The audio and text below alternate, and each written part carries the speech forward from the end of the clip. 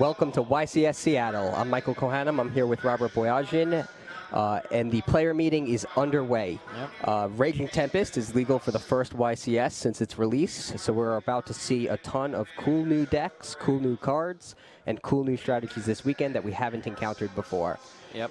In our round one feature match, which will begin as soon as the player meeting is completed, we will have Elvis Vu using his Zodiac Kaiju deck, dueling against Russell Young, who is using an Infernoid deck that uses 60 cards, taking advantage of the new spell card in Raging Tempest, That Grass Looks Greener, to chop off close to half his deck and send all those Infernoids to the graveyard. Yep, both Infernoids and Zodiac are looking to be the two most powerful strategies, most represented ones this weekend. So yes, so we'll probably see them, a lot of them. Yeah, I think this will be a very prototypical match for what we can expect to see in the days coming, as well as the rest of this tournament. Yep. Vu's deck seems to be one that a lot of players are experimenting with. It uses Zodiac Rapier, which itself is a Zodiac monster. All of the Zodiac Xyz monsters can be placed on any single Zodiac monster. They don't need two materials. And then once upgraded into that Xyz monster, a monster that has Rapier as an Xyz material can then use its effect, the effect it gains by being Xyz summoned over Rapier, to summon another Rapier from the deck. The Xyz combos continue as more of the Zodiac Xyz monsters are summoned on top, and at the end of the turn, typically the duelist using the Zodiac Rapier and the other Zodiac monsters is able to end the turn with Zodiac Trident, which can destroy monsters or any card face up on the field during either player's turn by attacking Xyz material, as well as Daigusto Emerald to draw cards, recycle cards, and basically snowball into a field of large monsters that's tough to contend with. Yep. One way to contend with some of those monsters is the Kaiju monsters that Vu is playing, which is becoming an increasingly popular tech choice. Yep. Zodiac Rapier has opened up just an entire engine that almost any deck can utilize, just because of how easy it is to Xyz summon the new Zodiac monsters and then generate more monsters, like you said. They get to end with Zodiac Trident, usually whatever rank 4 they want. You can also access those cards with MX Saber Invoker, so Speedroar Terratop, things like that. Any deck that can easily make a rank 3 can take advantage of Zodiac Rapier and the entire Zodiac engine. So they're all just pretty powerful cards that don't take... you don't start with much and you end with a lot, basically. Yes, you can turn one card into an insane field that's really tough to beat. Yeah. A lot of Infernoid decks, as you were telling me, are also using Zodiac monsters. They're using that same engine that Vu is using in his deck, but Young's deck is actually not using the Zodiacs, and instead he's using something I've never actually seen or heard of, which is Phantom Knight monsters in the Infernoid deck. Yeah, so normally you would want to utilize the Zodiacs in your Infernoid strategy because Speedroar Terratop is just so easy to play already. Zodiac Barrage, great card. And rather than make a Daigusto Emerald, you can just make a Bujinte Kakatsuchi to mill 5 more cards, try to fill your grave with Infernoids. However, Young has gone a different direction, included Phantom Knight cards. Probably just he wants to take it as much advantage of the grassroots screener as possible. You know, I'm milling a lot of cards. What cards can do a thing in this graveyard? Phantom Knight cards. They just have, you get so many options when you get one to the graveyard. If you're already playing through like that Grass Look Screener, in addition to the left arm offerings they use to search that Grass Look Screener.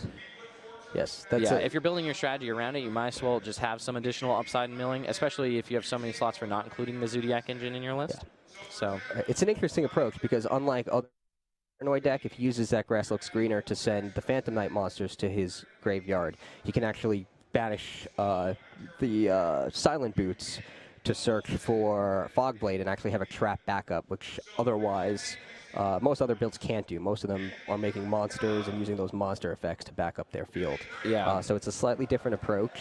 We'll see if it's effective.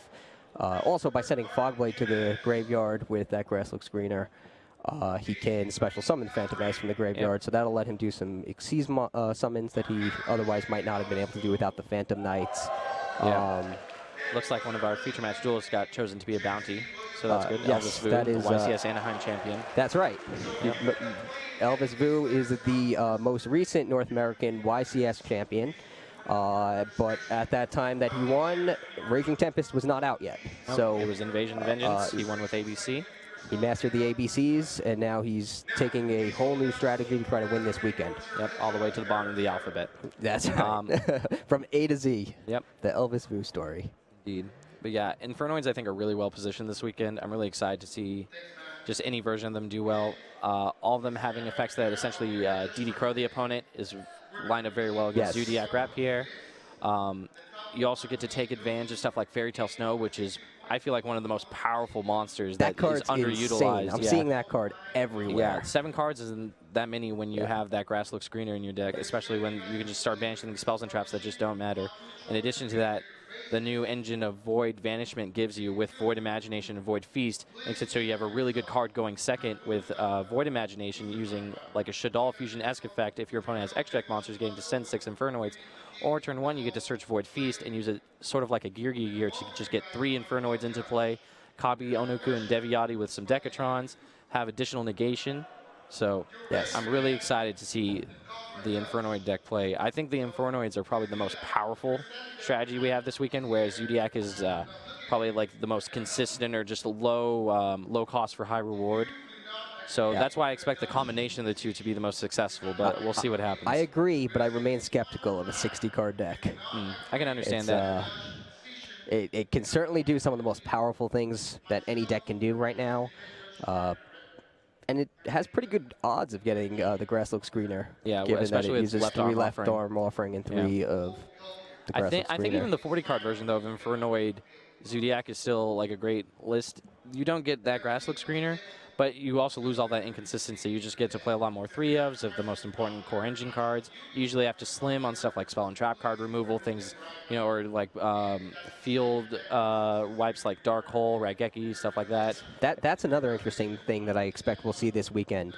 The board wipes like Dark Hole and Raigeki and Interrupted Kaiju Slumber had fallen out of favor a little bit, but now with fields getting a lot bigger, I think we're going to see a lot more of that. Yeah, I think it's more so that the Zodiac combo usually gives you a field that's pretty vulnerable to those cards because you want to get rid of the Dryden so that they can't disrupt you. And if you leave them with Daigusto Emerald even for a turn, that means they get to recycle 3 more cards and get an extra draw. So you just want something that can clear all that so you don't have to worry about it. Also the fact that Interrupted Kaiju Slumber plus a Zodiac is basically an OTK combo because you're able to use Dryden to destroy their Zodiac. So you essentially use a Dark Hole that gives you a 3,300 monster. So all you have to do is find another 4,700 damage and the duel's over. Yes. And we were talking about this earlier, actually. It's not just the spell cards that are going to see play this weekend. I think we're also going to see a resurgence in trap cards that whiteboards, like Torrential Tribute, which was it's been good since it came out. Yeah, so many years ago, but it sort of fell out of favor as formats changed. But right now, it's seeing play again. Yeah, it has a lot to do with monsters being either resilient to destruction or having effects when they hit the graveyard. So like Burning Abyss, Shaddoll, stuff like that. Right. You don't want Torrential Tribute in your deck. Same thing with ABC monsters. Like there's so many triggers that happen in the graveyard. You just don't want against Pendulums. It's poorly positioned because you just put them all back in the extra deck so they can Pendulum summon them back. But right now, Torrential Tribute's looking pretty good. Even the new Mirror Forces, there's Quaking Mirror Force. I think that's probably the best one. Elvis Vu is playing the good old MRD Mirror Force. Nothing special there. Oh, I didn't even notice that. 2 copies. Regular Mirror Force. Yep, 2 in his main deck. So I expect to see like a decent amount of Mirror Forces. I actually think Needle Sealing isn't that bad either. I saw a couple people using that, or the, I don't know if you know the card Forbidden Apocrypha. It's a trap card that says if your opponent controls 2 extra deck monsters, you can destroy them. Interesting. Yeah, I think that card's pretty popular too. Just anything that can help clear away those 2 Zodiac Exceeds, the Zodiac Dragon and Daigusto Emerald easily, is what you want. Because if they're only investing 1 card and then getting to search once with their Zodiac Exceeds and then get another draw of Daigusto Emerald, you need something that's efficient to remove it. Otherwise, you're just sacrificing too many cards to deal with it. You fall further behind. But yeah, it looks like we're ready out on our feature match table. So let's get you to round 1 of YCS Seattle.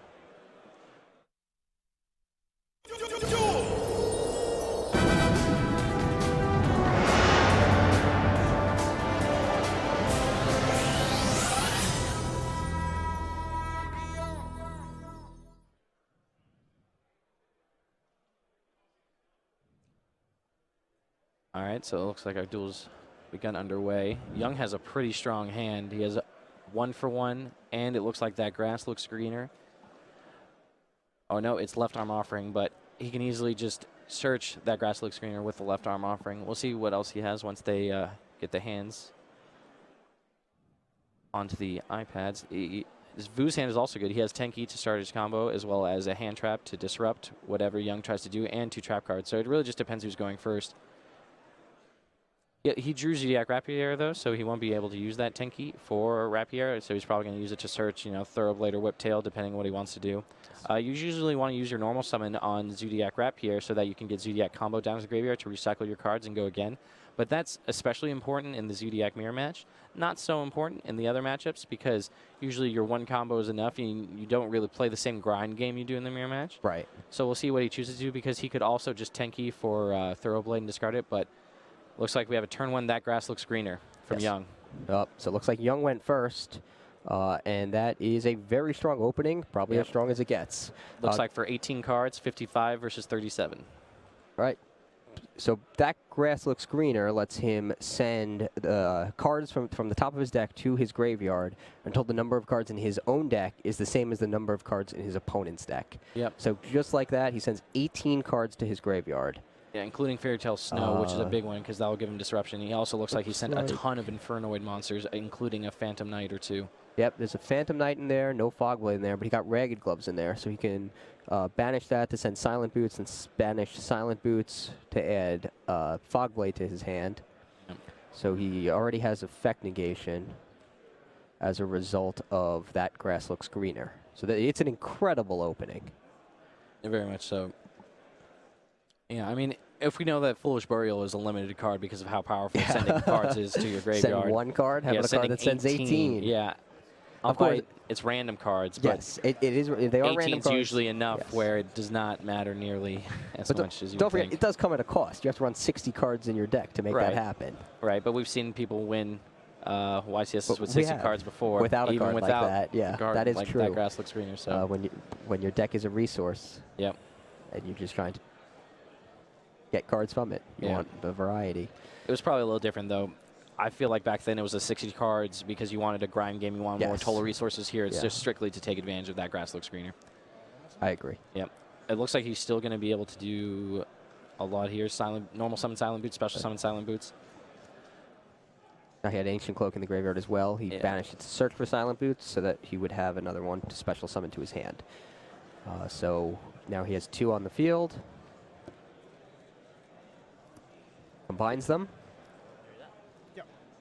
See, normally right here, I would think that MX Saber Invoker for Rat Pierre and doing all that would be great, but that is not what Young is up to, so we'll see what he chooses. Levier. He has foregone the Zodiac cards. Yep. Although in all fairness, he probably wouldn't have 2 Silent Boots if he also had Zodiac in his deck. I don't know where he'd find all the space for that, even with 60 card slots. I'm sure you could if you tried, but yes. Maybe, yeah. He's the Phantom Knight cards still are a lot of cards in his deck, so maybe some amount of Speed Roteratops or... So he summons Ancient Cloak with Levier Dragon. Yep, and then activates 1 for 1, discards a Decatron, getting another copy from his deck. Decatron's effect will activate. Yep, so Decatron gets to copy the effect of Infernoid when you send it to the graveyard. He also copies the level. So he's likely, I think, to send either Deviati or Onuku, but it looks like Vu had Ghost Ogre, which is going to be responded by Void Seer. So that was sent to the graveyard with That Grass Looks Greener. He can banish it to protect his monster from a destruction effect. Yeah, I'm not sure if Vu realized he could do that and hoped to just sneak it by Young, or if he just did not even realize that Void Seer had a graveyard effect to prevent that destruction. That is possible. Yeah.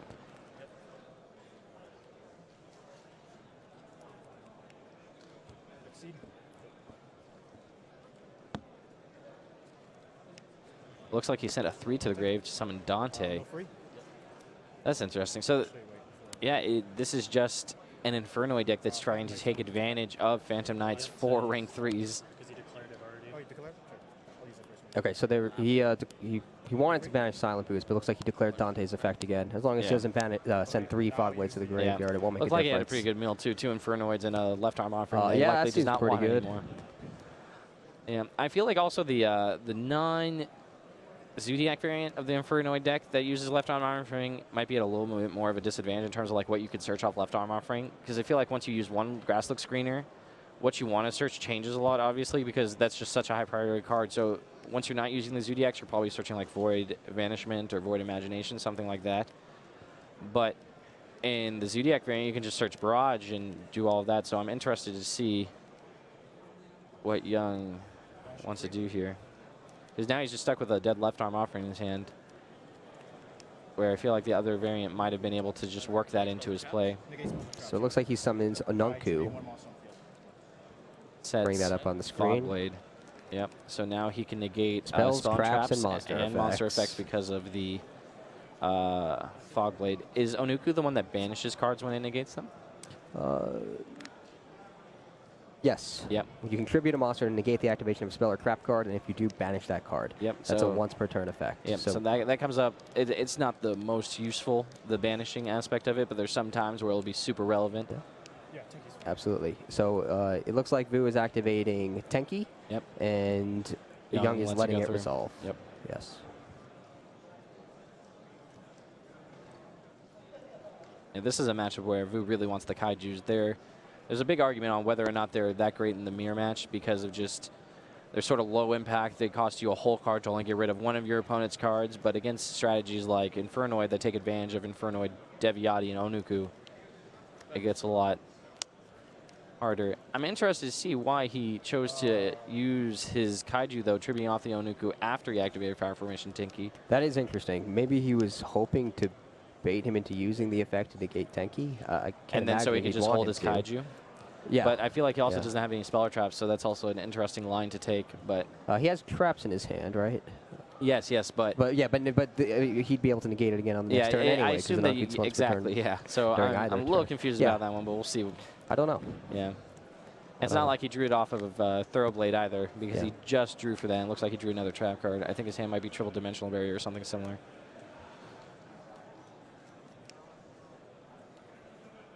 Starts with Broad Bull.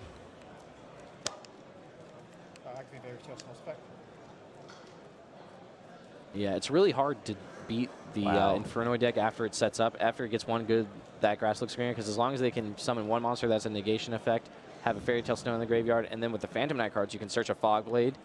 You just have this line of defense that's so hard to break through. So Snow's coming in right here. Yep, 3 trap cards set. Young goes through his phases to make sure there's no needle sailing anything. That's fine. Cheeky.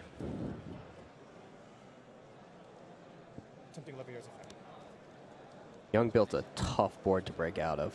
Yep, and he activates the effect of Levio Sea Dragon. Vu responds with Dimensional Barrier on Xyz. So now Xyz monster's effects will be negated. Okay, he still can activate. Whoa. It's cost to send cost 3. to send. So Yep. he activates sending 3, he won't gain the attack points. Yep. Yeah, Dante, yes, pretty good against Dimensional Barrier after its hit play, but. So yeah, so the barrier slowing him down a little bit, but yeah, nothing crazy yet.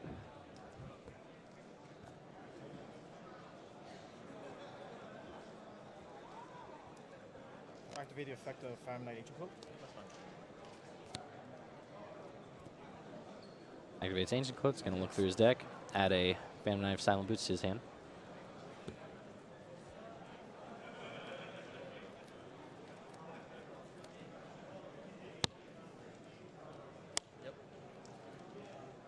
Thoroughblade has 0 defense. I take off base, Dante will attack into it. Yep, so even with just 500 attack, Dante's still able to clear it. Or 1,000. Dante's base attack is 1,000. Dante can't attack, right? He called Xyz. Can it attack? I'm pretty sure Dimensional Barrier just stops. I'm sorry, just negates the effects. It just negates effects and the prevention of the summons. Yeah, never mind. They can still attack. But it only has the 1,000. Yep. I stand corrected. I'm going to bring that up on the screen. And then 33. So you can see it. That's a very popular card this weekend. Another big reason why Fairy Tale Stone is so powerful in Infernoids is that you get multiple uses out of it. You can tribute it off for the effects of your Infernoid, so you can put it back in the graveyard. Yeah, and that's really strong. Yeah, but here he doesn't have the Inferno anymore because of the Kaiju, and that means that Snow is stuck on the field. But Vu doesn't have much. Albeit the Zodiac combos usually only take 1 card.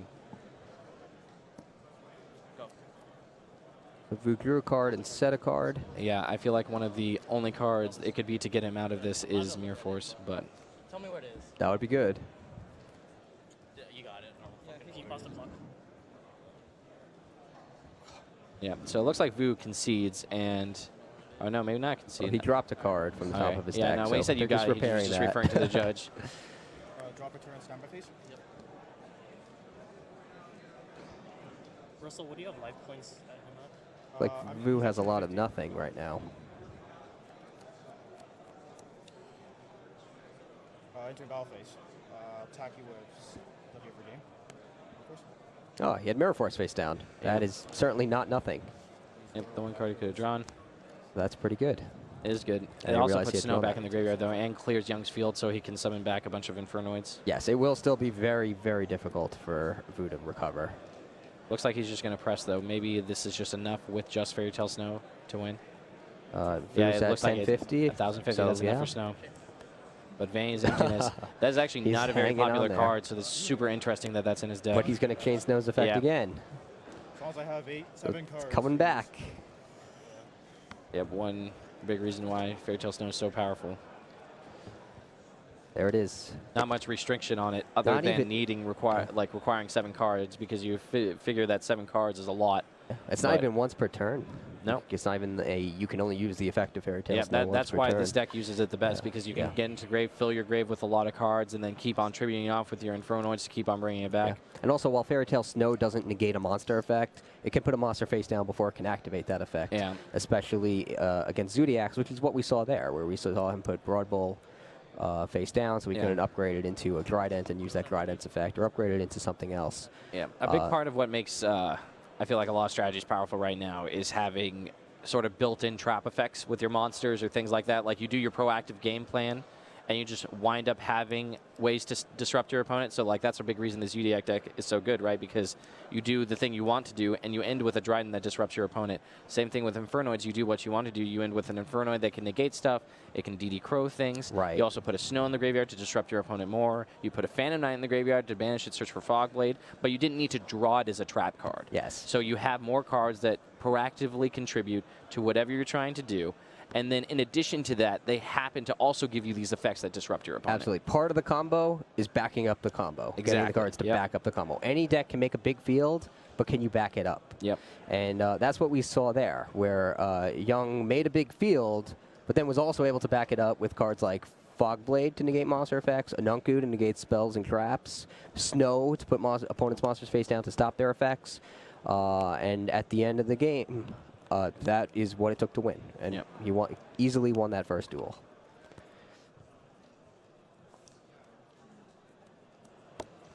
What do you think of Vu's choice to use regular old Mirror Force over all of the other variants? Yeah, it's interesting. I'm sure there's a good reason. I thought that Quaking would be the most popular. I still like Drowning. You think Drowning? personally. I think Quaking is the most popular, but I personally like Drowning. It only works on direct attacks, but sending all of their monsters back to the deck, that's pretty powerful. No, I agree with that. And it makes sense because you're likely to have no cards, right? No monsters, because Right. the Zodiac deck is so good at clearing Yeah. your field. The Interrupted Kaiju Slumber combo, you know, even though it gives them a Kaiju, you end up destroying it with Dryden. So Yeah. I understand what you're saying. I think that a lot of the times, though, when you don't have the board clears and you get to that grinding point with Zodiacs, you need something that sort of interacts and protects your monsters like Jagusto Emerald. So it would make sense that a card like Mirror Force or Quaking Mirror Force, for example, true. would be well positioned there. I've seen some Radiant Mirror Force, too. Radiant Mirror Force. That is an old one. Not Radiant. Which one am I thinking of? Is it Blazing?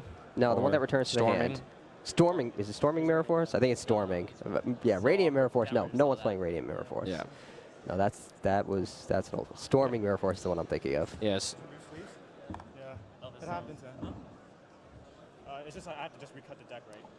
Yeah, Storming Mirror Force. I mean, it's like Grounding Mirror Force against extra deck monsters, right? Still go back to the extra deck, and it doesn't have to be used on direct attack. Yeah. That's what I like about the Mirror Force cards, though. They all kind of have a niche, with Mirror Force just being the same generic Mirror Force it's always been. Yeah. One aspect, though, is that a lot of the times the Zodiac monsters won't have very high stats. Because, right. Yeah, because the Zodiac exceeds only gain attack equal to whatever's under it. the Zodiac monsters. A lot of under the it. times you can threaten to destroy things like Trident with even just like a Terror Top. As if you know your opponent doesn't have Whiptail or they're not playing a version of Zodiac with enough, of the Zodiac engine to have Whiptail in their hand.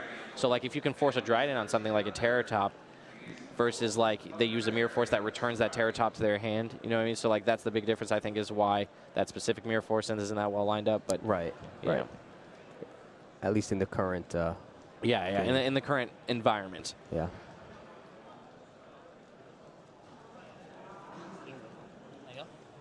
It looks like Vu's going first.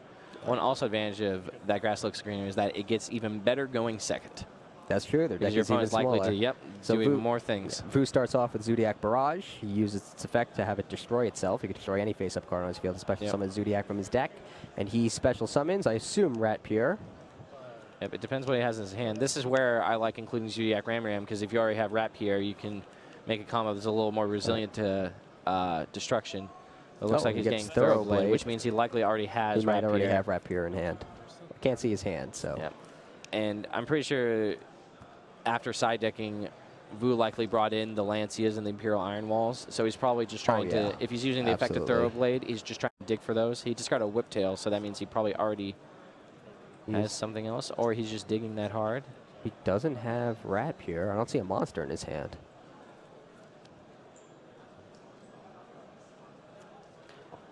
Because he barraged, though, he can just search it with Broad Bull, so it's not the worst. He hasn't used his normal summon yet. That's true. Yeah. And it looks like that's probably the plan. Yeah, a lot of the time, your Broad Bull is just going to search a Whiptail so you can help protect your monster or do something a little cute with it, like during your opponent's turn. Yes. So But I also think that's much more important in the mirror match than this matchup, for example. So if you can just sort of thin your deck and try to draw for one of your key side deck cards against Inferno like Imperial Iron Wall, that's probably going to be more advantageous most of the time. that makes sense. So now he summons the Rat Pure, upgrades it to Borbo, upgrades that into Tiger Mortar, swaps the Xyz materials, uses the effect to special summon Rat Pure. So that's the effect of, the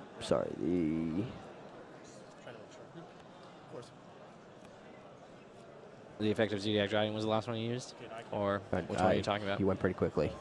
It's okay, yeah. So basically, when Rat Pierre is under as an Xyz material, you can use its effect. It grants the Xyz monster effect, so you basically manipulate in a way where you always end with a Dryden in addition to being able to make a rank 4. Because Vu started with Barrage and had a Thoroughblade, that Thoroughblade was able to turn to Broad Bull, so he was able to summon one more monster in addition to that. And now he has a bunch of trap set. This is why Zodiac is so good. It's similar to ABC in a way where you have only 1 or 2 cards that you need to make a big field, and you just sort of back it up with traps because your monsters are just that good that one trap can seal the deal so easily. Yes, it looks like Young drew Dark Hole. I think that's the card he drew, right? Looks like it. So, yep. Dark Hole actually a Nambo with Void Imagination though, so I think it's interesting to have both of those. But I guess it makes sense. So Vu summons Decacron, uses. Young summons Decacron, uses the effect, and Vu negates it with Solemn Strike by giving up 1,500 life points. Yep. It looks like Here comes the Dark Hole to clear the field. Yep. And he still has left arm offering to find that grass looks greener. Still do that seems good. Yep. Zodiac combo is what he's going to use. So he's doing this primarily just to get the Zodiac combo into the graveyard so he can recycle. He won't be able to use it the same turn, but once it's in the graveyard, he can banish it, except the turn it's sent to the graveyard, to send 5 of his Zodiac cards from his deck to his graveyard and draw shuffle a card. 5 with different names. Different names. Yep. But they don't have to be monsters, right? Unless you're basically touching. Can he send Barrage back? Let's see. I think it needs to be monsters, but I'm going to bring it up. Wrong.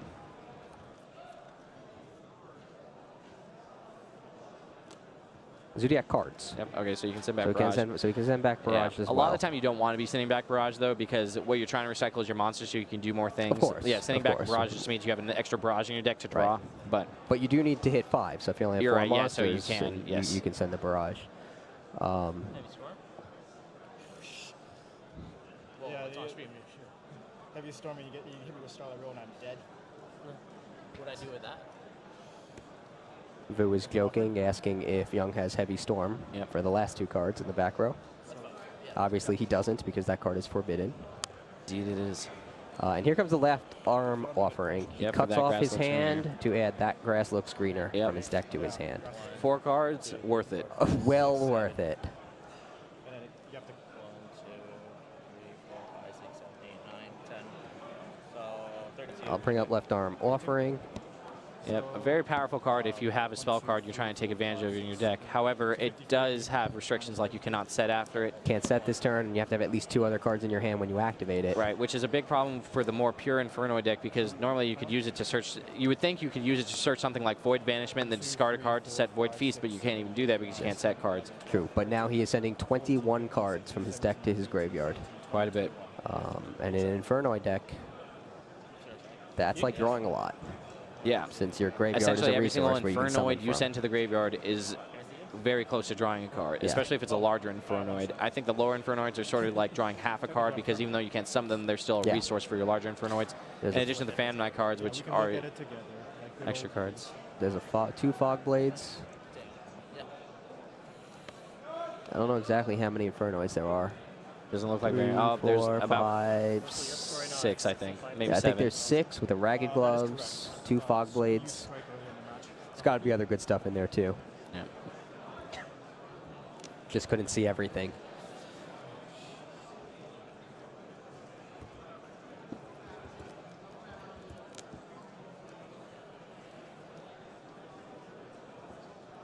Activate the effect of Phantom Knight gloves. He's going to start with Ragged Gloves. Go ahead.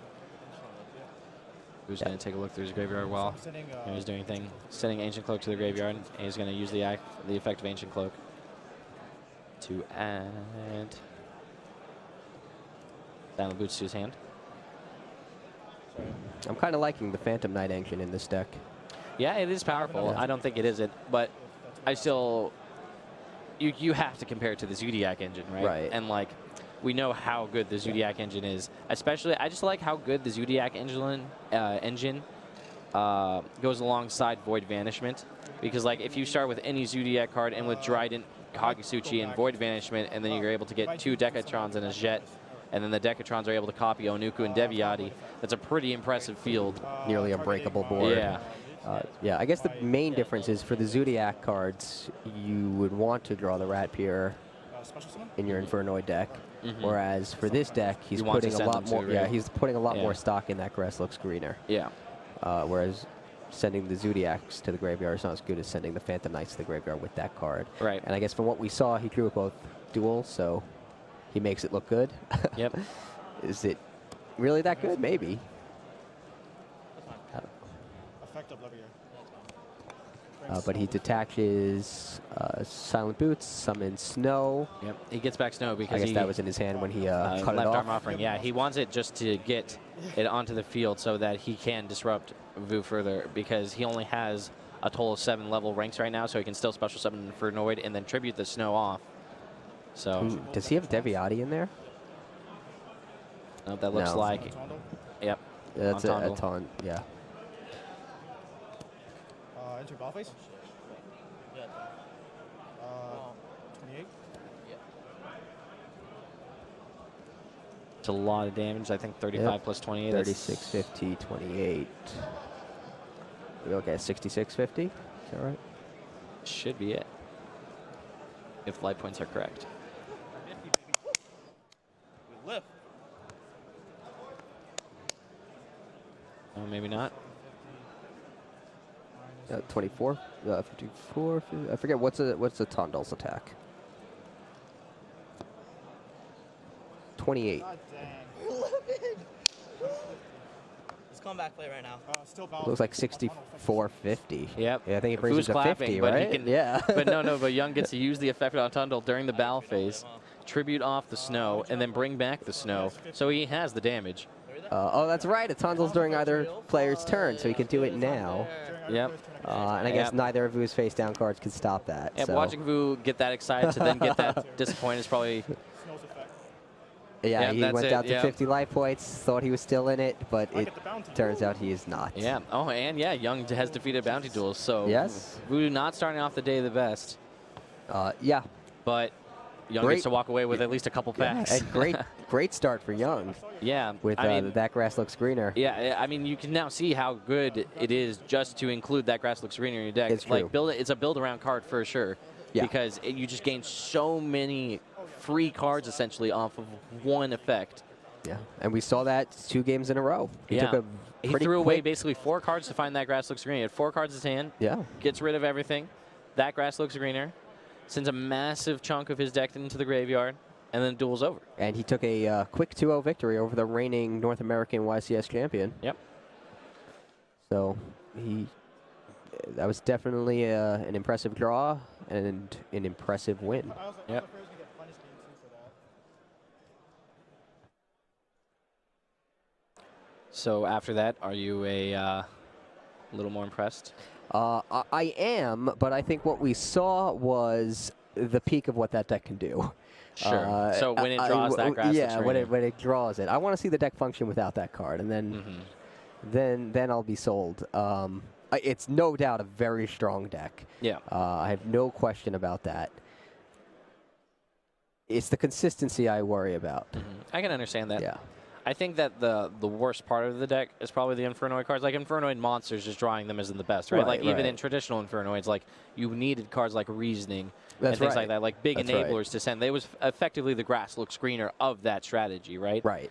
But now Reasoning is not unlimited, much harder to draw. Yeah. But you can luckily search for that grass looks green off left arm offering, so you have a total of 6 copies of that effect, and then. I don't know, it's just looking pretty good. What I think is the most interesting thing to happen after Raging Tempest, though, is that Pot of Desires is just not something you want to play in true. almost any deck. Well, there's a lot more combo decks, Yeah, so well- people aren't using it as much. Yes, I take that back. You want to use it in certain strategies, but the most powerful strategies, the most popular strategies right now, aren't strategies that actually want Pot of Desire.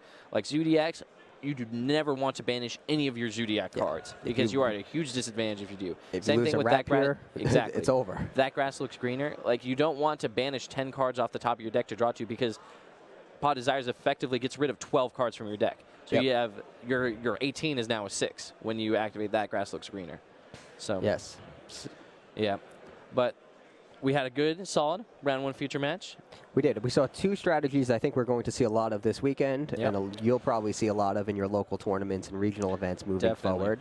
And also, regional events now are more important than ever before. Oh yes, because of the World Championship qualifier That's right. points. Yep. 2 duelists in the United States and 1 in Canada who gets the most points from the most tops of invite awarding events. Yep. We'll represent North Will America. represent North America at at the World Worlds Championship. and receive paid travel and invitation to the World Championship. So, But yeah, okay. so well, that concludes round 1, Yep. and we will be back as soon as round 2 begins with a new feature match for you. Mhm. Stay tuned. This January, monsters will rise.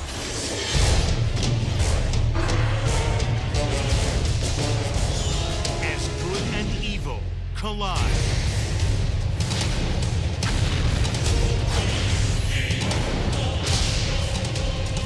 Yu-Gi-Oh! The Dark Side of Dimensions. In theaters January 27th. Rated PG. Free exclusive Yu-Gi-Oh! Card with ticket purchase. Yu-Gi-Oh! The Dark Side of Dimensions Movie Pack Gold Edition. On sale January 13th. Yu-Gi-Oh! Pendulum Domination with crushing DD monsters. And take full command of Fusion, Synchro, and Xyz monsters. Pendulum Domination. 43 cards per box, each box sold separately.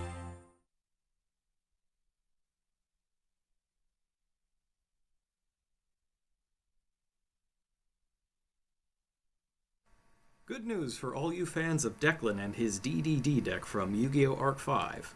It's been a long time coming, but everything is going according to plan. Pendulum Domination is here, and the things you can do with these new cards are incredible. If you've been collecting everything over time, you'll know all about these cards. DD Swirl Slime, DD Necro Slime, DDD Gus King Alexander, and DDD Flame King Genghis. If you combine these cards with a new card from the Pendulum Domination Structure deck, the Tuner Monster, DD Lamia, you can do some pretty crazy stuff. Let's see how it works.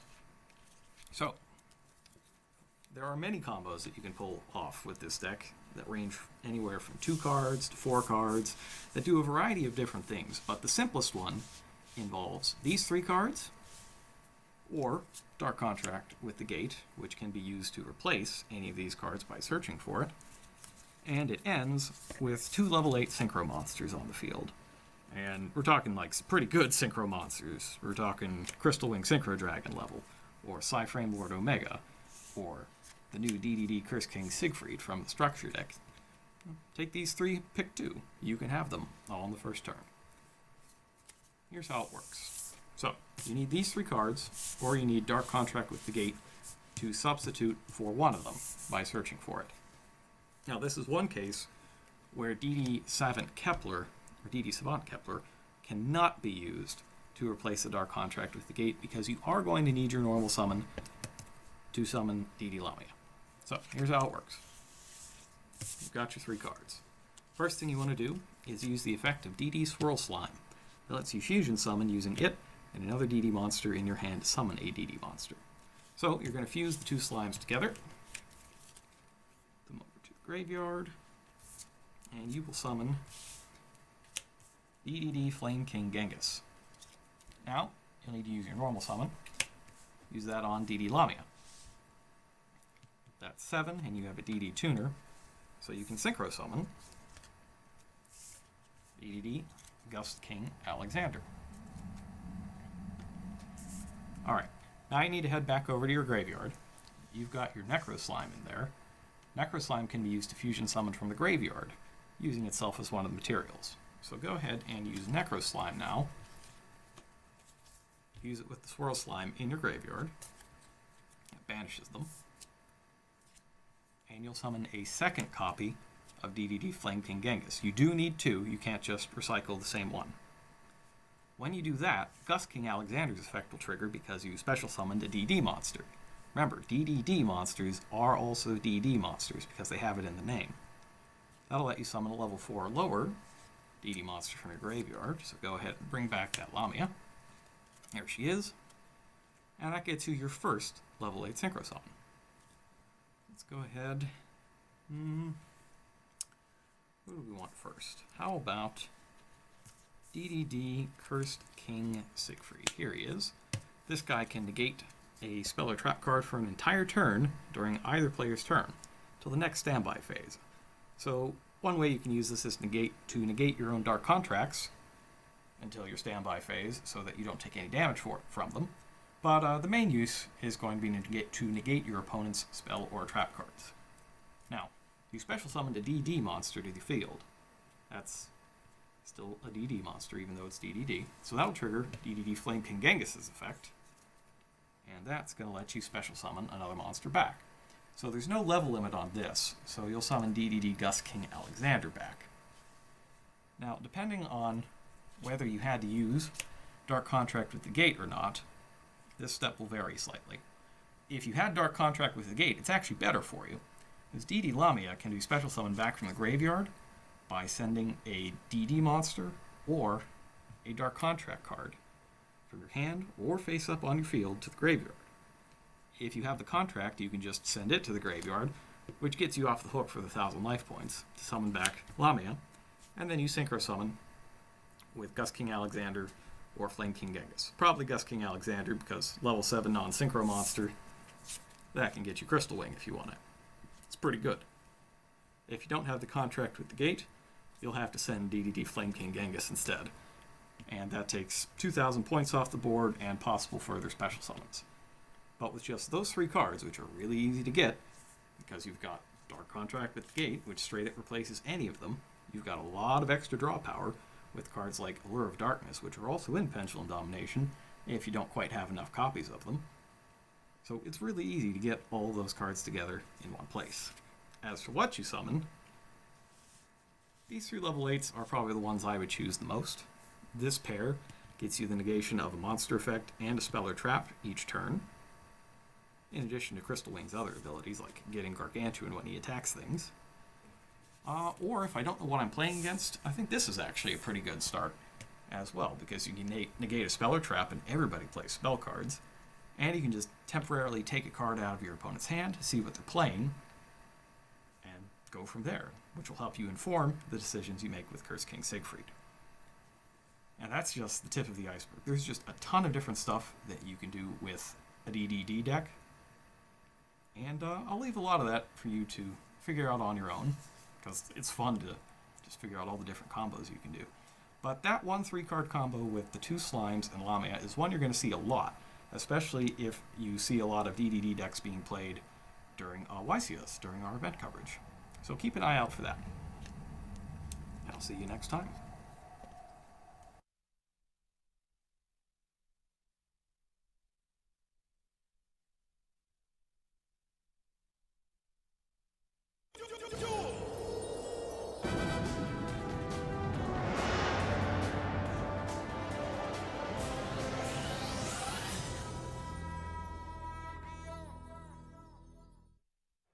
Hello, everybody, and welcome to the Yu-Gi-Oh! Championship Series, live from Anaheim, California.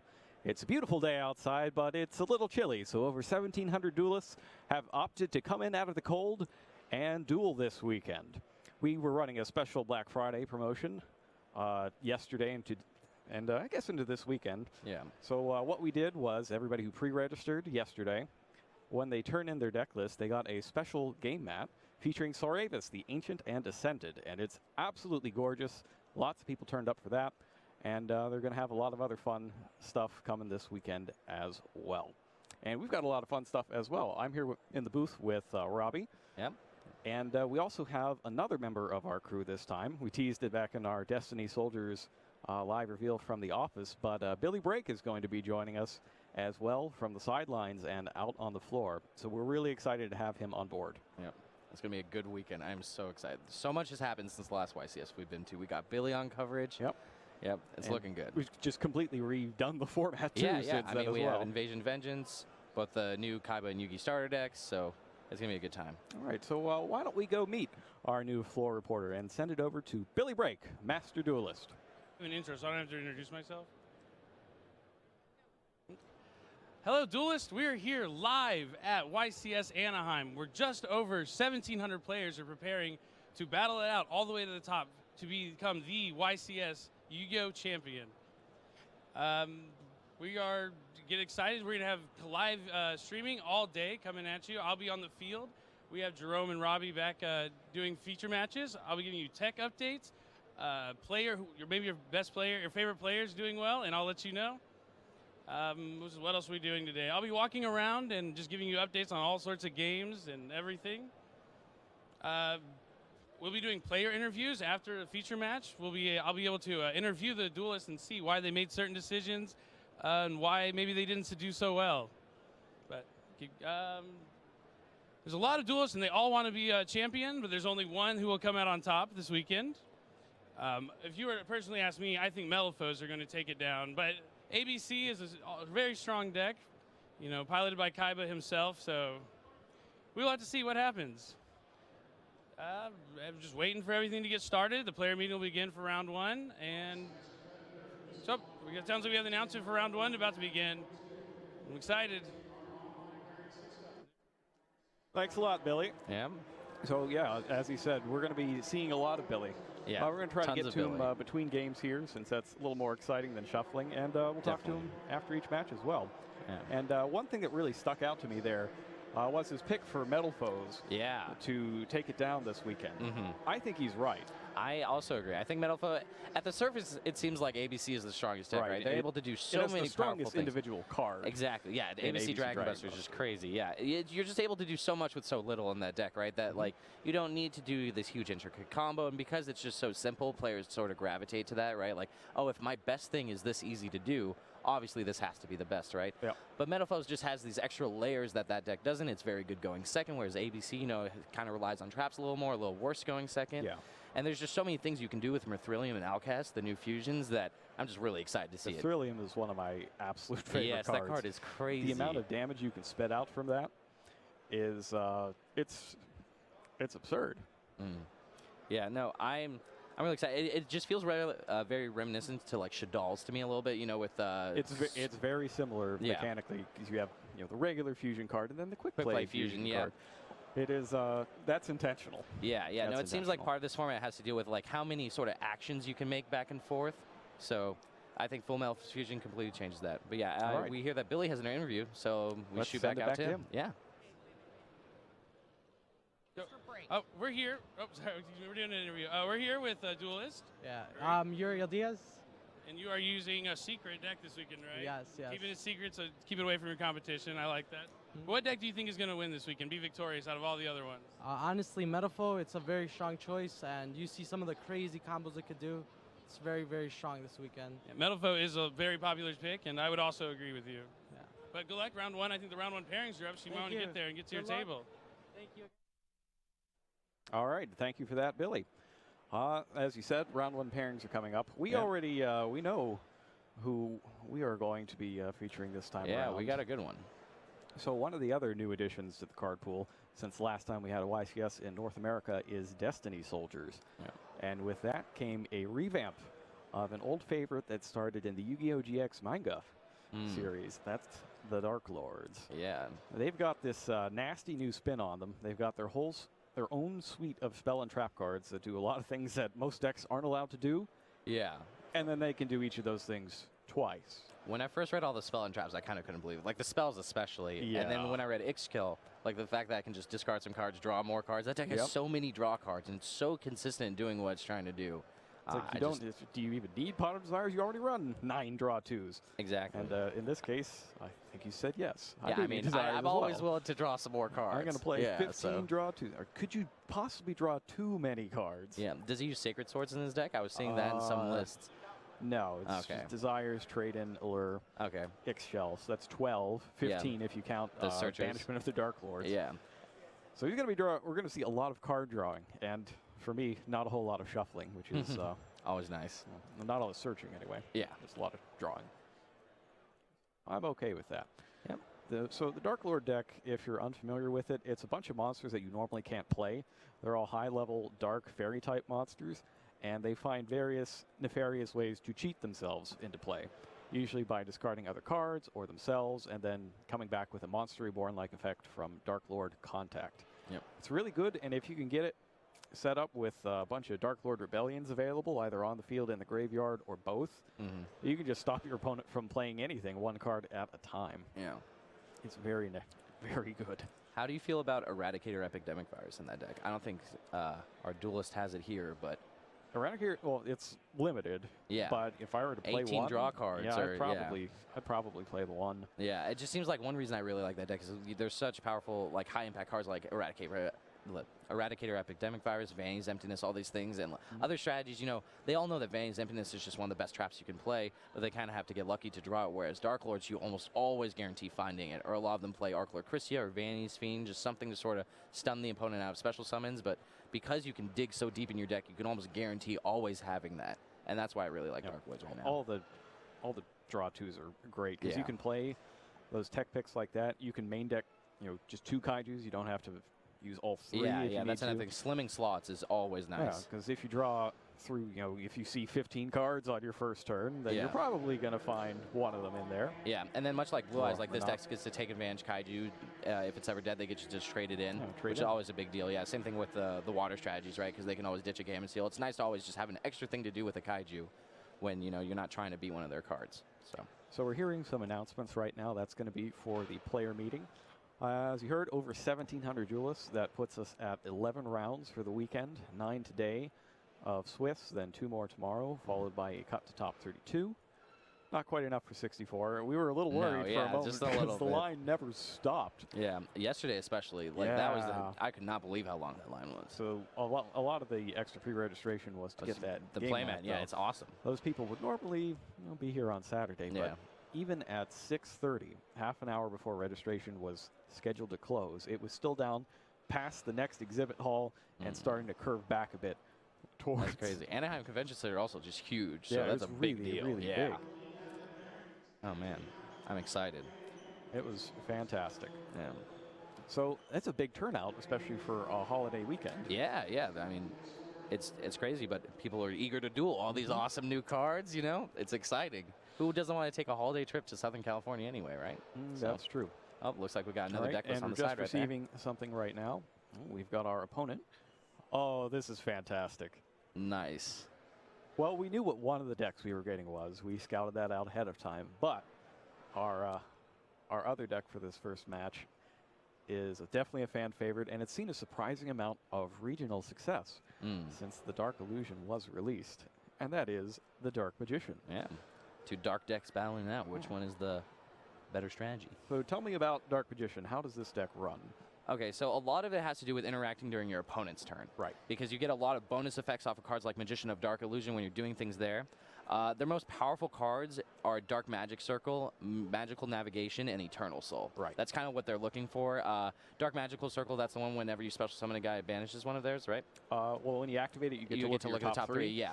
Well, I feel like that's sort of just the upside of the effect, that's right? Just, yeah, when you activate free. it, there's a good chance it replaces itself, which is free great. Cards upon but you kind of want to cards. set it up so every time you summon a Magician, you get to banish a card, and then you start doing loops with Eternal Soul, where you're using a Rod to tribute itself during your opponent's turn so you can get the guy in the grave to do that. So it has this like inevitability aspect that we don't see in a lot of Yu-Gi-Oh decks right now.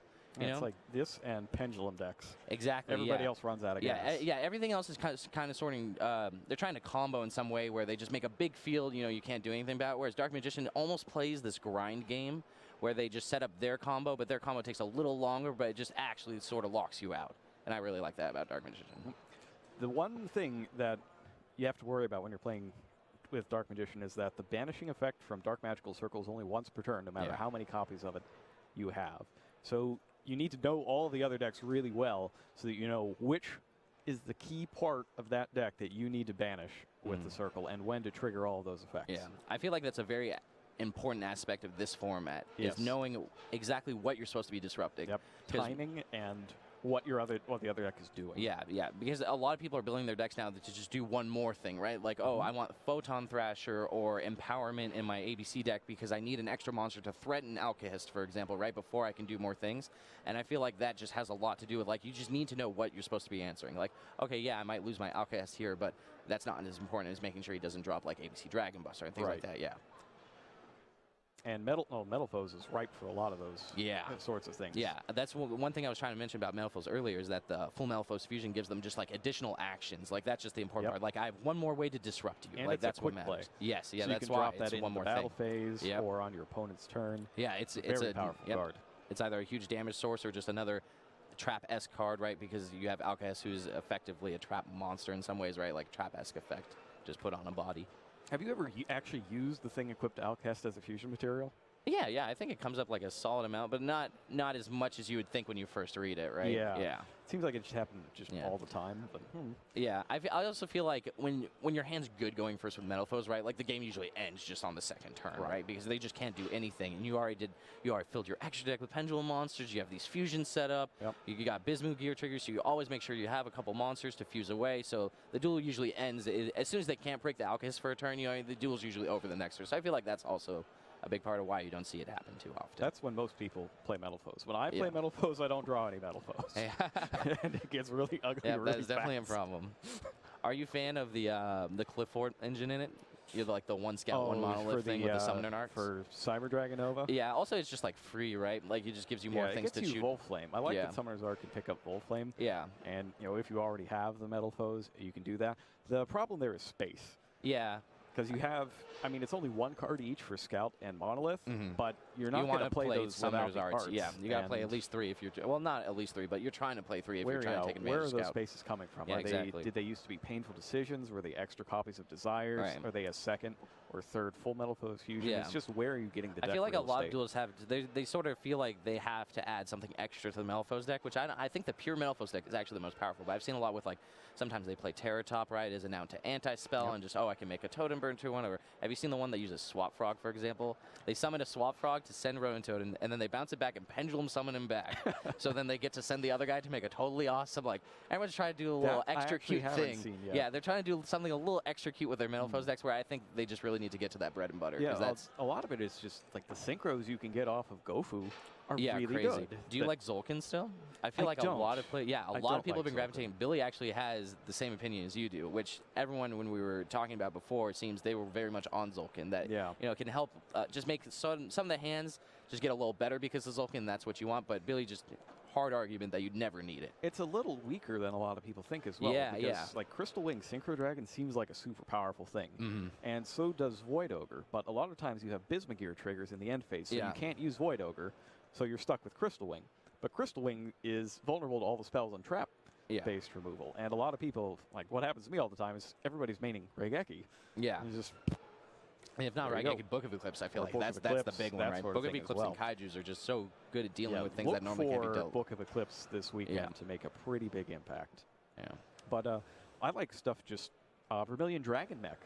Is Yeah, that's a really good one. good. It's because definitely a you can good use one. Gold Driver with Gofu, and that also gives you an out for anti-spell fragrance. Yeah, In fact, I Vermilion think you Dragon's can real get one at every level that you can make with Gofu, because you have Dragon Mech, Scrap Dragon, Coral Dragon at 6 if you need it. Yeah, I guess the issue with that is more space, right? Like, how can I really, like, play a Coral Dragon in my Malifaux's deck, right? I don't know, that slot. And especially, like, I'll bite Ghost Reaper and Winter Cherries is not very popular anymore. I feel like it's definitely a trend away from it. But Yeah, if they want to add, kind of if they want to be like depopularized that. adding those extra deck slots, you know what I mean, and they're also using Ghost Reaper and Winter Cherries, that's also rough. But I don't know. Yeah, I prefer, I think, more just I've got my Synchros, I've got my Fusions, and I've got a couple of rank 3s for my Bambukus and Nekomata if you play. Yeah. What do you think about Nekomata? Yeah, actually, I saw it in Billy's deck. I didn't think about it until later. I like that because I'm adding a guy during the end phase, I can use it with my full Malifaux. That's the whole thing with Bismugear, right? Like, I want to be triggering a Bismugear at least once during my turn so that I can make sure to have an extra material for my full Malifaux during their turn. And that same way Nekomata kind of does that. But it's also the fact that Kieran is just like the most powerful card in that deck, right? Like any hand with Bambuku or Kieran just gets so much better because it's so hard to beat a Kieran. Yep. Yeah. The thing that I think is really underrated about Nekomata is that it's a scale 2. Yeah, it's that a good you can scale. search with Banbuku. That's not Kieran. Yeah.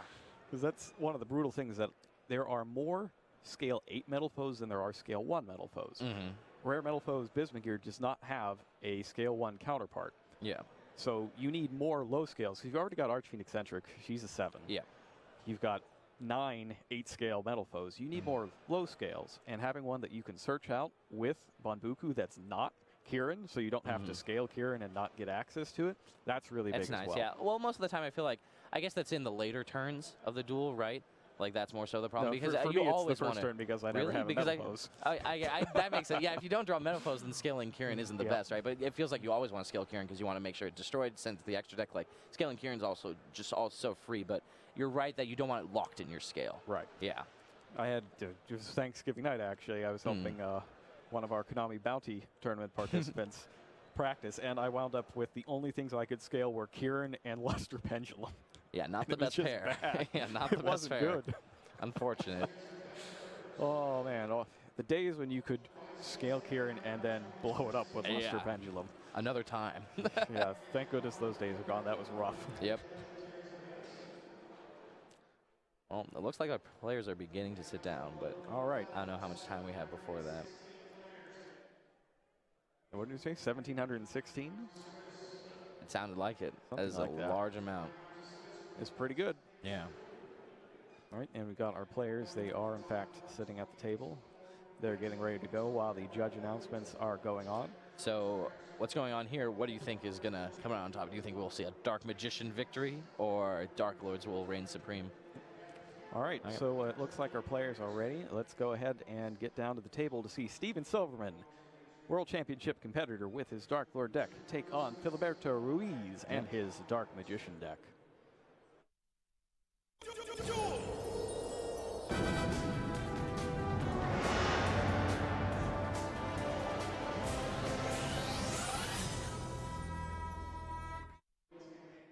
All right, we are just about ready to get round 1 underway, but first let's go over the ground rules. Each match is best of 3 duels. First player to win 2, or have their opponent lose 2, if strange things like penalties happen, will win the match. 8,000 life points each. When you're out, you lose. If you run out of cards in your deck and you are forced to draw a card, you lose. Rounds are 40 minutes. Timer will pause whenever there is a judge interaction. They will get all that time back in an extension at the end. If there is no winner, at the end of 40 minutes, we will go to extra turns in the current duel. After the 5 additional turns, sorry, 3 additional turns in Swiss. We will check to see who has the highest life points, and whoever has the highest life points will win that duel. We then check to see if a player has won more games, won more duels than the other in the match, and if so, that player is the winner of the match. If not, it's a draw. A match win is worth 3 points, a draw is worth 1, a loss is worth nothing. The total number of points you get at the end of this day determines whether or not you make it to day 2. I believe the cutoff is 18, possibly 19. What's the cutoff for 11 rounds? I think it's 18. 18? Yeah, 18 sounds, rounds? yeah. It's 6 wins. 3 losses. 6 wins, 3 losses. I think you might need a little more than a that. little more. 17? Or, I mean 19? 19. X2-1. Well, we can get that information as it goes. It was definitely in the judge announcements. But we got headphones on, so we're not entirely certain what's going on in there. So, all right, and it looks like our players are drawing their hands. They are getting underway. Steven Silverman is on the right. Gilberto Ruiz on the left. Yep, it looks like Ruiz won the roll when I was watching, so unless they low rolled, Ruiz definitely rolled higher. So it looks like he'll be going first with Dark Magician, which is very important, right? Because it's a deck that tries to interact with the opponent so much during their turn. You really want to be going first, which is part of the reason why the Dark Magician deck is a little weaker, right? It's just another deck that really wants to go first. And if I'm trying to go first, going second. Why wouldn't I want to recite the alphabet instead of, yeah. Well, one reason is that Dark Magician is incredibly cool. Yeah, that is a great reason. The alphabet is not. Yeah. That's something you learn in preschool. You're right. Yeah. One reason why I also think this deck is a little weaker, I guess Maxi has been a little less popular, right? But Magician's Navigation, the fact that they get to draw 2 cards off of that whenever they Maxi, it's real rough. Yeah. It's more moved from the main deck to the side deck, though. Yeah, yeah. Yeah, a big part of it, I think, has to do with ABC doesn't want to be playing that many hand traps, right? Because they're trying to Bujinte Tsukiyomi a lot. And, like, Maxi also isn't the best against them already if they're trying to use Photon Thrasher more than they are gadgets. Like, yeah, if you can catch them on a gadget, that's great. But even then, like, they end with a gadget up and then a letter equipped with another letter, right? So it's still not the best, even though you Maxi. There's just, it doesn't line up well against everything. Same thing with Metal Foes. Like, it's okay, but as long as I get my Merthrillium out, you know, and set my fusions, I'm pretty good anyways. And a Pendulum Summon's only 1 special summon, right? So getting you a card off that isn't the best, so. One thing that a lot of people, I think, underestimate with the gadgets is that they have that second effect to summon another gadget. Yes, exactly. Yeah, the fact that he still just, he matters, right? Not easily destroyed. Well, easily destroyed, but recoups your loss. Yeah, he goes and gets the other gadget. Yeah, and then that can trigger to do Union Hanger.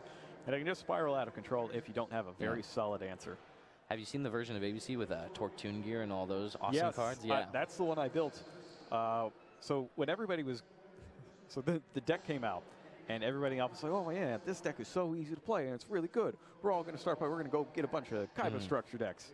It's like, okay, yeah, you play your regular standard version. I'm going to put this thing in, and I'm going to get synchros. Yeah. And you're not going to be able to dimensional barrier me more successfully because I can have access to all of the extra deck types. It's pretty awesome. I have a friend who's dealing with the Car Crew variant. So he basically uses the Torque Tune Gear along with just a Watchdog and a Strategist. And he just goes off with burritos, you know, draws a couple extra cards, makes a lot of Hope Harbingers. It's a good deck. It's pretty good. I'm a big fan of the Torque Tune Gear. Yeah.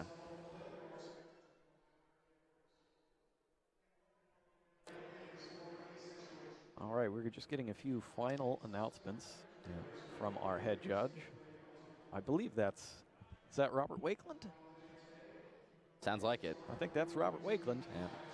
A longtime veteran of judging at these events. I believe he's got a world championship as well. A world champion? Yeah, yes, definitely. I think it was that in Kyoto? Did you do Kyoto? I think so. I remember it was one of the ones I was at for some reason. So Kyoto was one of the few I've been to. Yep. So. Now, another interesting note, our head judge from the last World Championship, that is Matt Weaver, is now Konami employee. Yeah. for Konami. That's great. He's taken over as the employee on site for YCS's. Yep, moving on up the ladder. Yep. I think there's a pretty strong correlation between judging World Championships and getting hired at Konami, because I did too in 2007. Yeah, maybe I'm in the wrong line of things here. Move to the judging instead of commentating. We'll see what happens.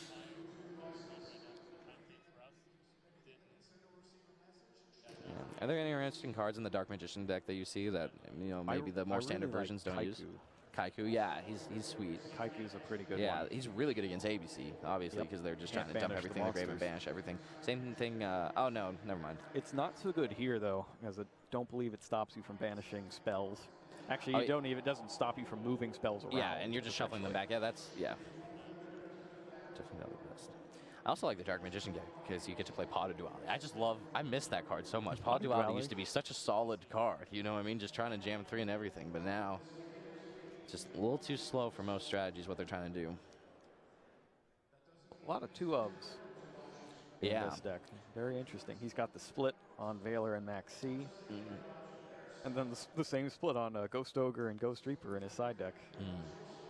The same thing with Anti-Spell. You don't usually see 2 of that card, you know what I mean? Because it's usually a card you want to bring in as, this is the way I win this game, right? This looks like a case of, this deck has this format has a ton of different decks. Yeah, which is a big reason why I'm so excited for this weekend. Also see Danko Sec. I feel like that card's getting a lot more popular than it was a few months ago.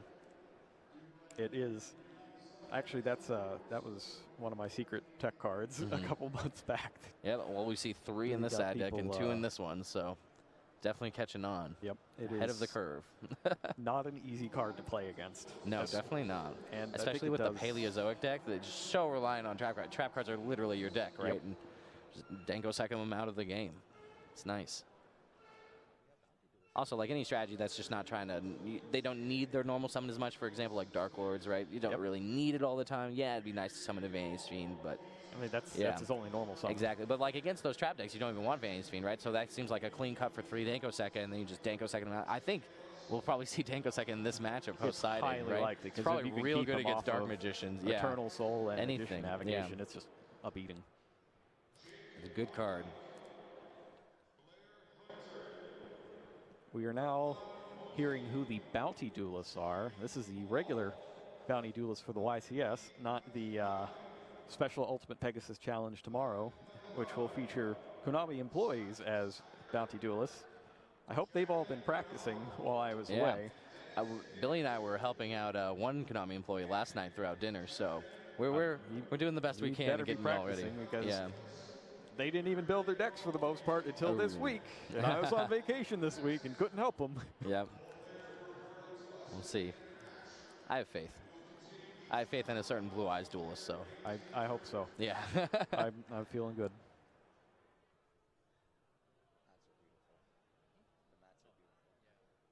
We actually have a special thing for that Ultimate Pegasus Challenge. Oh, really?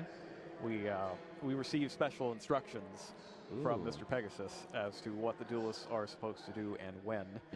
So we have those available to relay to them from the man himself. That is awesome. When needed. Oh, man. I'm so excited. That's watching the Pegasus Challenge is the most fun. Playing in it can get a little crazy, but watching the chaos unfold in front of you, much better time. I actually really enjoyed playing it when I did it back at the UDS. That was a lot of fun. All right, and our players have shook hands, and we have received word that they are okay to start. Here we go, round 1, Dark Magician versus Dark Lords. And it looks like Ruiz has gone first. He sets 3 cards, and that's it. Yeah, has Maxi. How good is Maxi against Dark Lords? I guess you pretty catch good against Superbia. Yeah, anytime they play the, is it Banishment, right, to get back Superbia, then you can catch them. You contact for Superbia. I mean contact, yeah. Yeah, anytime you contact for a Superbia, you're just getting at least 1 draw and then possibly making them waste the Superbia activation if they don't want to give you another one. Silverman starts with discarding Superbia to trade in to draw 2. Yeah. He's got another trade in and a Dark Lord Rebellion. Got a lot of trade-ins, actually. He's got all 3 trade-ins. Yeah. That's a banishment of the Dark Lords there, so he can go get another level 8 if he needs it. Yeah. And who else is that? Is that Amdusk or Tez? I think that's somebody in there. Yeah. He goes next, banishment of the Dark Lords. That adds any Dark Lord card from your deck to your hand, except a copy of itself. And it really does mean any. It's not just reinforcement of the army that gets monsters. It gets your spells and traps as well. So what level 8s does the Dark Lord deck have access to trade in? It's Superbia, Zerato.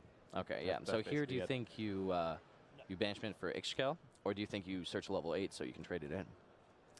Depends on how many copies of trade-in he has left. He has 2 in his hand. If he has 2 in his hand, I think he's going to try to get them out of his hand. And it looks like he has pushed Zerato to the top of the pile. Yeah, seems like a good choice. There it is, because he doesn't have quite as many Dark Lord cards in his hand that you want to discard with Ixchel. So he's going to get those trade-ins out and see where that takes him. I love seeing all the secret rares from Phantom Darkness. I feel like they're just all so good looking. Like Dark Lord Zerato, Dark Arm Dragon. So excited to see another deck that's able to jam a couple. And it looks like he's got a Soul Charge in there as well. So he so his hand's pretty good already, yeah. The neat thing is you don't even have to lose the full 2,000 in this case. Because of Superbia. Yep. Yeah. I'm sure he'll try. Oh, Desires, yep.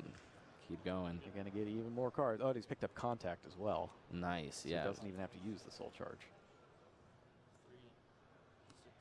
Pot of Desires, banish your top 10 cards of the deck face down as a cost to draw 2. But he draws. Looks like 2 copies of Allure of Darkness. Yep. Even the draw is going. Allure just one of the best draw cards in the game, right? Because you get to see the cards before you make the decision to which pitch way. So. And he's only got 1 available choice right now. Yeah. Let's going to go ahead and take a look. That's a lot of Dark Lords. Yeah. That's kind of rough. Yeah. Superbias and Zeratos alone are not going to get you there. Definitely not. Especially if you have to stick them both under an Xyz monster. Yeah. And can't get them back into the graveyard. Looks like, is that Nastin in his hand that he's going to activate? Looks like he's going to discard 2, so I think that's what it is. Nastin comes down. Drops Contact and Rebellion. Gives him a nice spread of things to get. And Max C is activated in response. Is that activated effect, not inherent summon? Or yeah, they just checked it. It is activated. Nice. I pay 1,000 to copy a Dark Lord card in my graveyard, and then shuffle back in my deck, and then it applies its effect. Okay, that's fine. All right, and it looks like he picks up an Effect Veiler. It's useful during this turn, not so much during the opponent's turn. So he goes ahead and activates it, clears a target. Looks like banishment. And I'm going to see if he goes for the Veiler here.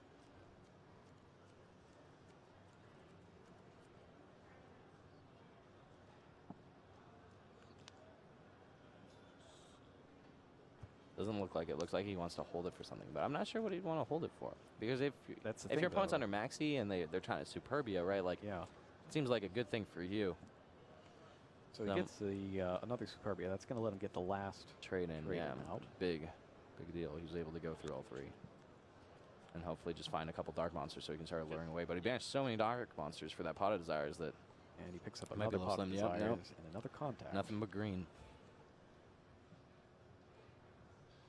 And the cost for that is 1,000 life points. During either player's turn, whenever, it's a quick effect, you can pay 1,000 life, target a Dark Lord spell or trap in your graveyard, and then when the effect resolves, you resolve this monster's effect. You basically use the effect of the card in the graveyard, and then you shuffle it back into the deck.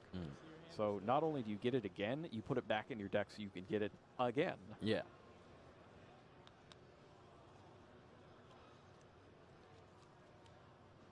And now he's got an interesting choice ahead.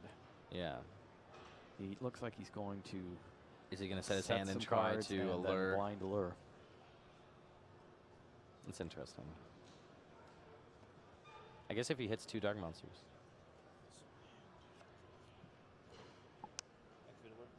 Yeah.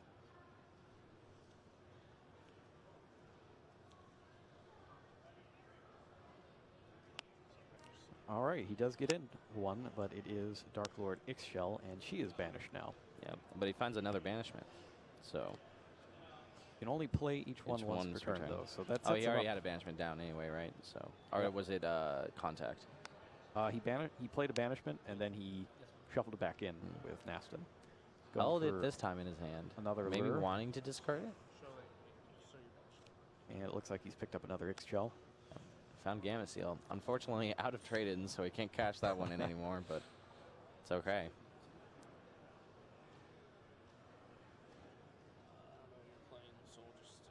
All right, Nastin gets in there for 2,500. Or at least he's trying. But he's going face down with Quaking Mirror Force.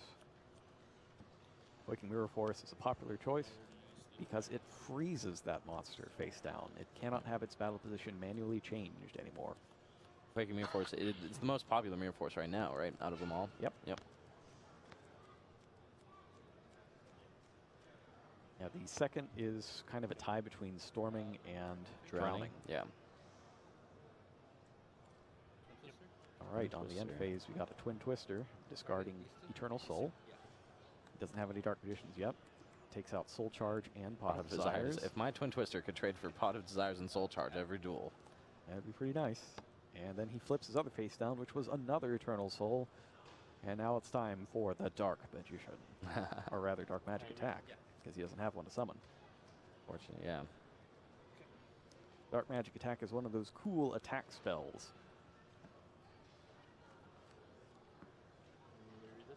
This one, if you control Dark Magician, destroys all your opponent's spell and trap cards.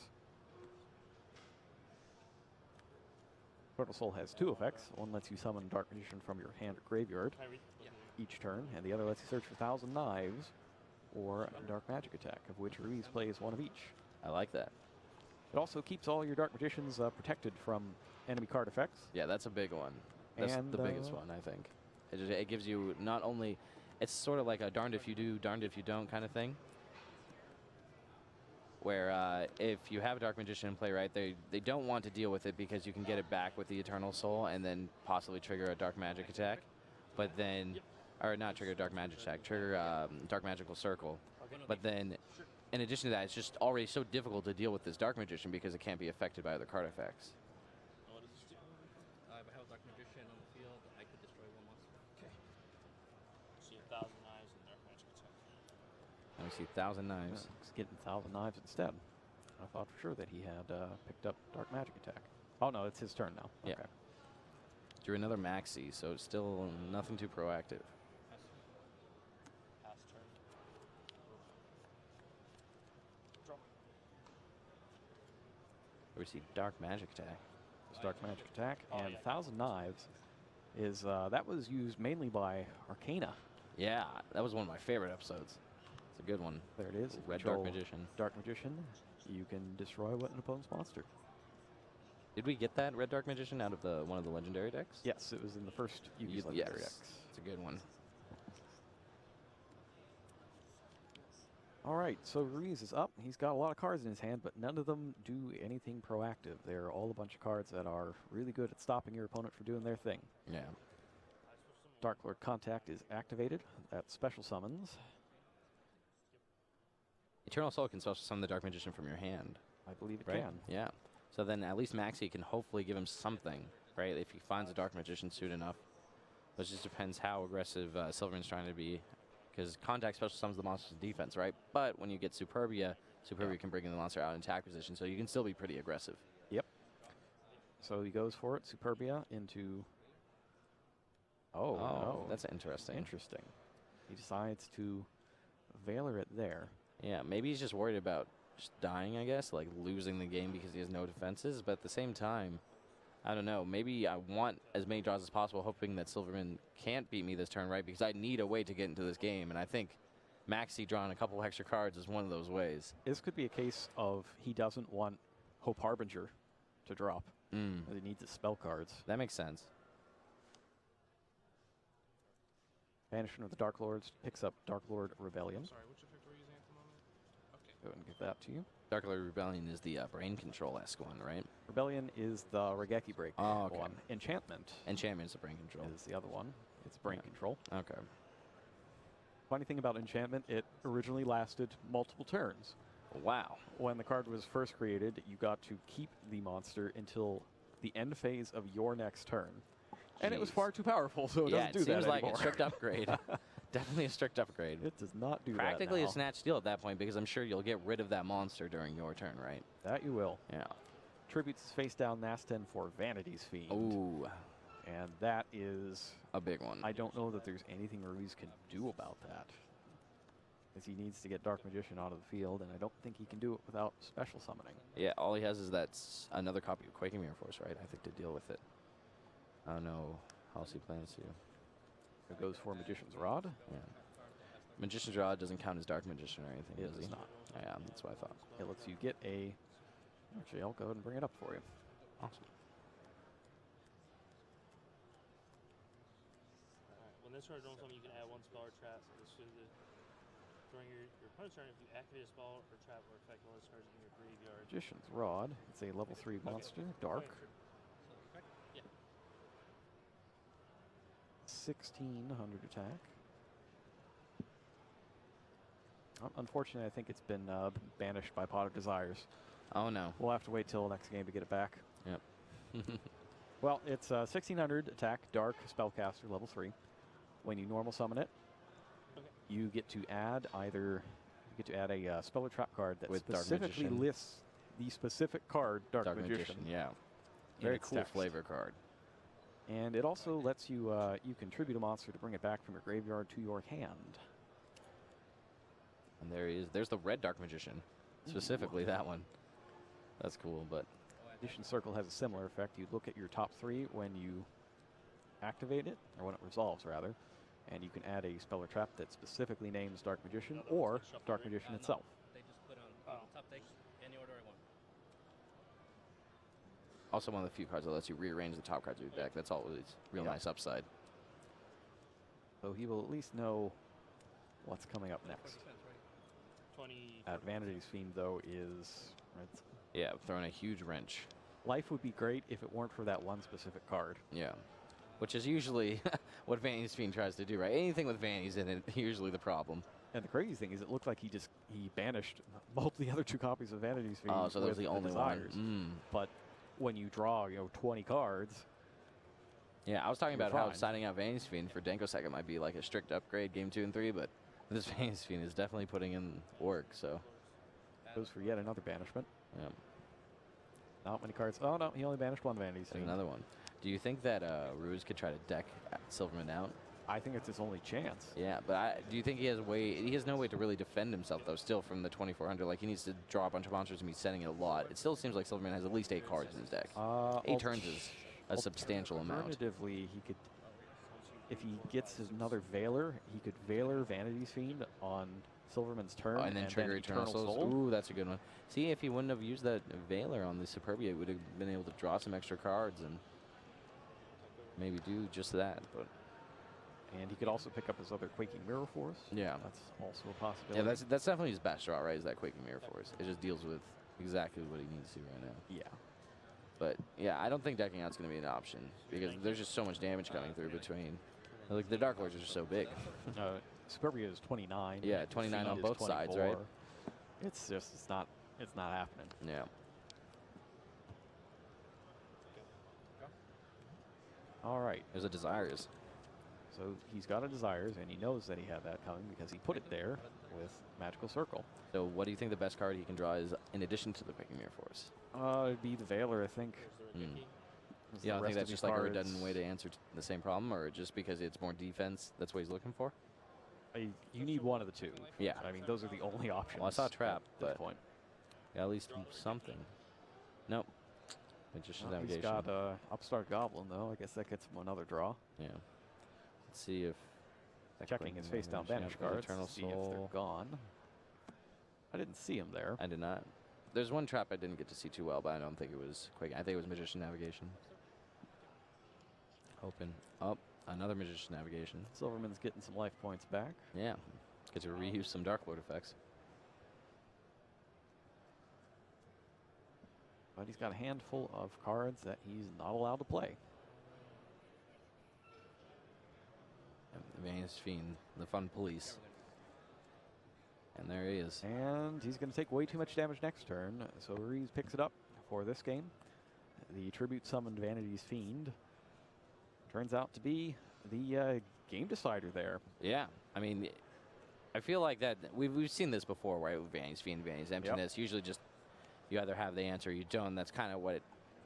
That's a big reason why also we see Vanity's Fiend so popular now is that like traps have just become less popular, right? Like people are just dealing with we don't see Quaking Mirror Force in every deck, right? We don't see, for example, like Torrential Tribute, Compulsory Evacuation Device, Book of Moon, all these cards that used to be just such staple removal trap, deal with your threat cards. We just don't see anymore because everyone's trying to build their decks as proactive as possible because they want, a big combo.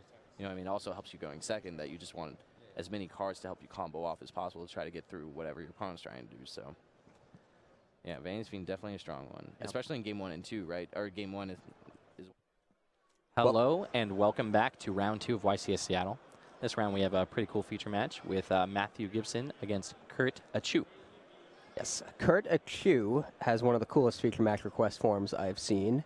For anyone who doesn't know, players who are competing in the tournament can fill out a request form to get a feature match, and in that request form they can describe a little bit about themselves, why they want a feature match, talk about their deck, what makes it cool.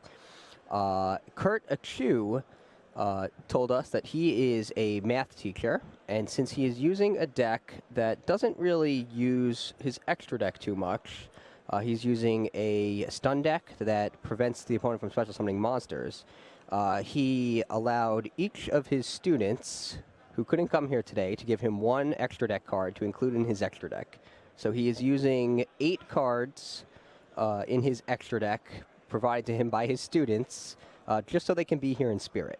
Yep, what a guy. I'm so it's excited. A very cool story. And obviously, as a math teacher, Yu-Gi-Oh! And math go hand in hand, so he's able to teach his kids Yu-Gi-Oh! Let them practice against one another. And obviously, as a math teacher, his own math skills will also come into play at this tournament. Yeah, so we haven't seen much stun in a while. Normally, the strategy just isn't that strong. The more cards that get printed, the weaker it usually is because of cards like Twin Twister. There's just going to be things that line up well against it. Also, there's usually a lot of side deck hate for it, like Denko Sekka, things like that. Yes, we did see it make a slight resurgence, though, when Card of Demise came out. Right, and yes, Card and of this Demise is still a Card of Demise-centered deck, yes. So he's still using 3 copies of Card Demise, and once it summons a monster that prevents special summoning, namely Fossil Dyna, Pachycephalo, or a Barrier Statue, in this case he runs only Barrier Statue of the Stormwinds. Yeah. So that's 6 monsters that prevent special summoning altogether, Fossil Dyna and the Barrier Statue. Sometimes it's really hard to fight out of. Yep. A lot of decks are based around special summoning, and without the ability to special summon, they can't summon anything. Yep, no game plan. All right, well, it looks like our duelists are ready to the table, so let's get to it.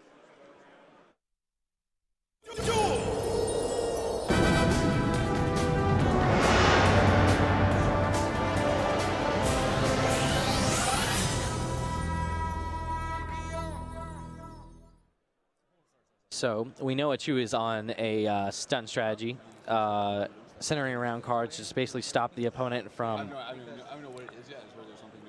going along with their regular game plan, like you were saying, things that stop special summons because special summoning is so strong right now. Whereas the opponent, Matthew Gibson, is playing probably one of, if not the most popular strategy in the room, Kaiju Zodiac. We saw Elvis Vu use it round 1. We expect to see it all throughout the day just because of how powerful the strategy is. So we'll see how Achu's stun strategy pairs up against probably the most popular pick. Going on the paper alone, it looks like Achu will actually do fairly well. There aren't a lot of answers in Gibson's deck to the Barrier Statue of the Stormwinds or Fossil Dyna Pachycephalo. It looks like he has Interrupted Kaiju Slumber, which is a 3 actually does not stop it. Because you cannot activate Enter Kaiju Slumber because if you can't special summon. And obviously the Kaijus are the same way. You can't special summon them to your opponent's field, even though you would be tributing the monster that's stopping you from doing it. So the Kaijus and the Interrupted Kaiju Slumber is actually very poorly positioned here. So it looks like he has no answers. However, he does have monsters that can just destroy them. But yes, you're right. They're very minimal. Because Gibson's also using 2 copies of My Body as a shield in his main deck. As a tech against the mirror, it is very good against Zodiac Dryden, very good against Ghost Ogre and Snow Rabbit. So he's sort of molded his deck for the field he expected, but that's exactly what stun strategies and other anti-meta strategies are trying to capitalize on. Actually, he was using 1 copy of Mage Power. So what if he summons Fossil Dyna with Mage Power? Like, how does Gibson stop that? Well, it would probably involve...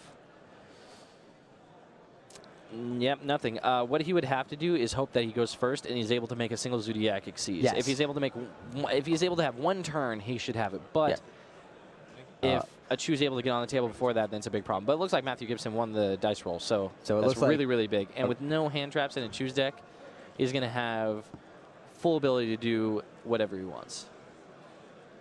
Okay, so yes, it looks like Gibson is going first. I can't see what is in Achu's hand. But You're right. With the ability to summon.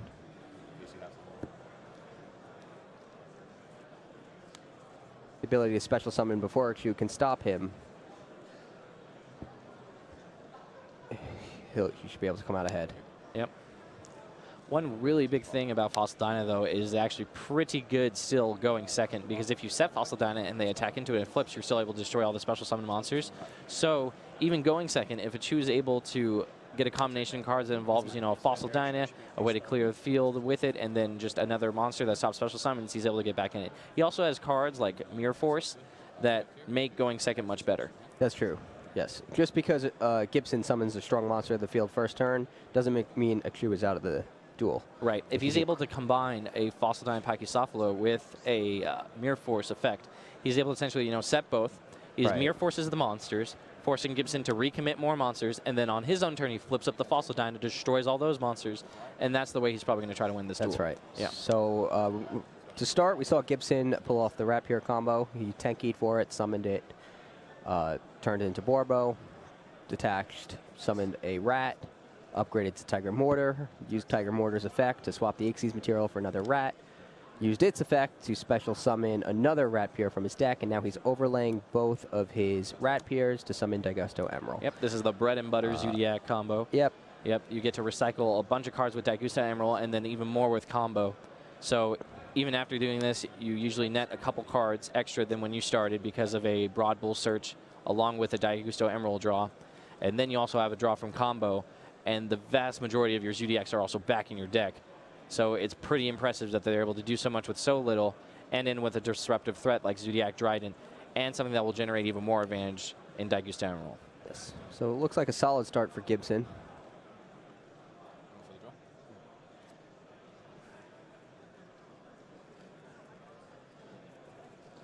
Yep, Solemn Warning is a big one that Gibson drew. Solemn Warning is super strong here in this matchup. Any deck that cannot special summon is going to get hit really bad at anything that can stop their single normal summon, because that's a huge tempo swing. Right. You basically skip your opponent's whole turn a lot of the time if you're able to stop their one normal summon. Yeah, this looks like it'll actually be pretty tough for a Q to break out of. Yeah, it just has to... He does use Raigeki. So we'll see. Yeah, I mean, he just needs a field wipe effect in addition to the monster, but the issue is that even with the field wipe effect, now the monster's stopped by Solemn Warning, so that's a the big problem here. He is using 2 copies of Mirror Force and 2 copies of Storming Mirror Force, so he does have a lot of field wipes. Problem is, you probably don't want to leave that Emerald on the field.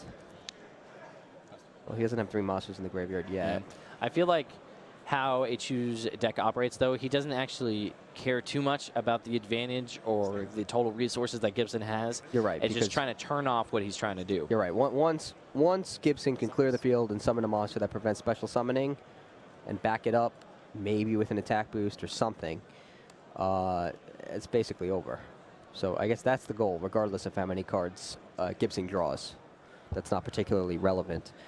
So he activates Pot of Desires to draw 2 more cards after banishing the top 10 cards from his deck.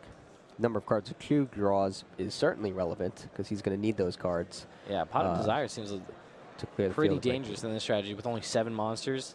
But I you think only need being 1, able to though. Find, you're right, but being able to find you know, card demise and stuff like that is just so much more important. You also need more ways to find those 7 monsters. But it's just one of those high-risk, high-reward scenarios where you could just end up getting unlucky. You know, even banishing just 2 or 3 monsters is basically half of what you got. You could, but I think this is actually exactly the type of deck I would want to play Pot of Desires in, just because there's no searching from the deck, so you're not cutting off your other ability to play, your ability to use cards to get other cards from your deck. So that's a main thing I look for when I want to put Pot of Desires in a deck. That's interesting. I feel like a big thing about when I use Pot of Desires is that I want a deck with a lot of 3-ofs and a lot of search power. So then I can easily access just whatever cards, and it doesn't matter what I'm banishing because I've, you know, dense like D, Double D, for example. That's a big strategy that it doesn't matter how many cards you banish because you just have so many 3-ofs that you're usually still able to do your combos. That's interesting, because in this particular deck, since he doesn't I'm trying to see if there's a single card he actually plays that searches the deck for another card. Doesn't look like there is. Yeah. So and Pod Duality searches the top 3, so that's not really searching. So in this particular deck, I feel like Pod Desires is actually just banishing 10 cards Just to draw 2, yeah. To it's draw just a 2. purely value It's 10 card. cards you might have never seen. Yeah, no, I agree. You're I think it's banishing very 10 strong random here. cards to draw 2 random cards. Yeah. It's just the only danger is banishing some of your very key cards because Right. he only has so many ways to win the game. Right. But you might also be banishing 10 cards from the top of the deck Yeah, that you don't want have to draw yes. and drawing into those 2 cards. So Right. in this particular deck, Yeah. I feel like it's relatively risk-free. So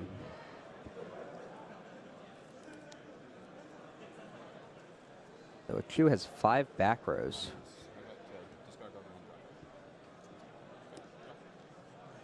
Thoroughblade's effect. He discards Gibson discards Whiptail to draw a card.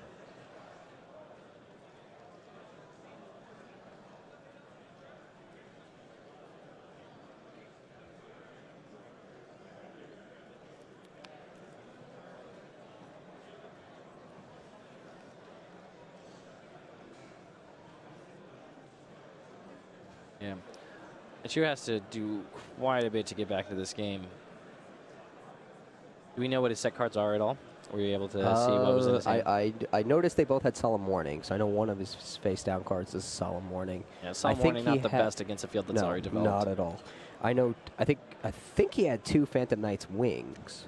He only plays 2 copies. That'll do nothing here because he doesn't even have a monster to increase the attack points of. Yeah, in some ways the stun deck is actually a combo deck in a very weird way where you need a monster that stuns your opponent in addition to a way to protect that monster. That's true. It's a very basic combo. Yeah. But it's a combo nevertheless. Yeah, it's not looking great. Unless he has a Mirror Force, I didn't notice.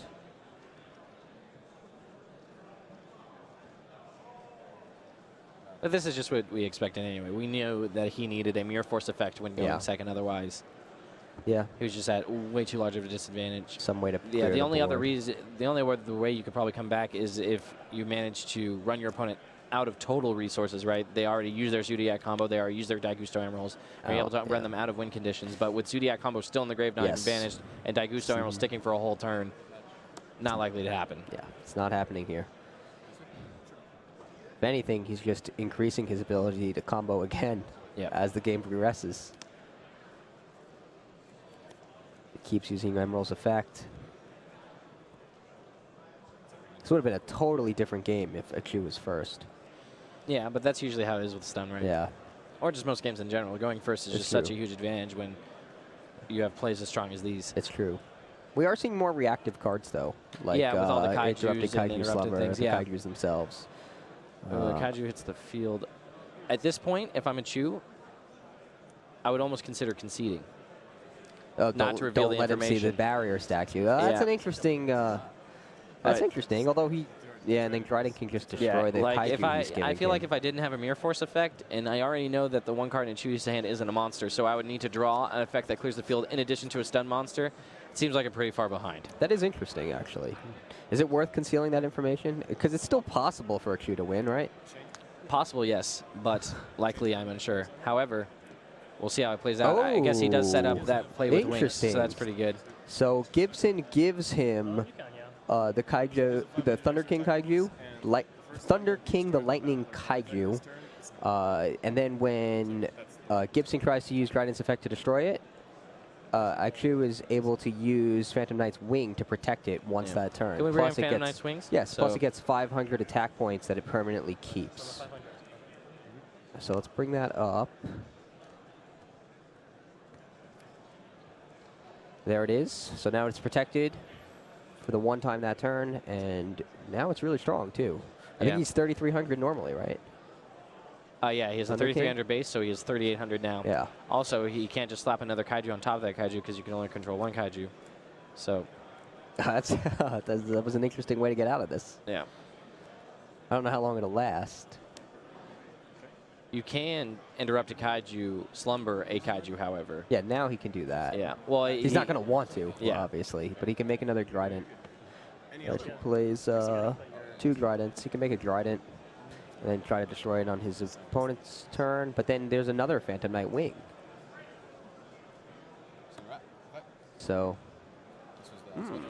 He might actually have trouble taking down that 3,800 attack Kaiju. Also, the 500 attack point boost, that's permanent. Yeah. So, that thing's not going down in battle. So, Achu allows the Rapier to go through.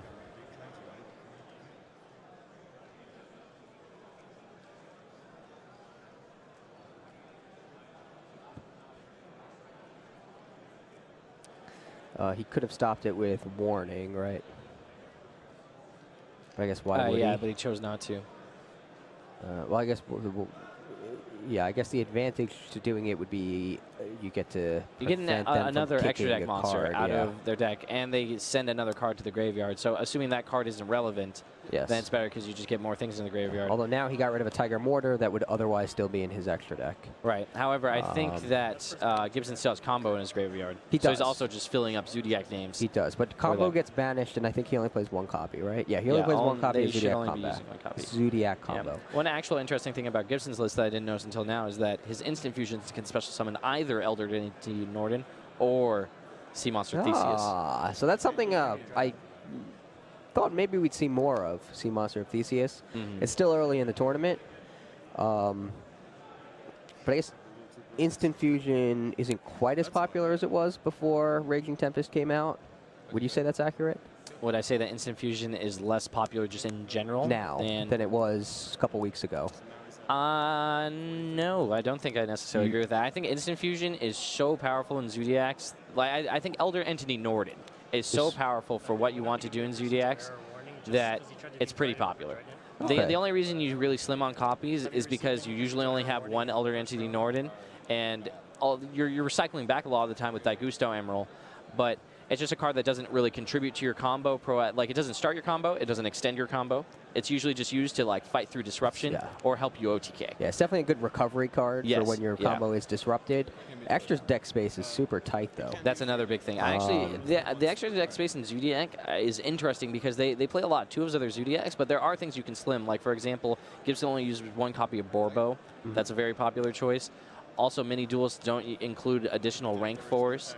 That, you know, they don't run copies like the Fringe ones are like Abyss Dweller, number 80 Rhapsody, and things like that. But for Gibson, he's included Sea Monster of Theseus and Double X Saber Gotems for a hand discard combo because he's able to tribute off Invoker and Gotems and do things like that. I'm surprised that he doesn't have a level 8 Synchro in his extra deck for when he gets Flying Seed, because I feel like when your opponent Flying Sees you, if you have Instant Fusion, you can Instant Fusion for the 5 and then make an 8-star Synchro. I saw some duelists actually just, rather than including the Sea Monster Theseus, they include Stardust Charge Warrior. And what the idea is that they get Flying Seed, you go Instant Fusion for Norden, bring back Ghost Ogre, and then synchro with a Flying Seed like that for Stardust Charge Warrior. And it also makes it so if you draw the Ghost Ogre, you can just summon and get rid of the Flying Seed.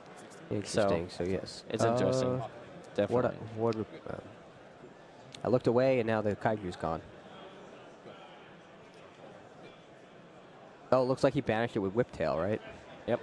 Using Whiptail's effect. Very easy built-in way to get around it, especially if your Zodiac deck is playing Bujinte Kagasuchi. More of the Inferno variants utilize that combo. Because if Bujinte Kagasuchi can't be destroyed by battle and you have a Whiptail on it, you're going to banish your opposing monster and keep your Kagasuchi. That's a very cool combo. Yeah. I like that one. Achu drew Mirror Force.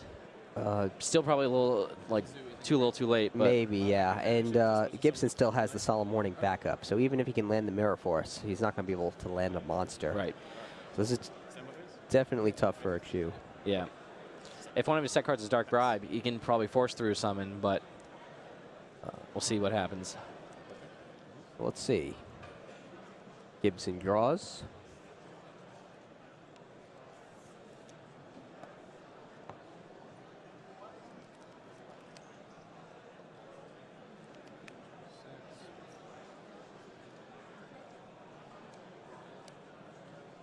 Gibson's trying to navigate this as best as he can. See how many summons he wants to make before battle.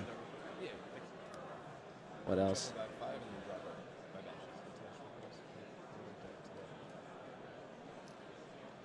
Zodiac combo, the real reason this deck has so much staying power between that and Daigusto Emerald. You just keep going, and it's very easy to grind through back row with this strategy. the most effective cards against it are things like Dimensional Barrier or Artifact Scythe that kind of just completely turn things off. Because if you're trying to fight 1-for-1 an advantage in tempo with cards like Solemn Strike, you usually end up not being on the best end of that deal. Yeah, so he's using the combo to send 5 back, draw a new card. Well, that's a great. That's a great advantage. These two are bad. There's just a avoid confusion. Okay. Thank you. Oh, I'm sorry. Okay, try that again.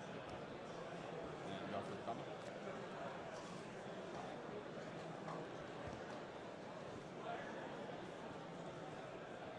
Back barrage. Targeting. Because it's off. Oh. Sure, that's fine. Okay. Gibson uses the barrage to have it destroy the barrage. And since it's sent to the graveyard while he has a Zodiac Xyz material, he actually gets to attach it to his Xyz monster. Yep. As a material. Yeah, it was on the field. It destroys itself. So technically he summons the monster from the deck and then attaches it. Yep, just right? clarifying how that works. You actually don't see Barrage do that too often because it usually needs to stick around a turn, and if a Barrage sticks around a turn, the game's usually over. So it's usually there to start the combo and then end the game. End the game, yeah. So here comes Rapier with Barrage's effect. Yep. And he summons Thoroughblade. Yep, see, he has Instant Fusion in his hand to recover too. He's doing math right now. Not going to play around Mirror Force. Maybe he has My Body as a shield, but doesn't look like it. 2 Instant Fusions and a Solemn Strike in hand for Gibson. Yeah. It's still not that bad, though. He can still just Instant Fusion for a Norden. And this is exactly what you were talking about, as Instant Fusion being used as a recovery card. Yeah. His field was just decimated by Mirror Force, and now he can easily rebuild it. Yeah. I mean, just the fact he still has double Wrap here in his deck as well, because yes, that's true. He can rebuild so like he can just rebuild yeah. anyway. But even after that, he has the Instant Fusion to make Daigusta Emeralds recover. That's true. So, but even if he didn't have the combo to send cards back, Instant Fusion would be the recovery. Yep. So he goes Borbo to Broad Bull.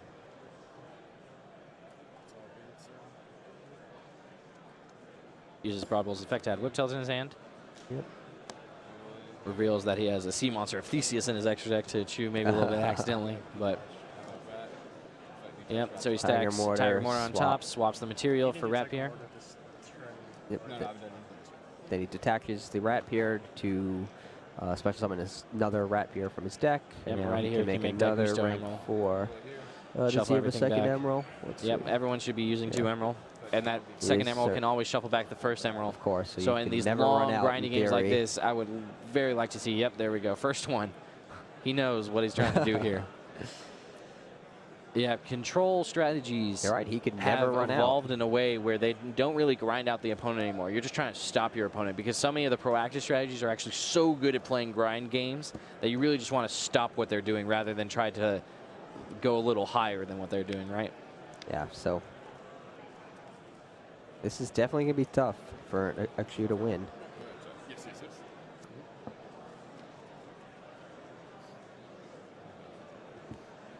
Cards in? 0, right? No cards in. Fusion.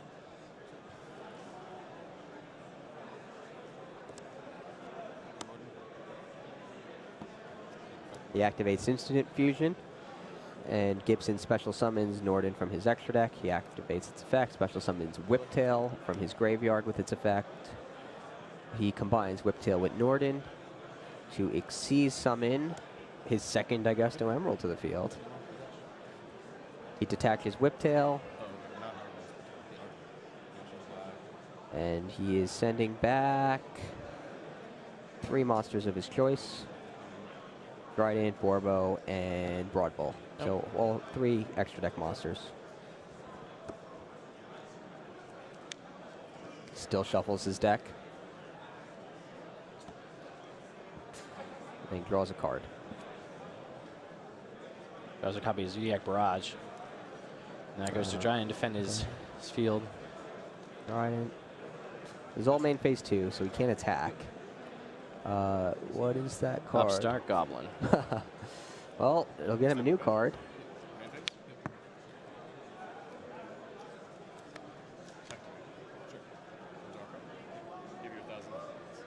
finds, looks like, Pot of Duality.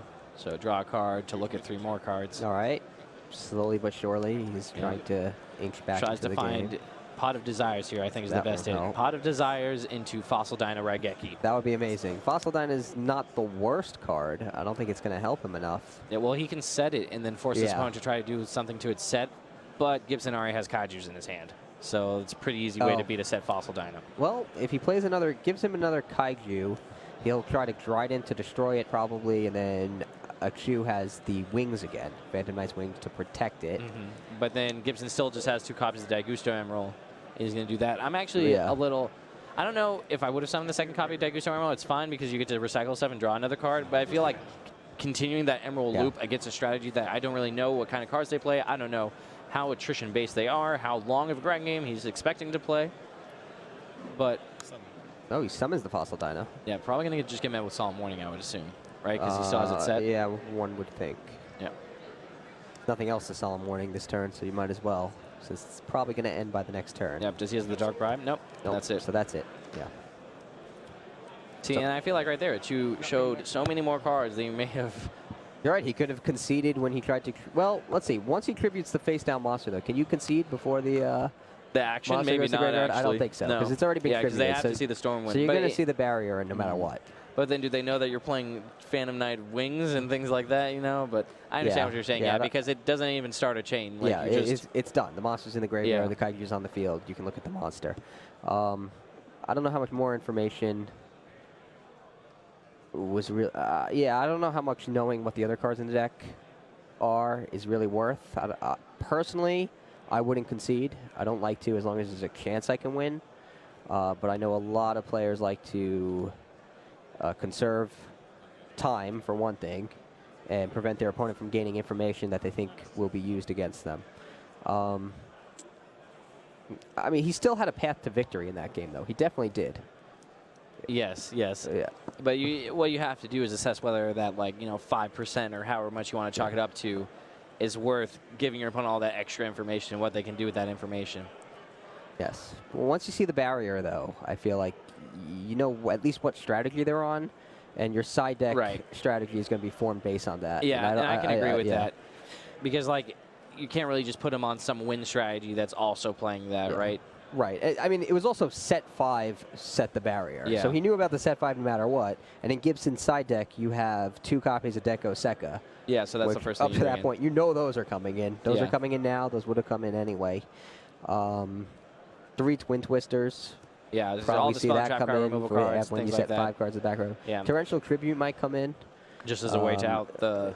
A Fossil Dino or summon or a Barrier Statue summon. Best card, though, Brotherhood of the Firefist Bear. That is probably the strongest deck card. Bear will certainly come in. Yeah. Bear can destroy either of them in battle or just blow up a Tenki to destroy one of those oppressive special summon cards. Yeah, I was going to check if he has Tiger King in his extra deck as a way to go Tiger King, find the Tenki to find the bear as a way to destroy it, but he doesn't have that. He does not. That but would it be makes cool, sense though. because Although if you you're can't able to summon a Tiger Tiger King, yeah. then you probably don't need to search for bear. Yeah, so that's the catch. Yeah. Once you have the Ixies monster on the table, you're not in a situation where you're dying for cards, where you're desperate to draw them.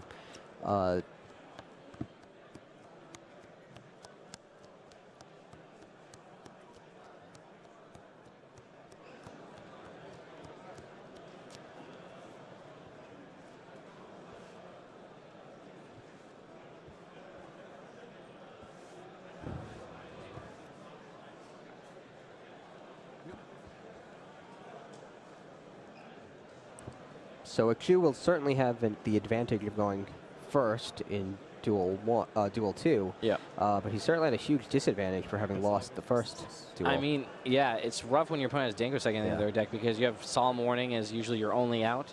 So then even just going Fossil Dino or Berry Statue set 5, if you don't have a way to immediately answer the Dango Second once it hits the table, your monster is destroyed, and then you're in trouble. It's probably going to be followed up by a Zodiac Barrage, and then everything's downhill from there. Or just, 5 attacks from Denko Seka. Whatever works. Yeah, you don't need much when your opponent can't play cards. Yeah. One attacker is Akshu's good hand enough. is interesting. He has 2 copies of Card Demise. Mistake. Haven't seen that in a while. Ooh. That is interesting. Yep, pretty good He against actually main Tenki. decks one. Not so good against Barrage. Yeah. Interested in whether or not that might be better than deck lockdown, for example. But I guess you have to play like a very long game with the attrition-based strategy, so makes sense. His hand is great. He has Fossil Dyna and 5 back row. It's just really dependent on whether. That's interesting. So he can. He can. Yeah, that's true. He can summon the Fossil Dyna, and then he could set either Card of Demise to activate next turn, or. Well, he already has Card of Demise set. He drew Mystical Space Typhoon, Solemn Strike, and Fossil Dyna. I thought he drew another Card of Demise. No, so he's basically right here. He's deciding whether or not he wants the Mystical Space Typhoon or the Solemn Strike, which one he values more. Because Mystical Space Typhoon is going to hit a Barrage, for example, which is or Tenki. Yeah. Well, here's the mistake for Tenki, so he's not worried about that. It's just specifically Barrage, more so that I think he's considering. So he chose to keep the Solemn. Yep. Solemn Strike, you said it was? Yes. I couldn't see it. Yep. Unfortunately, though, I'm pretty sure Whiptail has 1200 attack, right? So it lines up exactly where it needs to against Fossil Dyna. Yes. So even just going Whiptail Crash is interesting. Oh, but he has Torrential Tribute, yeah. so a Q must have a back row though that can stop that, right? Right. Yeah. 5 back rows. Yeah. Just an attack like that probably isn't the best. Maybe he Gibson has something to wall up though. How much defense does Ghost Ogre and Snow Rabbit have? If he doesn't, I think it's 1800, right? Ghost Ogre. Like something like that, for example, let's look. Puts the deal pretty slow if a 2 can't clear it. One glaring weakness to the stun strategy, high defense monsters. That's true. The number of games I've sat behind a Debris Dragon in defense mode, far too many. It's true. Don't forget though, Q does have a lot of attack boosts. Yep. Yeah, so there goes the Ghost Ogre. And here comes a Phantom Knight Sword. And the whole, I can send this to the graveyard, and it would, if this would be destroyed by battle or card effect, and then he's not. This is actually surprisingly hard to break through. Yeah, Phantom Knight Sword. Yeah, 800 extra attack, so that's the end of the Ghost Ogre. Yeah, that's super scary actually. And then the protection. Skeleton dinosaur running around with a Phantom Sword. I don't know, man. See that in my nightmares. Yeah, right. It's rough. I would not be able to Ghost Ogre, right? Because it's kind of stuff. Oh, yeah. All right, so Gibson's hand has Rat Pier, Whiptail, Terror Top, and Doggerun the Mad Flame Kaiju. Can't summon the Kaiju because he can't special summon. Can't special summon Terror Top. Whiptail's not strong enough, and Rat Pier obviously he can't overlay anything on top of. Yeah. So he's actually in a fairly desperate situation. Do you know what his back row is? Torrential Tribute. So what? All right, so yeah, but the sword will protect the Fossil Dyna even if Gibson were to summon and activate his own Torrential.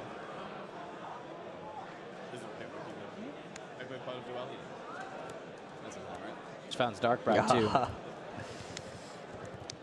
Dark Bribe might be the pick here, I think, just like the ultimate catch-all. Oh yeah, it's probably better than the extra protection from the wings. Yep. He's probably going to discard those 2 extra cards off Card Demise just to get the Dark Bribe down. I like it. I don't see a way out of this. Needs to, put that Dark Bribe where it's supposed to go.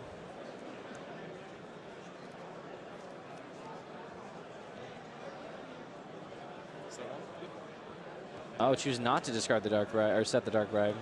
That's interesting. I guess it didn't matter what he took. Yeah, I think that Gibson also drew Twin Twisters. So that's certainly good because it can get rid of the sword to make the Fossil Dyna easier to destroy. Right. And without being able to get rid of the sword, I think destroying a 2,000 attack Fossil Dyna and a 1,200 attack Fossil Dyna would have been nearly impossible. Yeah, I feel like this sequencing though might not be the best. That maybe he should have tried to Twin Twisters first, because either he is forgetting what the Phantom Knight Sword can do, or he's trying to chain the Mystical Space Typhoon at a higher, or the Twin Twisters is a higher chain link to get rid of it. He can still do that though. Yeah, but at that point, if your opponent has Dark Bribe or something, they know exactly what to stop, right?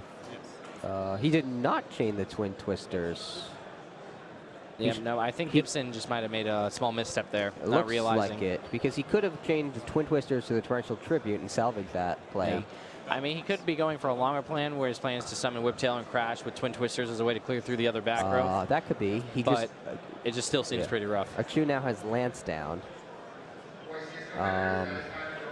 He can Twin Twisters the Lance, though, and that effectively stops it. He could. Before he normal summons. He doesn't know the Lance is there, though, so he'd be blind Twin Twistering, whereas the Fog Blade is a card that's problematic now. Yeah. That's a card you know you want to hit. So it's a card that's guaranteed relevant. And now that he was actually just able to use it to its full effect, that opportunity's gone. Yeah, that's interesting. Achu chooses to use the Forbidden Lance during his main phase 1 so he could activate his Power Duality and find more things. Finds another lance, a stone, and a barrier statue. Looks like a dark barrier statue. Yeah, barrier statue of the shadows. Abyss. I think. Abyss. Looks like. And he summons it actually. Well, now with Torrential Tribute out of the way, might as well. Yeah. How many attack points does that thing have? Should be 1,000, I think, maybe 12. But I think it's 1,000. Okay. We can bring it up though. Or try to. I don't have the image, unfortunately.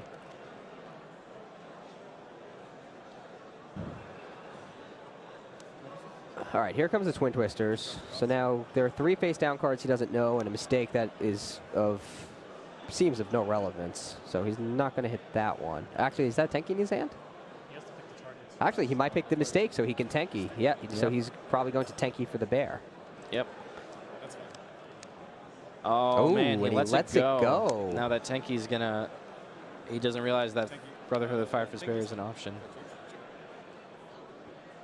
So I don't know what a Q has face down, but that bear could be brutal here. Oh, he has to read it. Uh-oh. Not too familiar. I don't think he's going to be happy with what he reads. But yeah, bear naturally beats over both those. I'm pretty sure all the bear statues have a symmetrical 1,000 stats. Okay. So not the strongest. Yes, but he can easily destroy both Fossil Dyna and the barrier statue with bear. Yeah, and he gets to find another Tenki to find a Zodiac combo piece and hopefully do more things. Oh, this is going to snowball pretty quickly. Yeah, assuming that Achu has no answer to this bear. That's correct. If he can answer anything. Oh, he activates the effect, so Solemn Strike is now live. Achu activates Solemn Strike, pays 1,500 life points, and now the bear is gone without destroying anything. Would you maybe attack first there? I mean, either way, it's a gamble, right? You attack first, you lose out to the Battle Trap or anything that modifies attack defense, any Mirror Force effect. Okay. Then so yeah, that looks like it's it. Radiant Mirror Force returns Whiptail to the hand, and then Achu's monster finish Gibson off, it looks like. Yeah. Let's see, if you attack first... It's just what you're choosing to play around. I feel like yeah. there's less cards that prevent my effect from resolving or prevent the destruction of your monster than there is stuff that you probably play to stop my attack. Between like Mirror Force, you already saw Forbidden Lance. You already saw these weird Phantom Knight cards. The Phantom Knight cards are bad either way, right? That's true, but are you... So let's see. But now let's say, suppose they can't stop an attack, but can stop the effect. Well, yeah, in that position. If you attack first, you'll destroy one. And then you have to be diligent enough not to use your effect to search. Is Bear's effect mandatory to search? Let's see. I don't believe it is. No, it is optional. Yeah, so you have to make the soul read that they have strike and go like that, which could make sense because Solemn Strike is a popular card. He has set cards he hasn't activated, probably Solemn Strike. But I think it's a rough... You're going to have a rough time either way. You're right.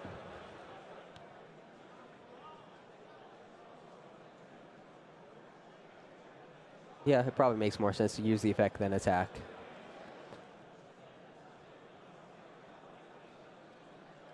As he did.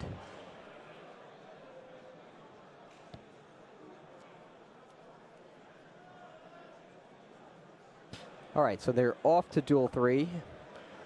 They might change some of their side deck cards since now Gibson will be going first.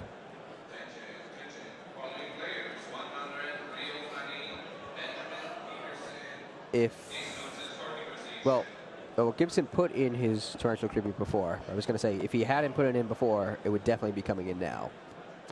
Right. Maybe.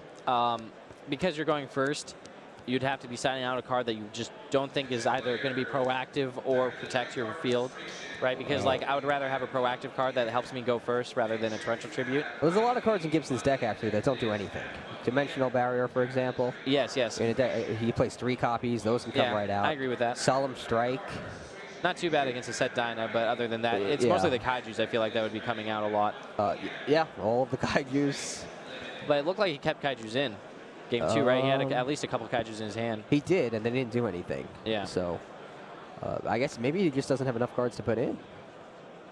He has 3 Twin Twisters, Bear, 2 Denko Sekka. I wonder that's how 6. Interrupted Kaiju Slumber interacts with the barrier statues, and whether, like, when you activate it, because you don't know what attribute the Kaijus are, if you can destroy them and then special summon the Kaijus with different attributes because the barrier statue's off the field, or whether or not you're just not able to activate the Slumber. Because I feel like the former sounds like similar to like how Goza Match or Rivalry of the Warlords ruled, you know, with like a Cosmo or something, where I can try to activate it as long as I have a way to do it, but then I can summon something else because it's no longer there. But there is no way to do it, right? Because you would have to take 2 Kaijus with different names, right, from your deck?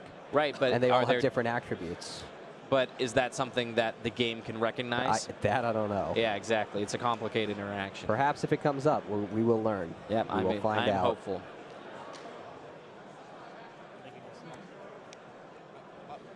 Yeah, let's see. Do we have the hands up? Yep. Let's like fire formation see what we got. Achu has Fossil Dyna, Pachycephalo, Book of Moon, Forbidden Lands, My Body is a Shield, and Pod Desires.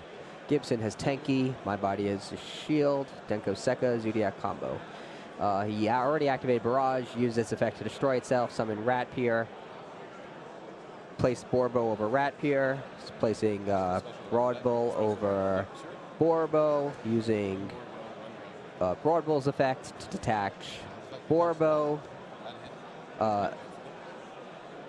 Rather, use it to special summon Rat Pier from the deck, then using the Broad Bull's other effect to add Thoroughblade to his hand. So then you can stack Tiger Moor on top of the Broad Bull and use the Tiger Moor to switch the material for Rat Pier, and then activate the effect that Rat Pier grants Tiger Mortar for another Rat Pier. Well, there's the combo. If you haven't seen it before, you saw it now. You've probably seen it before, though. Yeah, you'll see it again a lot. Just so whoever's watching can understand what you're doing.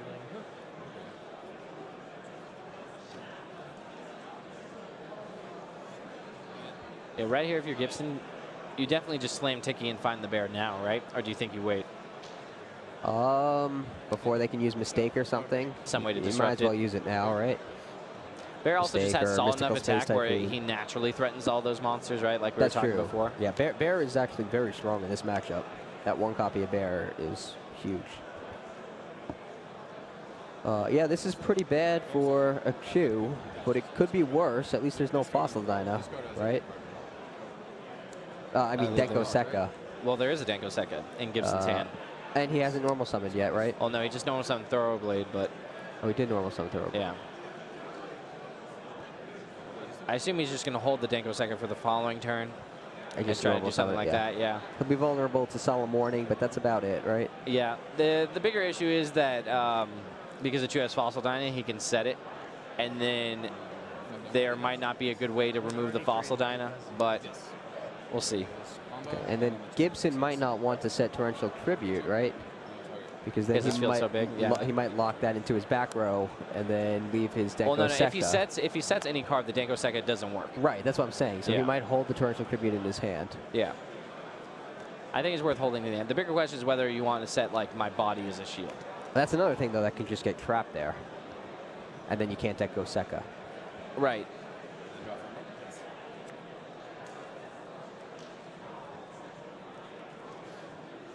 I'm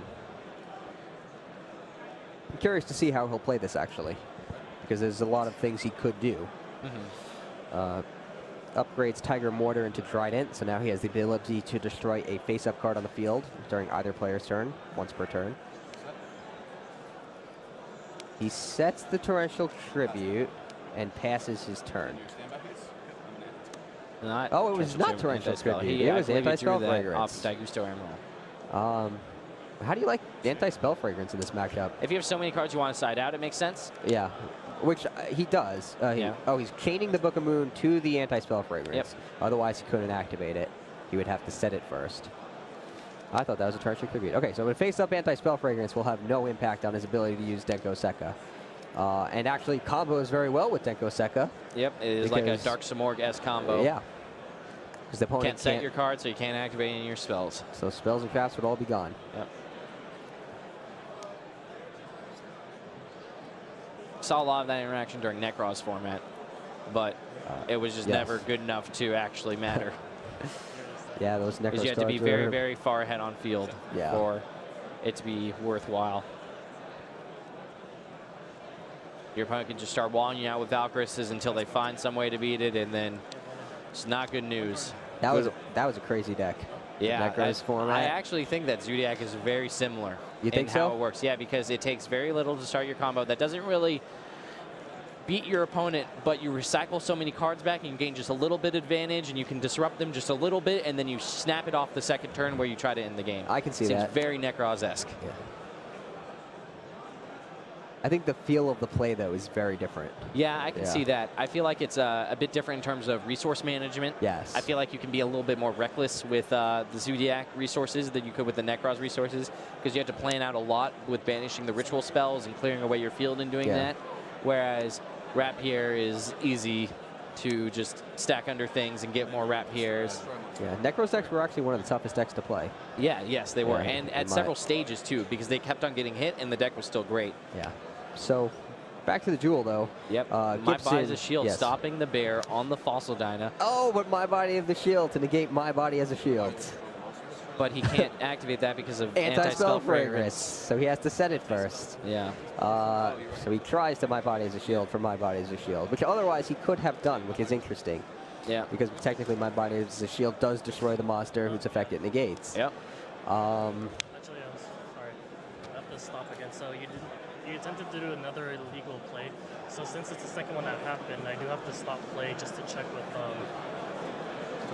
to see if the penalty might be upgradable. So I do have to stop play for the time being. So it looks like that is the second time that Gibson has possibly made an illegal play, and the judges are just seeing if that penalty I was like, but if that wasn't there, I was like, I didn't know you could actually is something that they need to upgrade, or whether or not it's just an additional warning. Or Yeah, they're looking into the appropriate penalty. Yep. I don't like that anti-spell. It looks like it was certainly an honest mistake. Yeah, yeah. I have no doubt that he I'm just sure he didn't was nothing but realize- elated when he realized that his my body could stop the my body. Yeah. So And that's not something you see a lot. no, almost never.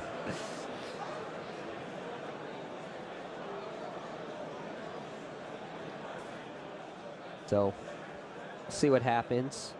You could be a real bro and destroy the anti-spell. I don't know if Johnny can do that, but I'm like, you could be a real bro and do that, bro. Please. Is that Fossil Dyna face down? It is. It is. So that's going to destroy everything but Thoroughblade. Thoroughblade was normal summoned? Yes, I believe so.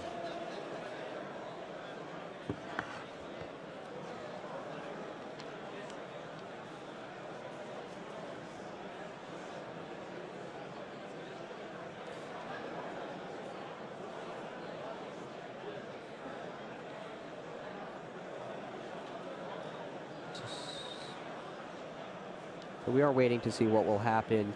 It does look like Gibson is way ahead, though, at this point. Yeah, even if the Fossil Dyna is able to resolve, it will be destroyed by battle, most likely, by whatever monster. And then, yes, even though Gibson has used his normal summon, he's still probably far enough ahead for it to not matter too much, because he'll have Torrential Tribute set. Yes, and Gibson's hand is still pretty good. He still has Denko Sekka. Yeah. And that card alone can be just win the duel in this matchup. Yeah. These are friendly students. Showing off his extra deck monsters for all those students out there in a little break. He's naming all the students who gave him a card to include in his extra deck. He's giving a shout out to his students. I actually know a couple of math teachers that play Yu-Gi-Oh! Yeah, I feel like anytime there was a card game club at any school that I knew of, it was always ran by a math teacher. Always. Yeah. Always. At least the time it stops. When I was in high school, same way. That was forever ago, though. So I did did talk to an assistant head judge about it. I am going to issue the penalty again, but it will not be upgraded. Only because it wasn't the exact same play. Yeah, I'm sorry about that. No, all right. Okay, so it's just a warning. Yeah, it looks like it's a second warning. So it's the same type of penalty, but since it's a different situation, it's not upgraded. It's not like it's the second time he tried to use my body as a shield against my body as a shield under anti-spell fragrance. It's not upgraded. It's just a warning. They can continue playing. Yep. So play resumes.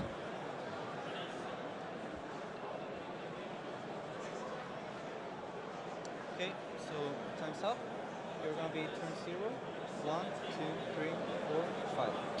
And they are now in overtime. So the active player will finish his turn, and then 5 additional turns will be played out. Yep, Gibson is also ahead in life points. Yes. Because of that, my body is a shield. Well, did they both pay 1,500? No, because the second Oh, my that's body right. is a shield The wasn't second one was activated. not legal. That's what's been going on. That's why we've been waiting. You're right. Stacked Broad Bull on top of his Trident, so he can use the effective Broad Bull to add Zodiac Whiptail to his hand.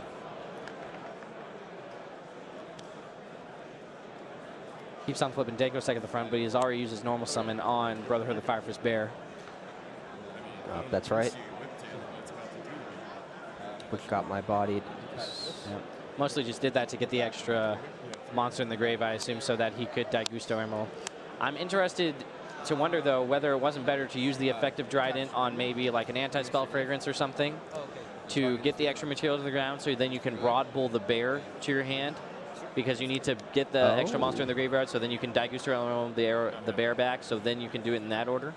But I don't think it'll matter too much, because he seems like he just values that anti-spell, which I don't think is that great at this point. No, I agree. I don't think that's the be-all I guess end-all of that this matchup. Achu does play a decent number of spell cards with all of his Pot of Dualities, Pot of Desires, things like that. Should Card slow him Demise. down.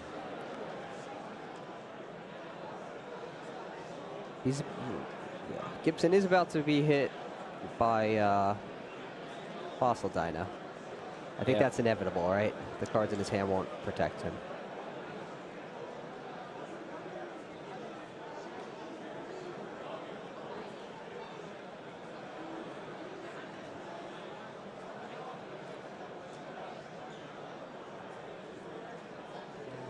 Yep. I think it's worth attacking with Daigusto Emerald probably first. I think he wants to play. He's considering playing around Mirror Force, I think. Not all the time. You did. You did? Oh, someone Some sort of Mirror Force.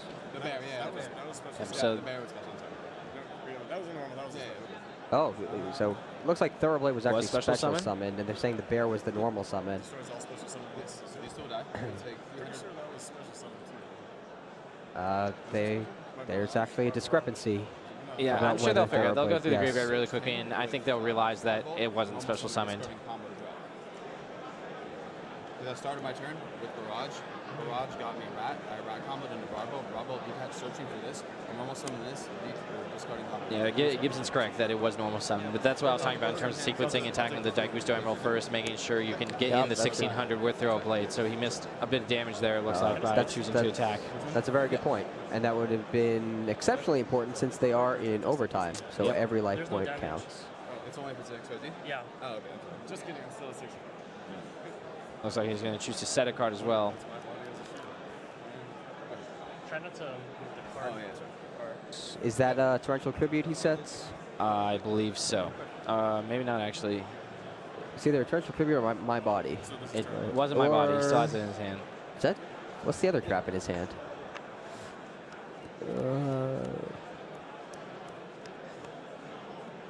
Looks like it wasn't Torrential Tribute because it was still on the. Yeah, the torrential tribute is in his hand. I don't know what his face down card is then. 6,500 to your 8,000. So it looks like Pot of Desires was face down, so he gets to use it to get 2 new cards. Yep, finds a Jowgen. Jowgen the Spiritualist. Yep. That's a cool one. Yeah, that had some flash in the pan success in Blue Eyes decks. It was also a staple in the original version of the Metalfoe strategy. They would pendulum summon out Jowgens. You're right. You're right. It was. That's what Aaron Furman won his UDS championship. But you're right. with. It wasn't in the Blue Eyes decks. It was against the Blue Eyes decks. Yep. It was the tech against. It was also obviously very highly used in last turn. Oh, his second set card was the Back in second the copy of days. anti-spell fragrance. No reason not to set it if he's just going to flip it immediately. Might as well. Yep, but here the Denko Seka is probably going to come down. Yeah, I think it's time for Denko Seka. Yep. And he drew a copy of Zodiac Mirage. Well, he can't So he can do more activate it, after. but he could set it. Yeah, Probably won't he'll- set he'll- it since he has Denko Seka. Yeah. Here comes Denko. Yeah, so neither player will be able to set or activate anything, probably. So that's it. It's all monsters just this game. monsters. 1700 is hopefully good enough. This game has become very simplified.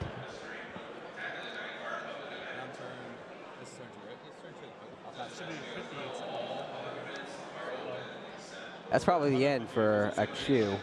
Yeah, he's down in so. life. Yeah, he's down in life points, and he has no way to destroy Denko Seka with just He needs monsters. to drop Thunder King Ryo. You're right. He does have one way. It is Thunder King Ryo. Yeah, he needs exactly Thunder King Ryo into a way to do as much damage as possible, but I feel like the most damage he can have is Dyna. So that's 200 over Denko Seka with another 3,100 the following turn. Oh, Mage Power actually changes that math a lot, Can't activate too. Mage Power, though. Yeah. That's the but problem. no, I'm saying that in terms of cards he can draw if he had the sequence of Thunder King Ryo into another Oh, card you're for right. damage. You're right. You're but right. yeah, now it He should needs to just be clear it. over. Yeah.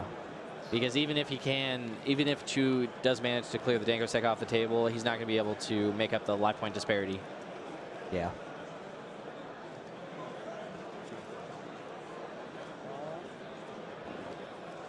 He will have one more turn after this, but I don't think there's a live draw. No. I think he has to just set Jaugen to protect his life points. It doesn't matter. Right? Yeah, It's over. There's actually just no way for a Chu to win here, but he's just, making sure. It's a good thing to do. No reason to concede if you think you've lost, unless you can make sure, especially in game 3 when there's no reason for time or anything like that. Nothing to gain. Yep. Table Judge just ensuring that the pace of play does not decrease, even though time has been called. Oh, he concedes. So There's he a concession. realizes there is no way out. And Matthew Gibson wins the duel and the match, advancing with a 2-0 record with his Zodiac Kaiku deck. Yeah, oh, it looks like he sided out Thunder King for that Jaugen. So had that Jaugen been that Thunder King, he could have normal summoned Thunder King attacked, set the Mage Power, then the following turn maybe actually done enough damage to just win the duel. Maybe. If he drew another well, he still had the Torrential Tribute back up. Although then with Denko gone, he could have used Pod Desires and Pod of Duality. So it would have been a completely different game. Yeah. That's interesting.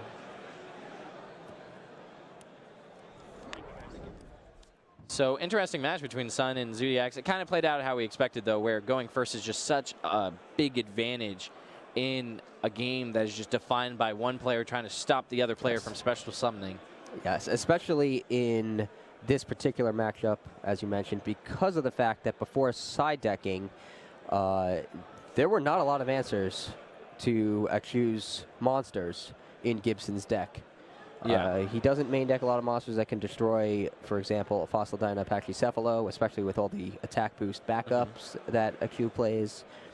And he doesn't Gibson also doesn't use any spell or trap cards that could have destroyed one of them. Yeah, that's a big reason why Yeah. strategies like this are a good pick sometimes, because you basically play the gamble that you're going to win game 1 by winning the die roll and do that.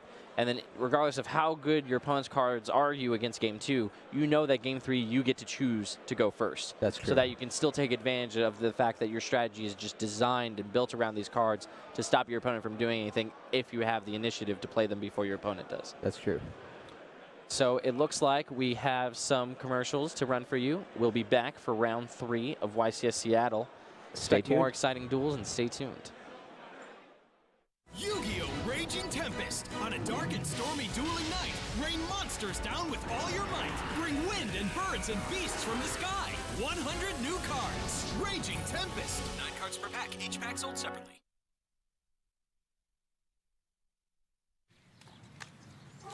With no monsters left on the field, I summon Dark Magician. Declare direct attack. Ah, you got me. Told Joe's the master. GG. GG. I gotta bounce, guys. All right, man.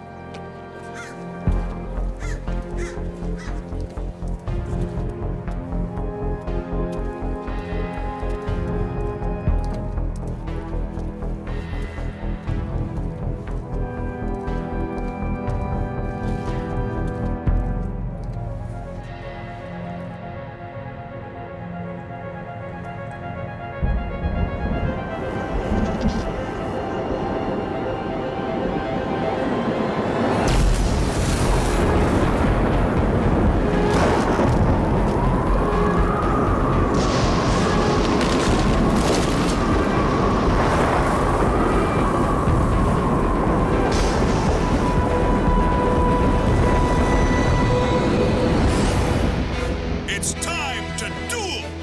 Let's battle! Yu-Gi-Oh! Duel Links. Choose from over 700 classic cards to build your ultimate deck. Unlock and play as your favorite characters. Summon powerful monsters and become a duel master. With infinite combinations, it's anyone's battle to win. Happy Lady Sisters! Triple Scratch Attack!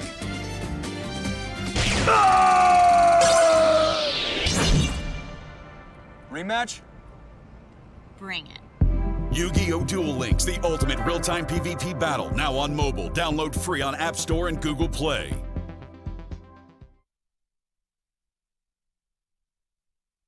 Since we don't have cards like Evil Storm Exciton Knight anymore.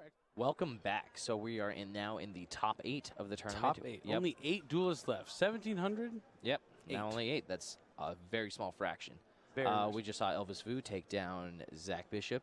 ABC versus Yangtze Malfoes. ABC moves on. This time around, we got some cool decks. Both totally awesome. Both of them are totally awesome. Yep.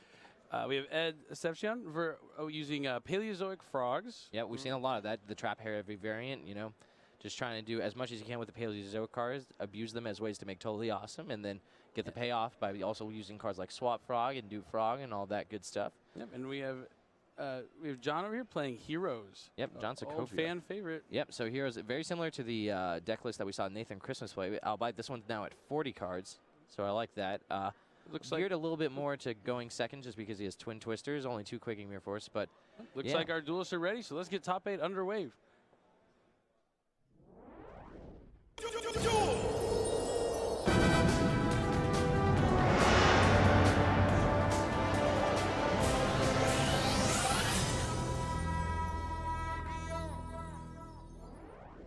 I don't know about you, Robbie, but nothing gets me in the mood to duel like that music. Oh, it's a good one. I'm just sitting in my seat jamming every time it plays. But yeah, so between this matchup, do you think anyone has just a big advantage? I think the Dark Law deck has to, right? The Paleozoic traps need to go to the graveyard in order to do anything too powerful, so. Just like a lot of the other matchups we think, the die it's pretty dependent on the die roll. The hero deck is much stronger going first as opposed to going second. Oh, the rock, paper, scissors. Did you see that? Rock, crush, scissors. Rock, crush, Asception goes down, and Sokovia takes the play.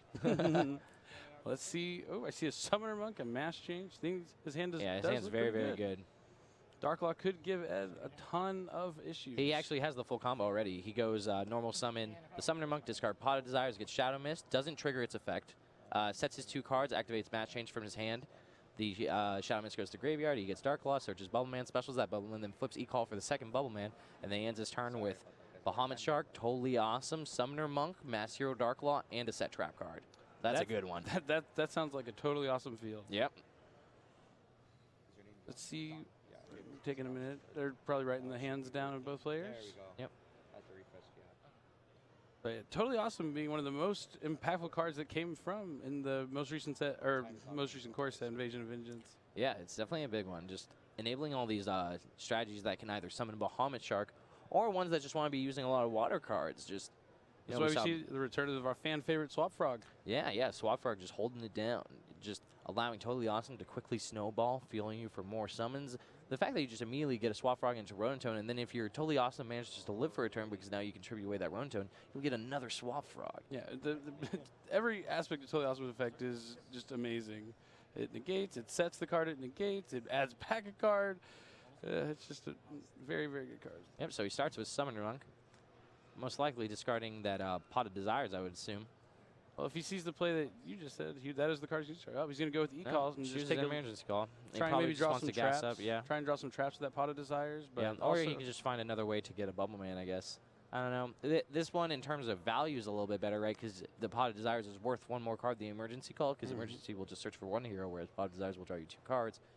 But the other line guarantees that you have Bahamut Shark, Master Hero Dark Law. So totally awesome. Yep, I would agree. But we'll see how this works out for him. Yep. So yeah, he even chose to do that without activating the effect of Shadow Mist. So he knows that he's getting the Bubble Man to his hand. Yeah, where's he's at least going to have a rank for, but unless he finds another water monster in the form of a Bubble Man, it will not be the Bahamut Shark. And it's totally awesome since Bahamut Shark requires 2 water level 4 monsters. Yeah, I've yet to see an Ultimate Dark Law in the feature match area, you know. I don't know. They're very pretty. Yeah, they're very good looking cards. All right, here's the Bubble Man. So we can expect a Pod Desires coming soon after he special summons his Bowman from his hand after setting everything else to his back row. Yep. Definitely want to make sure that Bowman gets down on the table before he activates that Pot of Desires, just in case he draws a monster. Yep. Yep. Now Pot of Desires is most likely being activated. So 10 cards go away to the hand. We'll see. He does play Rafflesia, does he not? Yeah, so he does play Trap Trick Rafflesia, so at worst case, he will be able to have Rafflesia Darklaw, which is very good. Darklaw plus anything is just really solid. Looks like he drew 2 spell cards. Can't quite see what they are yet.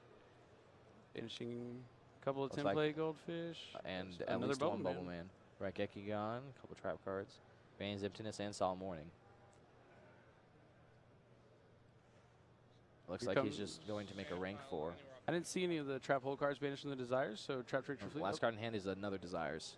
That'll help him next turn if he gets more cards to go on the offensive. Yeah, the one good thing about Socopola's deck is that he actually uses Master Hero Acid, which isn't actually that popular in Master Hero right now, but against a trap-heavy deck like Paleozoics, it's definitely a big one. Yeah, an end-phase mass change into a Master Hero Acid will make quick work of any Paleozoic deck. Yep. Oh, here we go, Rafflesia Darklaw. A Darklaw is still just a pretty big deal.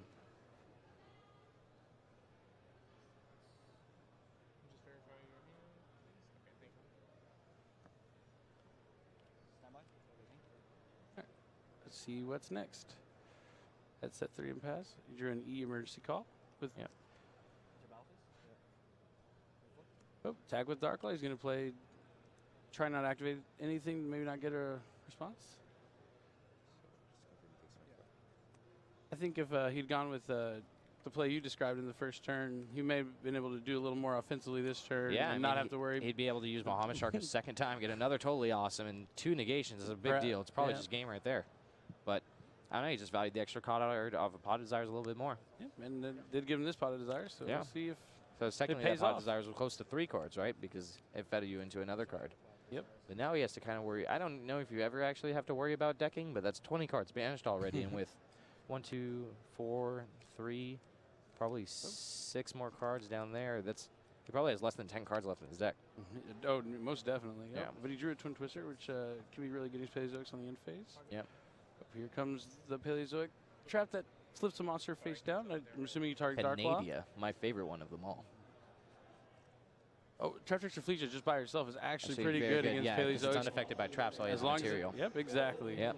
Outbite, I still think the Bahamut Shark was a little better, but you're right that it does hedge that. I would agree. Yeah, the issue is that the Rafflesia can't really go on the offensive, unlike we've seen with like Perform H, for example, where you can Mirror Conductor and attack. But swap its attack with Shield and Sword. Oh, yep. Here we go. No It's Shield and just Sword this time MST. around. Or the one that destroys. Oh, Speller Trap. Checking Darklaw's defense.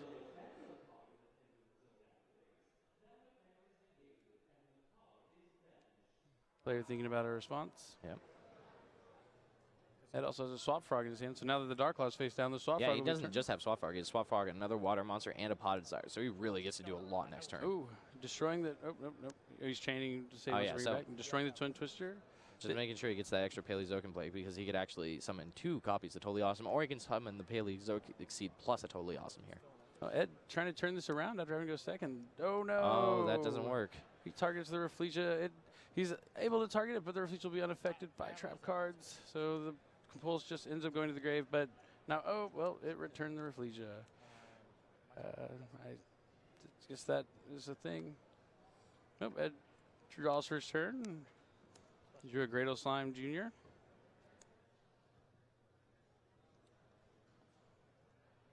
Summoning a Swap Frog.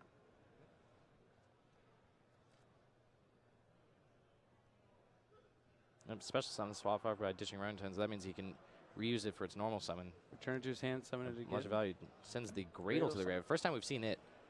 Any Gradle monsters in the feature match area. But this seems to be the most popular one in all of the Paleozoic Frog variants. Yep. See if we can pull Gradle Slime Jr.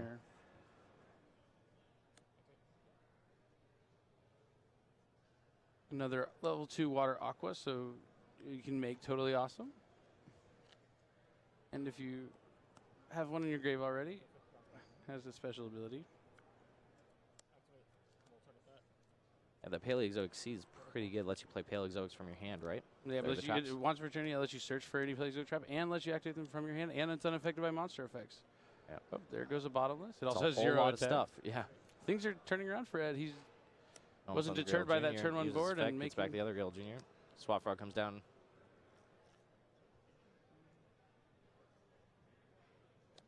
Uses that additional normal summon he gains by bouncing the Swap Frog. I thought it was a great old summon great.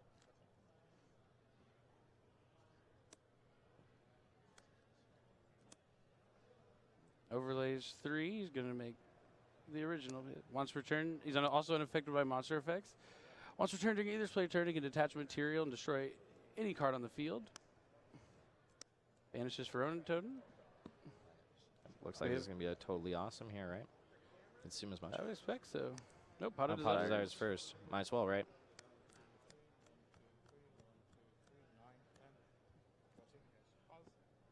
Maybe a little bit confused by the special summon the Ronin Totem before the Pot of Desires, but I don't think it matters too much. I think they told him how to pause, maybe to check something.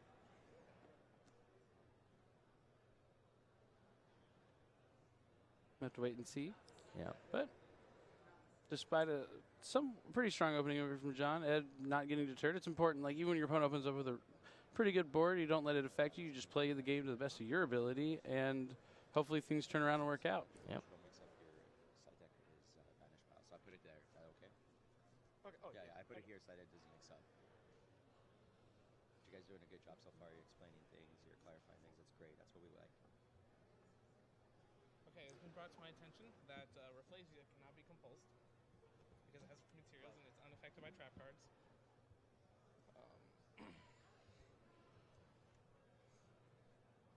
So you're still in the process. Take a minute and see what's going on. This is the cards I would draw. Okay, those are cards. So you currently don't have a hand. Okay. Trying to rethink.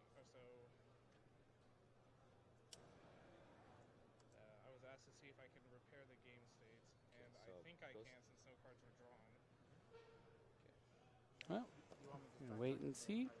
Yeah, it looks like they finally caught the Rafflesia not being able they're to be looking back at affected. that to see how to deal with that. Yeah, sometimes when you're playing fast, like you just don't notice certain things. It's also effective. Rafflesia doesn't really come up that often. You don't think about, oh, this is my monster that's resilient to traps, right? Exactly. You think this is my trap monster. Right. So I know my own personal experience. There's many times I've used that card and used its effect, and my opponent has activated Solemn Strike to try and negate its effect and destroy it. But while it has materials, it is unaffected. But a lot of people overlook that aspect. So. What happens when your opponent tries to Solemn Strike it? Does a Solemn Strike? Is that a legal if you activation? can do Solemn Strike the summon of the trap. No, it is not, because it's still it still can't be it's just unaffected. Yeah. Yep. Welcome back to YCS Seattle. We are about to begin round 3, where we have 2 duelists, both using similar decks with slight card variations. We have Aaron Furman using a Metalfoes. Whoa. UDS champion Aaron Furman. I apologize. All right. UDS champion and belt holder. Yes. Aaron Furman, who is using a Metalfoes deck, and he is dueling against England's Alex Moffat, who is also using Metalfoes. Yeah, so Metalfoes being maybe 3rd or 4th on the most popular strategy, still utilizes Zodiac Ratpier as a way to do all those combos, rather than making Daigusto Emerald because they're playing Pendulum monsters and they don't want to shuffle anything back because all their things are in the extra deck, and rather than making Kagasuchi to mill because they're not using Inferno cards or anything that gains advantage from the graveyard, they typically use Coach King Giant Trainer as a way to draw 3 cards. So that's what we'll see, but we'll go to the game because they're ready, and we'll talk more about it once we get there. Yeah, it's interesting, though. Furman and Moffat both had a similar vision of the deck. They're both using exactly 3 Ratpiers with no other Zodiacs. Yep. None at all. 0 Whiptails. And they are both using Coach Captain Bearman, like you said. It's going to be a tight one. We'll see what happens.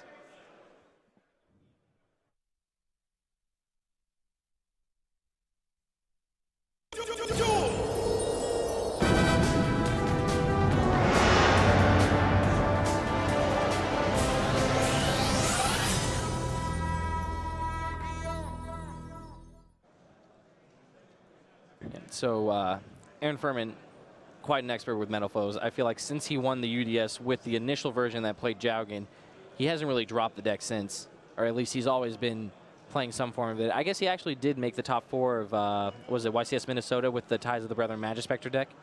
But He's pretty big on Metaflows, and I'm excited to see him because I feel like he's one of the people who's sort of become like a master pilot of the strategy. And both of these duelists are undefeated with Metaflows, although Right. Aaron Furman did get a 2-round bye. Yes, so the perks of being his the wins, ultimate duelist. Indeed. But Alex Moffat has had to fight those 2 rounds, still at 3-0. Or 2-0, 2-0, going into yes. round 3. We'll see what happens. It looks like Furman is first. He places Archfiend Eccentric and Metalfoes Volflame in the Pendulum zones, and then uses Volflame's effect to destroy Archfiend Eccentric, sending it to the extra deck and allowing him to set a Metalfoes card from his deck. Yep. What's interesting here is he plays 3 copies of Metalfoes Counter. Yes, that is a bigger part of the newer version of Metalfoes, or at least the one that incorporates the Zodiac engine and what we've seen now. We'll see exactly what he does with them. Yes, so he sets combination, activates Archfiend Eccentric in the Pendulum Zone, then uses its effect to destroy the combination, allowing him to add a Metalfoes of his choice to his hand. I presume he wants to complete a scale. Yep. It's a pretty strong use of Archfiend Eccentric that we've seen in Metalfoes is basically anytime you draw it, you can turn it into another Metalfoe because of Metalfoes combination. Yes. So he adds the Scale 1 Gold Driver to his hand. Looks like he has Silvered Gold Driver. Something else in his hand. And Bearman. Steelin, Gold Driver and Bearman, sorry. He activates Steelin, uses it to destroy Volflame. This time he will set... Looks like counter. Counter from his deck. That was counter? Yeah. Scales the Gold Driver, and now with the Pendulum Scales in place, the Pendulum summons... See how many? I would assume 3. I would think We'll so. see. It's not like he's vulnerable to Solemn Strike or Solemn Warning at this point. See, and this is exactly why this version of the strategy is so strong, because right here he can still just make MX Saber Evoker and go off with the Zodiac combo. But what he's making sure now is that he has enough zones to do everything he wants. So he might actually choose not to take Volflame to make sure he has the zones. Yeah, because the MX Saber Invoker and the Zodiac Dryden already take up 2 zones, then the Coach King, or the Coach Captain Bearman will take up another zone, and then 2 Rat Piers. So that's a total of 5 monsters before he summons Coach King Giant Trainer. So he only takes the 2 Eccentrics, combines them for Invoker, and now activates Invoker's effect to special summon Rat Pier from his deck. Yep. And now it begins. Upgrades it into Borbo. Upgrades into Tiger Mortar. Uses Tiger Mortar's effect that was gained by the Rat Pier Xyz material to special summon another Rat Pier from his deck. I assume Broad Bull will be coming next. Broad will likely search out his Dragoons of Draconia. That is... And then he'll use the... Is Furman playing that? Yep, I believe so. He is, yes. Dragoons of Draconia in his deck.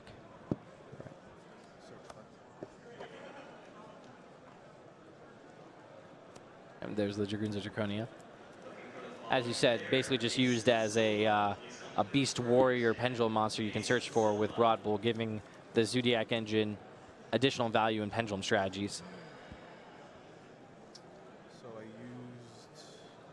this so far. Yeah, that's an interesting addition to the deck as well that is new thanks to the Zodiac engine. Yep. Since Broad Bull can search for it and it's a low scale, it's a natural fit.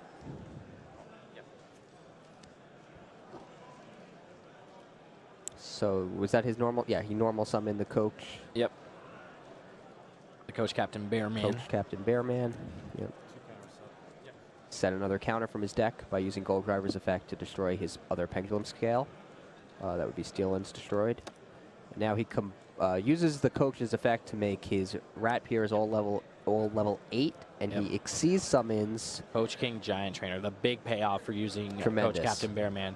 Draws thrice and inflicts damage when he does so. 800 points for every monster he draws. Yeah. So first he draws 1, deals 800 damage. I expect he'll use it 2 more times. Yep. The best thing is drawing those monsters means that he can thin out more spell and traps from his deck. Likely to find more monsters. The burn damage not mattering as much, but just making sure that he's drawing more relevant cards and thinning as much as he can to try to find, you know, potential stoppers like Dimensional Barrier. That's probably what he's really digging for. Exactly. So now he, since he drew a Gold Driver, he's able to play it, destroy the Gold Driver in his other scale, set the counter. So that's one card he will not draw with the Coach. Found the Dimensional Barrier. That was the key one. Really good. 2 copies of Dimensional Barrier. I think he's pretty well set. Yep.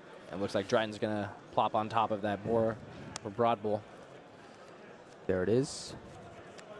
Likely setting just 1 Dimensional Barrier, but he might want to set 2. Setting 2 makes Twin Twister a lot better against you than it should be, especially because your opponent will know which one it is. However, specifically in this matchup, Dimensional Barrier having multiple copies is advantageous. Actually, no, can you check Dimensional Barrier? You actually may be only able to activate 1 copy a turn. You can only activate 1 Dimensional Barrier never per mind. turn. Yes. But one reason that Malphos is so strong is that it is able to play around Dimensional Barrier very well because it's able to fusion summon and Xyz summon when you use the Zodiac engine. And obviously Pendulum Summon. Yeah, and Pendulum Summon as well. Yeah. But it just does a lot. Yeah. Let's take a look at Moffat's hand. It's got Archfiend Eccentric, Tekettenborg, Terror Top, Gold Driver, Steal-In, and Painful Decision. Yeah, so he can do a lot. However, not much through he's Barrier. still stopped very, very hard by Barrier. Yeah, and that Dryden's pretty good because it can just pop a scale. Yeah, or whatever Moffat needs. But the issue is that what Furman's going to call with Dimensional Barrier. Because if he calls Xyz, then that locks off the Zodiac part, sure, but then he can still just start Pendulum Summoning with his Metal Foes and then Fusion Summon at the end. Yeah, so or if he goes about Pendulum Summoning, then he's limiting Moffat to just Xyz Summoning most likely, because I doubt he'll be Fusion Summoning. But we'll see. So Moffat special summons Tekettenborg. Sorry, Terror Top, but he can't search for Tekettenborg because it's already in his hand. Yep. Right here, I think he's going to just try to get Furman to flip the Dimensional Barrier. Now he special summons Tekettenborg. So, but Furman might. It looks like Furman's going to be diligent about this, though, and maybe wait a little bit longer, which is interesting. Well, I feel like you don't want a barrier there because you want to use Dryden first. If That's anything, true. you would want to use Dryden's effect to destroy one of the that's two. very true. Otherwise, yeah, no, I definitely misspoke. Yeah, that you just should not be dimensional varying before you activate the effect of Zodiac Dryden. Because you're losing. You're basically causing 2 of your disruption pieces to just turn into 1. Right. So now here's the Invoker. Now we can see Dryden destroy it. He still has the barrier. Yeah, and this lines up super well because now he doesn't need to Dimensional Barrier Xyz monsters because the Zodiac combo's out of it. So now he can just Dimensional Barrier Pendulums most likely, and that should be enough. Yeah, I mean, there's nothing even for him to Pendulum Summon. What's in his hand? He has Steal-In, Eccentric, Gold Driver. Well, he has a handful of Metal Foes. And Painful Decision. So yeah, you're right. There will be monsters to Pendulum Summon, but that's it. See right there? No, Moffat conceded to hold the information. Furman does not know what he's playing against. That was my next question. Did he even see a single Metal Foe? No, he just saw Terror Top to Tekettenborg, assumed the hand was bad, and then that was it. So yeah, he could, a lot of decks play Tekettenborg and Terror Top, so he could be playing almost anything. So that was a good start for Aaron Furman, as it usually is when you draw 3 cards with a monster effect on your first turn. So he was able to take a pretty quick win in the first duel. Let's see. In their side decks, Moffat has 2 Cosmic Cyclone, 3 Retaliating Sea, 3 Artifact Lancia, 1 Mystical Space Typhoon, Raigeki, Dark Hole, and 3 Chain Disappearance. What do you put in here? From Moffat's side? Yeah. From Moffat's side, Cosmic Cyclone. Cosmic Cyclone's fine. Mystical Space Typhoon, not the worst. Raigeki and Dark Hole, also not that bad because you're just still trying to clear the field. You think so, even though the Zodiacs are more of a minor... But, yeah, I mean, it depends whether or not you're bringing Chain Disappearance, I guess. Maybe he decides Chain Disappearance going first and Dark Hole and Raigeki going second. That would make sense. Probably a side deck plan. However, Furman's side deck is the real spicy one because he has Holding Legs. Holding Legs. Yeah. Let's see if I can bring that card up. I can. Let's see. Yep, so if it's summoned, it returns all set spell and trap cards on the field to the hand, and then you can banish it from your graveyard to target 1 set spell or trap your opponent controls, and that set card cannot be activated until the end of your opponent's next turn. Interesting. And why is he playing Holding Legs?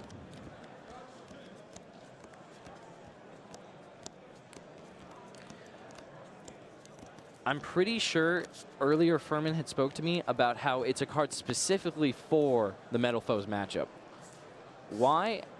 I would like to find out. I feel like if we read it enough, we will figure it out, though. Maybe it has to do with special summon. Return all set spell and trappers on the field to your hand.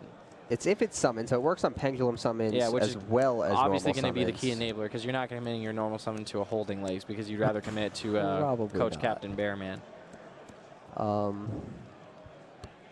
Yeah. And he said this is for metal foes? That's what I'm pretty sure that is what he told me just before this. Doesn't But he did not give much explanation. It doesn't seem exceptional. I don't know. Am I missing? I must be missing something.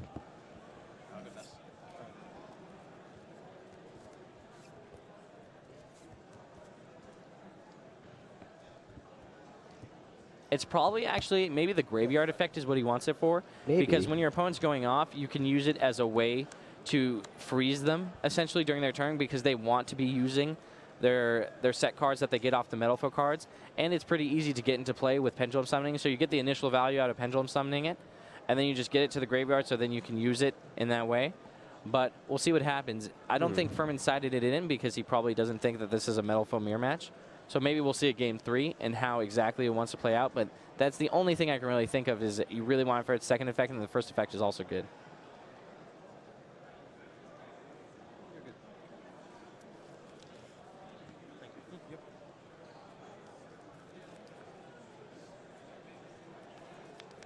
So there's holding legs on the screen for you.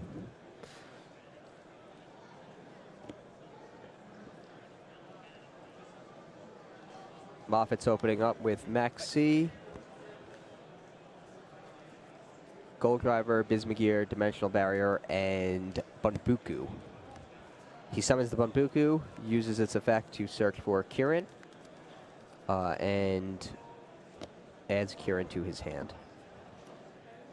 Kirin has to be one of the most impressive cards in the game right now.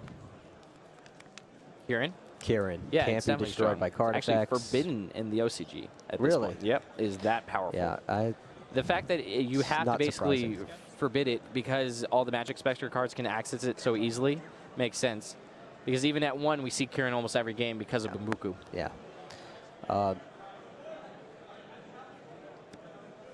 So, looks like he scales the Kirin, scales the Bismugear, uses Bismugear to destroy Kirin, sets counter, activates Gold Driver in his Pendulum Zone. Now he's got scales 1 through 8. Pendulum summons the Kirin. And then I think we'll probably see Gold Driver destroy Bismugear. So Bismugear goes to the extra deck. In his end phase, he'll be able to use its effect to add a Metal Foes from his deck to his hand. Metal Foes monster, but first he gets to set a Metal Foes spell or trap. Sets Metal Foes counter. I think we'll see him set Dimensional Barrier before passing his turn and entering his end phase to search for a card. And in his end phase, he takes Volflame, a scale 8 to go with the scale 1 Gold Driver on his field. Not to mention a good card to Pendulum Summon because it has high attack points, 2,400. Yep. This is actually probably very difficult to break through, right? Well, Kirin's always hard to break yeah, through. but the fact that Mofat has Maxi, I think, is the real just nail in the coffin. That's true, too. Because Furman also sided not for Metal Foes. He has Mirror Force in his deck post side, which is horrendous against Pendulums and especially horrendous against Kirin. Yeah. So he summons his own Bunbuku.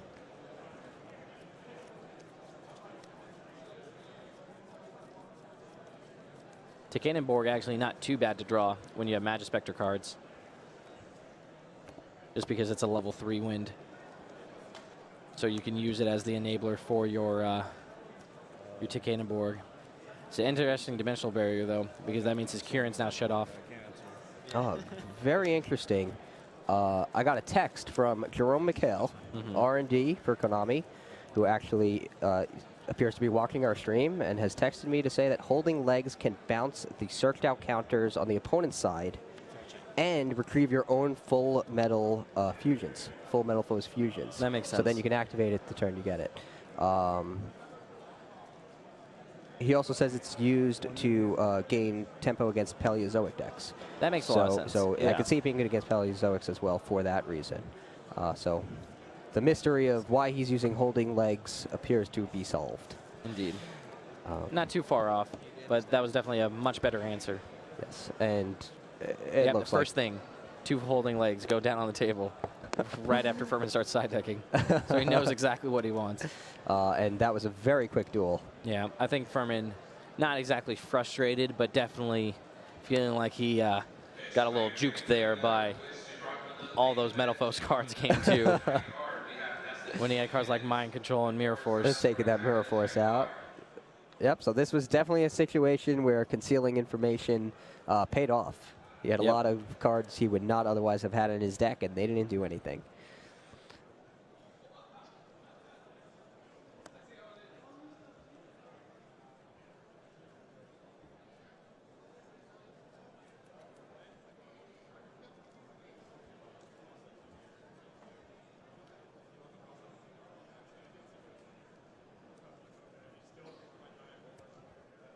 Yeah, looking at side decks again, I don't think too much probably changes for Mofet other than what we were talking about before, whether he wants Chain Disappearance going first or anything like that. But looking at his side deck, I don't think he has Chain Disappearance. He doesn't have Cosmic Cyclone. Chain Disappearance is probably just for the pure Zodiac strategies, because getting hit by a Chain Disappearance is likely going to end the game for you. It's devastating. Whereas against Metal Foes, you can still use the Metal Foes to play. Exactly. So it's just not the best. You're only hitting such a small portion of their strategy when you're just banishing Rapier, because it's only 3 cards in their deck. Yeah.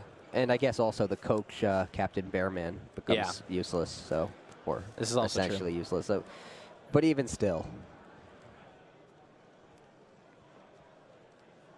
Dang.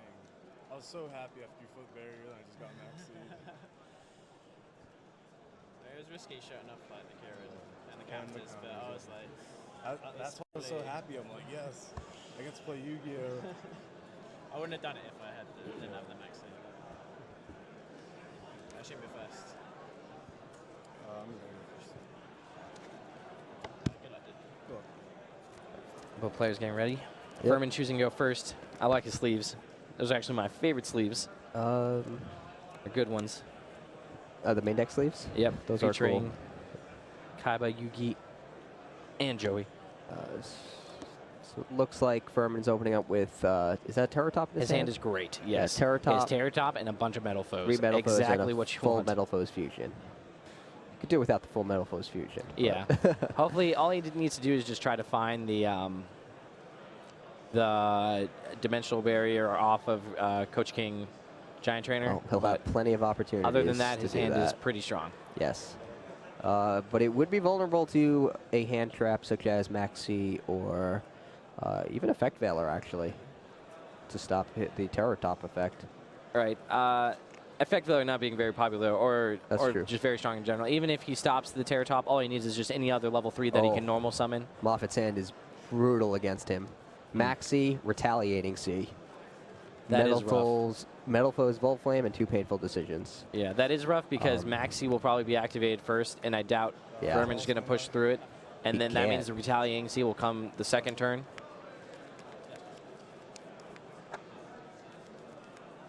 So Furman starts off the duel with Speedroid Terror Top, activates his effect to add Tekkenborg to his hand.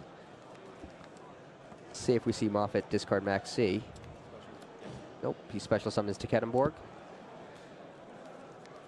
Xyz summons Invoker, detaches an Xyz material, and now we see Maxi. Yeah, he wants to make sure he gets at least 1 card out of it and expose a Rapier from the deck.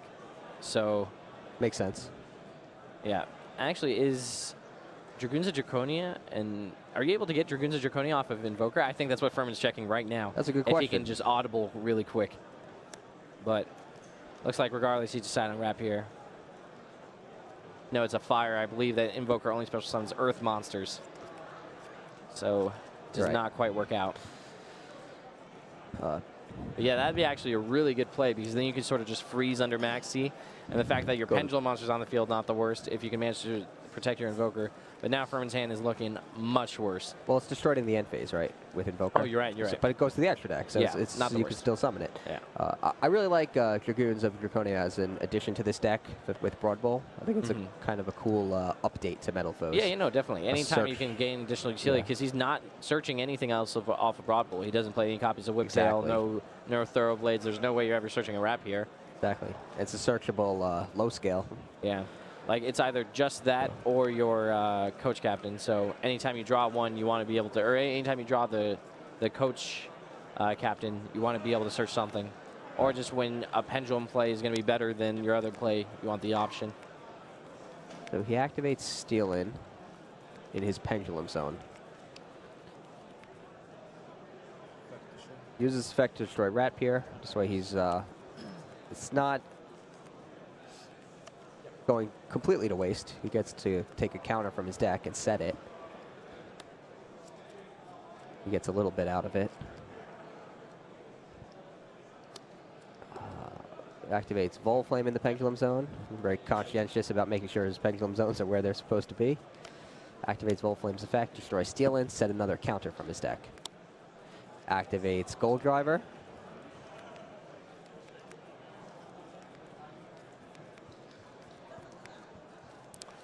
Scales are set, but he's probably not going to pendulum summon that monster since he is under max C.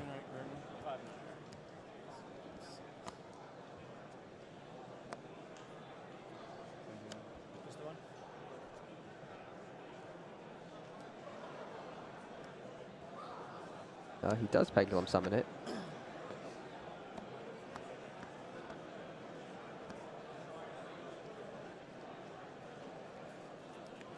He uses Gold Driver to destroy Volflame. Sets another card from his deck.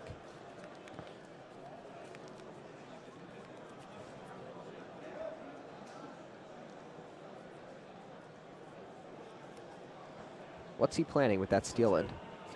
Can you tell? Likely, I assume he's going to de-destroy Bismuth Gear? No. He didn't? Not this turn. Okay, well, I would assume it would be... Yeah, I don't know then.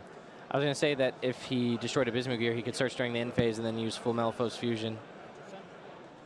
But, that would make sense. Yeah, but if he didn't destroy Bismuth Gear, then I'm unsure. I mean, he still could fill Melifos Yeah, with Fusion. the Invoker, so that's probably what he's doing. So I guess it was worth the draw to make that an option. Viable play. Yeah. Okay, that makes sense. But still going to be so rough. I think, yeah. Did we see what cards, all firm and set cards of the Melifos cards? He didn't have any traps at the beginning of the turn, right? That's correct. Yeah. So no, like, crazy interaction. Yeah. Just full Melifos Fusion was the only spell or trap in his opening. Yeah, so the only one that Mofet doesn't know about is full Melifos Fusion. Yeah, and then he set 2 counters and a combination. So it's not much he can actually do. Obviously, he could start reacting to his own monsters being destroyed with counter. And he can full Melifos Fusion. But no, yeah, his field is like resilient in that he has all those cards, but not good in stopping what nothing crazy Mofet's going to try to do. He can't stop Mofet's progression, which is the big deal. Yeah, he can't even summon Alicast because he doesn't have a Melifos plus a normal monster, which would be one of the few ways to disrupt his opponent with full Melifos Fusion. Yeah. So yeah, I'm liking this environment more and more. I feel like Melifos does seem like such a strong choice against Dimensional Barrier, all those things, and the fact that your deck is just so good at making Invoker already, and then you have like the Infernoid variants of this deck, like just milling so many cards, or just taking advantage of Void Imagination and Void Feast, all those powerful cards. We just have the standard like pure Zodiac deck that's just so good at doing what Zodiacs already do. Yeah. So Moffat sets the scales, activates Painful Decision, sends 1 silvered to the graveyard to add another to his hand. And now he thinks.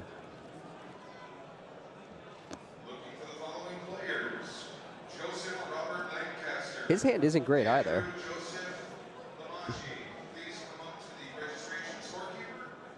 His hand's actually very weak. He has silver to Kettenborg, Painful Decision, and 2 Retaliating Seas.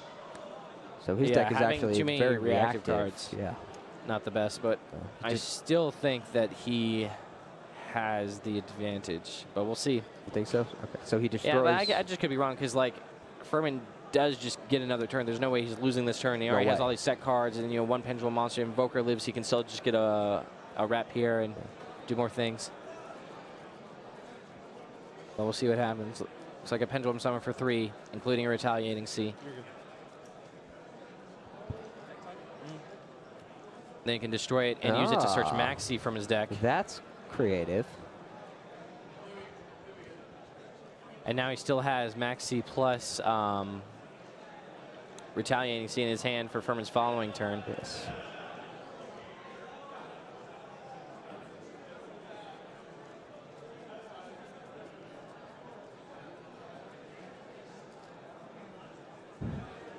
I don't think I've ever seen Retaliating C used that way, actually. Like pendulum summon to the field yeah. and then just destroy it with a Metal Foes effect. Yeah, it's a cool interaction for sure. It is. It really is. So he uses, obviously, the Metal Foes effect first to set a Metal Foes spell or trap from his deck. Sets full Metal Foes fusion. And now he gets to add Maxi to his hand with the effect of Retaliating C since it was sent to the graveyard. Yep.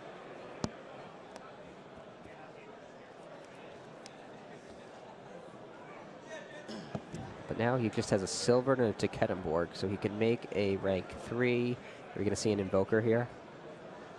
Yeah, for sure. We are. Especially knowing Furman has probably no interaction after him not stopping him that only one set card. Yeah. 4 back rows, but none of them can stop anything that Moffett does. Yeah, just the amount of tempo swing that Moffett's going to get this turn by Furman not interacting is the big deal. Yeah. So there's the Rapier. He upgrades it into Borbo.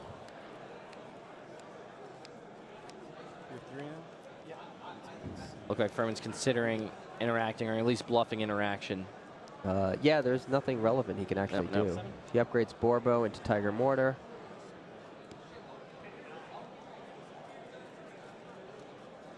See which effect he's using.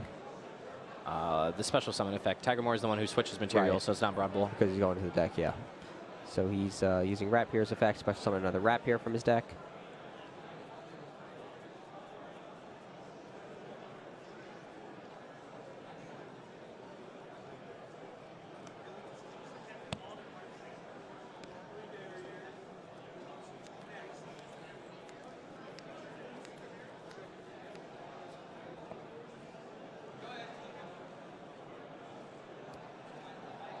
Upgrades it into Broad Bull.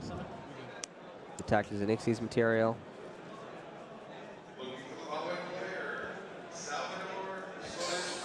Special summons another Rapier.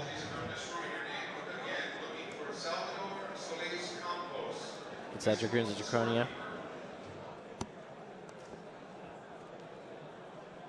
Yep, Broad Bull's effect.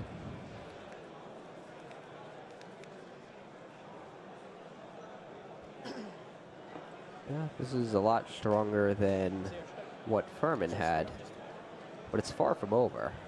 Indeed.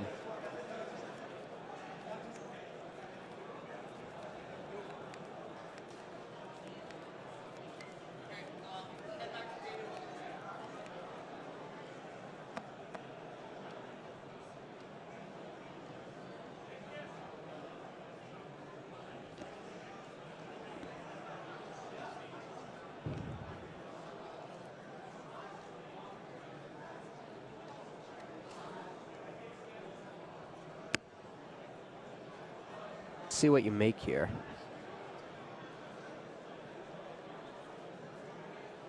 Could make Daigusto.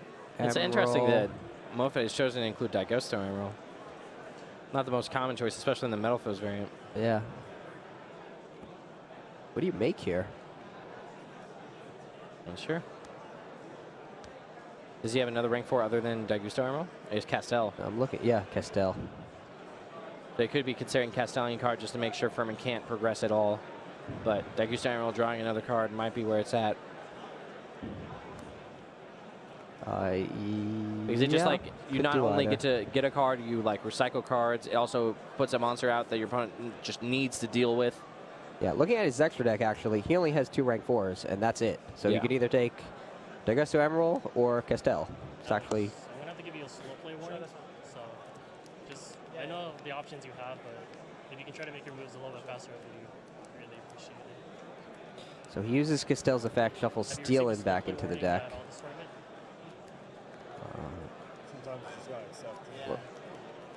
Looks like he's being given a slow play warning. Yep. Took a little long to make that play, but he's now mindful of that warning, and now it appears he's playing actually just very a warning. Yeah, Not the just biggest a deal. warning. Rarely upgraded. Yep. He upgrades Broad Bull into Trident. Speaking of upgrades. And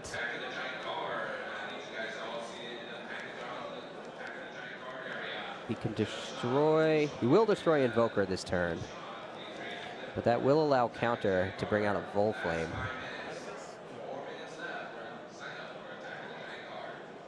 So Castell attacks Invoker. Furman loses 400 life points. Invoker is destroyed, and I think we can expect to see counter here, right? Yeah. I just don't think that Furman's getting out of this. With Maxi and Retaliancy... It's going to be tough. And, yeah, it seems really tough. Okay, you can use 2 counters. Riding could... Oh. Yeah. Damage to Furman reminds Mofet. Okay, so... He can't Maxi. That's the good news. Trident could destroy one of the special summon monsters, but probably won't. That doesn't really accomplish anything. Yeah. Assuming he would scave it to like disrupt the scale or something, or maybe in response to a fusion card. Yeah. Although disrupting a scale won't be that effective either with 2 counters in the graveyard. That's also true. So Furman's not in the worst shape. Now he has 2 big monsters out.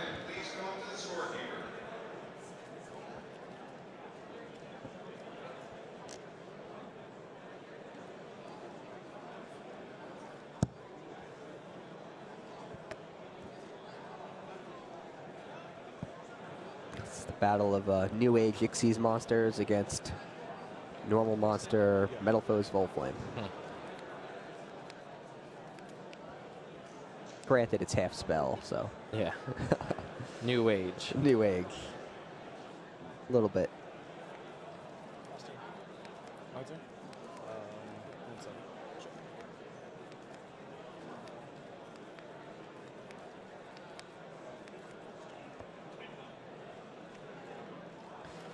So Moffat's back row,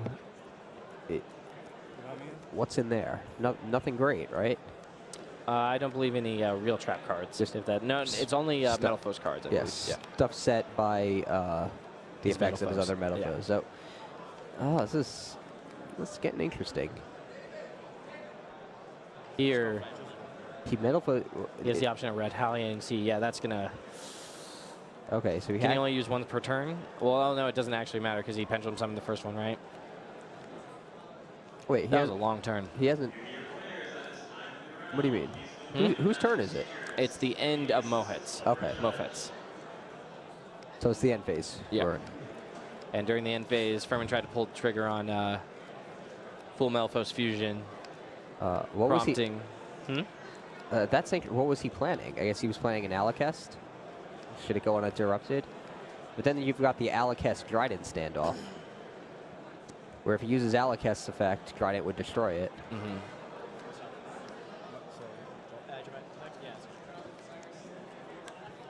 Here's Kieran for turn.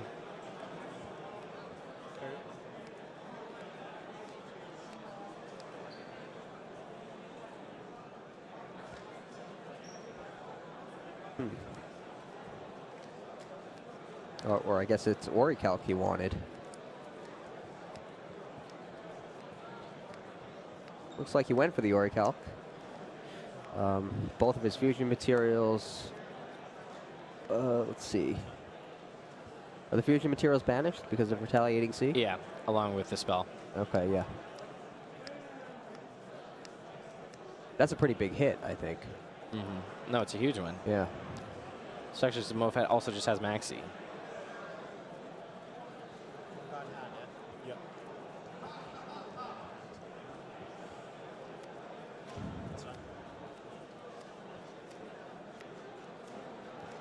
Oh wow, and any card sent to the graveyard is banished instead, so Dryden can actually destroy the Orichalc without triggering its effect. It's very cool. So this Does Retaliating Retaliancy Sea cause is your own actually... cards to get banished? Does it cause your own cards? Let's see.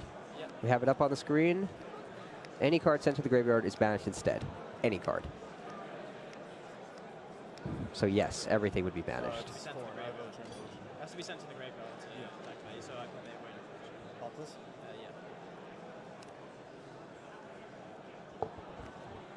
So yeah, he's using Trident to destroy Orichalc. Orichalc is banished.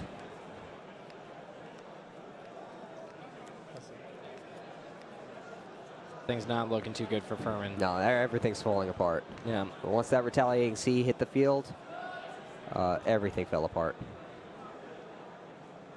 As much as I even think just like the initial Maxi. The Maxi just prevented him from finding any That's way true. to stop Mofet's progression. The Mofet was able to find a second copy of Maxi off of his first retaliating C, and then assemble Maxi plus retaliating C to still cause a lot of problems for Furman. And now Furman's just fighting for so far from behind. I feel like Furman was okay when he had 2 Volflames. It's when he lost both of them to the banish zone because of the retaliating C, so he couldn't pendulum summon them again. Yeah, that was like the nail. Yeah, I feel like that's actually, yeah, I mean, to call it the nail in the coffin, I feel like would be to say that he was kind of dead at that point already, but I don't think that's accurate. Okay. I think he was actually think in he a was still in fairly it? strong position. Yeah, he had the 2 strongest monsters on the field. He was able to pendulum summon. He had the 2 counters in the graveyard, so he still could have, even if Dryden had destroyed a scale, he would have been able to get it back. It's the retaliating C that did it.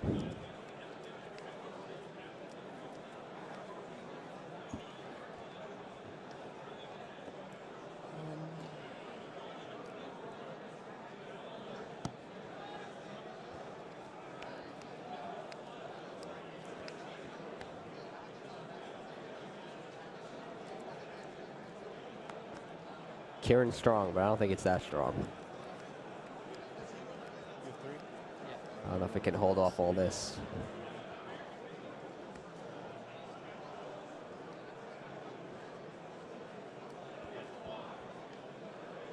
Uses Gold Driver to destroy Volflame and set a card from his deck.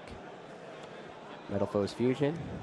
Now he has a card in the a face-up Pendulum monster in his extra deck at least.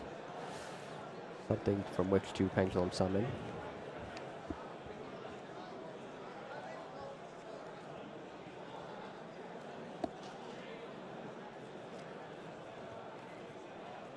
Fusion.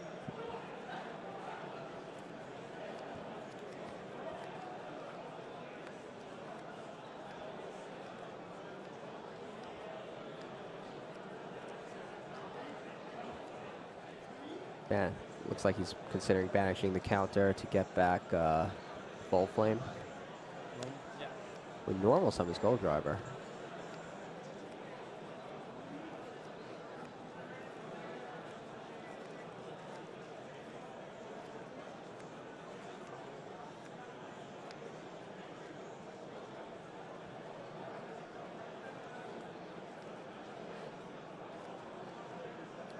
He activates Metal Foes Fusion. Another retaliating C would just end it there.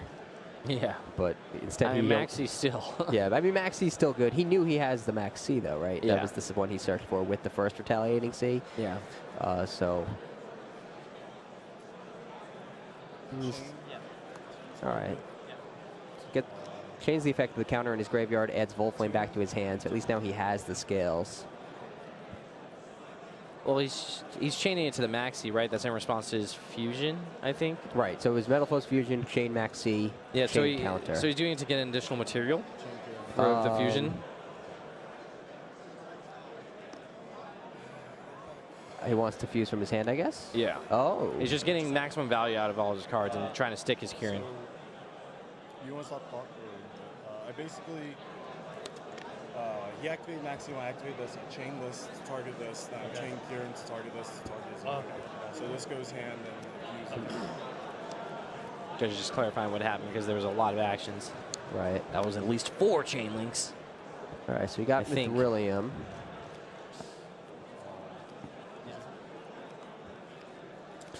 Mithrilium's good here.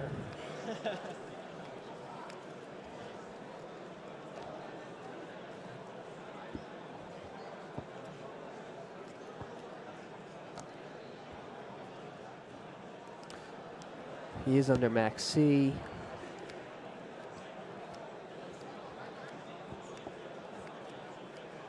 Furman might be able to salvage this game. Maybe. I believe in Furman, but I Yeah, can't help but he's- be skeptical. I mean, he took a big beating from that retaliating C earlier. Yeah. So he bounces Metal Foe's counter to Moffat's hand by returning 2 of his Metal Foe's cards from his graveyard to his deck with Mithrilium's effect.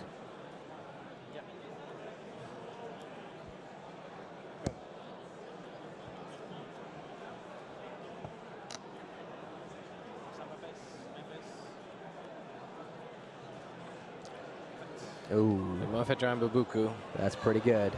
Yeah. We'll use it to add Kieran to his hand.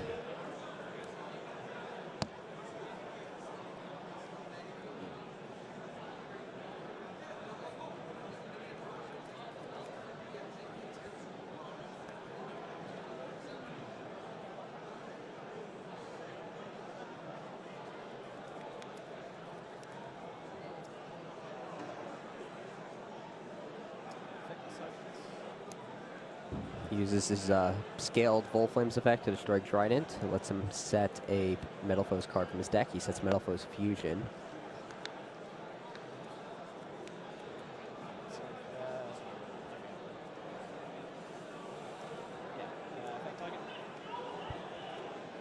Uses his scaled, I believe that's a silvered or a steel-in. Can't see it from here. I believe it's silvered. So uses the scaled silver to destroy his remaining scale. Sets another one. Searches for Stealin with Painful Decision by sending one from his deck to his graveyard. So you set fusion, then counter? Or a combination? Everyone just clarifying which cards are set. Yep. He activates Stealin. One very interesting thing about the Metal Mirror match at a higher level is there's so much known information because of everything being set. Right. That is true. Yeah. Makes for a lot of interesting plays and counter plays, just how much both players know at the table. Yeah.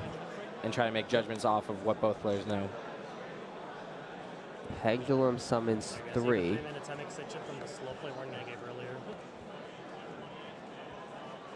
It looks like we're about 3 minutes away from time.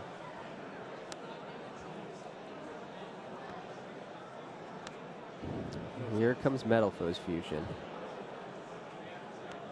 Like Bambuku and Volflame. Makes his own Mithrilium. So is he forcing Kieran to return it, or? Looks like Furman's considering, but do you have another option? Otherwise, you lose your own Mithrilium to Moffat's Mithrilium. I feel like he's going to lose his Mithrilium regardless, right? Because of the Kieran. That's true. He will. But I don't know. Yeah, but at least then you would. Yeah, I guess it doesn't really matter. Yeah, it looks like Furman's just conceding.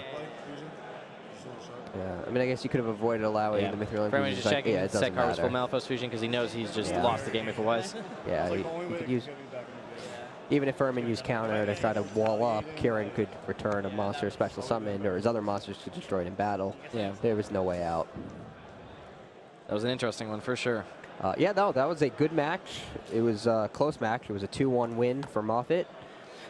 And we saw some of what Metal Foes can do in a post-Raging Tempest format. Yeah, it's still very much Metal Foes, but just having access to MX Saber Invoker for Zodiac Ratpierre. Yeah, it's interesting. It's just a little bit different. Yeah. It still uses all the cool plays it had before, but now with 3 Ratpierres and the new Zodiac Ixies monsters, it can make a lot of different plays. Yeah, well, it's not like different, yes, but it's just like it adds ones. It's a different first turn play. Right. I mean, what the Zodiacs do for every strategy is just give you a starting combo that's just crazy, right? And especially in a deck that can take advantage of utilizing rank 3s like Metal Foes, and then you're able to use Coach King Giant Trainer to draw 3 cards to help your combos go even more. Just it's crazy how little you need to start this Zodiac combo, right? And then depending on what kind of strategy you're playing, you're either making Daigusto Amabujinte Kagasuchi or Coach King Giant Trainer, and they just do so much for each deck. Yes. Yeah, it's interesting. It's core, incredible. Yeah. Yeah, it's a core set of cards that have been found that have found a niche in all different decks and do different things in each, and that's pretty interesting. Yeah. So that is the end of round 3. We now have Alex Moffett at a 3-0, perfect 3-0 record. Yep. But Aaron Furman's not yet out of the tournament. He's still 2-1. He can still make it to day 2 and to the top cut. But for now, round 3 is just about over, and we will be back when round 4 begins with a new feature match. Stay tuned. The original Duelists are back! You can collect Yugi Moto's 5 new Magician Girl monsters, plus Seto Kaiba's Blue Eyes Dragons, and the Egyptian Cubic monsters of New Villain Igami! Yu-Gi-Oh! The Dark Side of Dimensions Movie Pack Gold Edition! 5 cards per pack, 3 packs per box, each box sold separately. It's time to duel! Yu-Gi-Oh! The Dark Side of Dimensions. January 27th. Rated PG. Free exclusive Yu-Gi-Oh card with ticket purchase.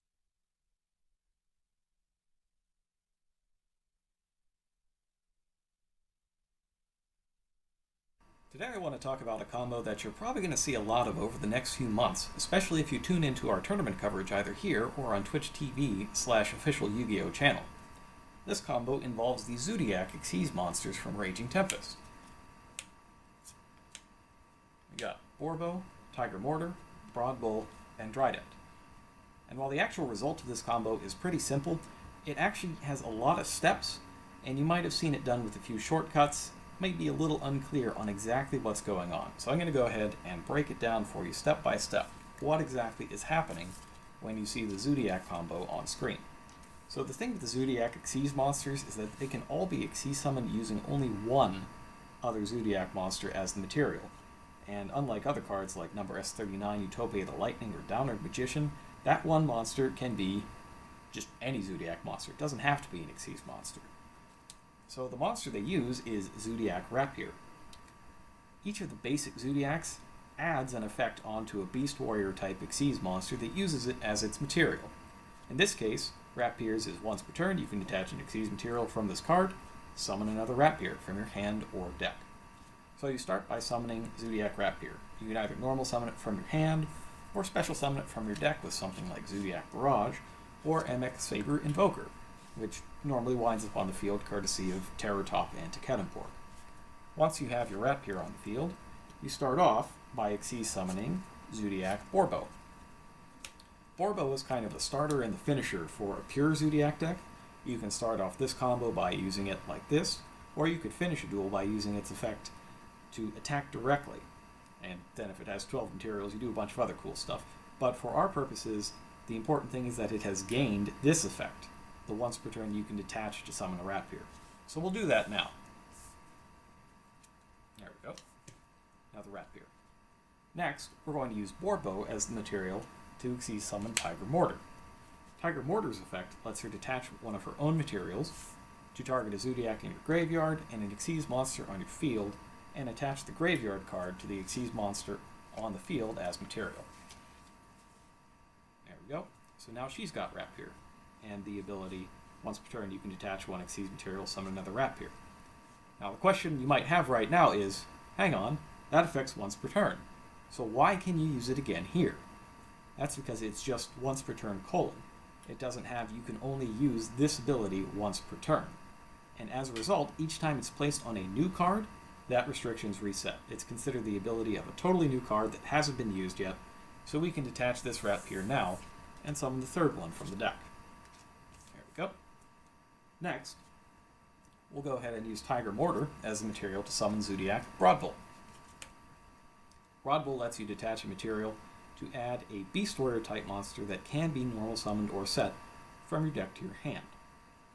And the one that we're going to get here is Zodiac Whiptail. There's a lot of other choices, tons of them really. There's other Zodiacs, there's Fire Fist monsters, there's even Beast King Barbaros if you want it. But for our purposes, the most common card you're going to see is Zodiac Whiptail, because this card can attach itself to a Beast Warrior type Xyz monster during either player's turn at any time, except during the damage step, and it gives the monster it's attached to the ability to banish any monster that it battles. So this is going to go to hand, and then finally we're going to use Zodiac Broad Bull as a material for Zodiac Trident, which also has a quick effect that lets you destroy any face-up card on the field. So with this, you could detach the Broad Bull, destroy something, and then just put Whiptail right on so that you can do it again during your opponent's turn. Or you could save the Broad Bull, use it to disrupt your opponent during their turn, and then if they try to do anything, like attack Trident, you can just attach Whiptail to make sure that you take out their monster as well. But that's ignoring that you still have these 2 Zoodiac Rat Pierce on the field that you can use to make pretty much whatever rank 4 you'd like. You could get a Beast Warrior specific card, like Brotherhood of the Fire Fist Tiger King. You could get a defensive card, like Traptrix Ecclesia, which is pretty popular with cards like Treacherous Trap Hole, or Traptrix Trap Hole Nightmare, or even Floodgate Trap Hole. Or you could get a card like Cane Gorgon, Anti-Luminescent Knight, that can deflect targeting abilities. For example, if your opponent tries to do this back to you with their own Zoodiac Trident, you can just redirect their effect to blow up their own monster. Or you could get Daigusto Emerald. Daigusto Emerald can help shuffle these combo pieces back into your deck and let you draw more cards. So if your opponent has something like Regeki or Dark Hole to blast all this stuff off the field, you'll have a chance to try the combo again later on. Or, if you're going second, for example, and you need to take out a tough monster, you could even use number 39 Utopia with Utopia the Light. There's a ton of different setups that you can make with just this one card. All you need is Zoodiac Rapier or something that can summon it from your deck, and you can do all this and still have the rest of your hand to work with to fulfill your original strategy or to protect yourself with traps or basically anything. And that is how the Zoodiac combo works and why it's so powerful. So keep a lookout for it. Next time you see it during tournament coverage, you'll know exactly how it works and exactly what's going on. And I'll see you next time.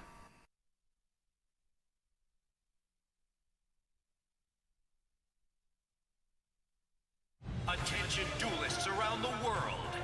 Thanks to cutting-edge Kaiba Corp technology, you can now duel on your smartphone. Ready? Check this out, everyone. Write the next chapter in dueling history. Yu-Gi-Oh! Duel Links. Here I go. It's my turn. My turn! It's my turn. Play as your favorite character and win your duels. Not a single card can stand up to this. Build your strongest deck and summon your legendary monsters. I call on Blue Eyes White Dragon. White Lightning!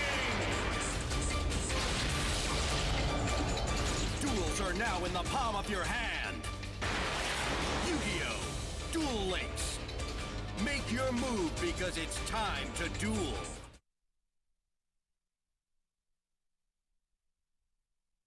Making your deck do anything in the first place. And then there were 4. Indeed. We're here at top 4, about to have a feature match here with Isala and Michael State.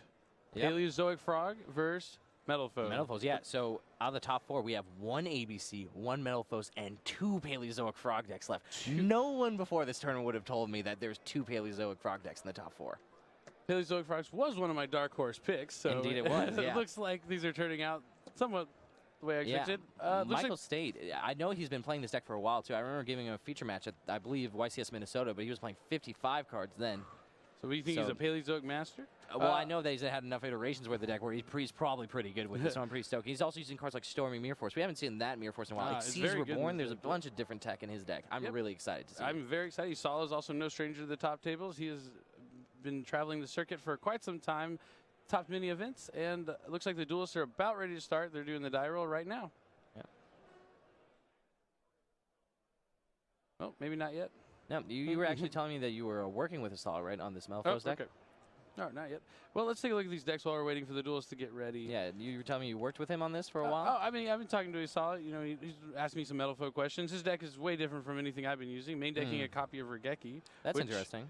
Could come in handy since, you know, the Paleozoic Seas monsters can't be destroyed by monster effects, but Regeki has no problem taking them down. Taking them down. Anything else interesting about this deck? 2 copies, a painful decision. That seems main usually decking 2 1 or copies 2. of Max C, but for the most part, this is a pretty standard Metalfoe deck. Yeah, the Rescue Rabbit. 2-dimensional 1 barriers. counter. Yeah, 2 barriers. I guess that's the one weird that can thing. be very good against the Paleozoic deck. Yeah. All right, and let's get to the duelists. They're ready now. Top 4 underway.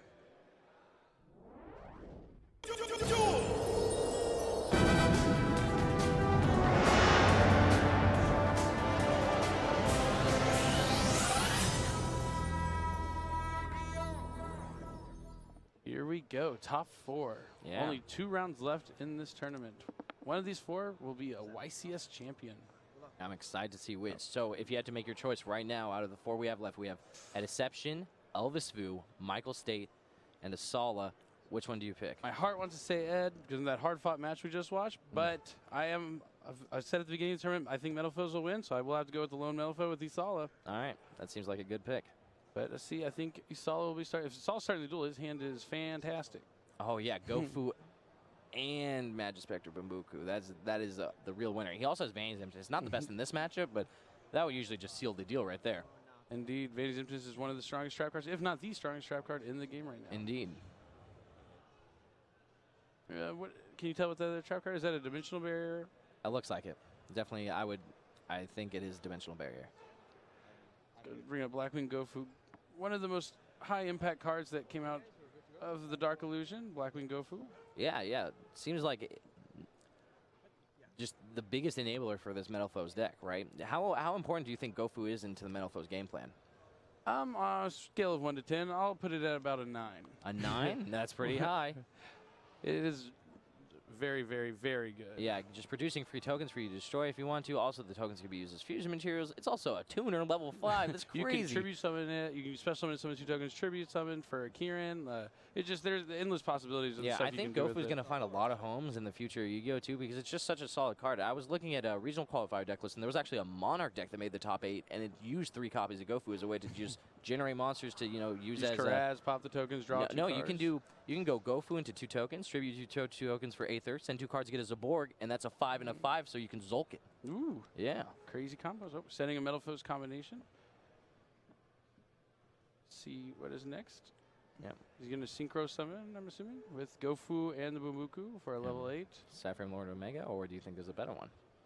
He does have, if he's able to set all the cards out of his hand and scale the Kieran, he can make Void Ogre Dragon to back up the emptiness and also negate the traps. I'm assuming he would know by now. Does he log himself out of Pendulum Summoning by putting those as his skills? No, because the Metalfoes can destroy the other one. Exactly. It's a little Nice. risky, but the Metalfoes Sword would be able to unlock the other scale. I mean, Void Ogre Dragon would be really, really good right here just because State has 2 copies of Pod Desire in his hand, and just being able to negate one is pretty good. Go with an Omega. Cyframe Lord Omega, one of the best level 8 synchros we've ever seen. Yeah, we were talking about how disrupting your opponent for a turn and just being able to, just deal enough damage to win the game the following turn is a big way how, duels try to take advantage of this format.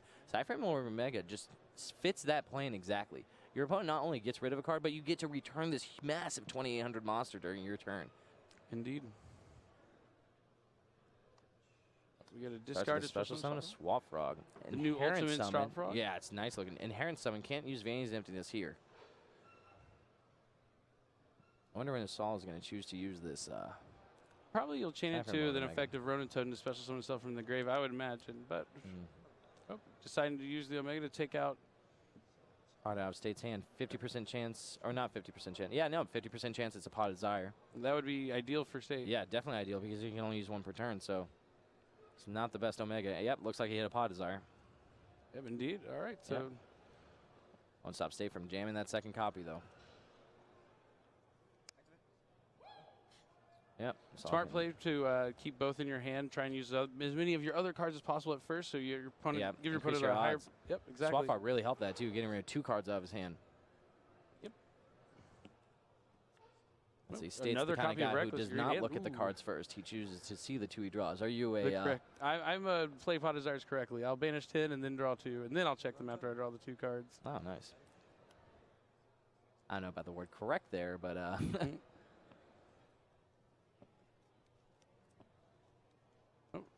Well, State's hand is. It sees monsters. This is going to freeze him out for the turn. Yep, but still destroys the token. You can also bounce back that Swap Frog, making sure he gets another use out of it the following turn. I could see the Storm Mirror Force being high impact, especially if Isala does not see it coming. Yeah, Storm Mirror Force being the least popular Mirror Force I think we've seen in the feature match area so far, with Quaking being by far the most and Drowning close. Not really close second, but the only other one I think we've seen so far. All right. Well, Omega comes back. He activates the combination. The opponent's in phase, so just in case State puts any Paleozoic trap cards in his graveyard, he won't be able to special them back when he activates his Metalfoes combination and resolves it. He can now use Metalfoes Silver's effect to destroy his face-up Metalfoes combination, to set a Metalfoes Speller trap from his deck to the back row, and then combination, since it's into the graveyard, will add any Metalfoe he wants from his deck to his hand, completing his scales.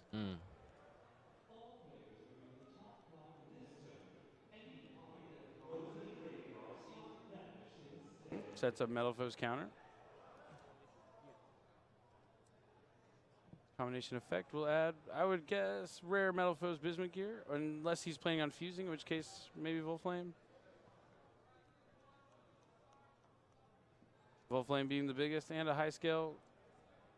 Yep. Solid choice. Placing it in the right opposite Pendulum Zone.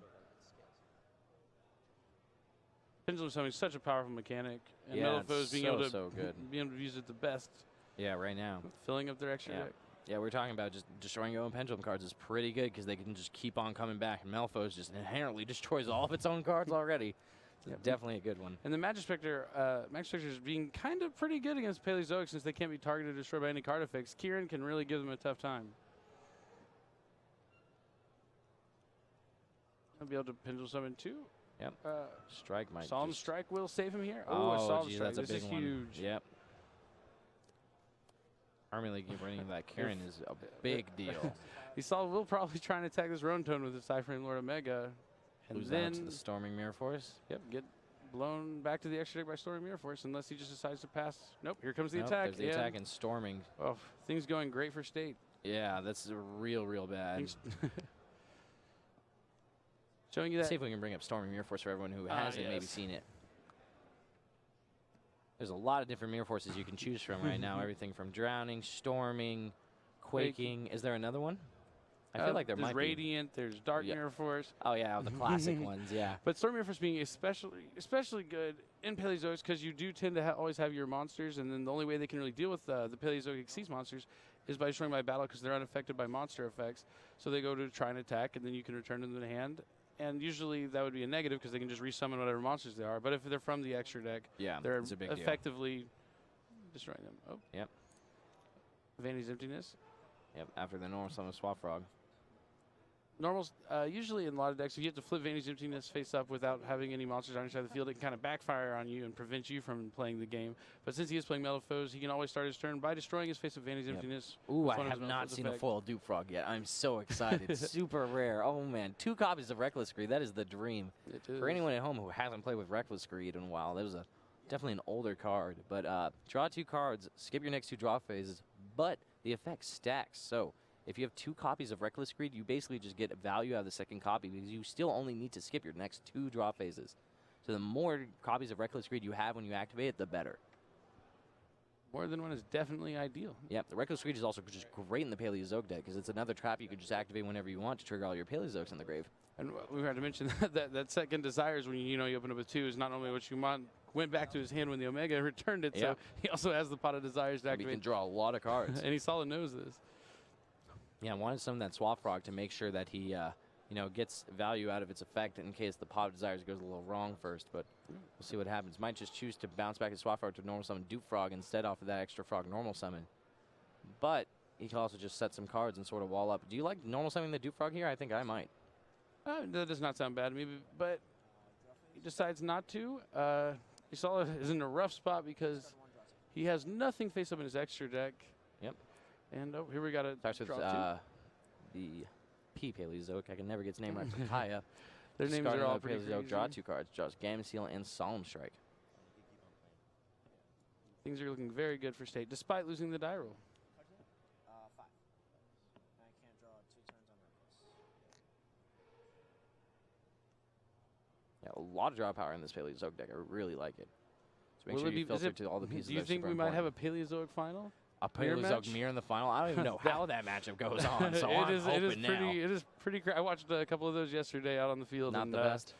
It was pretty crazy. I would tell you that it's pretty insane because you're able to trigger and special summon back your Paleozoics from the grave on your opponent's trap cards. So it's a lot of back and forth. That's crazy. It's yeah, I guess crazy. when you activate a trap, your opponent retains the first chance to activate their Paleozoic, so you can just. Oh, that seems like a tough mirror match to navigate. Very tough. Yeah. So we'll have to see if that's what ends up happening. Yeah, if we get there, I think that Michael State might have an edge over Reception just because I feel like he might have a little bit more experience with the strategy just because we've seen him play for so long, but I'm never counting Reception out. So Nope. we'd have to see what happens. Looks like he saw us thinking. Yeah. Despite Vantage Emptiness. He can destroy his own Vantage Emptiness if he wants to Yeah, unlock but- it, but he probably doesn't have any plays to go past that, so. Yeah, his plays are very, very limited right now. Yeah. His best play is probably to use he also has counter set, so you could use like the Vol Flames effect to destroy the Vantage. Oh, nobody chooses to play a little slower, but you could use the Vol Flames to destroy the Emptiness, set a Spiller Trap, scale the rare Metalphos Bismuth Gear, and then Pendulum summon out the Vol Flame, but it still won't get him very far. Yeah. So he decides to take it slow and try and wait till he has more monsters to do stuff. He'll need at least 2 Metalphone monsters, so he's hoping to survive since the Paleozoic deck doesn't really output a lot of damage and maybe can't deal with the Vanity's Emptiness. Mm-hmm. Especially being restricted from drawing, having to skip his draw phase due to Reckless Greed. Yeah. Looks like the judge is maybe checking up on something or resolving some issue because it doesn't look like the players are doing too much. Yep, we have one issue with. We'll see. Honestly, like the ultimate best strategy, always be honest, because you get like nothing bad happens when you're honest. When you're truthful. I'm going to take a minute and look at their side decks to see what might be coming up for game 2. You saw it does side deck 2 copies of Jinzo. Jinzo is quite devastating against Paleozoics if they can manage to get it out. I've never seen a bad 2 Cosmic Cyclone. Yeah, and it looks like Solemn may have drawn a side deck card or something and then informed the judge that he drew a side deck card. Or Ooh. it sounded like all I could overhear was one of the table judges mentioning, oh, yeah, you know, well, you were truthful about it, so that's what matters. So that's the only thing I could sort of salvage from the situation. But Well, we'll see what's I don't going know. on. Yeah. Take a minute. Both duelists take a sip of water simultaneously. It's important to stay hydrated. Yeah. Dueling's hard work. It is. It can be very draining mentally. Yep, long hours. Staying hydrated and healthy is a very big part. I definitely undervalued eating breakfast before a tournament when I first started. Yep, and nothing, Yeah. nothing replaces a wholehearted breakfast. Yeah. But I love judging. So Waiting to like, see. I've been to California before. And like I heard many great things about Cali, but like unfortunately we don't have much time to see it. But I'm definitely gonna come back. It's a great place. You got your competitive scene's amazing here. Yeah, it is. Competitive scene's Definitely amazing. one of the. Yeah, Florida too was great too. The southern states. Well, we hope that it wasn't anything too. state Yeah. that happened to draw the side deck card. It would be Yeah, or quite something. devastating. Yeah, especially because he's so far ahead this duel. But sometimes that happens. We'll see. The head judge was called. There we go with the head judge letting them know. Looks like he's talking to Isala. Yeah. But if there's going to be a game where you know you happen to have a side deck card in game 1 and like you're going to draw it, this one yeah. Like even though not the that game, he's completely out of this game yet. But yeah, but it looked like he's just down in so many cards, having used so Yep. many resources on so little. Yep.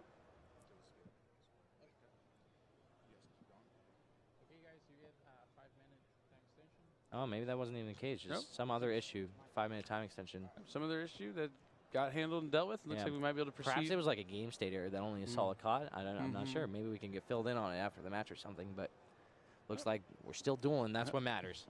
That's all that matters. Oh, so we have a set monster and a set back row pass. So it's all his, decision to take it slow might pay off for him. But stay drawing another copy of Solemn Strike. Looks like a solid drew Pot of Desires. Seems like a good one here, right? One of the few cards that could maybe get him out of the situation.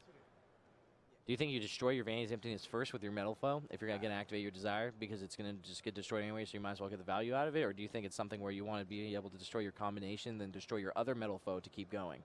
What do you think the best sequence is? It is important to get the value, but you might have to just forego the value in this situation because you wouldn't know which Metal Foe effect to use because you'd want to use whatever scale you're going to be replacing Yeah. next. So you might want to wait and see. But Well, if you figure you wouldn't have to replace any scales because you could destroy the combination and destroy the Vanity's Emptiness, right? And don't you have the if you destroy pendulum the, skills up if already? you're just going to destroy the combination, and it would be preventing how many monsters you could be filling up with your extra deck if you have both your skills yes. effects up. Yeah. Oh, setting Metal I Foe can agree Fusion. with that. Activating trigger and counter. Since one of his cards is destroyed, he can special one Metal Foe monster from his deck. So this could be the turning point here for Isala. Yeah, definitely. Looks like he has full Malphos Fusion down as well. So I'll also probably allow him to get a draw from the Millfoe Fusion. We'll be able to feature Mythrillium, which is my personal favorite of all the Millfoe Fusion monsters. Yeah, it's definitely a good one. You would have thoroughly convinced me how powerful Mythrillium is, especially after some weekends seeing people play it. It's just so many powerful things. Oh, well, here we're going for Orichalc. He's trying to put that damage out there. This could spell bad news for State. Yeah. That double piercing adds up very, very quickly. Yeah, knowing when to just sort of press, go all in when you're behind, it's very important. The same reason as like understanding when to turn the corner and try to capitalize on certain situations. This is just one of them. You know you're sort of down and out. You got to go for the risky, just high damage play. Right. Yeah, if he is able to force out maybe another Solemn Strike, summon another Millfoe monster, the double piercing over the 2 monsters might be enough. Yeah, but Duelist double checking that was a total of 10 cards banished. No one wanted to make any mistakes here. Yep.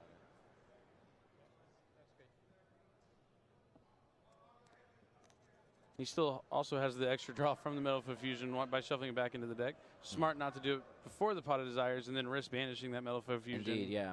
Very important when using Pot of Desires, making sure you search everything you can beforehand. We've seen a lot of that with stuff like Swap Frog, Millfoes, even Blue Eyes. Just anytime you can search before you Pot of Desires, you want to do it, which is actually just normally you'd want perfect information when you have card selection like that. You'd rather play the random card that's going to give you 2 random cards and then be able to choose exactly what card you want to search. But Pot of Desires has this weird flipped up sense of affecting the game like that, where you need to search first because you just really don't know what's going to get banished.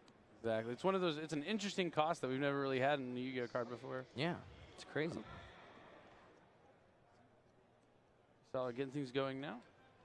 Despite, not having the greatest of hands and being put in a tough spot. Yeah. He persevered and played the best he possibly could. Separates the masters from the beginners there. Indeed does. Yeah. Is that a copy of Raigeki in his hand? Possibly. It looks like it. Yeah. Looks like it.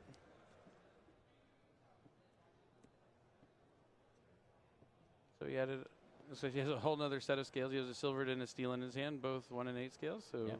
But I think he's running out. He at least has 1 Millfoe Fusion left in his deck. I'm not sure what he banished off the Pot of Desires. Yep, so at least be able to like resolve one of these Millfoes to destroy and replace that scale. But you do know State has a Solemn Strike, so we'll have to see how much he plays around that card. It is interesting they made the Orichalc as opposed to Mythrillium here, though. Nope. And here comes another strike.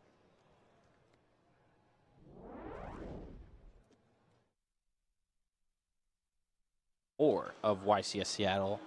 This round we have a Deception, who made the top 4 of the last North American YCS Anaheim with Paleozoics.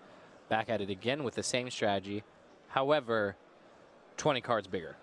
Yep. So he didn't win last time. Maybe 20 more cards will get him there. Yeah, it's a full 60-card Paleozoic deck, taking advantage of that Grasslook screener, filling your graveyard with Paleozoics.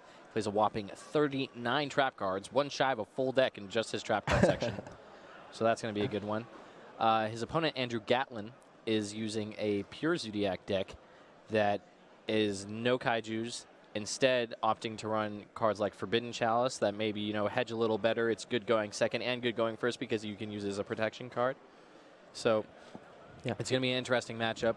The Gatlin's deck is still pretty standard, so I think this is more of a showcasing of Deception's deck and seeing how it'll fare, in a Zodiac heavy field. But we actually haven't seen that many pure Zodiac decks. Most of them are Kaiju, because the Kaiju give you a bunch of additional OTK enablers and additional removal. But it looks like our duel's on the floor already, so let's get to it. All right, go ahead. You guys may begin. They are beginning.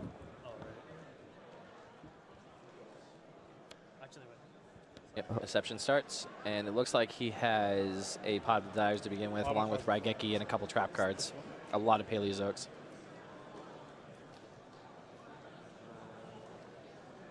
Same one, right? Yeah, it's just this one. Well, I guess when you're running 60 cards in your deck, you don't mind banishing 10 of them, even if a lot of them are traps that you want in your graveyard. Yeah, it's interesting because this is probably one of the few strategies that utilizes Pot of Desires in addition to that Grasslook screener. Yeah. So this is kind of what you were discussing before, where it's counterproductive. Yeah, a little bit. I would be interested to see whether or not Pot of Desires is actually better than Cartomize, for example, because he plays so many trap cards. But Unsure. Yeah. So if he does get that Grass Look Screener with Pod Desires, he only gets to send 8 cards from his deck to his graveyard. Well, it's 12 less than Yeah. he would have. So. Oh, it's less? It's, Yeah. It's 12 less every time. So yeah, if the instead of 20, it would be yeah. 8. Well, I'm pretty sure it's initially like 18, right? And 60 because it goes to 55 versus 35. And then you draw, or no. Why did I think it was 18? Well, if we both open with, we both have 40 cards in our deck, so we each draw 5. 5, yeah. No, I don't know why I thought it was 18 that would be the for some 0 reason. so Yeah, for every card but, more I play. Yeah. But Pot of Desires basically makes Lawnmower, or that Grass Look Screener do 12 less because it's 10 cards in addition to 2 more Plus you draw. the 2 drawn. So, and is that it? Looks Yeah, like he he got found it. it, So but- if he wants to use that Grass Look Screener to send 8 cards to his graveyard, he can. I'm sure he will. Maybe this is the kind of strategy, though, where you actually like wait a turn to do it if you don't need to. Because if you wait a turn, your opponent sends more. So 1, 2, 3, 4, 5, 6, 7, 17. He's not waiting. 10, 11, 12, 13, 14, 15, 16, 17. So I have 60 card deck. So 53, 43? 40. Huh? 40. No, you have a. Your deck total? Oh. They should count their decks. They're both trying to back solve how many cards are left in their deck based on the cards they've drawn. Yeah. So basically, Exception is going to send 8 cards. Okay, so they're both taking each other's word for it, for how many cards they have in their deck.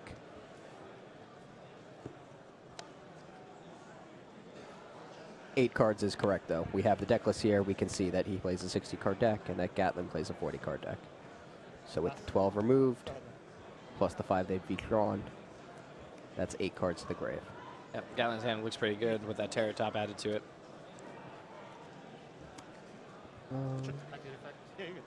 Sure does.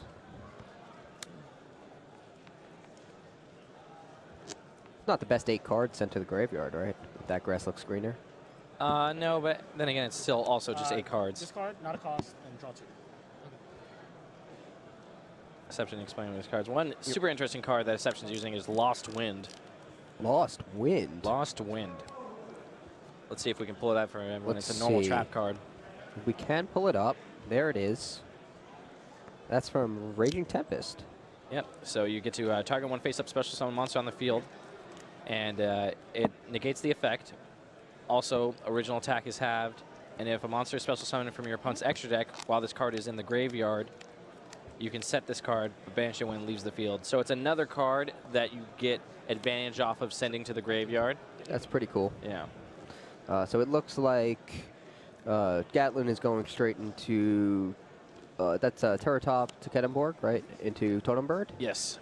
Anytime that you have the Rat Pierre or access to a Rat Pierre already, your Terror Tops just make a Totem Bird because it gives you additional protection. You can just add another layer onto the Zodiac combo. That's one reason why Terror Top is so powerful, because it either starts your combo or it actually extends it. Yeah, it seems good. Shores up the combo, and then if they can't disrupt it anyway, now you have an additional negation. So he goes Rat Pierre into Borbo. Borbo upgrades into Tiger Mortar. He uses the effect of Tiger Mortar that was granted by the Rat Pierre to special summon a Rat Pierre from his deck. Do I have to like present it every single time? Well, if you're gonna go back in, just before you draw, I'll cut you. Looks like he's about to upgrade his Tiger Mortar. Turns it into Broad Bull. He'll use its effect again, granted by Rat Pierre. And there's the Lost Wind. And Lost I Wind, think it's the yes. effect, and then if you special summon from the extra deck, I get to set it back down again. But that second time, it's banished. Since effects are negated. Yeah. And then it loses its attack. Yeah, it halves its attack. That's it. And then what is the second effect when I summon? Whenever you summon from the extra deck, I can set it back down. Okay, that's fine. The Lost Wind actually a pretty big innovation for this strategy. I think that's very powerful. Yeah, I've never seen this card played. Granted, it is a brand new card, so not a lot of opportunities to have played it before today. Yeah, it is a little slow, though, because when you set it back, you still can't use it that turn. So that's interesting. But Paleozoic is one of those like very hard attrition strategies that can actually just grind out anything, especially if you get a big that Grass Look Screener. In case anyone doesn't know why, a trap card can't be activated the turn it's set, Indeed. and there's no exception if it's set from the graveyard. Yep, unless the trap card Still applies. specifies something crazy on it. Right. Yeah, it still just has to abide by the normal rules. Yeah, you're good.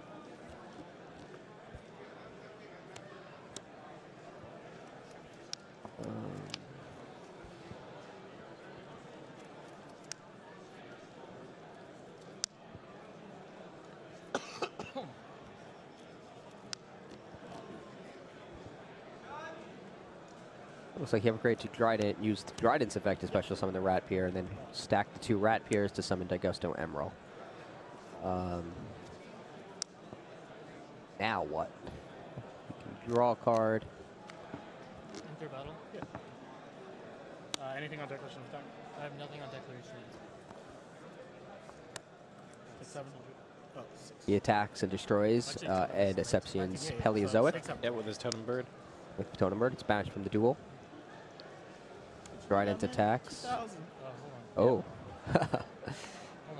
There's no Whiptail on it either, so the well, all right, he's adding the Whiptail to it. So now it has 1,200 attack. So Gatlin will lose 800 life points, but Ronin Tonin is now banished. So that's actually pretty brutal. Yeah. Both of these duelists are undefeated, right? I believe so, yes. Okay. Yeah, you good.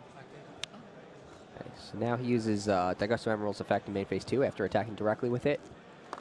He will send back the 3 Xyz monsters, it looks like he selected.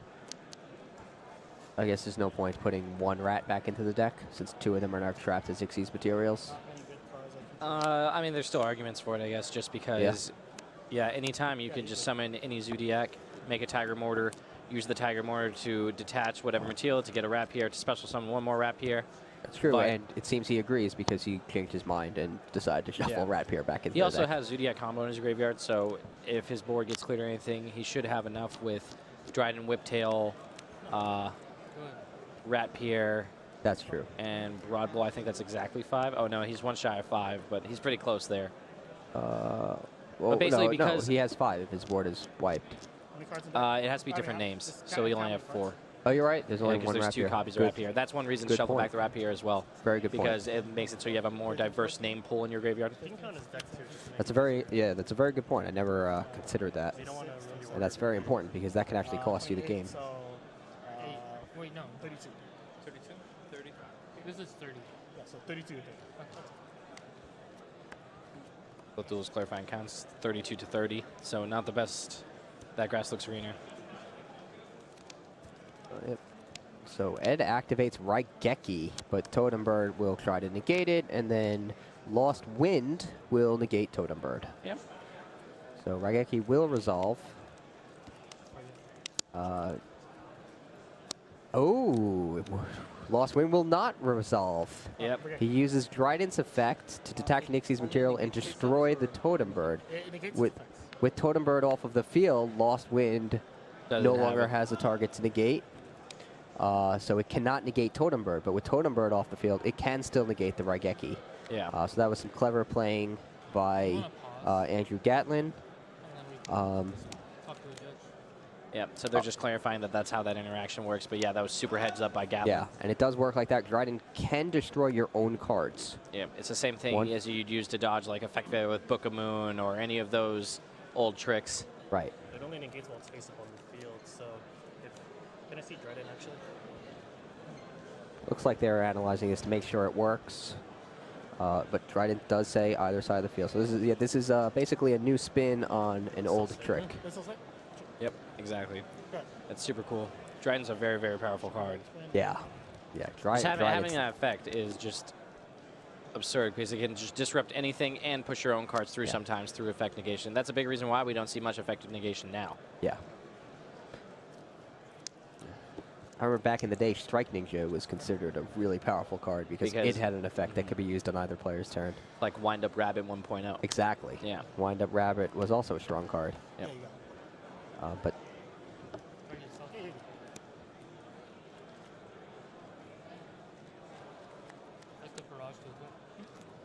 Dryden's just taking that to a new level. Yes, definitely.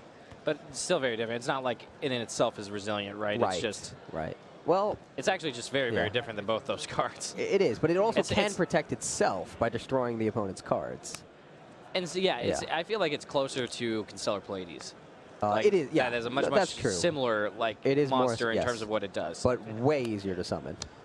Yes, definitely the case. You just need to summon one a monster versus 2 level 5s. Yeah. So it's easy to summon as a wind-up rabbit, but as powerful as a Constellar Pleiades. Yes, quite. All right, so he uses Barrage. I I think he special summoned Thoroughblade, right? Yep. He discards to draw after attaching the barrage to his Trident. Discard to draw, obviously, is with Thoroughblade's effect. Are you sure that wasn't the effect of Daigusto Emerald? I believe he might have just Oh, shuffled no, cards you're back. right. I think he didn't discard. There's nothing on the top of his graveyard. So I think you're right. If he did discard, he just shuffled it back in with Daigusto Emerald. So I think the most recent draw was from Daigusto. I think you're right. Yeah. Yeah.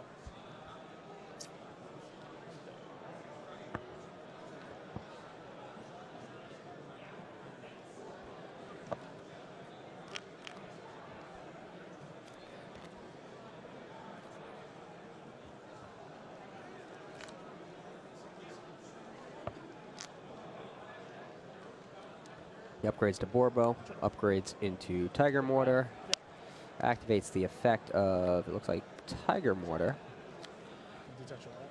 gives it a Rapier by detaching the Borbo, then uses Rapier's effect to detach the Thoroughblade. Rather, it's the Tiger Mortar's effect granted by Rapier to detach the Thoroughblade and special summon Rapier from his deck. We're gonna summon another rat, right?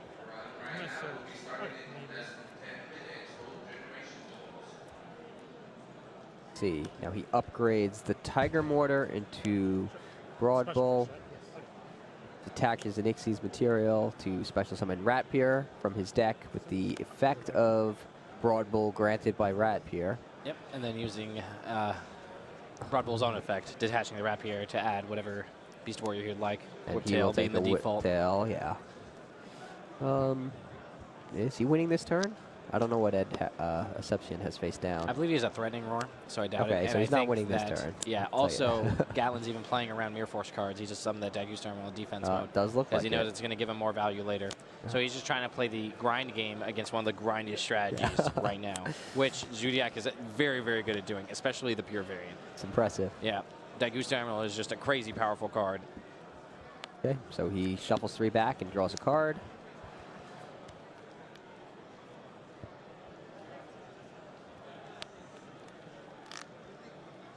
Jeez, he has so many cards now.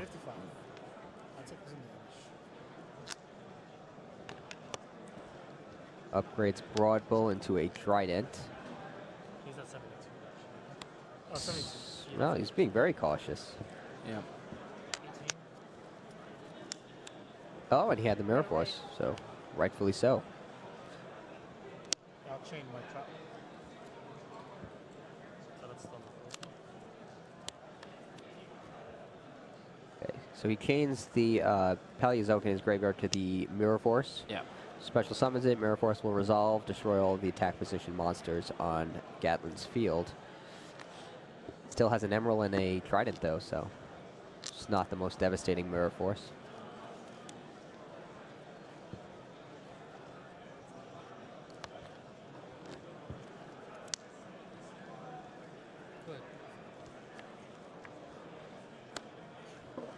Swap Frog off the top.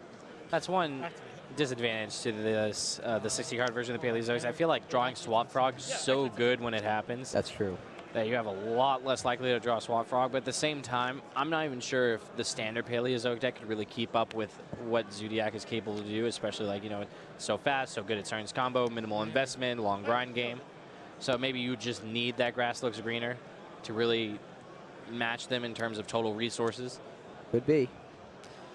Ed seems to think so. Yeah. I doubt many duelists have gotten in as many games with Paleozoics as Ed Deception has. So Yeah, he's been playing it for a while and piloted it to a lot of success. Yep. So Strike Solemn- takes down the frog. Yeah. Solemn Strike negates its effect, destroys it. It's the end of that. Not much in his graveyard. 14, 15, 16. Nope. Still counting. He still has that single copy of that Grass Trainer, trying to make sure, see if he can get any number of anything into the grave. He might actually have less cards in his deck now than Andrew, after Andrew has used Augusto Emerald's effect. I think twice. 1, 2, 3, 4, 5. And can he actually chain the combo in his graveyard to add 5 more cards to his deck? He can. I don't know if he has the 5 in there, but Yeah. I got lucky. Let's see if he sees it, or if he can activate it. Nope. Yeah. Just look like he's gonna- I got no Ronin. No Ronin Tone. 5. It would have been 0 if he could use the combo. Yep. I don't know if he has 5 Zodiacs in the graveyard. Yeah.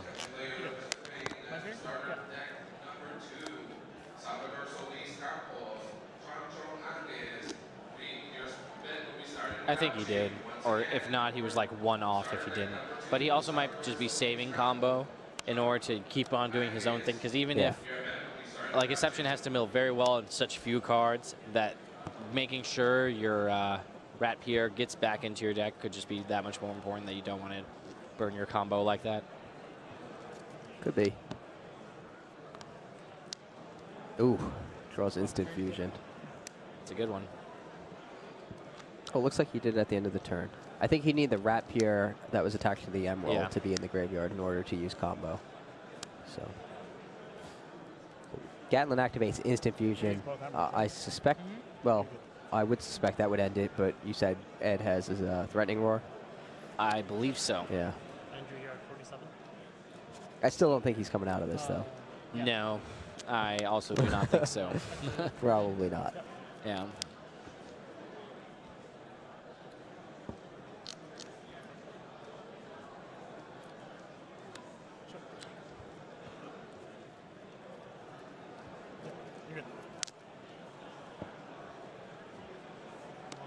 Yep, brings back a level 3 tuner. Yeah, you're good. Ghost Ogre. But he combines his monsters for Invoker. Gets Rat Pierre back from his deck.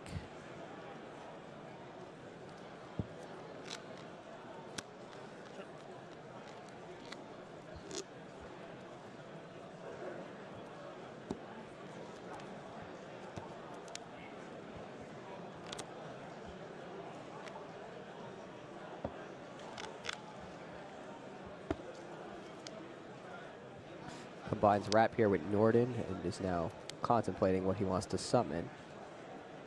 I'll play a third Emerald. I'll skip to a third Emerald. Yeah, Exception has managed to grind Gatlin out of both his Daigusto Emeralds, but even then, he still has a pretty full deck. Yeah. I thought you were just going to make Breaksword, but... Let's see what he can summon. He can summon Galgargoth Samurai, Utopia, Utopia Lightning. You definitely don't win this game. I think that's it. Yeah, I'm definitely playing around Devlin here. Those are his options. I need you to make a move. Oh, Look yeah, a little fair. bit Absolutely. faster. I'm going to issue a slow play warning and give you extra 3 minutes, alright? Okay. Sorry about that.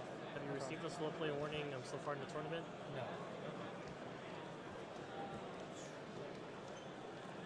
A little too much banter between the players.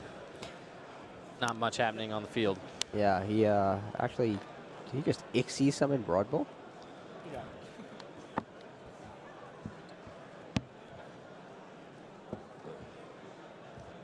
All right, combine 2 level 4 monsters, summon Broadbolt. Yep, You the don't hard see way. that a lot. Yeah, the hard way. Yep. Hard in quotes. Yep. Still one card, Instant Fusion for Norden, but definitely a more difficult way.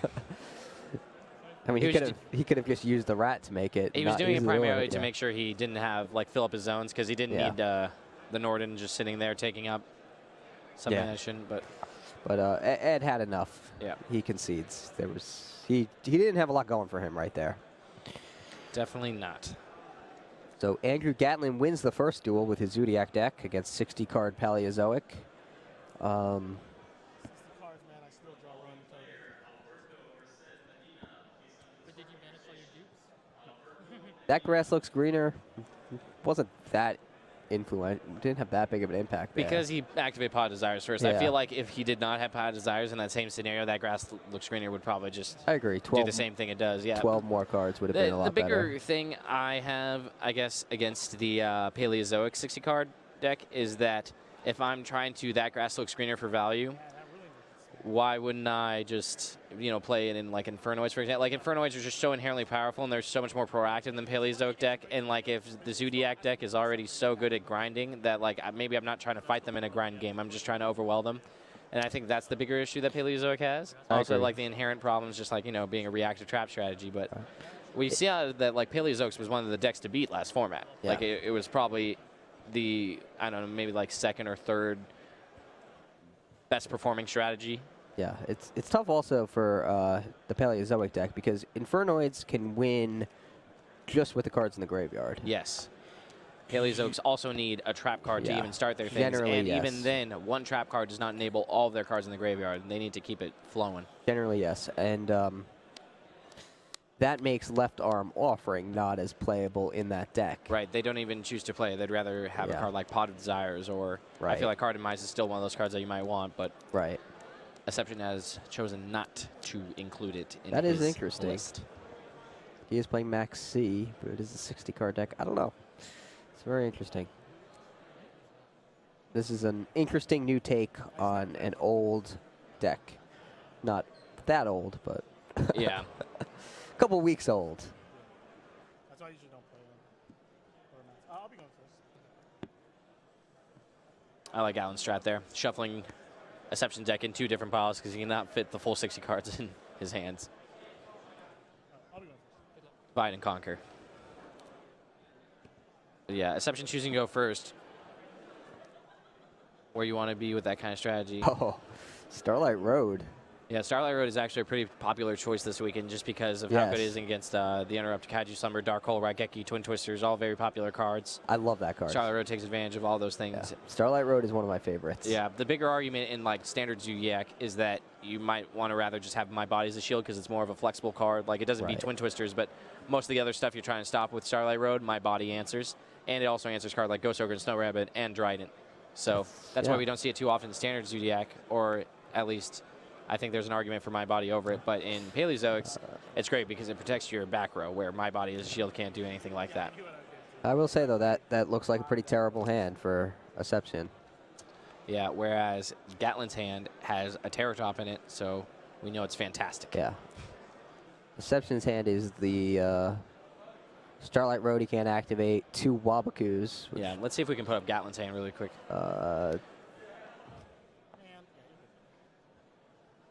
His hand has Zodiac Whiptail, Cosmic Cyclone, Instant Fusion, Dimensional Barrier, and did have a Terror Top before he special summoned it. He got to Kedenborg with its effect, it looks like, combined for Totem Bird, and then... Yeah, the fact that Summon Terror Top can Whiptail. just turn into Totem Bird as an additional protection card against the decks that try and interact with traps is super strong because Yeah. it protects your combo even before you go off. Yes. And we saw this in the first duel as well. And now it looks like we're about to see it again, and I hate to say it so early in the duel, but I think we're going to see it come to the same conclusion. Yeah. Gatlin's coming out of the gates a little bit slower because he'll have to Broad Bull for the Rapier now and use it the following turn, but Yes. still great. Yeah, and he'll still have a Trident. Yeah, he also has Cosmic So- Cyclone in his hand too. That's good, too. That's just another thing to hedge what he's trying to do. Yeah. And lucky him, no Twin Twisters, so he's not Yeah. going to fall into the Starlight Road trap.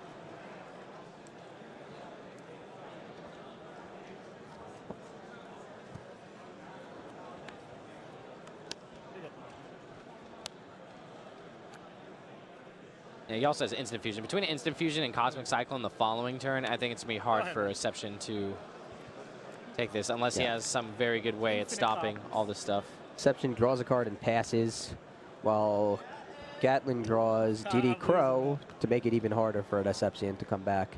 Yeah. Things are quickly falling apart. I feel like he never really gained any momentum in either duel. Yeah. I mean, how Paleozoics traditionally gained momentum was just totally awesome, right? Like, you'd summon Yeah. Totally Awesome and then back it up by traps, and that was it. But not being able to summon Totally Awesome makes your deck much, much worse. That Yeah. was the same thing I was talking about with Swap Frog before. Swap Frog was the way that you could do it almost immediately, especially if you have Swap Frog in a water. You're just golden, but Yeah. much harder to do in 60 cards. Ed draws again. Yeah, Gatlin's just playing as passively as possible. Now it's Max C. So, I mean, Ed's going to survive for a while because he has 2 Wabakus face down and a Threatening Roar in his hand. But all of those cards don't bring him any closer to victory. Right. They just take him one turn further from defeat. Yeah, Gatlin's just going to keep passing. Exception, I think, is trying to play Gatlin a little bit. Yeah. Because when Gatlin said he wasn't negated, Ed gave a fist pump. Trying to make it seem like he doesn't have an additional card, whereas I think he's trying to bait Gatlin to negate the threatening roar he just said, so he can maybe respond with a Mirror Force or something. Yeah, he definitely wants Gatlin to negate a card like Wabaku. Yeah. Because it doesn't have any immediate impact. And he obviously had the second Wabaku and a threatening roar, so it's not like he's in danger of losing this turn. Right. Now if he draws a useful spell card, Totem Bird's effect is still online to negate it. For example, Pot of Desires. Right. Now he banishes the top 10 cards. Now maybe use Totem Bird. Probably still not. What are the odds he draws 2 useful cards? If he only draws 1, you can still negate that one with Totem Bird. Right. So. But he can still usually only play one of those cards that he draws because it's likely to be 2 trap cards, and because he only has 1 freed zone, you're really only dealing with 1 additional card, so I could see the reasons not to negate it there. Yeah, yeah. But obviously that changes when he draws a monster like Dewfrog.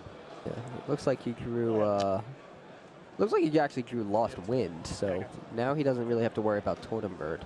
Well, he still has the Dryden Totem Bird interaction, so. Oh, he does. Same thing as in the last duel. Talk with Dryden. You're right. Yeah, and Dryden still has Whiptail on, so he'll just banish Dewfrog. Oh, when I enter battle phase. Okay, so Gatlin got a little ahead of himself and attacked with Dryden before he entered his battle phase. So right thing to do is to backtrack the game state a little bit to where he enters the battle phase, and when that happens, Ed is activating Threatening Roar to prevent any attacks. Right. Gatlin also has Denko second now.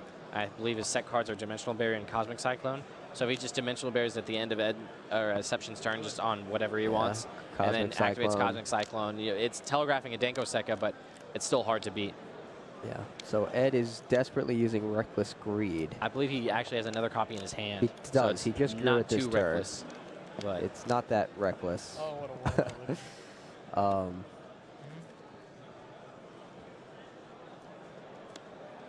Two Dupe Frogs. Does that matter? If he makes Totally Awesome, yeah, that would be a problem. So its effect will destroy one of them. Yep. And Ed will be able to use its effect to search his deck for Swap Frog, add it to his hand. Yep, and if he has another water in his hand, he can just discard it for that Swap Frog, which it looks like he has Ronin Totem. He is. It's a big deal. But now, yeah, so he's going to use Dimensional Barrier, call Xyz Monster. So now Totem Bird's effect is offline for the turn, but Ed cannot summon Totally Awesome. Yeah. I think Exception, did he miss the activation of Swap Frog, or he just doesn't have targets in his deck? I would find it hard to believe he doesn't have targets in his deck. Yeah, I don't know. Plays 3 Dupe Frogs, 3 Swap Frogs, 2 Ronin Totems.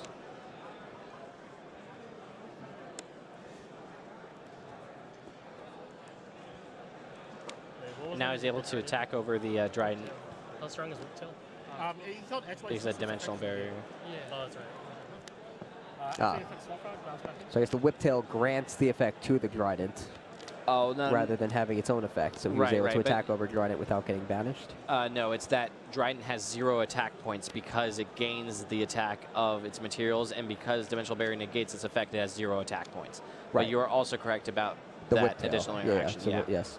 Yeah, but he's able to attack over it because he has 0 Right. attack because of Dimensional Barrier, and does not banish because Dimensional Barrier. Right, because it's not Whiptail's effect that makes it banish the monster. It's Trident's effect granted by Whiptail. Right. I feel like right there was a key time that that Gatlin should have maybe end phase Cosmic Cyclone To get the Denko Sekka in? Yeah, well, because doing it in phase, I feel like doesn't telegraph it nearly as much as doing it during your own turn, especially because Exception just set a card, so he could be just feigning that, you know, oh, I'm hitting this card so you can't chain it, and then you're less likely to get your Denko Sekka stopped or anything. That makes sense. Why do you negate Lost Wind here? That doesn't make sense, does it? I'm unsure.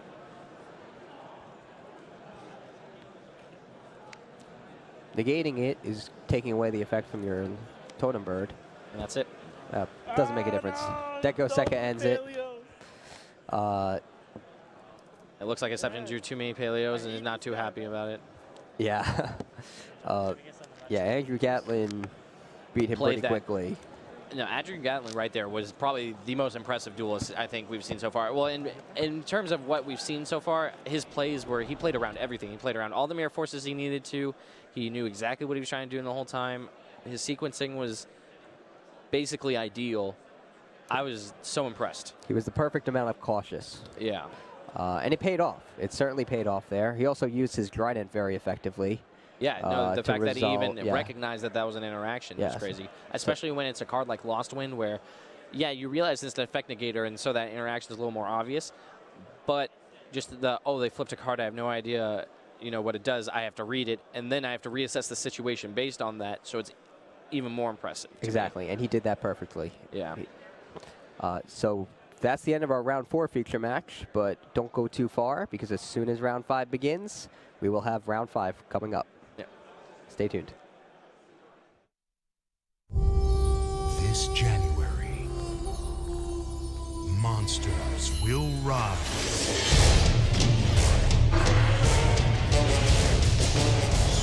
As good and evil collide.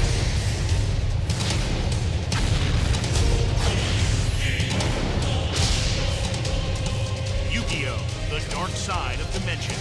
In theaters January 27th. Rated PG. Free exclusive Yu-Gi-Oh! Card with ticket purchase. Yu-Gi-Oh! The Dark Side of Dimensions Movie Pack Gold Edition. On sale January 13th. It's time to duel!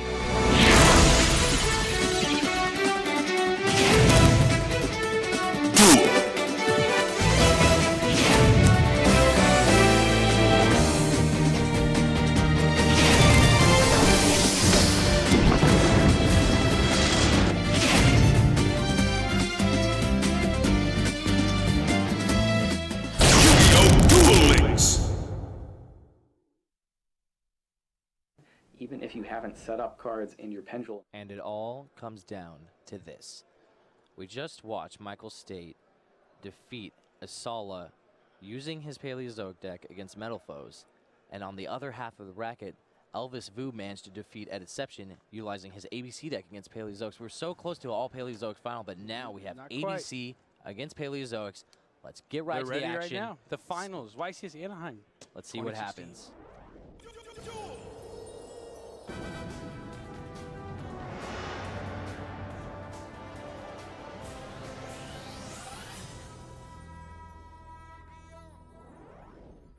This is it, the final match. One of these two will walk out YCS champion. Yep.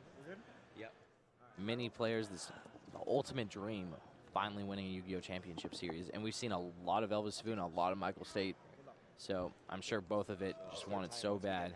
If you had to give your pick, where would it go right now? Without even knowing the die roll. Without knowing the die roll, I'm going to give it to ABC. You're going to give it to ABC? I would go with Elvis Vu. But yeah, I would have given it to Michael State, but just because of Elvis Vu's recent win against Inception, I feel like he probably seen a lot of what that deck can do. So, I want to give it to Elvis Vu, but just to make things interesting, I'll be rooting for State. Fair enough. Let's see. Well, if Elvis won the die roll, his hand is very, very good. Yeah, Photon Thrasher, his hand's good going a second gadget, as well. and Union Hanger. The dream is real. Yeah, this is looking good for Elvis Vu. He has mastered the alphabet over the weekend, that is for sure. A lot of people have been talking about ABC losing in popularity and not being as good as maybe the other decks, being restricted on how much they can do, but the power of ABC Dragon Busters is crazy. unlike any other when card. you see a good pilot, someone as skilled perhaps as Elvis Vu, you can see how far the deck can go, even if it's just the most targeted strategy in the field. So Exactly. We'll see. You're good? All right. I'll start the time. So he's going, well, Elvis set his hand down, so I'm assuming he's going second. Yep. His hand is still good going second because of Brilliant Fusion, but going first with Paleozoic, State opens up a Soft Frog, which is ideal. Yep, sets up a totally awesome immediately. Huge, especially with a handful of traps. If your opponent activates Brilliant Fusion, do you Dimensional Barrier Fusion? Does that card resolve as much as possible? Like, how does that work? I don't think you would still send, but we'll have to see. Perhaps if it's chained, it just tries to resolve as much as possible before. I don't know. It's definitely an interesting interaction. We'll see if it comes up. Yep. Oh, and if also by calling the fusion, not only stopping the Gymnite Seraphinite, he also stops ABC Dragon Buster. Yeah. So maybe this Dimensional Barrier Totally Awesome will be give State the edge. Yeah, thank you. Read your mind. Oh, a and Garnet. one Garnet in hand, But but he does play 2. yeah, I really like that. Starts with Photon Thrasher because, Cyber Dragon-esque effect. Need to have no monsters in play to special summon that one. Follows it up with Brilliant Fusion. Let's see if if he State calls responds with Fusion. Dimensional Barrier. Looks like he's considering it. Or perhaps even just totally awesome. That's not that bad either. But it just depends, because he really wants to probably steal that Union Hanger, or at least make sure that doesn't happen. Michael State probably I think asking he'll call himself the Fusion, question of yep. what happens here. And I'm pretty sure it won't send them down because it only sends down the materials to special summon the fusion material monster itself. So Foolish this Burial, Dimensional I've not seen that card in any ABC deck, but Elvis Vu is utilizing it. He has one in his hand. I guess it makes sense with Perform H Trick Clown, because at any point it could just be a light level 4 material. Or the I letter like that. you're missing, or even the letter exactly, you're yeah. missing. No, I really like Foolish Burial if I'm playing Perform H Trick Clown in my deck. All right, well, here comes Garnet. Yeah. So not being able to Pendulum Summon, he'll still be able to use Exceed Summon. So, Yep. Utopia Lightning, because he wants to try and deal with Totally Awesome. Let's see if he has... Solemn Strike, perhaps. Or a something. Paleozoic Yeah, trap there's to put several it face Paleozoic down. traps could... Oh, I guess, yeah, you really needs here is Canadia. Here comes Lightning. Yep. And what was thinking? Yep, stopping him. Utopia Lightning being one of the best Exceed monsters in the game, in my own opinion. Yeah, definitely one of the best. You were saying rank 4s, but sneaky rank 4, right? Not That's quite, why I went but with Exceed basically, monster yeah. this time. Nice. 3 level 5s or 2 level 4s, you pick. Yeah. Ooh, Compulse. Compulse. Oh, that's one of the huge. best cards against it, too. That's huge. Oh, and that's And that's it. it. Elvis Vu scooping up Yeah, game 1. Michael State insane with a game strong opening. Yeah, totally awesome. Just Elvis Totally Awesome, knows that Dimensional it's just Barrier, done. Compulse. Yeah. Totally Awesome just going to get another monster next turn, set up more Exceeds. The game was just written up already. So looking at One side game decks, Elvis Vu, let's see what he has. Probably The Twin maybe Twister. Retaliancy. Oh, yeah. But we talked about that. Magna Probably Reverse, Twin Twister, for sure. 100%. You yeah. seem to like the Magna Reverse, so I'd imagine Yeah. you'd put him in. Oh, not again. Retaliancy. I'm sorry. For a second, I thought that was Flying Sea, and that's why I first said that card. Yeah. But too many cockroaches here. So Let's many. look at, They're everywhere. Yeah. Let's take a look at State's side deck. I don't think we've analyzed how he does against ABC. He got 3 anti-spell. system downs. Yeah. No reason to bring an anti-spell here unless he's just trying to buy some time. But System Down definitely going to be the big one. How do you feel about Twin Twister? Do you bring Twin Twister in against this deck? I would normally, but I don't know if he's going to because Okay. he's going to for sure put in the And 2 Ghost copies Reaper of Ghost win. Reaper. Yep, and he already has Tricksters. the ABC Dragon Buster in his extra deck, so those are definitely coming, especially going second. And Yeah, the we'll 3 see. system downs. We see exactly that. It's a 5 card. Oh no, a little more than 5 cards. Seems like Regeki 2 and Dark Hole. monsters. Maybe you're Geki and Dark Hole. Perhaps. Or 2 Maxis. Yeah, no, it was definitely Maxi. Yeah, Mm. so it looks like he just sides into a bunch of hand traps in addition. Yeah, I You have saw no the Regekis, Regeki, no Dark Hole, and Gamma Seals. Gamma Yep, Seals. I like that. Just no reason. Both players not taking much time at all to side deck. They've both played this matchup multiple times throughout this very long tournament. Yeah. They're ready to go. Elvis Food just coming off the matchup, whereas I'm sure State had a very good plan of exactly what he wanted to do, seeing as we have talked about how ABC was expected to be the most popular deck in the field. Indeed. Do you think it was, or do you think there were more Metal Foe players From in the beginning of I the was day? walking around a lot. I did see a ton of ABC, but I would think Metal Foes took the cake on the majority of, well, not the majority, but the most popular deck. I could see that. I would think it would be ABC just because of I how also accessible thought- the deck is, and right. maybe you're a little biased because of your friend circles and Oh, whatnot. no, a lot I more would- people playing Metal Foes. I was expecting, my personal prediction before the tournament start was that the ABC would be the majority of what people played. Mm-hmm. I'm just going to pause time to get hands. All right. Let's see. What we got. Oh, that's a copy Looks of like System Down, Dupe Frog, Ronin Tone, and Reckless Greed, and a Paleozoic for State, whereas Elvis Vu's hands also, once again, yeah, very good. Terraforming, Gadget, Instant Fusion, Twin Twister, Photon Thrasher. State's really wishing he drew that Max C in his opening hand right now. Yeah, But that System Down could come in handy. Yeah, if it just depends how Vu wants to do this. He could set it up a way where he equips a bee somewhere. Yeah, but if he would have to tag out the Dragon Buster to equip the bee Yeah. with the Union Hanger, which would not be the worst idea since he has the Twin Twister. Indeed. I'm good to go. You're good to go? All right. You can play. So he's going to start with, yep, Thrasher. Thrasher and probably terraforming. terraforming for the hanger. The good old 1-2 punch. Yep. Hanger likely to get A. Terraforming doesn't get A, but the hanger that he searches Yep. will. Nope, never Doesn't see get B about either. C. There's the Union Hanger. He's going for C, just in case. Up C, yep. Just C equipped with B is the best way to play around being Lanciad, maybe. Oh, I see. I see. Yep, there's B. Here's Sook. See, maybe this game might just be, unless the system down. Yeah, the comes in system handy. is going to be the defining card. It just depends how Elvis Vu goes about his turn 1, how weak he could be to system If he draws down. the Magnet Reverse, maybe off the Tsukiyomi. Yeah. There's all sorts of factors into Yeah, it. definitely. But he has definitely a lot of powerful cards. Oh, there's Yeah. A, B, and C flooding up the graveyard, just like those Solemn Strike and Brilliant Fusion, perhaps. Brilliant Fusion for Trick Clown seems pretty good here. He's going to have quite a board. Oh, no, but he can't even do that. If he's Brilliant Fusions for Trick Clown, he might have just way too many monsters. Because he has to accommodate for the fact that Seraphonite's there, too. Yeah, that is true. Oh, let's see how he... Draw phase, yep, I like playing around this. system down. Super important. Not System just that, down playing and around the Kaijus. Yep. Yeah, we saw Kaijus out of the main deck of State's deck. Oh, yep. Target C is going to quit B to C, I'm assuming. Yep. Make sure that system down doesn't get too much value, but it'll still get a ton. Not only does the B prevent the C being banished, But the B by itself spells, is not a machine. The B also searches. If you were to try to destroy the C, the B would fall off and and search search for the last piece, and which then is the what C you're can saying. summon from your hand. I see, yeah. So it has like a double. Oh, here comes the first system down. Pay 1,000. First changing, right? Yep, first. The Buster from the grave is gone too. Let's see if this system down is enough. Yeah. Off the table, please. Lots of frogs. We'll see. Yeah, Vu's hand is still just super strong, whereas system down, buys you a little time, but I think we might be in a game 3 very quickly. yeah, definitely, definitely the case. Solemn Strike, if he has it here on the Swap Frog, is probably pretty good, but he could also just save it for the totally awesome. Because since it was a special, if he were to strike the Swap Frog, he'd have to worry about banishing Rotom and then normal summoning another Swap Frog. Right. Or the Dupe Frog. But Yeah. he could just have another copy of Solemn Strike and not make a difference. Yeah. ABC is just such a scary deck, because if you leave them with an equipped monster until their turn, they can unequip a Trigger Union Hanger again. And So much. You're not only dealing with a couple ABC Dragon Busters, you're dealing with a couple of rank 4s. You're dealing with so much. perhaps a little too trigger happy on that Solemn Strike. But we'll see.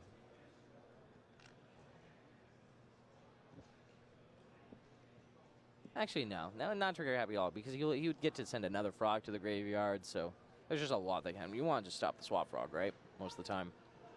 Or do you think you should have waited until special, totally awesome? I mean, I was saying, like, on the special, it's a tough call. Yeah. Because, like, they don't play very many monsters, so the odds of them having another one isn't, like, very high. And if they don't, it just ends it immediately. But if they do have that one other frog, they're going to be able to make the rank 2. And we also, we know one of his back rows is Instant Fusion. The other one could also be another trap, another Solemn Strike. Yeah. Oh, if he makes, let me pull number 45.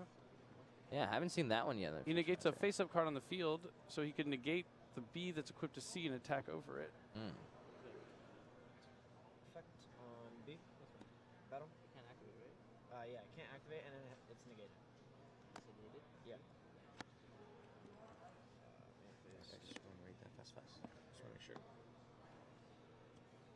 Yeah, it doesn't look like we can pull it up for everyone. I don't think it is in our database, but it negates a face-up card on the field. Just for this turn. And yeah, that's what he did. He negated the B, attacked over the C. In phase, double Twin Twister, and ABC Dragon Buster is going to come down. Sukiyomi will let him draw 2 cards. That Instant Fusion already has an ABC Dragon Buster.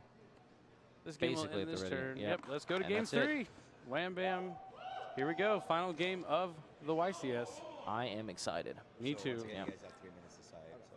Do you want to change your answer now that Michael State's going first in the final duel? Well, I'm not a flip-flop frog, so I will stick going with the ABC player, Elbazu, despite ABC going second, not being the best. But with cards like Brilliant Fusion, 2 copies of Dark Hole, Twin Twister, he might have a pretty good chance. If any, this might be the version of ABC that has the best chance going second. Do you think even without the cards like Empowerment and stuff? Yeah, instead of Empowerment, you have cards like Brilliant Fusions, which are very similar. Yeah, I could understand that. I could definitely But understand it that. lacks the utility of Empowerment, but No, but it has I see a it. way Brilliant higher Fusion, payoff. yeah. It has a way higher payoff. Definitely true. I can 100% agree with what you're saying there. But then you also run the Garnet problem. Yeah. Just the fact that you could just 2 not Max have C's them. going in. It looks like just the quick switch for a bunch of trap monsters for more These guys traps both instead. know what they're getting into. They know this will be the final game of their tournament. Yep. See a sigh from Michael State. Just got to keep composure. It's definitely nerve-wracking, especially if it's your first finals appearance.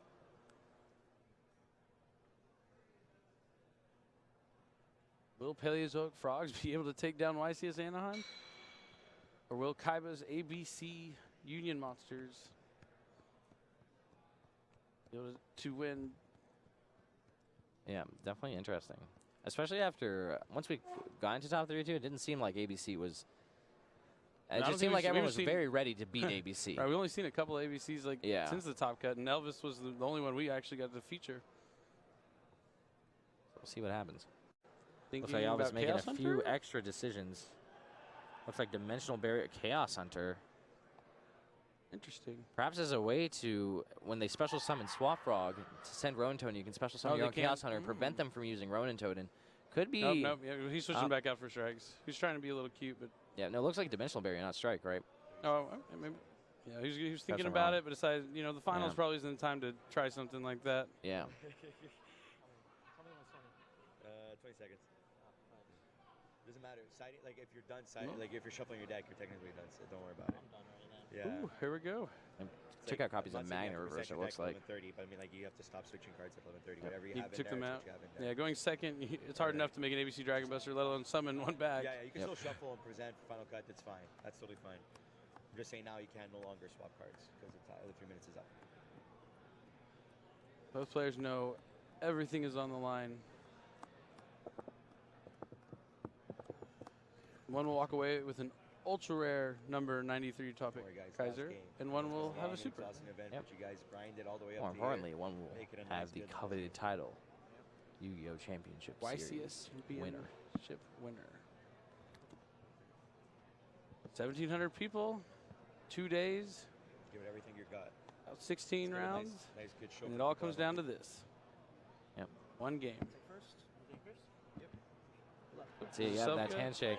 Oh, I'm Good excited. luck. Here we go. Let's see, Wabaku, Oop, there Swap it is. Frog, Mm. Wabaku, Storming, and Ooh, Pot of Desires. That is it's definitely what he huge. needs to see at the end of there. He hasn't seen any Paleozoic The other cards yet. hand, we got, let's see, it looks like 2 copies of Dark Hole, Instant Fusion, Foolish Burial, and Photon Thrasher. Not the worst, but definitely not the best either. Yeah. He could just get away with, burning through it totally awesome or something, but it's just hard because having your opponent steal the card when you negate it, definitely game-changing. Yeah, he's definitely one Union hanger away from having a great hand going second. Yeah. I'm good to go whenever you're ready. Yeah, I'm ready too. All right. You start with Swap Frog, right? Or maybe you start with Pot of Desires. I think feel you have like to start with Pot of Desires. Really? Because you kind of want to draw into a water monster here, I think. Well, if you draw into it, can't you just bounce back the Swap Frog and re-special summon it? Or are you saying you're not thinning the water monster Right, is the bad exactly, part? Yeah, I yeah. could understand that because you're so unlikely to banish all the frogs from your grave. Oh, there's a Swap Another Frog. water monster? Oh. Well, that's coming out, so. Yeah. But no Paleozoic trap cards, and all he's going to have is that totally awesome. Now he'll just, what if all the Ronin Tones were banished?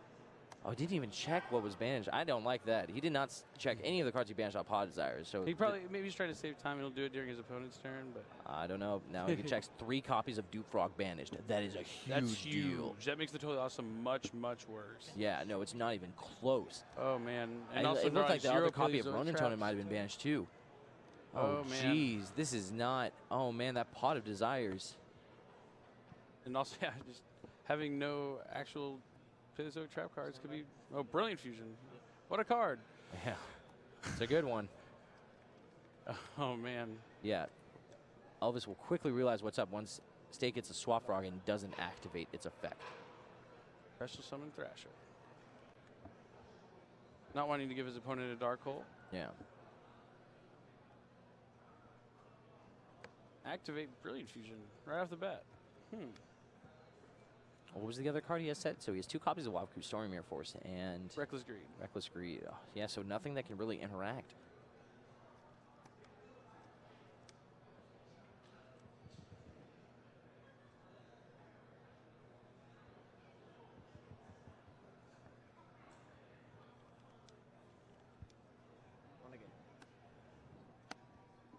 And the Brilliant Fusion being negated. Oh. Foolish Burial. Getting that Trick Clown down. Clown pick. 1,000 life points. Small price to play for an extra A monster level 4 light that material. is not going anywhere anytime soon. Yeah. These Wabakus, unless he Castells, is totally awesome. these Wabakus could really yeah, be put in a lot of impactful. work. I feel like that might be it, though, right? He already used the totally awesome negation, so. He also might know that he's playing cards like, oh, here comes the, he knows he's playing cards like Storm and Mirror Force, Wabaku threatening more, so he knows that he might have to just get rid of it Yeah, and he deal with still has those his cards. instant fusion. Oh, it looks like he changed his mind there for a second. Oh, going for also. Oh, no. Oh, this will force out a Wabaku before the battle phase, but doesn't let him put any monsters into his graveyard, so his instant fusion won't be able to bring back anything. Oh, before you enter your battle phase, let me activate this Wabaku.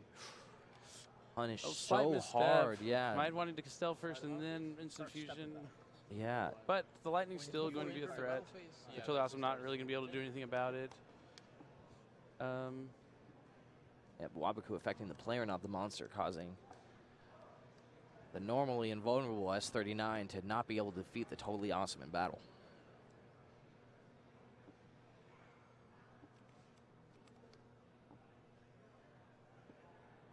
Can you still They might attack and try. activate its effect just to get the monsters in the grave? Yeah, I believe, yeah, you definitely can. He'll double, he can detach two materials to double Seems like a good plan. I feel like you have to keep the Trick Clown. Oh, no, I guess if you bring back the Trick Clown with Norden, then it's worthwhile, right? Right.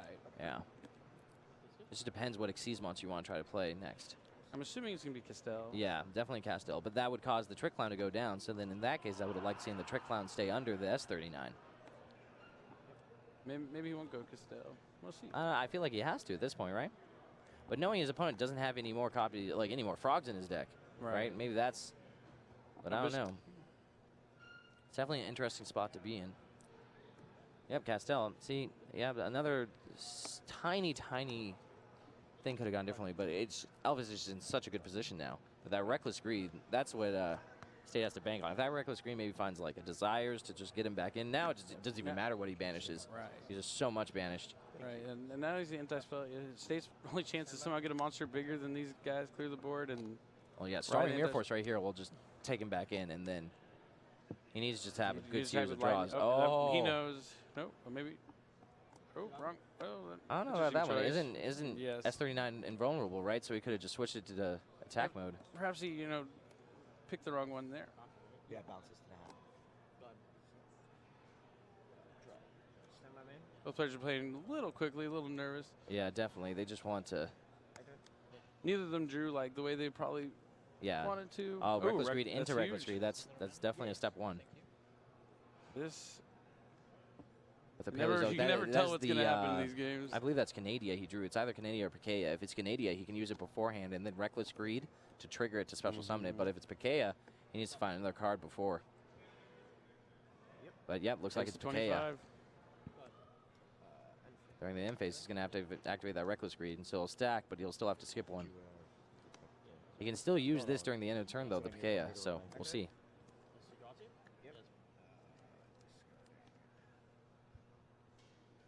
It's 55 to 6, right? Yes. Pikaia discards the Paleozoic that is basically Mystical Space Typhoon.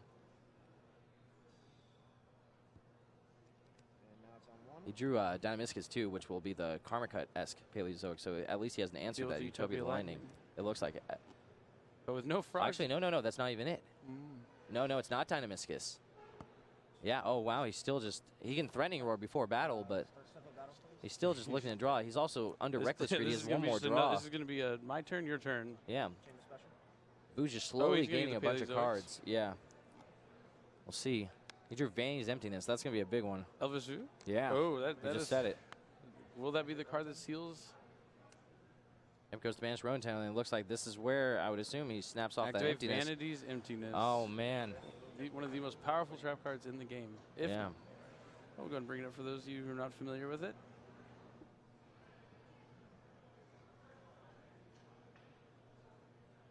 But yeah, very reminiscent of Royal Oppression. But just stopping your opponent from special summoning, always so powerful. And although it's a symmetrical effect. Oh, he's chaining his Paleozoic effect to the Vanity's Emptiness. Yeah, to get into play, but he still won't be able to exceed summon because the Vanity's Emptiness will resolve. But yeah, normally a symmetrical effect, you can just turn off Vanity's Emptiness at any time if you play one of your cards. But what makes these effects so unfair that stop players from special summoning is if you special summon a ton first and then have Vanity's Emptiness, it's so hard for your opponent to come back. Looks like an attack from S39. Will it go through? Do you still have that other Wabaku set? Thank you. I believe he does. That could be huge. He drew the one that destroyed the Paleozoic trap that destroys Spell and Trap cards, right?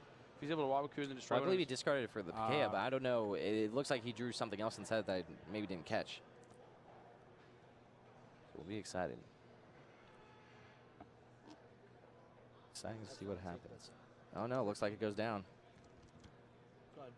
maybe choosing to save his cards. Yep, finally off of Reckless Read. And that looks like it's Canada, so the Book of Moon effect. Oh, this is the add back a banished? This is the, well, the burial from a different dimension, right? Add back a banished trap to the grave. Yep, return it to the graveyard. Yep, I can target any banished card.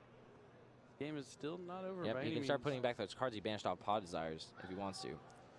Wasn't sure because So he can put a second Ronatone back in his grave. Nope, chooses Dewfrog instead. Specify, he's allowed to. If it's specified, let's say monster or spell trap, he would have to target anything that's face up. Yep. Because I read somewhere that only Necroface. Much like Cypher and Lord Omega, Yeah, that Paleozoic trap card works. It puts back any card. So it doesn't matter if the card is face down or face up banished. You can still put it back. Starts with battle phase. Wabaku before battle. Yep. Any chains? Nothing. Oh, there's the Dynamiscus. But State will still need another card. And it looks like Voodoo Union Hanger, or not Union Hanger, but Terraforming. If the Canadian is activated, booking down the S39, sets the Terraforming. Unfortunate about Terraforming into Union Hanger, much worse under Anti-Spell because it takes a full 2 turns. The anti-spell. Oh. I was banishing Karma Cut, huh? Oh, because it banishes. You just get the I mean, ninjas off the not field. banishing Karma Cut. He's activating Dynamiscus to banish Veins. I think it's the only valid target for it. Oh, yeah, because it's the only face-up card. You're right. And he's going to just try to push through this S39. Well, the Paleozoic. I know there's a lot of cards set, but who knows how many of them are real traps, right? Yeah, we know 2 of them are Dark Hole. There's thinking it's Dark Hole, Instant Fusion, and then and Terraforming possibly. Yep, went down. Yeah, the games are never over. Yep. Lots of letters in Elvizu's hand. So these Dark Holes might be able to save him. It looks like he has Garnet A, at the very least. See what other cards he has. Maybe Potted Desires for Tyrant is what he drew.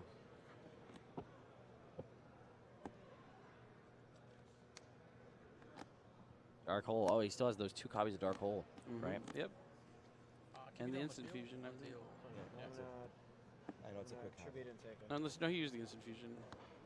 Yep, chooses to True, negate and it, he'll obviously, take his so he can Dark Hole. steal it, and then he'll get to activate the effect of his Totally Awesome to add back an Aqua. Chooses Swap Frog. Gadget comes down. Bomb Strike. Yep. Just make sure he takes 15. Will Michael State be able to pull this one out? This would be After opening crazy. poorly. No, don't worry about that. So I'm here to make sure that you're up to date. And having a Desire Spanish 3 Dupe Frogs. Yeah. Not the biggest deal, but definitely impact. Oh, Brilliant Fusion. 27? Yeah. Allowing him to send the letter he's missing and be able to, use the normal summon to summon a letter. Can I see here? Yep, you should be using that Terraforming to find Union Hanger. That's. You Make putting sure in he gets that attack mode or Seraphinite defense out. mode? Looks like he's playing on attack discarding. mode. He's going to use Brilliant Fusion's effect to discard a spell card from his Yeah. hand to boost his stats back up. Don't worry about it. Don't worry about it, guys. Targeting? Book it back down, so he will not be able to gain his extra normal summon. When already using his normal summon, it brings More that importantly, it looks like he was trying to trigger that Dynamiscus so he could make sure to summon a rank 2 the following turn with that Swap Frog in hand. everything just. Yeah, lightning Both fast play. both but players know exactly what they're doing. Both hungry for this win. Being able to play at this speed back and forth. Yeah. So just double check. No, it loses the limiting effect. It's detached from that. Yeah. It's Just wanna how much defense? Yeah, you can look it up. Yes. Yeah. To check the you can defense on the ask for it. monster. Gem Knight's Seraphinite. It's 1400. 1400 defense, I think. Yeah, 14, so he just terraforms for Union Hanger, sets it, flips a set Dark Hole. Hole. Oh. Destroy that Dynamiscus. Back and forth, back and forth. Banishes it. Seraphinite goes down too. The longer this game goes on, though, the closer Elvizu gets to summoning ABC Dragon Buster eventually. So. Looks like Dimensional Barrier was the draw. Has to just swim and Swap Frog, at least deal 1,000 damage. I don't know if he has the materials in his grave to use Ronin. Did he banish that Dupe Frog he put back? Possibly to some of the last. Totally awesome, but I'm just a little unsure. So much has happened so quickly. Normal? No effect? Attack for Nope. Yeah, Attack for 1,000. Yep. Probably wants to just set that dimension barrier and pass. Yeah, it doesn't look like he has any monsters in his grave other than that Ronin. Things are finally starting to look not so good for State. Yeah. What he really needed there was something like Reckless Read or something just trapped so he can trigger it to special summon another Paleozoic and just keep the fuel going. Or have the Desires not banish so many of his swap Yeah, no, frog. no. What actually just turned this game on its head was the fact that he lost all of those monsters. And I'm also confused as to why he chose to not bounce back the Swamp Frog. Perhaps I'm missing something. And that Union here is also going to be huge. To add whatever letter. Summon Dragon Buster. He's also threatening Exceed and a Fusion Summon. That's the big part of this. Dimension Barrier can't stop both. Oh, we have a Pot of Desires. Because he didn't have to discard it for the Brilliant Fusion since his Gym Knight Seraphinite was flipped face down. Yeah, wants to double check, make sure, playing really fast, but got to make sure there's exactly 10. Twin Twister. And another trap card. Looks like Dimension Barrier. The Twin Twister, no matter what happens from this point on, will probably end up sealing this deal. Yeah, well, he already drew Twin Twister for turn. Thank you for listening. Oh, so, yeah, he geez. had one. He just drew a second copy along with Dimension Barrier. It was looking bleak for State. Yep. Triggering that. Will Elvis Vu become the next YCS champion? I think he can taste it. Yeah, I don't know. He once again did not, or much like State had, Vu didn't even look at his banish pile off that Pot Desire. He was just playing so fast, just wants to get it done.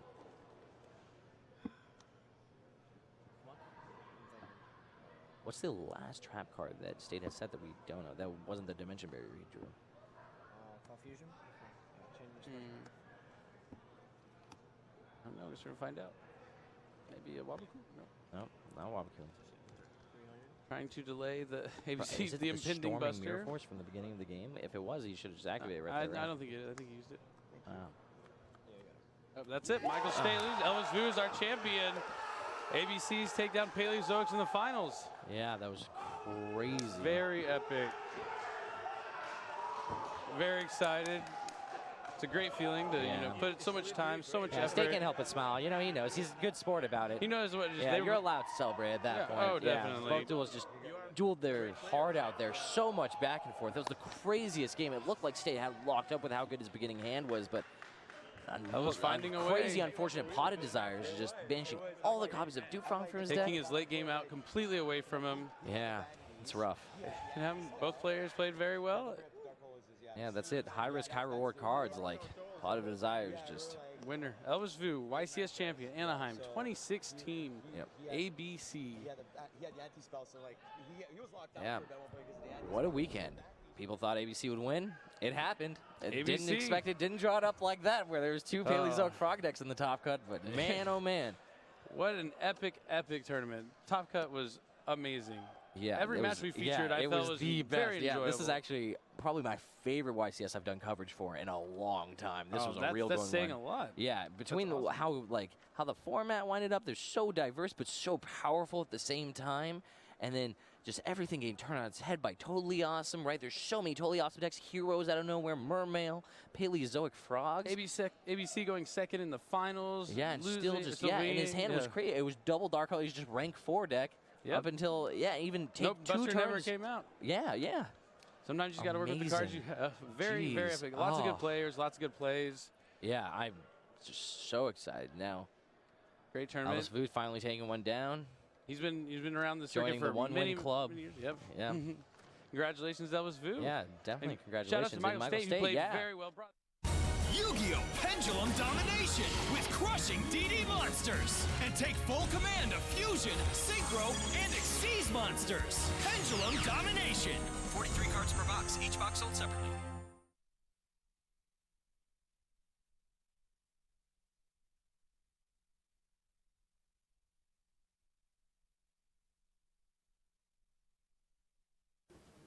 Foolish Burial Goods is a spell card with a very simple effect, but why it's good is a little bit more complicated. When you play Foolish Burial Goods, you can send any spell or trap card directly from your deck to your graveyard. Why would you want to do that? Well, there are a lot of spell and trap cards out there that have useful effects when you play them from the graveyard. You might be thinking of cards like Skill Prisoner or Galaxy Cycle and Breakthrough Skill, cards that you play once for their main effect and then get another similar but a little weaker effect from the graveyard on your next turn. Those are not what you want to send to the graveyard with Foolish Burial Goods. What you're looking for are cards that have effects that you can use right away, and that are frequently better than the effects you get for playing them. Here's a couple examples. If you're a fan of Spiral or Subterrors, you might be familiar with Spiral Mission Assault and Subterror Behemoth Burrowing. Most of these cards are pretty good when you play them normally, but once they're in the graveyard, they get an incredibly useful ability towards setting up your strategy. Problem is, these are both, well, this is a continuous card and this is a trap, so you can't really get it into your graveyard when it'd be most useful to you at the start of the duel. Unless you use Foolish Burial Goods. With that, you can send either of these cards directly from your deck to the graveyard. If you send Behemoth Burrowing, you can banish it from your graveyard to flip one of your Subterror monsters face down. That's something that Subterror decks struggle with a lot in the early game, so you can summon one of your nemesis, like Archer or Warrior, play Foolish Burial Goods to send Burrowing to the graveyard, and then flip it face down so that you can special summon Subterror Behemoth from your hand. Then there's Spiral Mission Assault. One of the challenges for Spirals is getting enough special summons in the early game. For example, you want to be able to both, say, summon Spiral Gear Drone from your hand, and summon Super Agent, and summon Spy Gal Misty all in the same turn. And normally, you would not be able to do that. But if you have Foolish Burial Goods, you can send Spiral Mission Assault to the graveyard, or you can banish it to special summon one of the spirals from your hand. It's also useful in another fan favorite strategy that's going to get a lot more fans really soon, and that is Fluffles. Toy Vendors, it's alright when you play it as a regular continuous spell, but when it goes to the graveyard, you get to search your deck for any Fluffle monster or Edge Imp Sabers and add it straight to your hand. Being able to skip the middleman of finding a discard outlet or anything like that is a huge boon for Fluffle players. Fans of Yugi's cards are probably also going to be fans of Foolish Burial Goods. Magician Navigation is a card that's great whether you play it normally or just send it straight to the graveyard. When you activate it, summons Dark Magician from your hand and a Dark Spellcaster level 7 or lower from your deck. When it's in the graveyard, except the turn it was sent there, you can banish it to negate a spell or trap card your opponent plays. Sending it to the graveyard on your own turn might seem a little counterintuitive since you can't use it right away, but what you really want it for is to negate your opponent's spell and trap cards during their own turn. So not being able to use it on your own turn is not really that big a deal. It's also good if you're a fan of Silent Magician and Silent Swordsman, Little Yugi's cards. These guys were from Rivals of the Pharaoh. But they also came with their own attack spells, Silent Burning and Silent Sword Slash. And each of these attack spells also doubles as a search card. But the problem is you weren't able to actually play them without already having a monster on the field to target with them. Foolish Burial Goods lets you skip that, send them straight to the graveyard where you can banish them to search out Silent Swordsman or Silent Magician. I had a Phantom Knight deck a while back that used Silent Swordsman and Foolish Burial Goods. It was pretty darn good. And speaking of Phantom Knights, Foolish Burial Goods is great with Phantom Knights. Their whole thing is that they have all these cards that you can play from the graveyard for more good effects. You know, Phantom Knight's Sword, Fogblade, Wing. I probably would not send Fogblade to the graveyard unless I absolutely had to, because that's definitely a card you want to get both uses out of.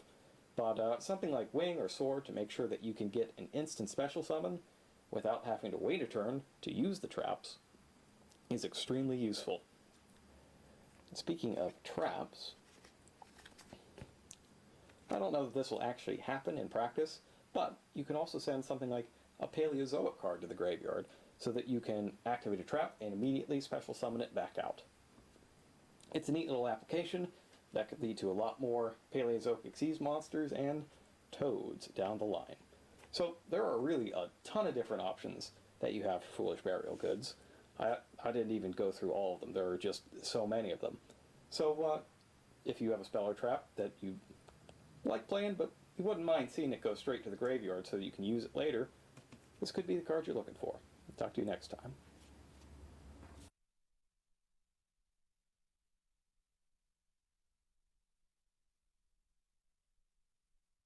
The original Duelists are back! You can collect Yu-Gi-Moto's 5 new Magician Girl monsters, plus Seto Kaiba's Blue Eyes Dragons, and the Egyptian Cubic monsters of New Villain Igami. Yu-Gi-Oh! The Dark Side of Dimensions Movie Pack Gold Edition. 5 cards per pack, 3 packs per box, each box sold separately. It's time to duel! Yu-Gi-Oh! The Dark Side of Dimensions, January 27th. Rated PG. Free exclusive Yu-Gi-Oh card with ticket purchase.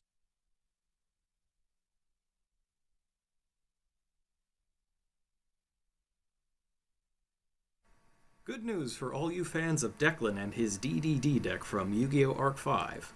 It's been a long time coming, but everything is going according to plan. Pendulum Domination is here, and the things you can do with these new cards are incredible. If you've been collecting everything over time, you'll know all about these cards. DD Swirl Slime, DD Necro Slime, DDD Gust King Alexander, and DDD Flame King Genghis. If you combine these cards with a new card from the Pendulum Domination Structure deck, the Tuner Monster, DD Lamia, you can do some pretty crazy stuff. Let's see how it works. So, there are many combos that you can pull off with this deck that range anywhere from 2 cards to 4 cards that do a variety of different things, but the simplest one involves these 3 cards, or Dark Contract with the Gate, which can be used to replace any of these cards by searching for it. And it ends with 2 level 8 Synchro Monsters on the field. And we're talking like pretty good Synchro Monsters. We're talking Crystal Wing Synchro Dragon level, or Psyframe Lord Omega, or the new DDD Curse King Siegfried from the Structure deck. Take these 3, pick 2. You can have them all on the first turn. Here's how it works. So, you need these 3 cards, or you need Dark Contract with the Gate to substitute for one of them by searching for it. Now, this is one case where DD Savant Kepler, or DD Savant Kepler, cannot be used to replace the Dark Contract with the Gate because you are going to need your normal summon to summon DD Lamia. So, here's how it works.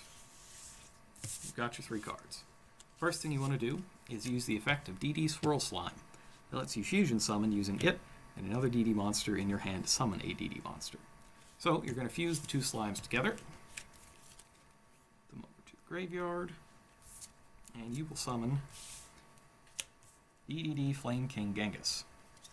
Now, you'll need to use your normal summon. Use that on DD Lamia. That's 7, and you have a DD Tuner, so you can Synchro Summon DDD Gust King Alexander. Welcome to round 5 of YCS Seattle. We have 2 more players ready to go to begin our round 5 feature match. The first one is Mason Blake, who is actually using a Cosmo deck, which is a deck we have not yet covered. Blake is undefeated with his deck, and Cosmos are actually expected to be a fairly good force in the current field of decks because all of the larger Cosmo monsters, the spaceships, the machines, can't be targeted, which plays well around Zodiac Trident, while the lower level Cosmos can actually dodge targeting effects and destruction effects with their effects that allow you to banish them to summon those larger monsters. Thomas Saviano, his opponent, who is undefeated with Zodiacs, will be facing off against him this round, and I think Blake might have the advantage since his deck is essentially designed to take down Zodiacs and those targeting effects. I'll also note that Blake is actually using 3 copies of Zodiac Rat Pierre of his own, so even the Cosmos are not immune to the impact of the Zodiacs and the effect they've had on deck building this weekend. Yep, it looks like our players are ready at the table, so let's just get down to it.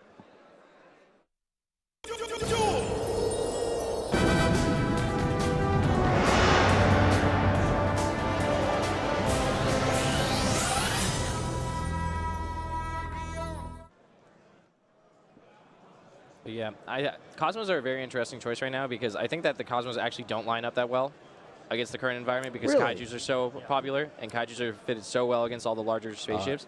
However, when you include Zodiac Barrage in your Cosmo deck, what it allows you to do is special summon, a larger ship from your hand, then you Zodiac Barrage that ship away, get a Farm Girl, and then you get, you start your Rat Pierre combo, and then you're basically just able to OTK your opponent out of nowhere. So it has a much higher OTK potential than many other strategies, especially because the Zodiac Barrage is an additional enabler. Interesting. However, the Kaiju still just have a very, they're just so well positioned against your ships if you're trying to play control wall. That is true. Saviano is not using Kaijus, though, so Yes. this will be tough for him.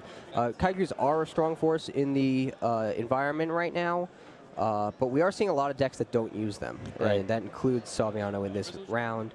And Blake is undefeated with his Cosmo deck, so I would imagine he did play against a number of decks that did not use Kaijus. Right. I think it also has to deal with just Kaijus not being that good against pure Zodiac, so people are cutting less against them, so it's sort of like a Right. metagame read. In addition to that, I'm sure Blake is going for a more OTK role with his Cosmo deck. He doesn't play that many traps, and he's just trying to do that exact same thing I was talking about with Barrage, or just find some sort of OTK combo. So even though his ships were sort of susceptible, the duel should be over by the time they hit the table, so it shouldn't be that big of a deal. Right. So looks like Blake active special summoned Terratop, added Zekenenborg to his hand, used Terraforming to get Cosmo Town from his deck, and then summoned Tin Can. Yep. So Tin Can's effect in the end phase, he pays 500 life points, dropping down to 7,500 to search for 3 Cosmo cards with different names from his deck, randomly add 1 to his hand, and then send the other 2 to the graveyard. That's interesting that you think Cosmos don't line up well with them. I feel like the Kaijus either take out the pilot or they take out the ship, and either way, you're just unable to interact with your opponent. That's the problem. With the Kaijus, that's certainly true, because Kaijus have been used as a counter to Cosmos since way back when Cosmos were one of the most dominant decks. But I feel like everything else in the metagame is not too powerful against Cosmos. I can see that. I also see that like Cosmos, because they don't maybe need the extra deck as much, as like lined up well against Dimensional Barrier and cards like that. That's true too. But if like the level 1 thing to do is play Kaiju Zodiac, then it seems hard playing a deck that maybe not the best fit against a deck that packs so many Kaiju cards. But I could be wrong. Would you say Kaiju Zodiac is the most common Zodiac build? I don't know if it's the most common one for this tournament, but I think it's definitely like the default choice. Like if you went into this tournament with no preparation, based purely on like the information you have from the OCG tournaments and just what people were saying, I think you're supposed to just go in this tournament with Kaiju Zodiac, assuming that that's the strongest strategy to play. All right. So Savino normal summons Rapier, uses effect to send combo to the graveyard. Upgrades to Borbo, upgrades to Tiger Mortar, uses Tiger Mortar's effect granted by Rapier to special summon another Rapier from his deck.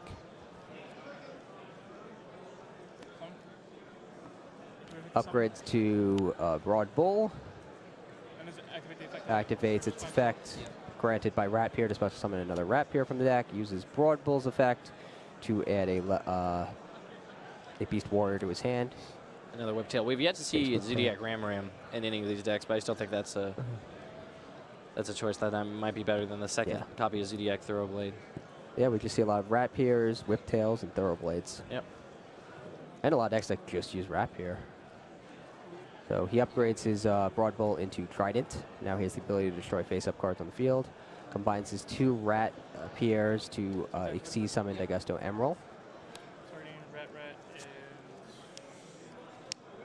Uses Daigusto Emerald's effect. Shuffles 3 monsters back to his deck, draws a new card.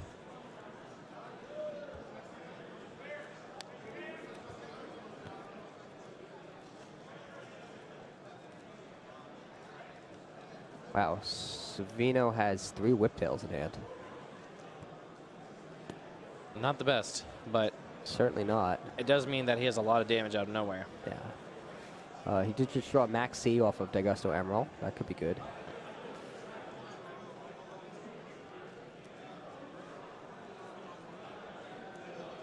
You know what Blake's back row is? I believe it is a 1-for-1. Oh, so it's a bluff. Yes. Yeah, that won't help him too much.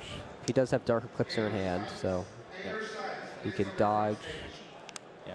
Looks like Saviano forced that with his Dryden effect, and then Chain Maxi trying to get the monster out of the hand so he has a way to deal with it. Doesn't want to give Blake the initiative to do whatever he wants with his own Cosmo cards. Yeah. And doesn't want to enter battle phase just yet. Ah. That's how he's giving his Trident its material back. He uses the Barrage, has it destroy itself while Dryad's on the field, special summons Thoroughblade from his deck, And now with Barrage sent to the graveyard, while he controls a Zodiac Xyz material, he gets to attach the Barrage as an Xyz material. Yeah. I'm sorry, while he controls a Zodiac Xyz monster, Yeah. he gets to attach the Barrage as an Xyz material. Thoroughblade attacks and destroys Terror Top. And now he puts 3 Whiptails on his Trident. So it has 3,600 attack. He attacks Eclipser. Yeah, that's another thing. The ships also get banished by Whiptail. Yeah, that's actually really good. I hadn't considered that. And obviously they're non-targeting effects. Put a lot of eggs in that basket, but he does have my body as a shield. Yeah. He's probably feeling pretty confident holding that basket. 61. Although Cosmo can just get them the banished cards back. 600 from the Trident attack, and then 18 direct. Oh, my bad, my bad. That is a strong Trident. Indeed.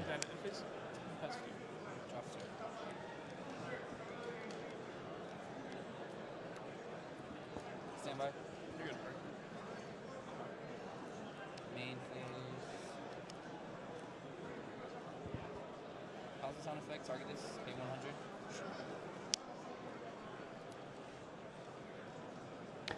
He's using Cosmo Town to add Tin Can back.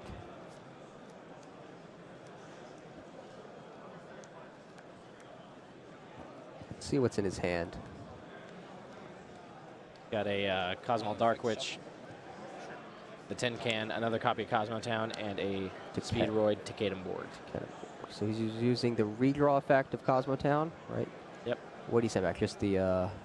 I would assume that he sent back both of his Cosmos because So I the think he only has 2 cards in his hand left. Yep, so it was the Dark Witch and the Tin Can. Oh no, it looks like he actually only sent maybe Tin Can. I think the Dark Witch is still in his hand, but it looks like he drew Tin Can. That was a really bad redraw if he drew the exact same card he sent back. So he plays the second Cosmo Town. He might want that Eclipser back. At the cost of 900 life points, he adds the Eclipser back to his hand, and now he has the opportunity to redraw again. Let's see how many he sends back this time.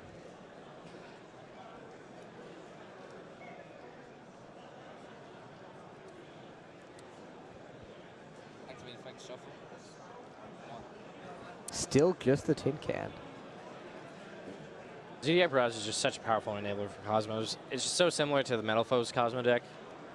The combo variant, like being able to use Zodiac Barrage to either destroy your ship or even destroy Cosmo Town to find whatever card you need by, activating the effect of Cosmo Town when it's destroyed into the graveyard.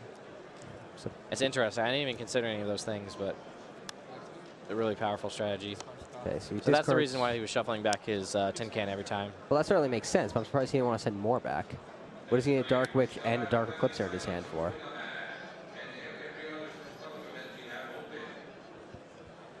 So he special summons the Tin Can from his deck. Oh, he might want to go... yeah, he probably wants to go Dark Witch into the Eclipser. It's on. Yeah. Even though Cosmo Dark Witch is a level 5 monster, it's also a pilot, so it doesn't special summon from the deck when it's destroyed by banishing it. Instead, it can banish from the field to special summon a Cosmo from your hand. Yep. It's foreign cards, so Blake needs to give Samiano a translation. You can keep it aside so in case he needs to see it again. Well, you can put the folder on lock. Okay, so now this makes sense. So he wanted the Dark Witch and the Eclipser in hand so that he can Tin Can into Dark Witch into Eclipser. With 1-for-1. Gives him multiple attacks so he can clear multiple threats. Seems fine. Declare attack. Takes one. That's fine. 400.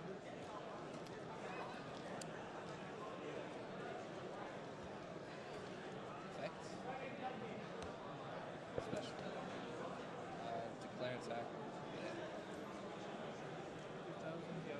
So Eclipser attacks and destroys Thoroughblade. So I have myself at 62 to your 41. Yep. Main phase 2. Activate. Yep. Still has to contend with Trident, though. That's going to be very difficult to get rid of. See what he has.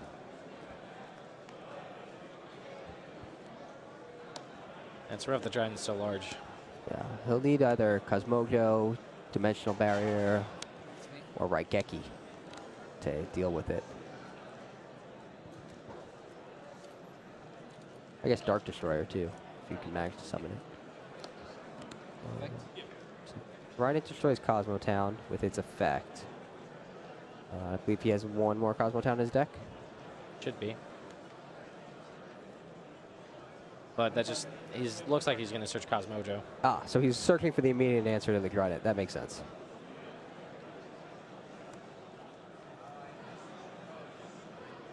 No, I don't know if I really like destroying the Cosmotown there, right?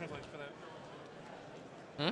I don't know if I really like destroying the Cosmotown and giving him the option to get whichever Cosmo card he wants. Well, it looks like Saviano might not be the most familiar with all the Cosmo cards because he's having to read each one. Yeah. But So for those who don't know what Cosmojo does, I'll bring it up on the screen.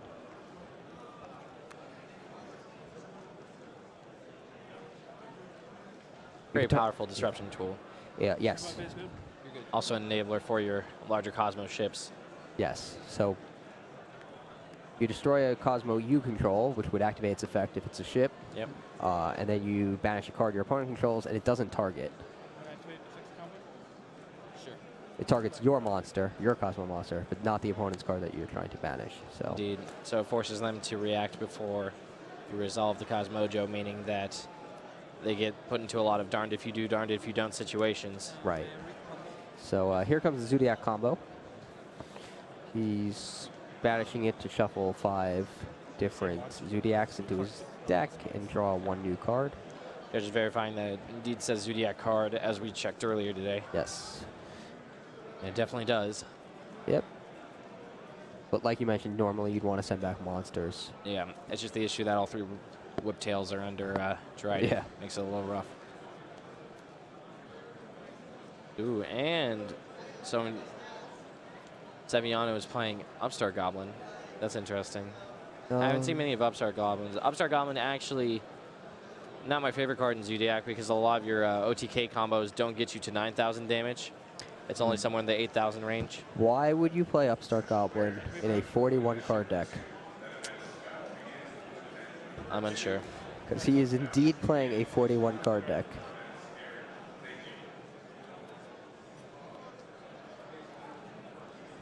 Well, you got me. Maybe it has to do with, like, Upstart Goblin is actually a form of card selection in a really weird way, where if you do your whole entire Zodiac combo and you get so many monsters out of the deck that when you Upstart Goblin, you're more likely to draw a trap after you've gone off because your deck is thinned out of proactive cards. That could be. It's a delayed draw. Maybe Yeah, it's but other one than less that, card from Grass is Greener. Yeah, other than that, I don't think it's the best. Yes, it's also one less card for Grass is Greener, which is cool. No. But other than those reasons, I can't really think of one. Yeah. I'm not a fan of Upstart in more than 40 card decks. Can't say I am either.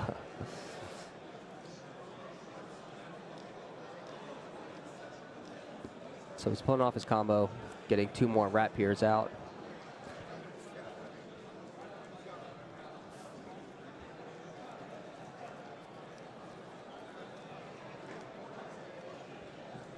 He combines the Rat Piers, but what does he summon? Problem is he needs to get rid of Dark Eclipser. 3,000 attacker that cannot be targeted. Well, he still has that Dryden, right? Yes, he does have the Trident, but Cosmojo will deal with that. Yeah, You're right. So that's kind of a wash there. So the Eclipser is not a problem. Yeah. And for the same reason, What's going to neither happen is is, yeah, the Trident. Cosmojo is going to get forced at some point, whether probably by an attack, and then he's going to be able to banish the. He's going to destroy his own Dark Eclipser to banish the Trident, and then get whatever Cosmo from his deck. Right. Dark Eclipser adds a level 8 or lower from his deck to his hand. So unfortunately for him, he can't special summon one from his deck. Yeah. So Savano makes Gagaga Samurai, which is a double attacker. Trident attacks Eclipse. Eclipser, Cosmojo is activated to destroy the Eclipser and banish the Trident. Yeah, it's 38. But Eclipser's effect to add a Cosmo to his hand will not help against the Samurai's double attack. as well as the attacks from the remaining monsters on Savano's field. Yep. Biggest downside to Dark Eclipse, they're just actually not being as strong of a spaceship as Dark Destroyer was. Yes, not even close. But you gotta make do with what you get, and Dark Destroyer is at 1. Yep, indeed, so it is limited. You got to make do with Dark Eclipser.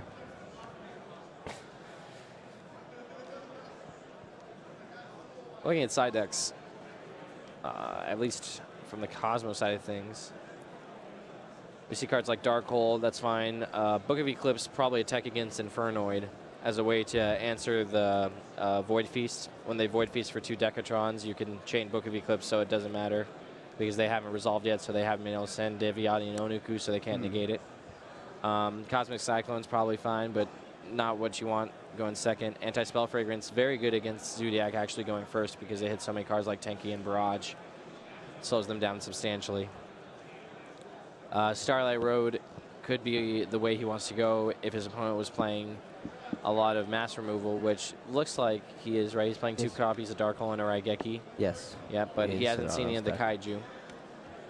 Usually if you see Kaiju, you know you can sign Starlight Road because you know that they have access to 3 interrupted Kaiju Slumber, so you can guarantee that they at least have 3 cards to hit it. But if you don't see any Kaiju, you don't actually know how many Darkhold and Raigeki they have. But you can usually assume that they're either playing either suite of mass removal.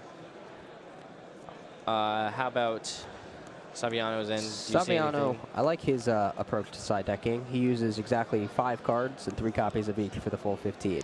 So he knows what he wants, and he wants to draw it. Yeah. He has 3 Artifact Lancia, 3 different Dimension Ground, 3 Vanity's Fiend, 3 Anti-Spell Fragrance, and 3 Twin Twisters. Which of those do you put in here? Well, Vanity's Fiend is very strong against Cosmos, especially when they don't have any traps to interact with because it just turns off all their pilots. So that seems like the first monster to go to. Yeah, in addition to that, Artifact Lancia is not the worst card because stopping them from banishing cards sort of shuts off their whole turn. The bigger issue is, though, that because the Cosmo banishes itself at cost, you can't really respond with Lancia at that instance. However, you could put yourself into situations where you're able to force their activation by activating a Lancia and things like that. Or against Cosmojo, it also lines up pretty well because they activate and then you chain Lancia and then suddenly they can't banish their your card and their spaceship can't be banished from the grave to activate its own effect. So you can use it in a proactive way as like an OTK thing. So maybe we'll see that come in? Maybe. Well, actually, you can't use it proactively because you can't use it during your own turn, but during your opponent's turn, it's a great way to answer Cosmojo. But, yeah, no, I don't think I would want it, though. I feel like when you're playing a strategy that, like Zodiac, or just a known strategy that has a very good game plan, very powerful, and you play against a rogue strategy, the worst thing you can do is dilute your deck with cards you think might be good against the rogue strategy rather than just sticking to your game plan. I agree. Yeah, so I think Vanity's Fiend is probably just where he wants to be. Maybe some Twin Twisters, but probably not because he didn't see that many traps. Yeah, Lancia's a little narrow. Yeah. I'll dilute my strategy for Vanity's Fiend because that shuts down the Cosmo deck. Yeah.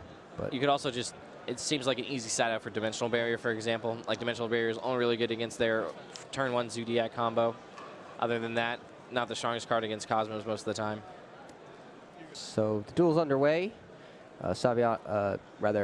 Blake normal summons Ratpier, uses its effect to upgrade to Borbo. Upgrades to Tiger Mortar, uses Tiger Mortar's effect granted by Ratpier to special summon another Ratpier from his deck.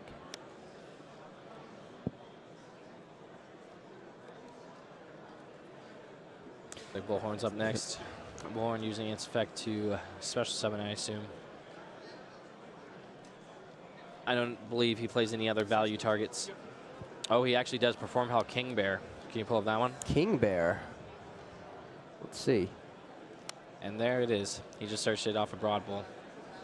He also does side deck 1 Zodiac Whiptail? 1 Whiptail, yes.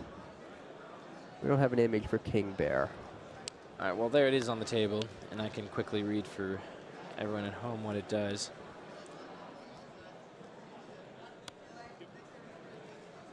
So it's a level 6 monster. Yep, with a pendulum effect that says once per turn during the end phase, if this card was activated this turn, you can destroy this card. And if you do, add 1 level 7 or higher monster to your hand that is either in your graveyard or face up in your extra deck. So it can be used to recycle larger ships, if the ship just happens to be in your graveyard, not banished. It's really good alongside Tin Can because that's the main way you put your Cosmos into the graveyard.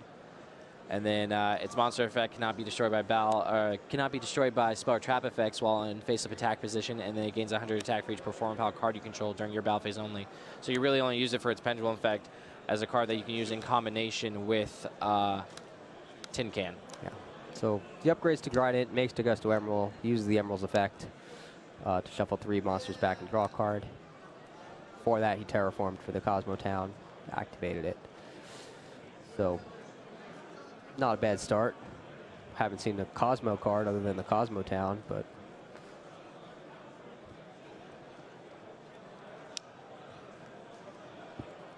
this is why the Zodiac suite is so powerful. A couple of Rat Pairs in his deck, and this is his field. Yep. Now he uses Cosmo Town. He only shuffles Forerunner back into his deck. Draw 1 new card.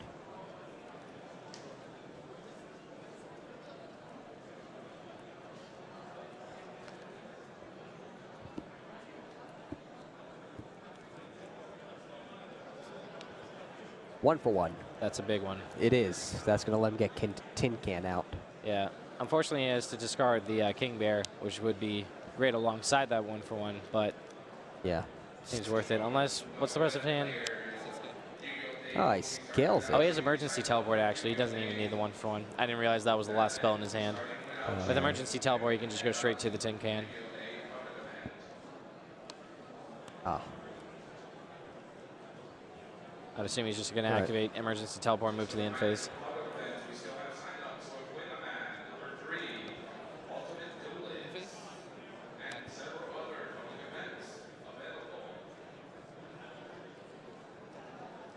And that's pretty cool. Then during his end phase, he can get back one of the spaceships that's sent to the graveyard with Tin Can. Yep. Right? With the King Bear. Mm-hmm. So this was a pretty strong opening. Yeah, it basically just makes it so he guarantees that Dark Destroyer to his hand. Yes, assuming that's the one he wants, which one would assume it is. So he'll either get a Forerunner, Dark Destroyer, or Dark Eclipser to his hand with the Tin Can's effect.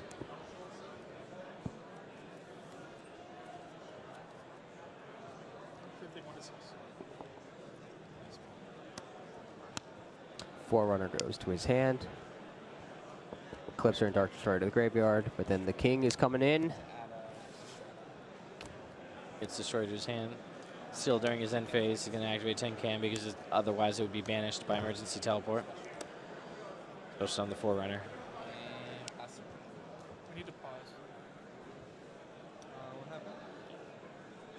Those are translations. Oh, those are the translations. Okay, I'm sorry. Yeah. I thought those were the cards he would banish. Oh, no. Okay, so Saviano draws a card. And let's see what's in his hand. He's got 6 cards. His 5 formation, Tenki, Book of Moon, Zodiac combo, Zodiac Barrage, Solemn Warning, and Torrential Tribute. Starts with Book of Moon. Seems good. On Dryden, which allows Dryden to destroy, or more so prompts the Dryden to activate its effect so that Blake can destroy his Cosmo Town and add a Cosmo to his hand.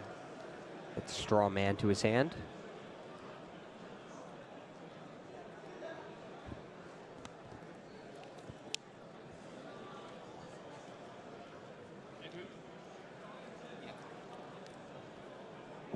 Once again, though, like only having a bluff set, not really able to interact well at all with what Saviano is trying to do.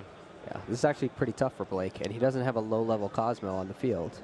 If he did, he'd be able to shoot the Dark Destroyer onto the field and destroy a monster. So, but as it stands, he has no way to disrupt any of Saviano's plays. Yeah, albeit Saviano doesn't know that, right, because of the set card, but... Of course. Yeah, with Perfect Vision, that is definitely the case. He might think that's a Cosmojo that's going to completely devastate him. Yeah. But we know. Tenki's for Thoroughblade, summons it to the field. Discards combo to draw a card with Thoroughblade. It's probably one of the best uses you can get out of it. Yeah. Draws Maxi.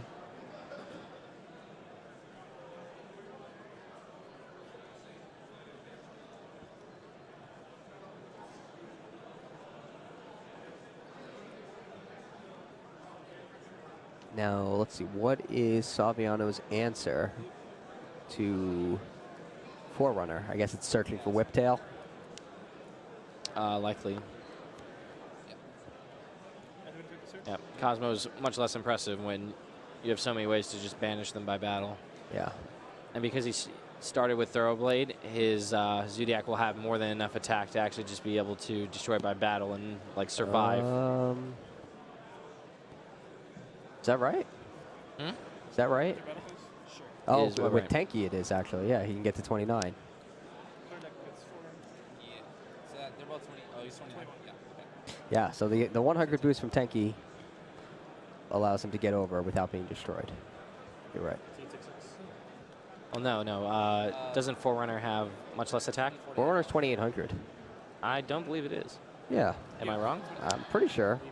I used to play Cosmos. 28. This whole time I thought it was like 27. Yeah. Definitely a mistake, but No matter. Yep. Tenki does the trick. Yep, definitely. So main phase 2, he uses Barrage, pops the Tenki, special summons Rapier. Rat Pier from his deck. Now it gets even more out of hand. Yeah, he's used how many Zodiac Exceeds this turn? Just Broadbull, or did he use Borbo as well? It looks like he used Borbo as well. Yes, but he didn't use So that means Trident he, yet. yeah, he can use Tiger Mortar and Dryden. Yeah. I think he's going to want to destroy Big Gusto Emerald, right, with Trident? I would assume so, but it also depends how many monsters Blake has in his grave, because I think the yeah, 3. 2 Exceeds Monster and Yeah, Dark so Eclipser in his graveyard. that probably makes it worthwhile. Maybe he should have Tiger Mortared before the Trident to have the extra To have additional material. material. Yeah, Destroy the... yeah, I'm interested into why he didn't do that. Yeah. He does have Solemn Warning and Torrential Tribute, which he's now set, so his position is still pretty good. Yeah, well, I think he just has an advantage here. You know? Yeah, no, I agree. He's certainly ahead. It's curious, he's leaving the Dagusto Emerald on the field, though. He could have given up essentially, he could have given up a Tiger Mortar from his extra deck to destroy the Dagusto Emerald on the field by just upgrading it and then detaching the Tiger Mortar. Yeah, might be a small misstep. Yeah.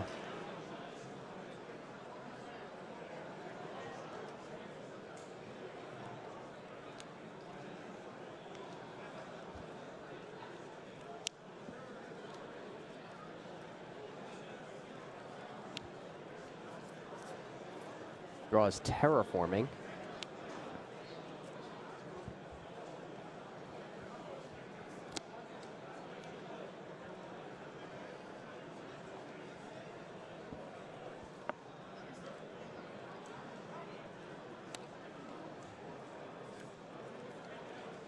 Blake flip summons Trident. 0 attack points, 0 defense points, no Exceeds materials. And yet... Still very threatening. Yep. Can easily stack up a couple Exceeds. Tiger Mortar gets back the Rapier. Yep. Maxi might stun a little bit, though. Maxi already pretty strong against Cosmos, but especially with the Zodiac engine included. Absolutely. Saviano is pretty safe here. He has the Solemn Warning as well. Yeah. And Terrestrial Tribute, so. Blake activates Cosmotown, uses its effect. I think he wants Tin Can back, right? Yep. Yeah. Gives 100 life points to add Tin Can to his deck. Sends it, rather to his hand, then sends it right back to his deck with the effect of Cosmotown to draw 1 more card.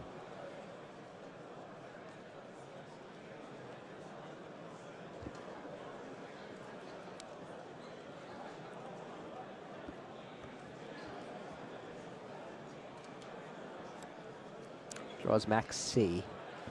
That would have been nice last turn. Yeah, but it's still not that bad here. If he's able to clear at least a little bit, then Maxi will do a lot. But the fact that he's under Maxi makes it difficult already. Yeah. What can he do?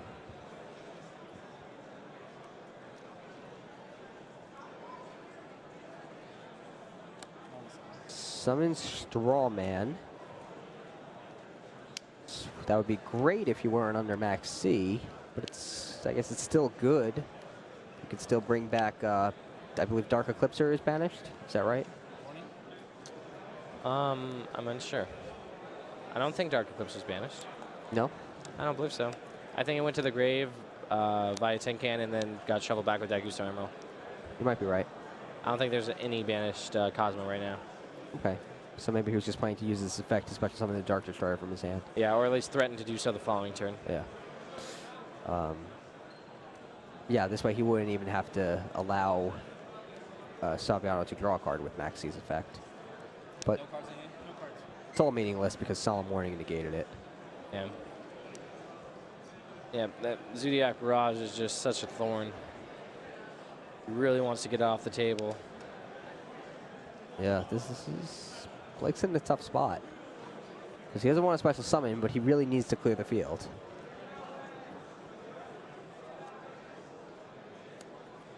All right, so he puts Broad Bull over Trident. So that's one card for Saviano. Looks like his plan is just stack another Trident on top of that. He must be. Saviano's considering using his Torrential Tribute. Or Although, at least his Trident. But he's going to use his Trident's effect to destroy Broad Bull. So he just gave him a free card. And he didn't really get anywhere with it. Well, he forced the activation of Trident, but yeah, without true. anything else to do, it's rough. Especially because I feel like he could have threatened the Trident just by moving to battle phase first with the Dagusto Emerald.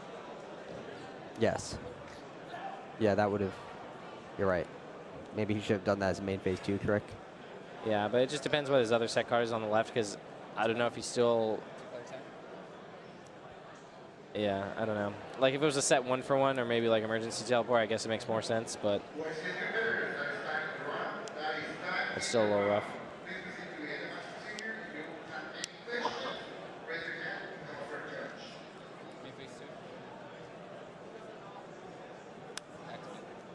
Yeah. Oh, he's if it was going all 1-for-1, out. it makes a lot more sense, because then he'd still get a battle phase.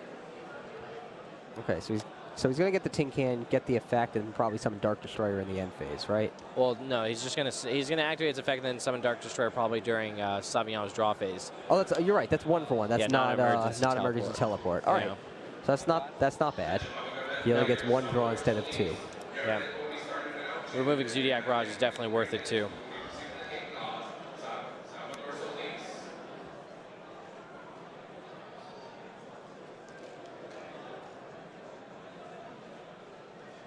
So he selects Dark Witch, Dark Eclipser, and Slip Rider from his deck with Tin Can's effect.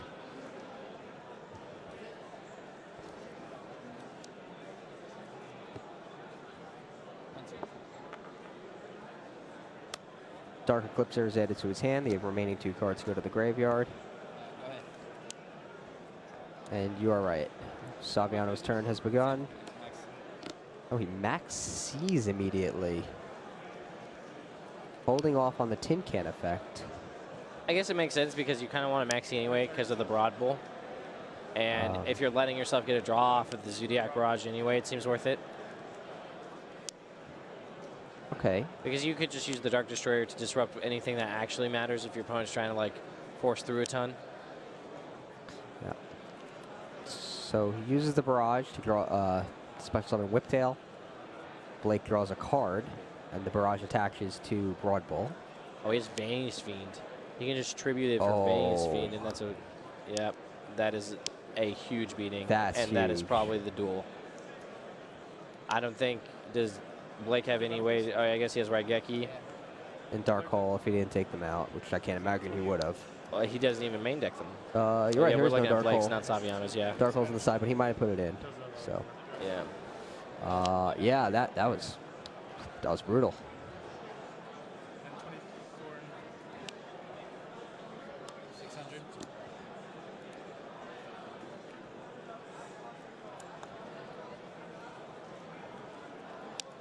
Well, we can see pretty obviously that Blake has no immediate answer to Broad Bull.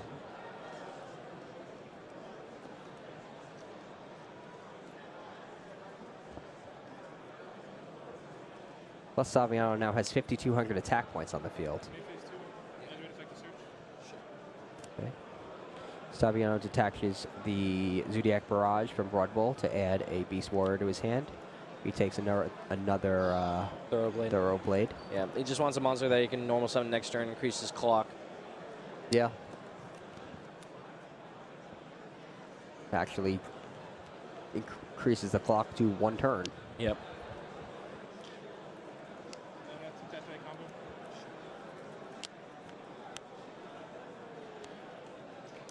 Banishes combo to shuffle 5 monsters back and draw 1 card. Blake has 1 turn to draw a card that will get him out of this.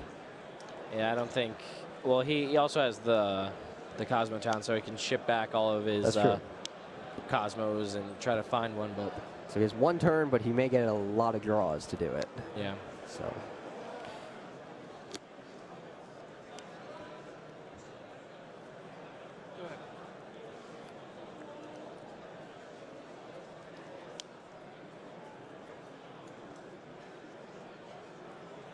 Looks like he drew Dimensional Barrier for turn.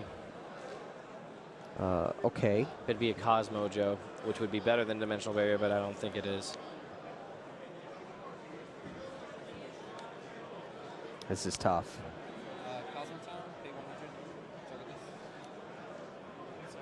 He missed his opportunity to summon Dark Destroyer. Now it's trapped in his hand.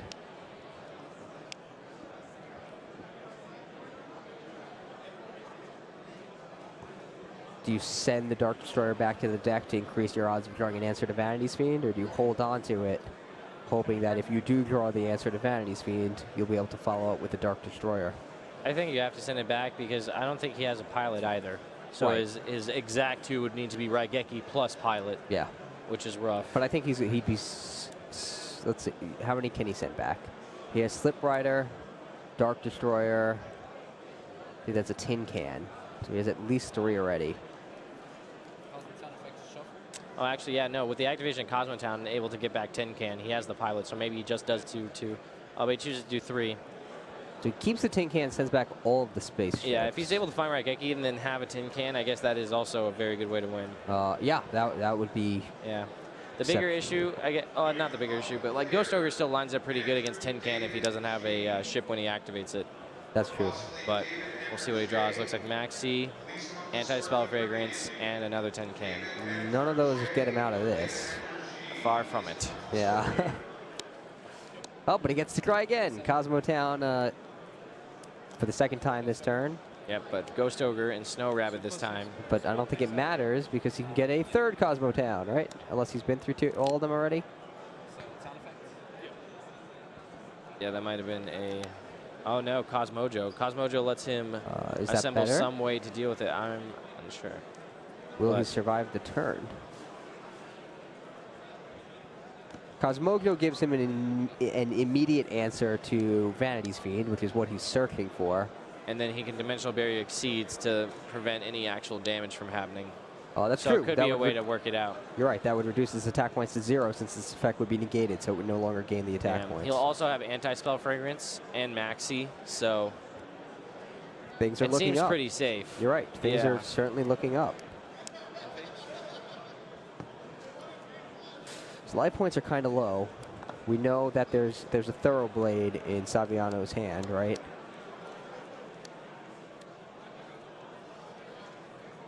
But that's only 1,600, so he might actually pull this out. Yeah, he has a 2nd copy of Tin Can in his hand, so that 2nd Tin Can probably going to do a lot.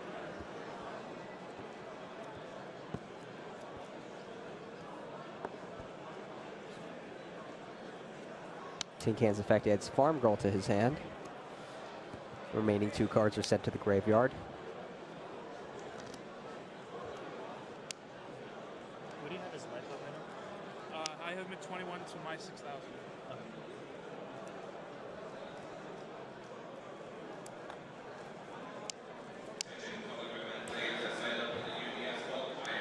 Blake is at 2,100 life points.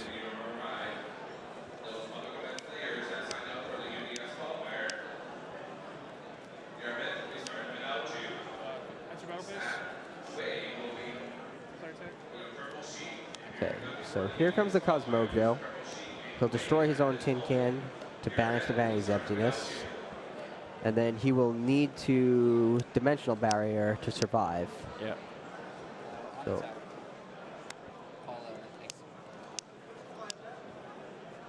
Okay, so it's basically just a better Threatening Roar. Yeah, much better.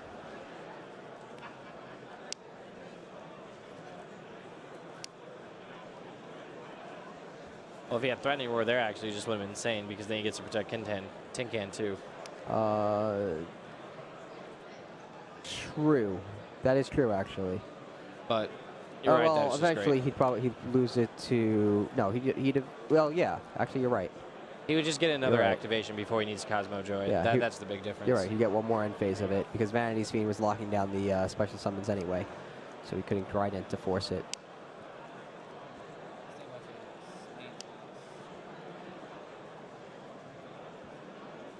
Blake's hanging in there. He is. I'm surprised.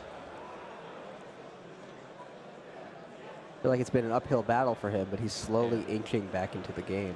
The bigger issue, though, is he's used a lot of his resources. That's true. And I feel like he's running out of ships, running out of Cosmo cards in general. Yeah, I sometimes forget that's actually an issue for this deck. Yeah, it's a big one. Yeah. Everything can look like it's going fine, and then you use Tin Can's effect and realize you don't have 3 cards to search for. Yeah. You try to use Tin Can's effect and realize that. Ah, Maxi.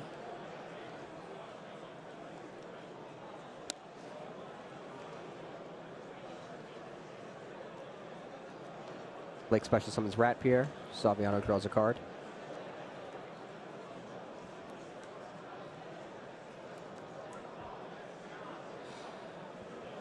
Alright guys, that's time in the round. So it's going to be a 5-turn count. If you turn 0, 1, 2, 3, 4, and 5. Okay, time in the round has been called. So Blake will finish his turn, and there will be 5 additional turns. Yeah, it looks like he's going to give Savignano 2 draws just so he can set up a Dryden with the ability to destroy the Borbo or the Broad Bull. I think he has no choice here, really. Turn, yeah.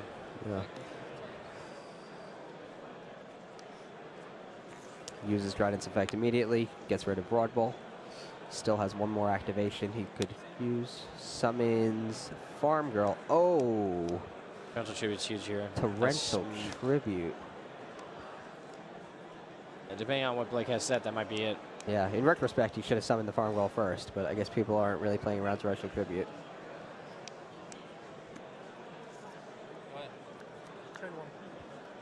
At that point, though, I think you just Torrential Tribute on the Dryden, and it's not that big of a difference, right? Because he normal summons Farm Girl. You're right. You're right. Yeah, I guess. You're right. He could still get the 2 draws off of Maxi. Yeah. It looks like he's just going to push and try to end the duel now. I think that's smart.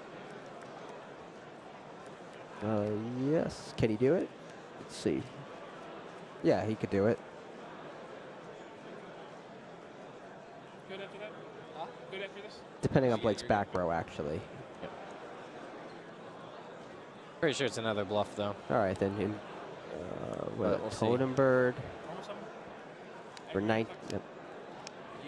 Yeah, that's just it. That's it through the 3,500 back on the row. table. Yeah, Totem Bird negates whatever it could be. Yep. That torrential was nasty. Oh, yeah. I was like, I just So that was a 2-0 victory, wasn't it? I believe it was. Okay. So you also agreeing it was actually what I was getting to? It helped you, but also helped me because it was recycling all your tiles.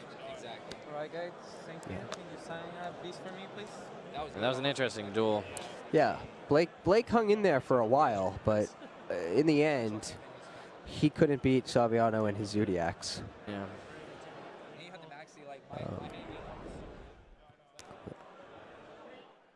Yeah, but he's not out of it yet. Now he has a 4-1 record moving forward. Yeah, so he's still definitely in contention. And I think that those games were also maybe not the best example of what this deck can do because he didn't draw a Barrage until the later turns in either duel.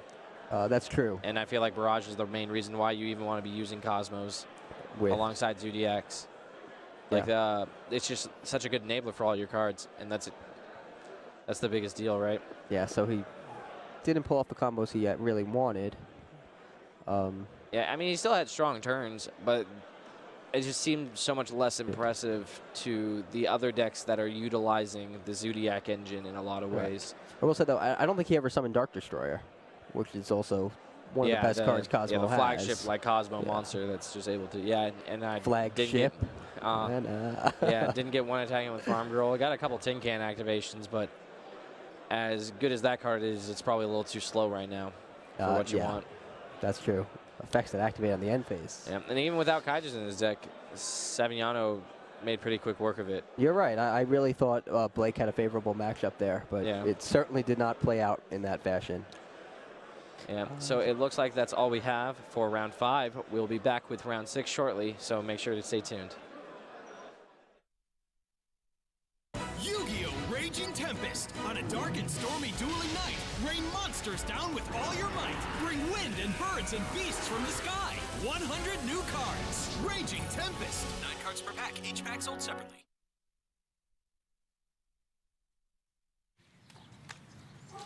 With no monsters left on the field, I summon Dark Magician, declare direct attack. Ah, you got me. Told Joe's the master. GG. GG. I gotta bounce, guys. All right, man.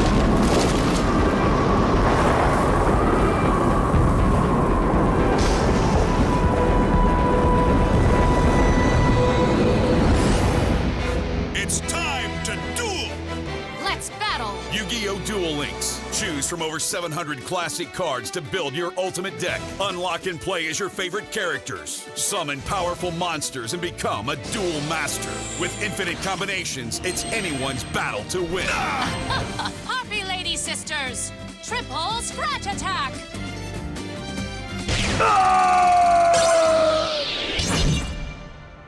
Rematch? Bring it. Yu-Gi-Oh! Duel Links, the ultimate real-time PvP battle. Now on mobile. Download free on App Store and Google Play.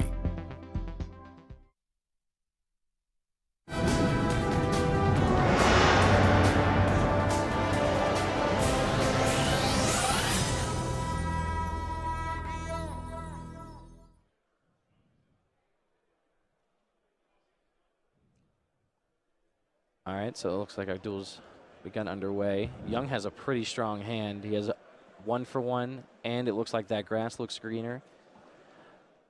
Oh no, it's left arm offering, but he can easily just search that grass looks greener with the left arm offering. We'll see what else he has once they get the hands onto the iPads. His Vu's hand is also good. He has Tenki to start his combo, as well as a hand trap to disrupt whatever Young tries to do, and 2 trap cards. So it really just depends who's going first. Yeah, he drew Zodiac Rapier, though, so he won't be able to use that Tenki for Rapier, so he's probably going to use it to search, Thoroughblade or Whiptail, depending on what he wants to do. You usually want to use your normal summon on Zodiac Rapier so that you can get Zodiac combo down to the graveyard to recycle your cards and go again. But that's especially important in the Zodiac Mirror match. Not so important in the other matchups, because usually your one combo is enough. You don't really play the same grind game you do in the Mirror match. Right. So we'll see what he chooses to do, because he could also just Tenki for Thoroughblade and discard it, but looks like we have a turn 1, that grass looks greener from Young. So it looks like Young went first, and that is a very strong opening, probably as strong as it gets. Looks like for 18 cards, 55 versus 37. Right. So that grass looks greener lets him send the cards from the top of his deck to his graveyard until the number of cards in his own deck is the same as the number of cards in his opponent's deck. Yep. So just like that, he sends 18 cards to his graveyard. Yeah, including Fairy Tale Snow, which is a big one because that will give him disruption. He also looks like he sent a ton of Infernoid monsters, including a Phantom Knight or 2. Yep, there's a Phantom Knight in there, no Fogblade in there, but he got Ragged Gloves in there, so he can banish that to send Silent Boots and banish Silent Boots to add Fogblade to his hand. Yep. So he already has effect negation. as a result of that grass looks greener. So it's an incredible opening. Very much so. Yeah, I mean, if we know that Foolish Burial is a limited card because of how powerful sending cards is to your graveyard. Send one card, have a card that sends 18. Yeah. Of course, it's random cards. Yes, it is. They are random 18's cards. usually enough where it does not matter nearly as much as you don't would forget, think. it does come at a cost. You have to run 60 cards in your deck to make that happen. Right, but we've seen people win YCSs with 60 cards before. Without a even card without like that, yeah, a card that is like true. That grass looks greener. So when your deck is a resource, yep, and you're just trying to get cards from it, you want the variety. It was probably a little different though. I feel like back then it was a 60 cards because you wanted a grind game, you wanted more total resources. Here it's just strictly to take advantage of that grass looks greener. I agree. Yep. It looks like he's still going to be able to do a lot here. Normal summon Silent Boots, special summon Silent Boots. Now he had Ancient Cloak in the graveyard as well. He banished it to search for Silent Boots so that he would have another one to special summon to his hand. So now he has 2 on the field. Combines them. See, normally right here, I would think that MX Saber Invoker for Rat Pierre and doing all that would be great, but that is not what Young is up to, so we'll see what he chooses. Levier. He has foregone the Zodiac cards. Yep. Although in all fairness, he probably wouldn't have 2 Silent Boots if he also had Zodiac in his deck. I don't know where he'd find all the space for that, even with 60 card slots. I'm sure you could if you tried, but yes. Maybe, yeah. He's the Fam 9 cards still are a lot of cards in his deck, so maybe some of them has to be Roteratops or... So he summons Ancient Cloak with Levier Dragon. Yep, and then activates 1 for 1, discards a Decatron, getting another copy from his deck. Decatron's effect will activate. Yep, so Decatron gets to copy the effect of Infernoid when you send it to the graveyard. It also copies the level. So he's likely, I think, to send either Deviati or Onuku, but it looks like Vu had Ghost Ogre, which is going to be responded by Void Seer. So that was sent to the graveyard with that grass looks greener. He can banish it to protect his monster from a destruction effect. Yeah, I'm not sure if Vu realized he could do that and hoped to just sneak it by Young, or if Well, actually, it doesn't change. It just happens. he just did not even realize that Void Seer had a graveyard effect to prevent that destruction. That is possible. Yeah.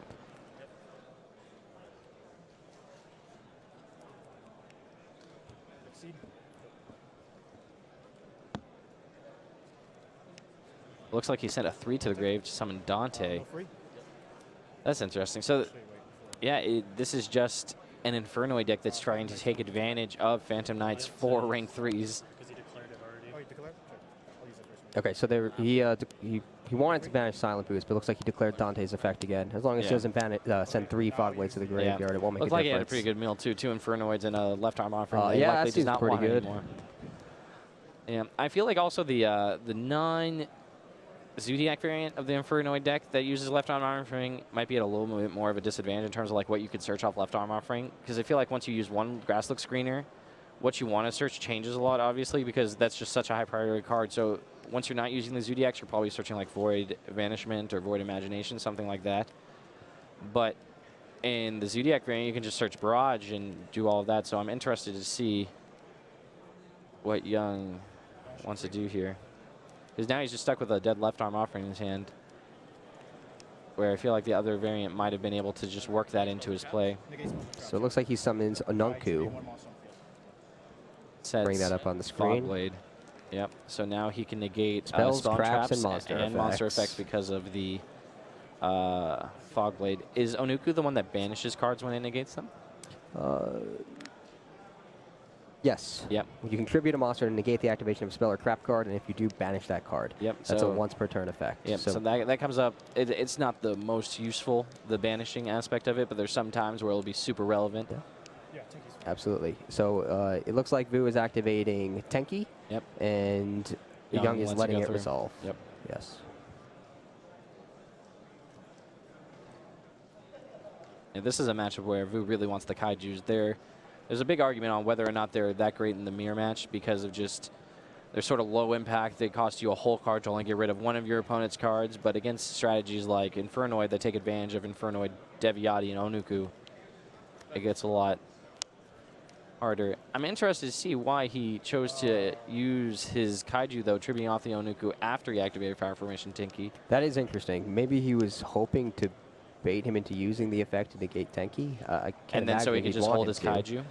Yeah. But I feel like he also Yeah. doesn't have any speller traps, so that's also an interesting line to take. But He has traps in his hand, right? yes, but he'd be able to negate it again on the next turn I anyway. 'cause assume the that non-beats once per exactly. turn Yeah. So during I'm either a little turn. confused Yeah. about that one, but we'll see. I don't know. Yeah. It's don't not know. like he drew it off of Thoroughblade either, because Yeah. he just drew for that. And it looks like he drew another trap card. I think his hand might be triple dimensional barrier or something similar.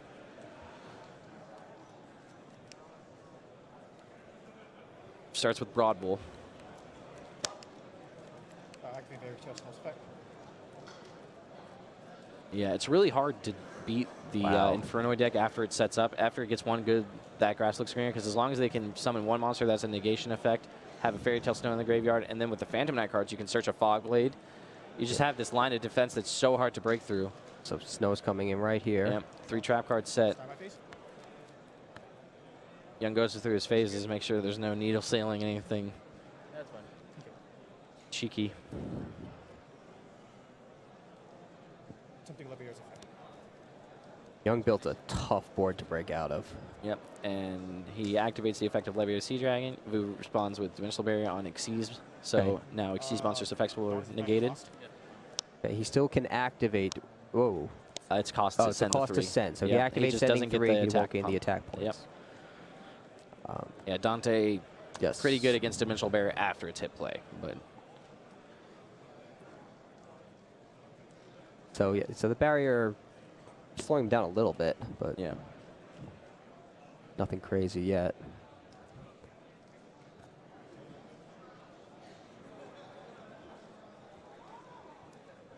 Activate the effect of Phantom Knight Ancient Cloak.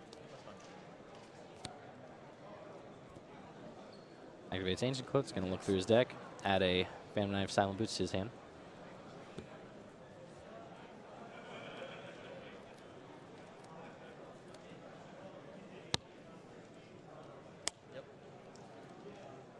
Thoroughblade has 0 defense. I take off base, Dante will attack into it. Yep, so even with just 500 attack, Dante's still able to clear it. Or 1,000. Dante's Wait, base attack is Dante 1,000. can't attack, right? He called Xyz. Can it attack?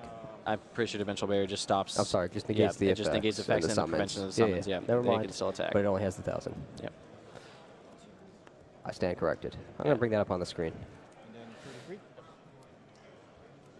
so you can see it. That's Yeah. a very popular card this weekend. Another big reason why Fairy Tale Snow is so powerful in Infernoids is that you get multiple uses out of it. You can tribute it off for the effects of your Infernoid, so you can put it back in the graveyard. Yeah, then that's But really here, strong. Yeah, but here he doesn't have the Inferno anymore because of the Kaiju, and that means that Snow is stuck on the field. But Vu doesn't have much. Albeit the Zodiac combos usually only take 1 card. Vu drew a card and set a card. Yeah, I feel like one of the only cards it could be to get him out of this is Mirror Force, but Tell me where it is. That would be good.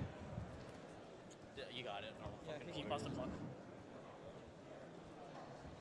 yeah. So it looks like Vu concedes, and oh no, maybe not concede. Oh, he dropped a card from the top Okay. of his yeah, deck. no, so when he said you they're got just it, he was repairing just that. referring to the judge. Drop a turn, standby phase. Yep. Russell, what do you have life points at him at? Like Vu has a lot of nothing right now. Entering battle phase. Attack you with W for game. Of course. Oh, he had Mirror Force face down. That is certainly not nothing. Yep, the 1 card he could have drawn. That's pretty good. It is good. I It didn't also realize he puts had Snow drawn back that. in the graveyard, though, and clears Young's field so he can summon back a bunch of Infernoids. Yes, it will still be very, very difficult for Vu to recover. Looks like he's just going to press, though. Maybe this is just enough with just Fairy Tale Snow to win. Vu's Yeah, it at looks like 1050. 1,050, so, that's enough for Snow. But Vayne's Emptiness, that is actually He's not a very hanging on popular there. card, so this is super interesting that that's in his deck. But he's going to change Snow's effect Yeah. again. As long as I have 7 cards. It's coming back. Yep, one big reason why Fairy Tale Snow is so powerful. There it is. Not much restriction on it, other Not than even- needing requiring 7 cards, because you figure that 7 cards is a lot. It's not But- even once per turn. No. It's not even you can only use the effect of Fairy Tale Snow once that's per why turn. this deck uses it the best, because you can get into grave, fill your grave with a lot of cards, and then keep on tributing off with your Infernoids to keep on bringing it back. And also, while Fairy Tale Snow doesn't negate a monster effect, it can put a monster face down before it can activate that effect. Yeah. Especially against Zodiacs, which is what we saw there, where we saw him put Broad Bull face down, so we couldn't upgrade it into a Trident and use that Trident's effect, or upgrade it into something else. Yeah, a big part of what makes I feel like a lot of strategies powerful right now is having sort of built-in trap effects with your monsters or things like that. Like you do your proactive game plan, and you just wind up having ways to disrupt your opponent. So like that's a big reason this Zodiac deck is so good, right? Because you do the thing you want to do, and you end with a Dryden that disrupts your opponent. Same thing with Infernoids. You do what you want to do. You end with an Infernoid that can negate stuff. It can DD Crow things. Right. You also put a Snow in the graveyard to disrupt your opponent more. You put a Phantom Knight in the graveyard to banish it, search for Fogblade. But you didn't need to draw it as a trap card. Yes. So you have more cards that proactively contribute to whatever you're trying to do. And then in addition to that, they happen to also give you these effects that disrupt your opponent. Absolutely. Part of the combo is backing up the combo. Getting the cards to back up the combo. Any deck can make a big field, but can you back it up? Yep. And that's what we saw there, where Young made a big field, but then was also able to back it up with cards like Fogblade to negate monster effects, Anunku to negate spells and traps, Snow to put opponent's monsters face down to stop their effects, and at the end of the game, that is what it took to win. And he easily won that first duel.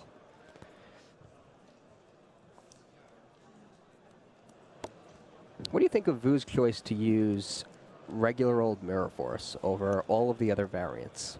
Yeah, it's interesting. I'm sure there's a good reason. I thought that Quaking would be the most popular.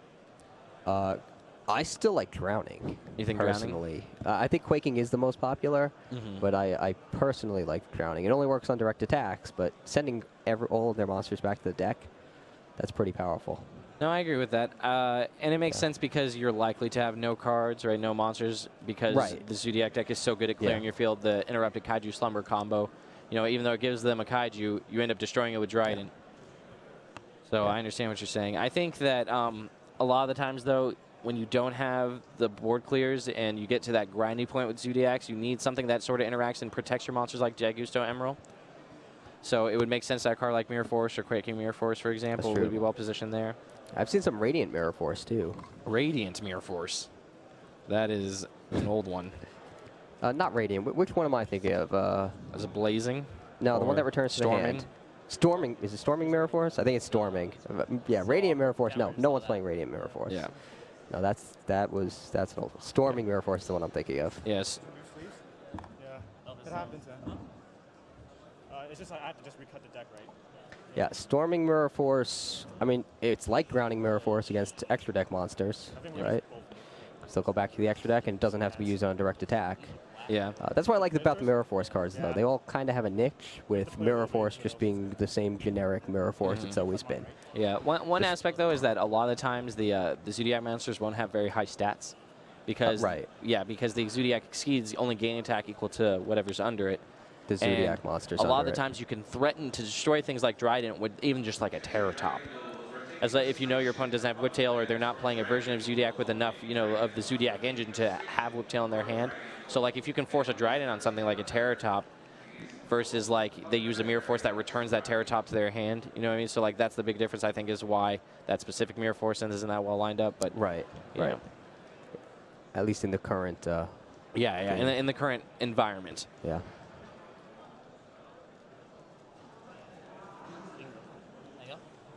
It looks like Vu's going first. One also advantage of that grass looks greener is that it gets even better going second. That's true. Their deck your is even opponent's likely smaller. to, do even more things. Vu starts off with Zodiac Barrage. He uses its effect to have it destroy itself. He can destroy any face-up card on his field, especially summon Zodiac from his deck. And he special summons, I assume, Rat Pure. Yep, it depends what he has in his hand. This is where I like including Zodiac Ram. Hello and welcome back to YCS Seattle. This round we have quite possibly the best feature match we will have today. We got Billy Brake against Jeff Jones, 4-time YCS champion, against I think Jeff's won twice, but I don't think they both were YCS. His first one was SJC Edison, right? But yeah, I don't know the exact number, but I do know that these are two of the most well-known duelists in Two Yu-Gi-Oh! of the biggest household names probably right now. I believe they play against each other frequently. Is that right? Do they? Like testing wise, Yeah. or what do you mean? I'm Practice. sure, but they're just pretty far away, so it's a little difficult. One in Texas, one in Michigan. But they are both they're at very good every friends, and they're are at every event together. So Yeah. plenty of opportunities to duel.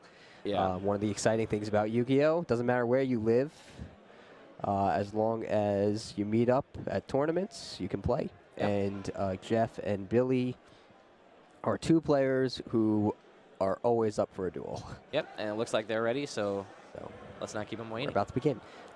Interesting to note, Jeff Jones and Billy Brake are actually both using different strategies today. They both have deemed a different deck to be the best for this tournament. Despite their expertise in Yu-Gi-Oh!, they did not come to an agreement on that.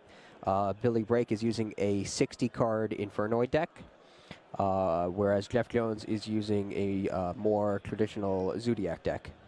Yep, it seems to be the biggest debate whether the 60-card Infernoid variant is better than the straight 40-card Zodiac deck, but they're ready, so let's hit it. Let's begin.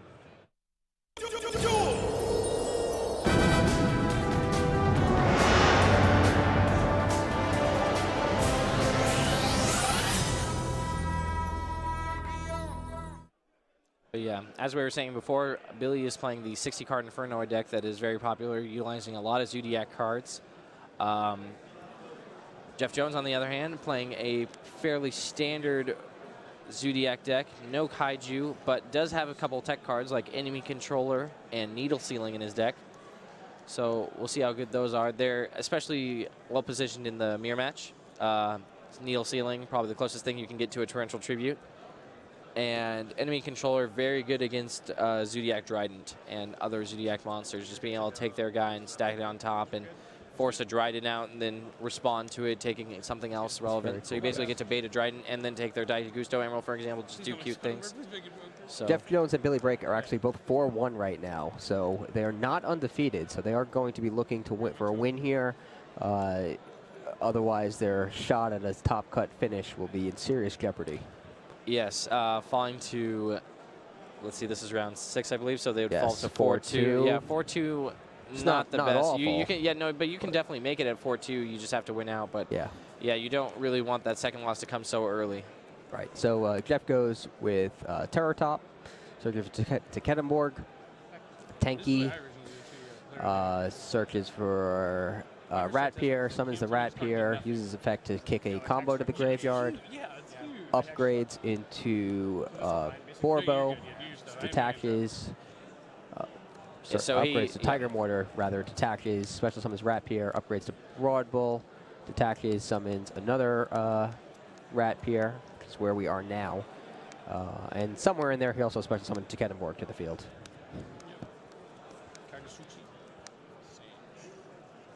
That's really the only reason I play this thing, is I just love Kagasuchi. Jeff combines his two Rat Piers to special summon Gusto Emerald, activates its effect, shuffles 3 monsters back, and now gets to draw 1 more card. Let's see what's in their hands right now.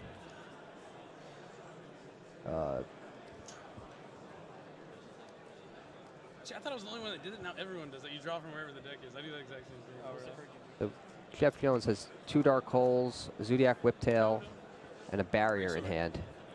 Brake has 2, Brake has 2 Terror Tops, a Whiptail, Twin Twisters, and Fairy Tale Snow. Not a great hand for Brake. Okay, go ahead.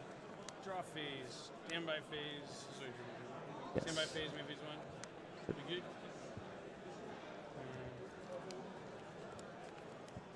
This is actually an awful hand for Brake, especially against Jeff Jones's field. Yeah, I mean, it's rough anytime your opponent opens Dryden Tonenbird with a Dimensional Barrier set. There's not much any deck can do, but... You have that right. So he special summons Terror Top, adds Ketenborg to his hand.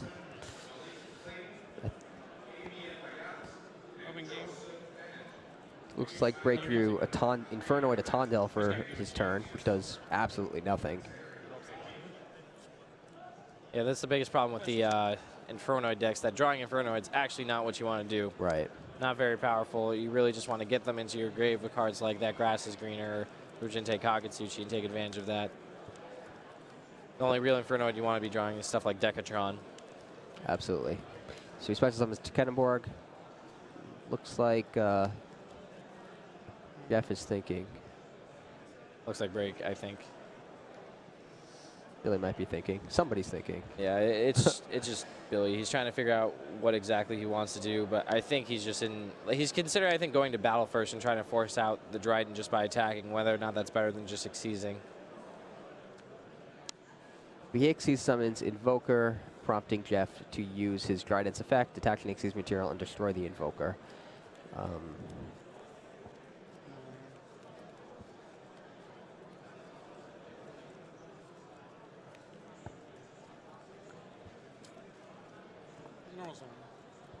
Rake summons Whiptail.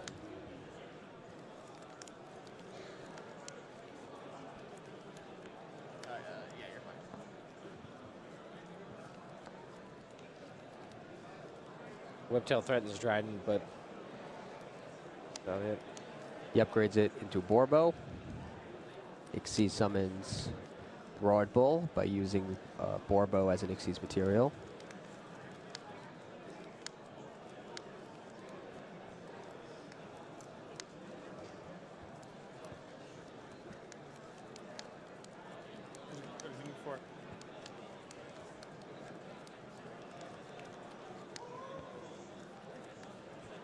Break has Twin Twisters in hand, but he can't do anything with that until Totem Bird is gone. Otherwise, it'll negate it.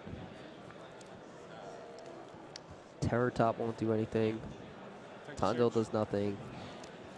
Snow does nothing. So basically, he just has what he has on the field. That's all that's going to help him this turn. At least that Dimensional Baryonic Seas, though, will allow Break to Twin Twister away the other back row, but it's still not the best. Yeah. Hit a Tanky and a face down by discarding. I guess you could discard a Tondil, which otherwise does nothing. Or Snow or something, but yeah. Anytime, like I said, anytime your opponent opens that well, it's just hard. Yeah. So he uses Twin Twisters. He finds that opening since Totem Bird can no longer negate. Gets rid of Jeff's own Twisters as well as Tanky.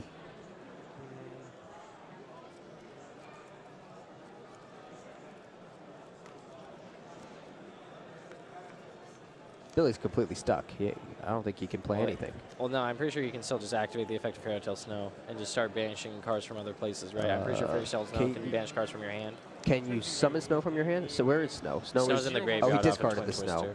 Okay, let's show that card. He could do that.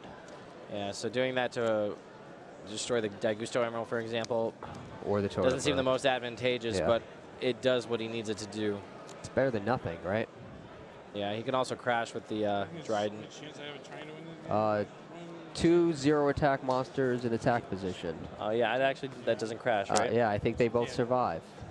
Crazy. So yeah, he chooses to crash his Broad Bull into one of the monsters so that he gets to put more cards in the graveyard so that he can just Fairy Tale Snow.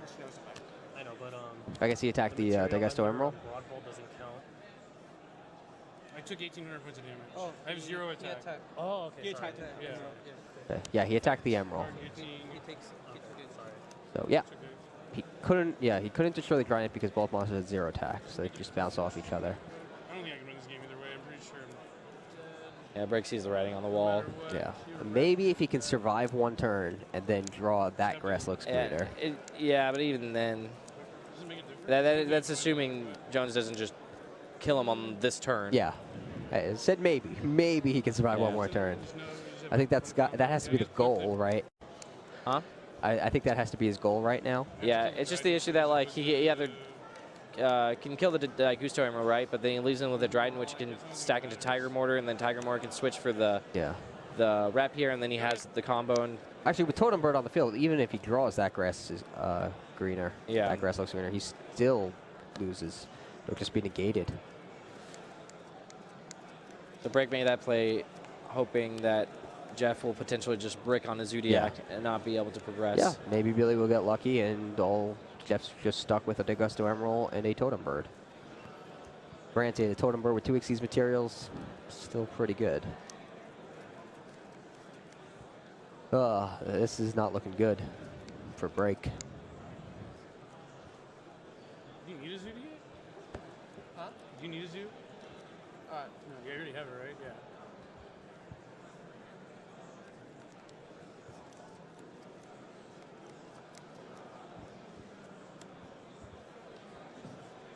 Yeah, I'm surprised Break just hasn't conceded. I think he's just considering doing it, but there's not really anything. You get the same I'm just game, right? Yeah, he does. I was just, Yeah. Okay, now he concedes. I was pretty sure there's no way I could win that. I think he wanted to see that he's defeated. Mind if I ask what was in your hand? Yeah. It was, I had a Tondil, I think. It was on Tondil, Snow, another Terratop. I was trying to find a way not to get the Tag and Tom, but you'd have to Transient Pop and try and freeze the Tag and Tom, but I knew you were going to do that. No, you just had to force out your Transient Pop, try and hope your back rows suck balls, but there's nothing you can really do. That's what I worry about using 60 card Infernoids. Yeah, not drawing the right pieces when you need Hands them. like that. Yeah, it's definitely unfortunate. Yeah.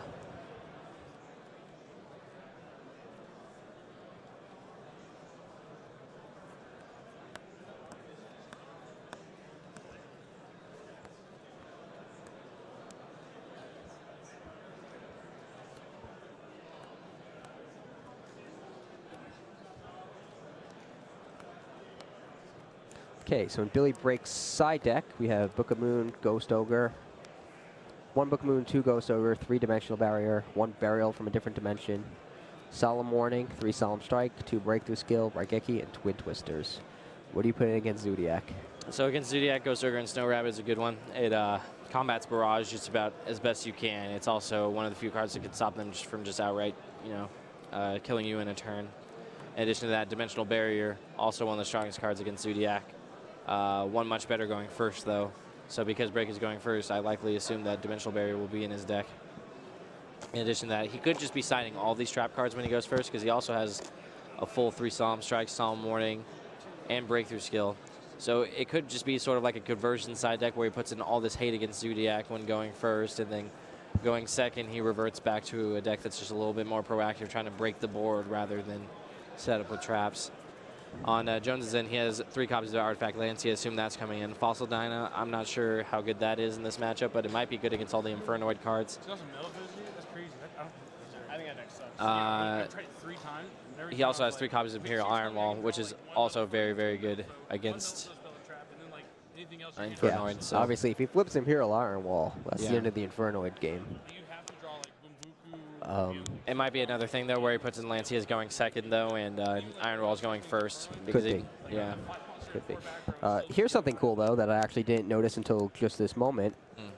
Billy Break is using Spiritual Swords of Revealing Light in his deck. Yeah, it's really powerful in the Infernoid with that grass looks greener, because it's one of those traps that you can mill and get a lot of value out of. So what it does is when your normal combo with Feast, you end up having 2 Decatrons, which are great at negating spell, traps, and monster effects because you send Onuku and Deviati, but they're just weak in terms of stats, so your opponent could just attack over them. So the first half of Spiritual Swords of Revealing Light can just protect them, and then the second half of it, being able to banish it from your grave and prevent your opponent from attacking you directly, means that you can mill it and get a defensive card. Also, if you combine it with Cyframe Lord Omega, you have a way to keep on putting it back into your graveyard to just stop your opponent from ever attacking you directly. Oh, that's very cool. Yeah. So it's just a trap that's fine drawing because it goes well with Decatron, and then if he mills it, he also has upside.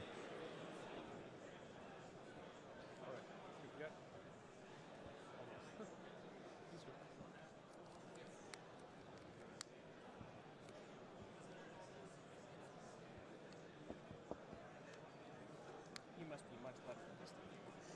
We good? Are we good?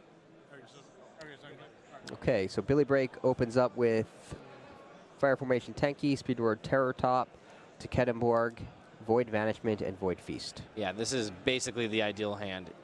While drawing Tekedenborg isn't the best, he has a way to pull off the Zodiac combo and activate Void Vanishment to complete it, where he goes double Decatron and Jet.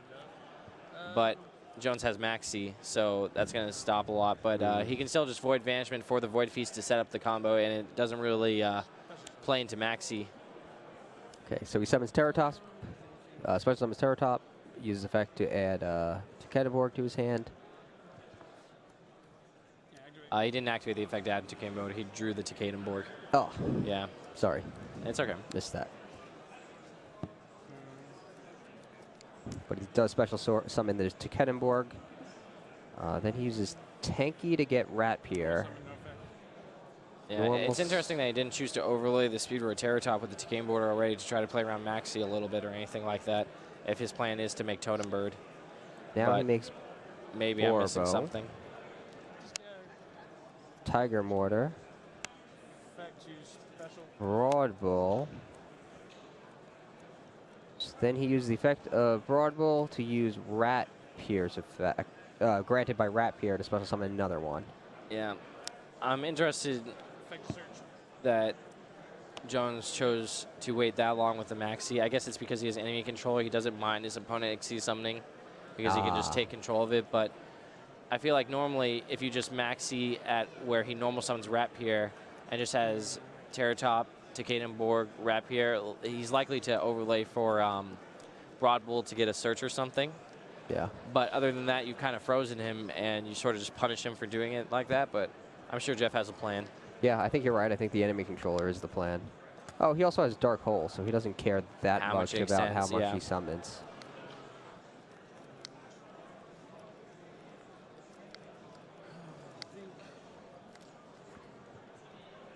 I want to get value from that, or I could lose the Ghost Ogre, I guess. I don't play around Ghost Ogre and then get Maxi. So that'd be one. So Break presses on. He combines his Takedenborg with his Terratop to summon Totem Bird. And so he'll be able to stop one of the spell cards, but not the other. Yes, so the Dark Hole or the enemy controller or the Barrage. Rick's talking about whether or not he wants to play around Ghost Ogre, and that involves whether he's actually going to activate the Banishment, because Void Feast can send a Void card from your hand as well. So he doesn't need to actually activate the Banishment and use it to discard to find anything. But he could use it to discard and add like Void Imagination. So now looks like he's chosen to play around Ghost Ogre. Break upgrades to Trident. Did he just use Trident's effect to destroy Rat Pier? Yeah, because he's going to use Void Feast to summon 3 Infernoids, 2 Decatrons, and his Jet, so he needs 3 zones open. So making the space. That's a sort of a telegraph to Jones. Yeah, but it's not too bad of a telegraph because you're usually snapping it off during your draw phase anyway, because you want the negation up as soon as you can. Yes. So and now he'll be able to negate an additional Speller Trap because of the Decatron copying the larger Infernoid. All right, so that's really cool.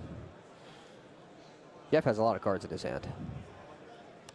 It's up to 8.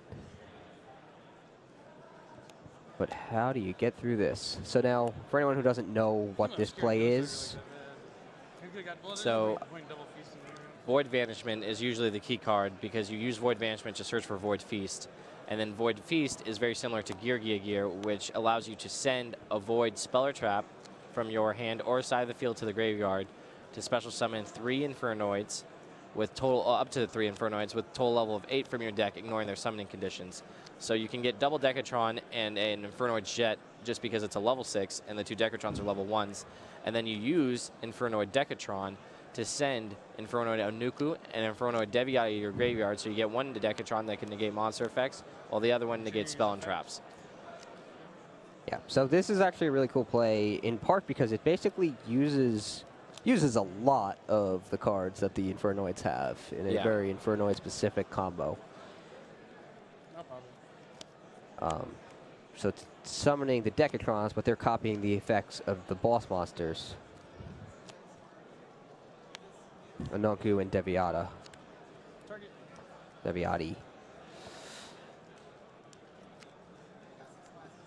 Now Jeff has Thoroughblade, uses enemy controller.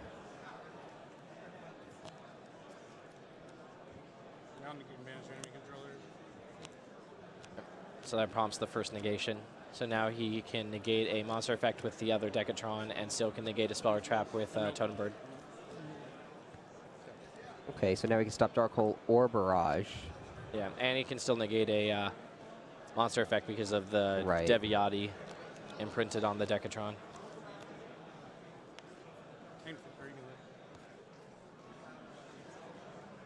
But this is a big reason why the Infernoid deck is so powerful.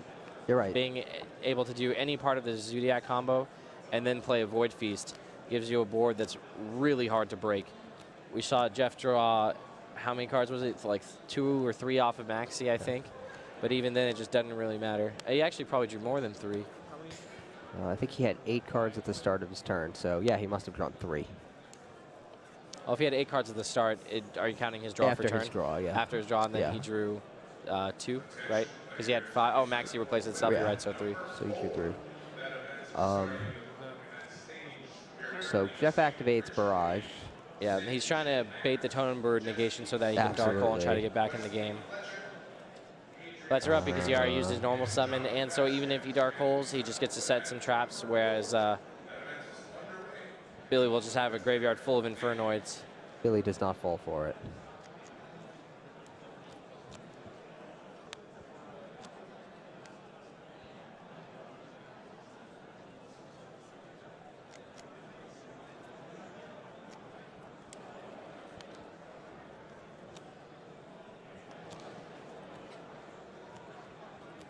This is cool though because Billy did not draw That Grass Looks Greener.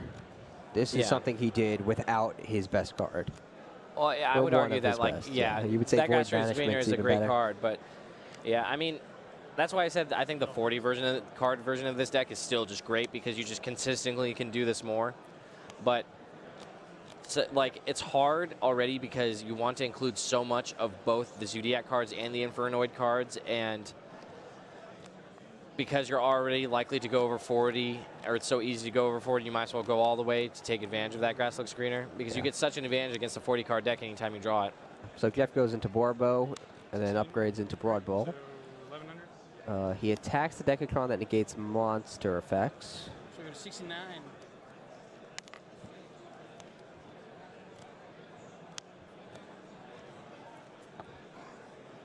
See, right there is a good example of why the Spiritual Swords of Revealing Light's pretty good. Yeah, could have protected that. Yeah.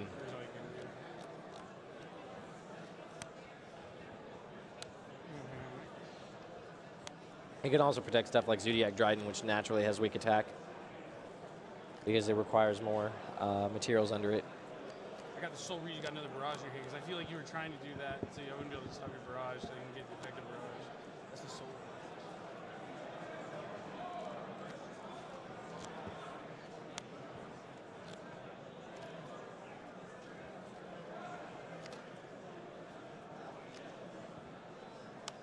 Jeff upgrades into Tiger Mortar, uses Tiger Mortar's effect to detach Broad Bowl and instead attach a second Thoroughblade.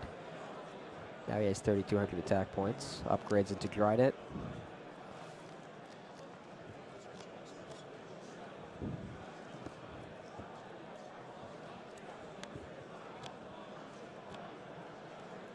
Drydet destroys the Totem Bird. And the Dryden's pretty large because it has double Thoroughblade Yep. under it. 3,200. And banishes whatever it battles, so. Oh, well, wrapped here, yeah, that's right. Now I'll go ahead and change it. And banish. I guess we'll do. So he chose to activate Jet in response to the effect of Zodiac Dryden just to get value out of the fact that he was losing the monster anyway. Makes sense. So he, Yeah. that could be relevant since combo needs to send 5 Zodiacs back, and Degasso Emerald It's especially sends relevant 3. because he was able to banish Jeff's Borbo, which is Right. usually the Zodiac that they slim on and only play one of. Right. Ooh. So interesting. So Break gives his Dryden to material immediately at the end of Jeff's turn before Jeff can use his own Dryden's effect to destroy Billy's Dryden. Yep. So now they can destroy one another.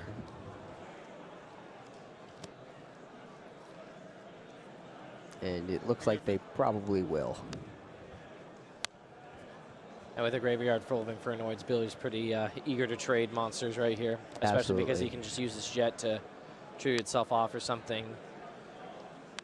Effectively DD Crow card and then start bringing back Infernoids. What does Jones destroy here? Jet?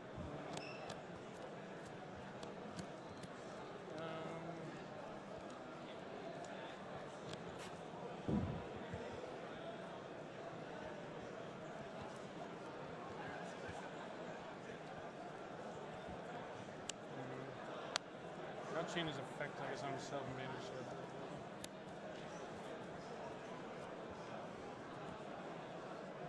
Oop.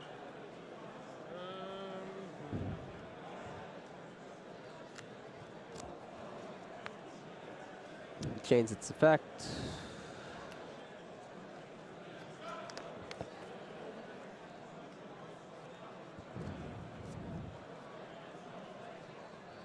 Billy has a lot of Infernoids in his graveyard, though, right? Yep, even though he doesn't have many cards in hand. Well, Decatron getting to send 2 Yeah. definitely helps. He has the one that destroys all spelling crap cards on the field, right? I believe Isn't he there? does. Onoku? Yeah. Or is it Deviati, Deviati. actually? One of the 2. I think it's Deviati. Yeah.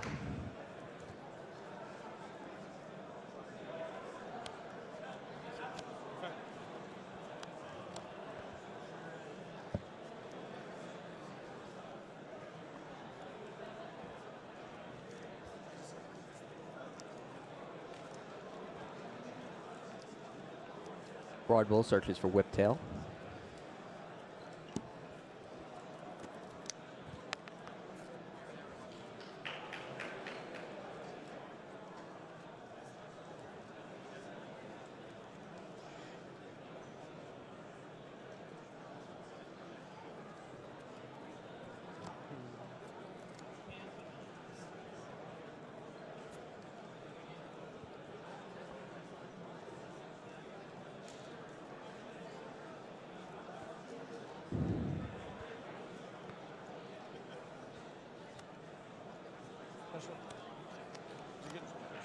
Break banishes his 2 Decatrons to summon Mr. Jet. Yep.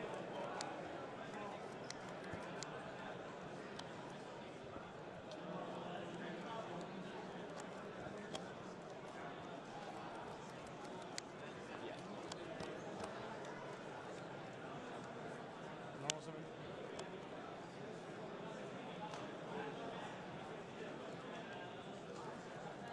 Near battle phase. Attack. 13. Attack for 24. Yeah, you have to banish the card from your extra deck, your choice. His Jet's effect is not the most powerful, but it's something. Yeah. It's better than nothing, right? Yeah. When it attacks, Jeff needs to banish 1 card from his extra deck. It's when you declare attack in, it's optional. Okay, so you're not using it? Let me see. Yeah. Break considering whether or not he wants to use it, maybe play around. Not gonna trigger its effect. How could that help Jeff if he activated it? I mean, cards like Solemn Strike, Ghost Ogre and Snow Rabbit, anything that he could just use to destroy it. Is it damage? It's when it attacks, right? So I believe it's when it declares an attack. Yeah, all right. That There's makes just sense. No reason to do So, something yeah, so- basically irrelevant. Yeah. Yeah. So minimal. Because I'm sure there's some card that Jones could banish from his extra deck that just did not matter. But I guess it is pretty slim because he's already gone through a bunch of Zodiacs, so I don't know. Jones is also using Utopia and Utopia the Lightning. That's an interesting inclusion. Not a lot of Zodiac duelists choose to do that. Oh, yeah? So, he'd probably just end up banishing, I assume, Lightning or maybe Invoke or something. All right, so Jeff activates Dark Hole. Why do you think Billy didn't summon Deviati? I'm unsure. He was probably still playing around Strike. Like, to banish 3 of your Infernoid resources and just get your monster striked is a pretty bad deal. That's for sure. But he banished 2 anyway. So do you think the 1 extra was just I think not he worth has the enough risk? now where he can still summon 1 more big Infernoid. So that could be why. Or he's just okay. trying to play around Strike. That's fine. Yeah, you're good.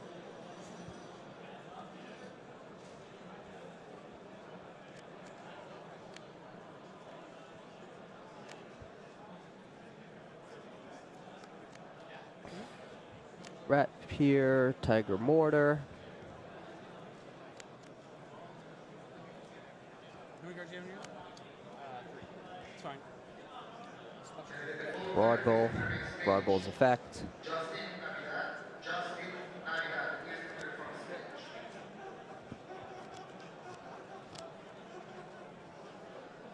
Special summons Rapier from his deck. Upgrades Broadbull into Trident. Uses Trident's effect granted by Rapier to special summon another Rapier.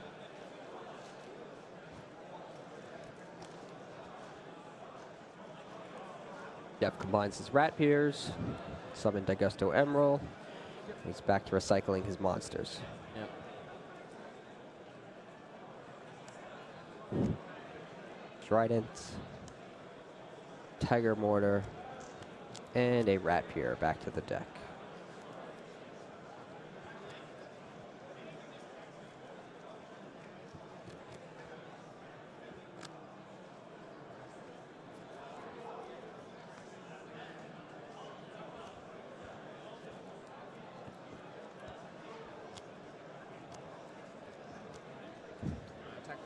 Take.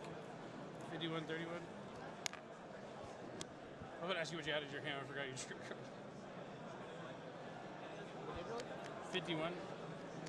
Or, yeah, I was at 69 and I took 18, so 51, 31. You had 71? Took 1100 over something, didn't I? Yeah, you did. Oh, you tagged over my Degatron and Thoroughblade. That was 11. Which was 1100. Oh, okay. Yeah. You just read that. You said 50. 51, 31.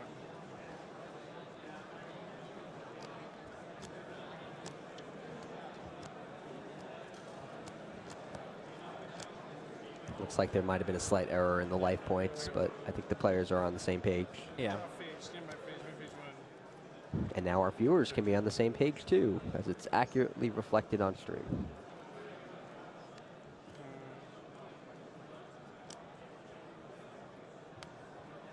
Billy draws Void Banishment.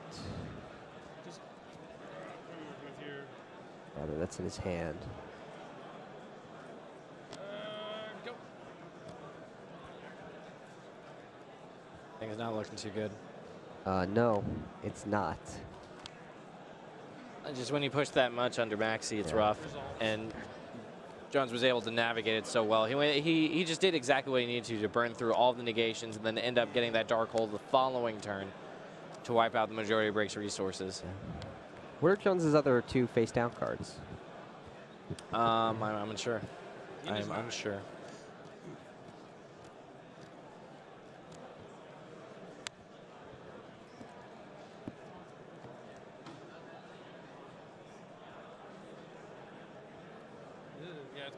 Jones activates Fire Formation Tenki.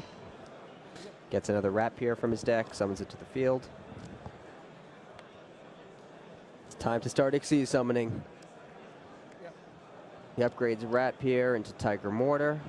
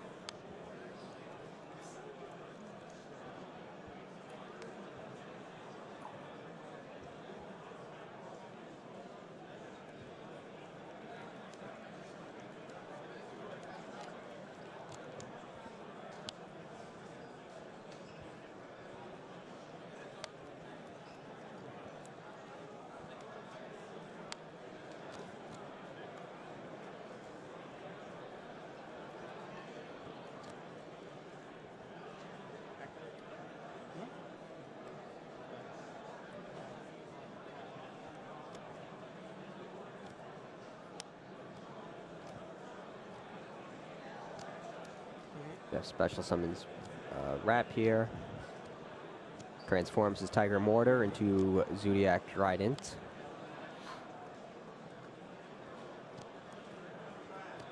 Special summons another Rapier from his deck with the effect of Trident, granted by the attached Rapier. Now with two more level 4 Rapiers, he is able to combine them to summon Gagaga Samurai.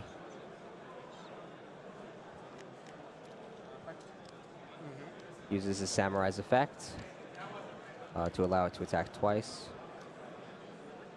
Daigusto Emerald attacks.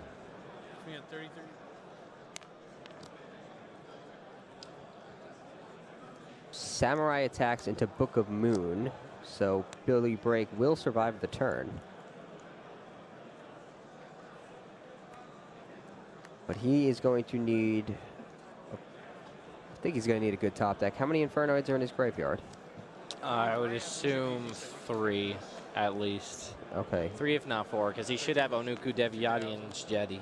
He would need 4 to summon the Onunku and clear the field, or the Deviati and clear the back rows.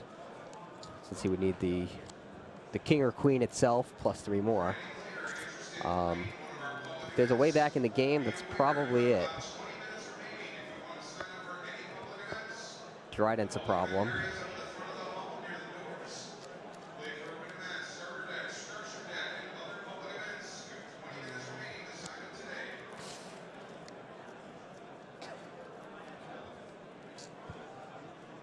It's not by name, right? I'm sorry? It's not once per turn by name. Yeah, I'm pretty sure. A top deck back grass looks greener could put Billy right into the game. It could, but I'm not yeah, it looks like Right. Jones is pretty far through his deck, so. Yeah, so he would definitely send a lot of cards. And Jones tells Break he has double strike set, so that's what Break has been playing around this whole time. And Is it doesn't true? matter. Probably. I don't think Jones would lie. I was trying to hope to take the book to like stop it. I'm pretty sure I can't beat it, but I'm just gonna think to make sure. Pretty sure I can't beat it. So activate this, pop that. I got 31 too. Oh, that sucks. I think you're 3,000. Yeah, that's even extra. That's why I took it. Like, yeah, I'm pretty sure I can't do anything, but I gotta at least try. Right. Yeah. Billy Break still has full life points if you're going by Duelist Kingdom rules. Yep. Unfortunately, Star Chips won't get him too far in this tournament. There's 2. I mean, that's. Gosh, I just need one more card, sort of.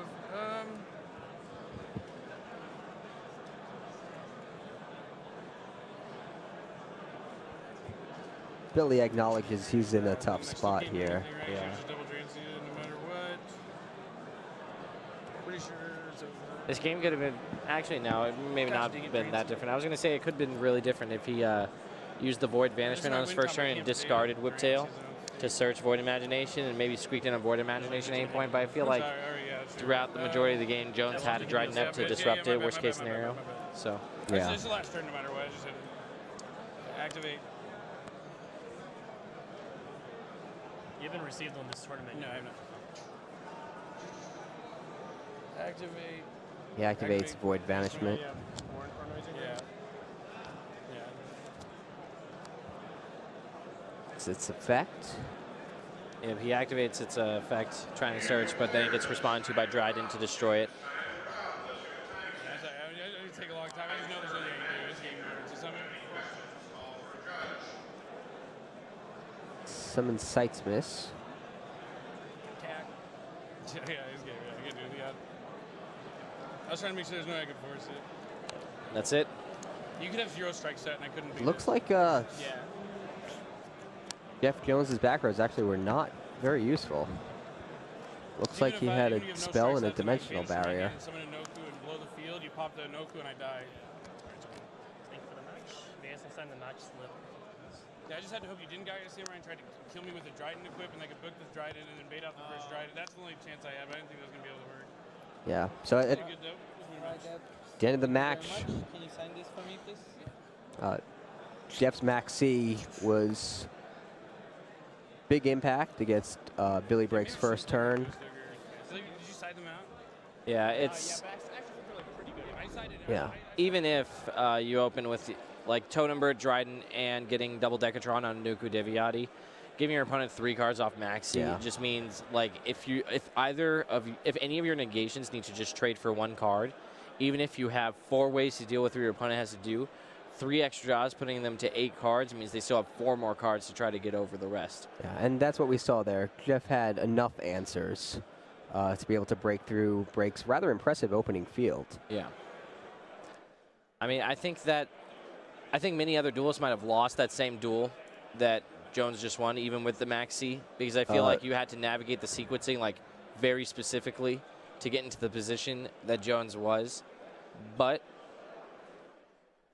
I mean, he did it, and that just shows like how powerful Zodiacs are. That even if like most decks, even if they draw 4 cards on Maxi, might not even be able to break that board, because they just can't play as many cards, for example. You know, they're restricted on what they do or what they can do, but between like Barrage and Enemy Controller and Dark Hole and all how much utility each of those cards had, and how even just a regular normal summon can threaten Trident, like Zodiac's just able to do so much with just so many cards. So yeah, it's rough.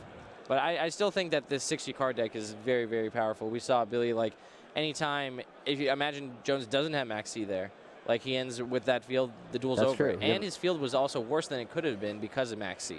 Like, he didn't actually do a full Zodiac combo or anything. He just Totem Bird and just started stacking up a guy into Trident. That's true. Yeah. That's true. So Max C was a big impact in that match for sure. Yeah. Break got a good draw that game, but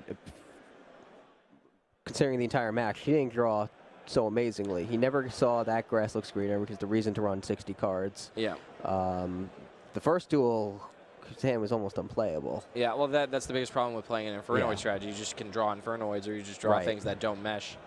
Like, an Infernoids want other Infernoids, whereas, like, you know, the Zodiac cards are just independently strong. That's why the pure Zodiac deck is so good, because it has so many independently strong cards that all of your cards are great, whereas the Zodiac deck needs a bunch of pieces to mesh together.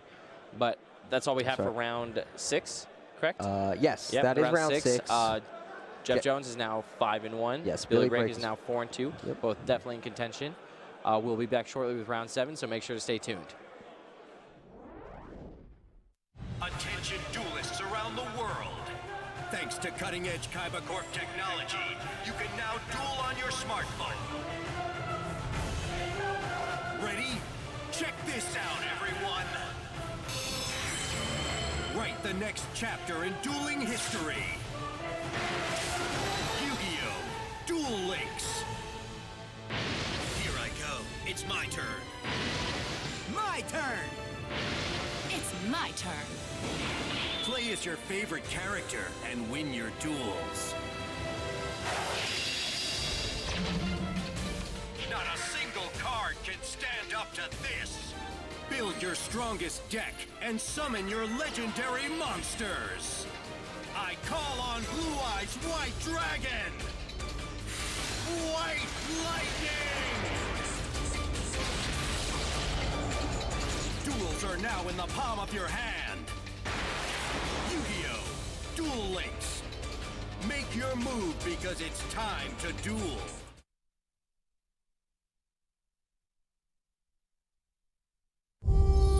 This January, monsters will rise.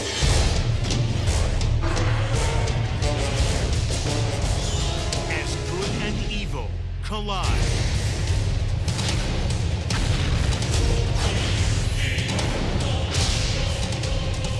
Yu-Gi-Oh! The Dark Side of Dimensions. In theaters January 27th. Rated PG. Free exclusive Yu-Gi-Oh! Card with ticket purchase. Yu-Gi-Oh! The Dark Side of Dimensions Movie Pack Gold Edition. On sale January 13th.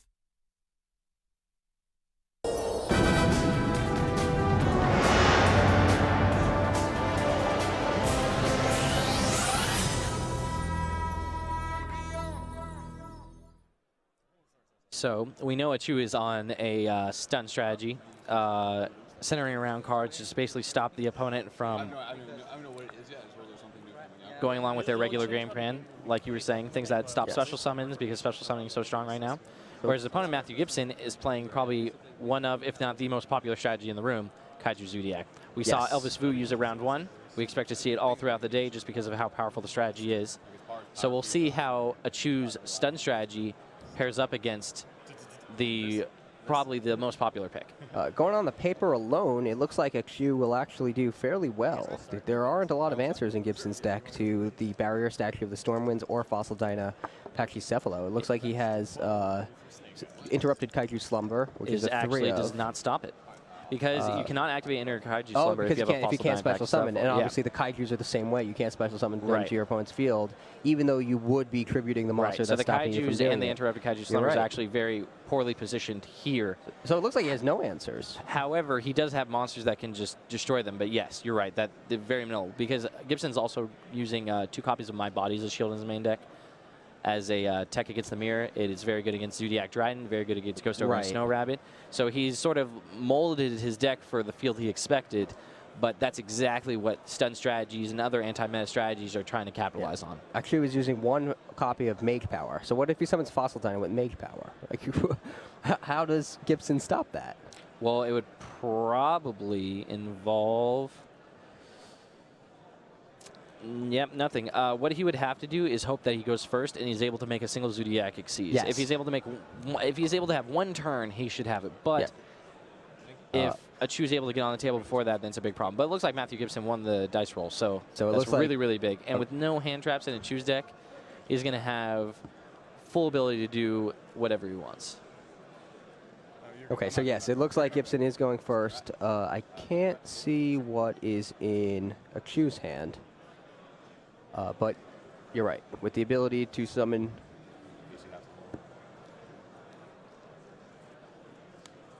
The ability to special summon before a Chu can stop him. He should be able to come out ahead. Yep. One really big thing about Fossil Dyna, though, is actually pretty good still going second, because if you set Fossil Dyna and they attack into it and it flips, you're still able to destroy all the special summon monsters. So even going second, if a Chu is able to get a combination of cards that involves, a Fossil Dyna, a way to clear the field with it, and then just another monster that stops special summons, he's able to get back in it. He also has cards like Mirror Force that make going second much better. That's true. Yes. Just because Gibson summons a strong monster to the field first turn doesn't mean a Chu is out of the duel. Right. If he's able to combine a Fossil Dyna Pachycephalo with a Mirror Force effect, he's able to essentially, set both. He Mirror Forces the monsters, forcing Gibson to recommit more monsters, and then on his own turn, he flips up the Fossil Dyna, destroys all those monsters, and that's the way he's probably going to try to win this duel. That's right. Yeah. So to start, we saw Gibson pull off the Rapier combo. He tankied for it, summoned it, turned it into Borbo, detached, summoned a Rat, upgraded to Tiger Mortar, used Tiger Mortar's effect to swap the Xyz material for another Rat, used its effect to special summon another Rat Pier from his deck, and now he's overlaying both of his Rat Piers to summon Daigusto Emerald. Yep, this is the bread and butter Zodiac combo. Yep. Yep, you get to recycle a bunch of cards with Daigusto Emerald and then even more with combo. So even after doing this, you usually net a couple cards extra than when you started because of a Broad Bull Search along with a Daigusto Emerald draw. And then you also have a draw from combo, and the vast majority of your Zodiacs are also back in your deck. So it's pretty impressive that they're able to do so much with so little, and in with a disruptive threat like Zodiac Dryden, and something that will generate even more advantage in Daigusto Emerald. Yes. So it looks like a solid start for Gibson.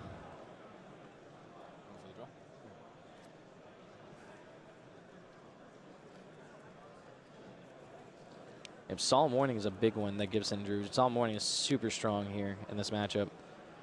Any deck that cannot special summon is going to get hit really bad at anything that can stop their single normal summon, because that's a huge tempo swing. Right. You basically skip your opponent's whole turn a lot of the time if you're able to stop their one normal summon. Yeah, this looks like it'll actually be pretty tough for a Chu to break out of. Yeah, it just has to... He does use Raigeki.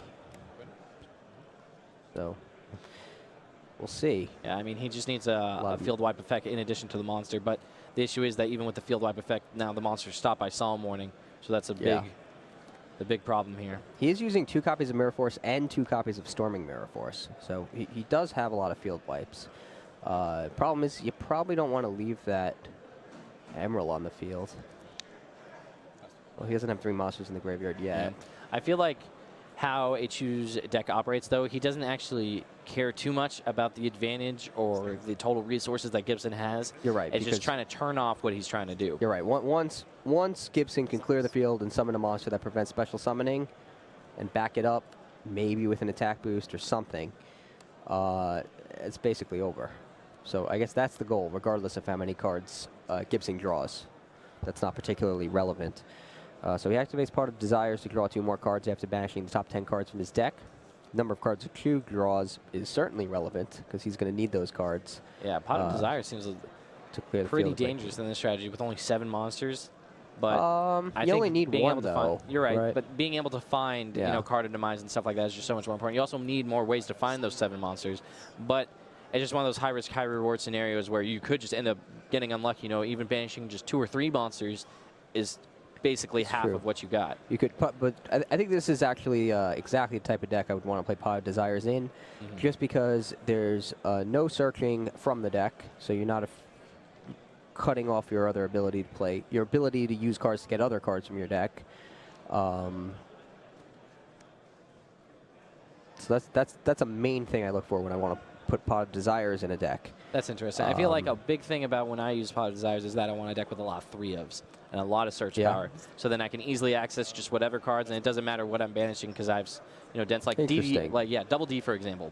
That's a big strategy that it doesn't matter how many cards you banish because you just have so many 3-ofs that you're usually still able to do your combos. That's interesting, because in this particular deck, since he doesn't have... I'm trying to see if there's a single card he actually plays that searches the deck for another card. Doesn't look like there is. Yeah. And Pot Duality searches the top 3, so that's not really searching. So in this particular deck, I feel like Pot of Desires is actually just banishing 10 cards just to draw 2, yeah. To it's draw just a 2. purely value It's 10 card. cards you might have never seen. Yeah, no, I agree. I think it's very 10 strong random cards to draw 2 random cards. Yeah. It's just the only danger is banishing some of your very key cards because he only has so many ways to win the game. Right. But you might also be banishing 10 cards from the top of the deck that you just don't want to draw and drawing into those 2 cards. So in this particular deck, I feel like it's relatively risk-free. So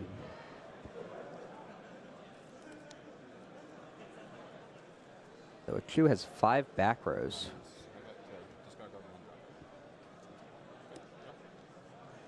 Thoroughblade's effect. He discards Gibson discards Whiptail to draw a card.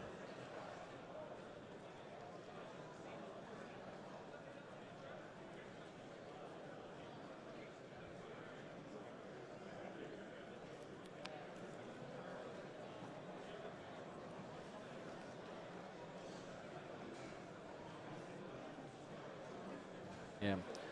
Chu has to do quite a bit to get back to this game. Do we know what his set cards are at all? Were you able to see what was in his hand? I noticed they both had Solemn Warning, so I know one of his face-down cards is Solemn Warning. Yeah, Solemn Warning not the best against a field that's already developed. Not at all. I think he had 2 Phantom Knight's Wings. He only plays 2 copies. That'll do nothing here because he doesn't even have a monster to increase the attack points of. Yeah, in some ways the stun deck is actually a combo deck in a very weird way where you need a monster that stuns your opponent in addition to a way to protect that monster. That's true. It's a very basic combo. Yeah. But it's a combo nevertheless. Yeah, it's not looking great unless he has a Mirror Force I didn't notice.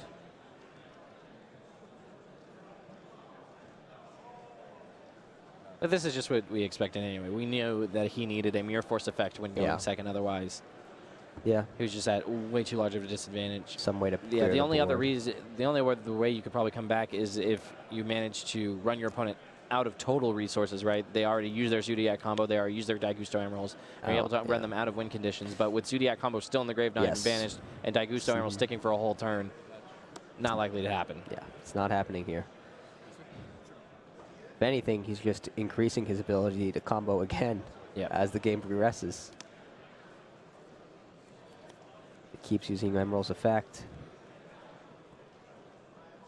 This would have been a totally different game if Chu was first. Yeah, but that's usually how it is with stun, right? Yeah. Or just most games in general. Going first is just such a huge advantage when you have plays as strong as these. It's true. We are seeing more reactive cards, though. Like, with all the Kaijus Interrupted and Kaiju interrupted Slumber, things. the Kaijus themselves. The Kaiju hits the field. At this point, if I'm a Chu, I would almost consider conceding. Not to reveal the information. Don't let him see the barrier statue. That's an interesting... that's interesting, although he... Yeah, and then Dryden can just destroy the Kaiju he's giving I feel like if I didn't have a Mirror Force effect, and I already know that the one card in Chu's hand isn't a monster, so I would need to draw an effect that clears the field in addition to a stun monster, it seems like I'm pretty far behind. That is interesting, actually. Is it worth concealing that information? Because it's still possible for a Chu to win, right?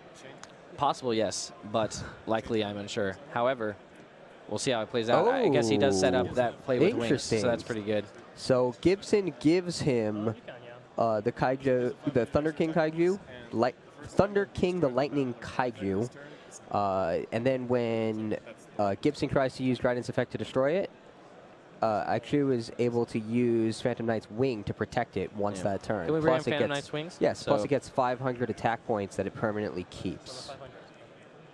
So let's bring that up. There it is. So now it's protected for the one time that turn, and now it's really strong too. I think he's 3,300 normally, right? Yeah, he has a 3,300 base, so he has 3,800 now. Yeah. Also, he can't just slap another kaiju on top of that kaiju because you can only control one kaiju. So. That was an interesting way to get out of this. Yeah. I don't know how long it'll last. You can interrupt a kaiju, slumber a kaiju, however. Yeah, now he can do that. Yeah. Well, he's not going to want to, yeah. obviously, but he can make another Trident. He plays 2 Tridents. He can make a Trident and then try to destroy it on his opponent's turn. But then there's another Phantom Knight Wing. So he might actually have trouble taking down that 3,800 attack kaiju. Also, the 500 attack point boost, that's permanent. Yeah. So that thing's not going down in battle. So Achu allows the Rapier to go through.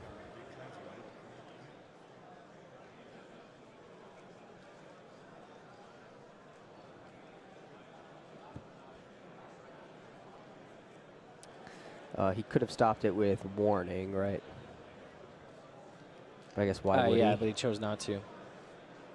Well, I guess yeah, I guess the advantage to doing it would be you get to another extra deck monster out yeah. of their deck, and they send another card to the graveyard. So assuming that card isn't relevant, yes. then it's better because you just get more things in the graveyard. Although now he got rid of a Tiger Mortar that would otherwise still be in his extra deck. Right. However, I think that Gibson still has combo in his graveyard. So he's also just filling up Zodiac names. He does, but combo gets banished, and I think he only plays 1 copy, right? Yeah, he only plays 1 copy of Zodiac combo. Zodiac combo. Yeah. One actual interesting thing about Gibson's list that I didn't notice until now is that his instant fusions can special summon either Elder Divinity Norden or Sea Monster Theseus. So that's something I thought maybe we'd see more of, Sea Monster Theseus. It's still early in the tournament. But I guess Instant Fusion isn't quite as popular as it was before Raging Tempest came out. Would you say that's accurate? Would I say that Instant Fusion is less popular just in general now than it was a couple weeks ago? No, I don't think I necessarily agree with that. I think Instant Fusion is so powerful in Zodiacs. Like I think Elder Entity Norden is so powerful for what you want to do in Zodiacs that it's pretty popular. Okay. The only reason you really slim on copies is because you usually only have 1 Elder Entity Norden, and you're recycling back a lot of the time with Daigusto Emerald, but it's just a card that doesn't really contribute to your combo. Like, it doesn't start your combo. It doesn't extend your combo. It's usually just used to, like, fight through disruption or help you OTK. Yeah, it's definitely a good recovery card for when your combo is disrupted. Extra deck space is super tight, though. That's another big thing. Actually, the extra deck space in Zodiac is interesting because they play a lot of 2 of their Zodiacs, but there are things you can slim. Like, for example, Gibson only uses 1 copy of Borbo. That's a very popular choice. Also, many duelists don't include additional rank 4s. That, you know, they don't run copies like the French ones are like Abyss Dweller, number 80 Rhapsody, and things like that. But for Gibson, he's included Sea Monster of Theseus and Double X Saber Gothams for a hand discard combo because he's able to tribute off Invoker and Gothams and do things like that. I'm surprised that he doesn't have a level 8 Synchro in his extra deck for when he gets Flying Seed, because I feel like when your opponent Flying Sees you, if you have Instant Fusion, you can Instant Fusion for the 5 and then make an 8-star Synchro. I saw some duelists actually just, rather than including the Sea Monster Theseus, they include Stardust Charge Warrior. And what the idea is that they get Flying Seed, you go Instant Fusion for Norden, bring back Ghost Ogre, and then Synchro with a Flying Seed like that for Stardust Charge Warrior. And it also makes it so if you draw the Ghost Ogre, you can just summon in, get rid of the Flying Seed. Interesting, so yes. It's interesting, definitely. I looked away, and now the Kaiju's gone. Oh, it looks like he banished it with Whiptail, right? Yep. Using Whiptail's effect. Very easy built-in way to get around it, especially if your Zodiac deck is playing Bujinte Kagasuchi. More of the Infernoid variants utilize that combo. Because if Bujinte Kagasuchi can't be destroyed by battle and you have a Whiptail on it, you're going to banish your opposing monster and keep your Kagasuchi. That's a very cool combo. Yeah. I like that one. Achu drew Mirror Force. Still probably a little, like, too late. But maybe, yeah. And Gibson still has the Solemn Warning backup, so even if he can land the Mirror Force, he's not going to be able to land a monster. Right. So this is definitely tough for Achu. Yeah. If one of his set cards is Dark Bribe, he can probably force through a summon, but we'll see what happens. Let's see. Gibson draws.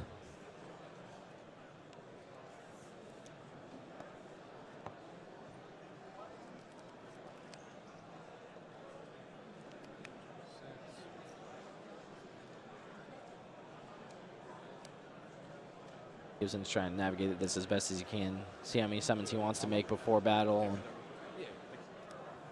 What else?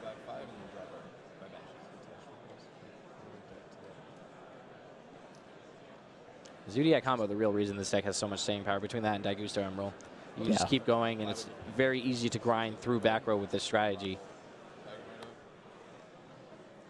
The most effective cards against it are things like Dimensional Barrier or Artifact Scythe. They kind of just completely turn things off, because if you're trying to fight 1-for-1 an advantage in tempo with cards like Solemn Strike, you usually end up not being on the best end of that deal. Yeah, so he's using the combo to send 5 back, draw a new card. Well, that's a great. That's a great advantage. These two are bad. Let's just avoid confusion. Okay. Thank you. Oh, I'm sorry. You're okay. Okay, try that again. And go for the combo.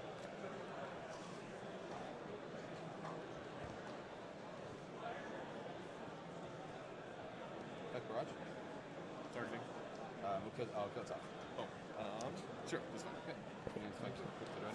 Gibson uses the barrage to have it destroy the barrage.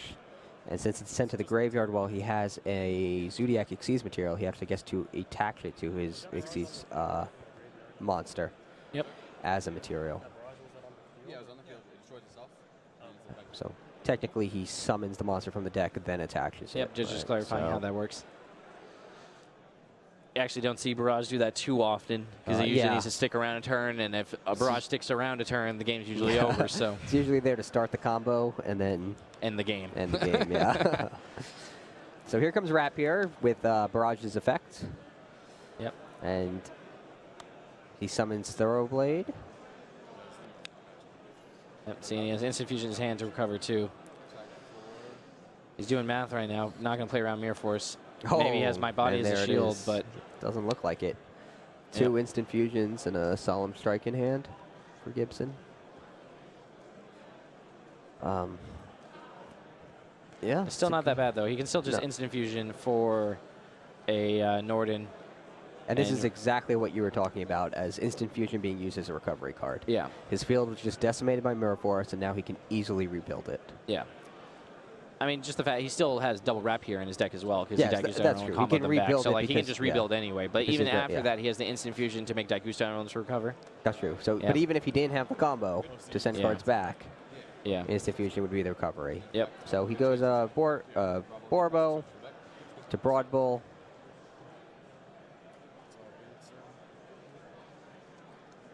Uses Broad Bull's effect to add Whiptails in his hand. Yep. Reveals that he has a Sea Monster of Theseus in his extra deck to chew maybe a little bit accidentally, but yep. So he stacks Tiger Mortar on top, swaps the material for Rapier. Yep. Then he detaches the Rapier to special summon another Rapier from his deck. Yep, and right he here can make another rank for does he have a second Emerald? Yep, everyone should be using 2 Emerald. And that second Emerald can always shuffle back the first Emerald. Of course. So in these long grinding games like this, I would very like to see, yep, there we go. First one. He knows what he's trying to do here. Yeah, control strategies he could have never run evolved in a way where they don't really grind out the opponent anymore. You're just trying to stop your opponent, because so many of the proactive strategies are actually so good at playing grind games that you really just want to stop what they're doing rather than try to go a little higher than what they're doing, right? Yeah, so this is definitely going to be tough for Akshu to win. Yes.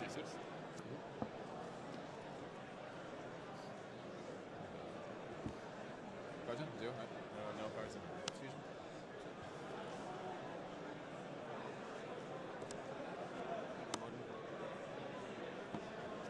He activates Instant Fusion, and Gibson special summons Norden from his extra deck. He activates its effect, special summons Whiptail from his graveyard with its effect. He combines Whiptail with Norden to Xyz summon his second Daigusto Emerald to the field. He detaches Whiptail, and he is sending back 3 monsters of his choice. Dryden, Borbo, and Broad Bull. So all 3 extra deck monsters. Still shuffles his deck. And he draws a card. Draws a copy of Zodiac Barrage. Now goes to try and defend his field. Trident. He's all main phase 2, so he can't attack. What is that card? Upstart Goblin. Well, it'll get him a new card.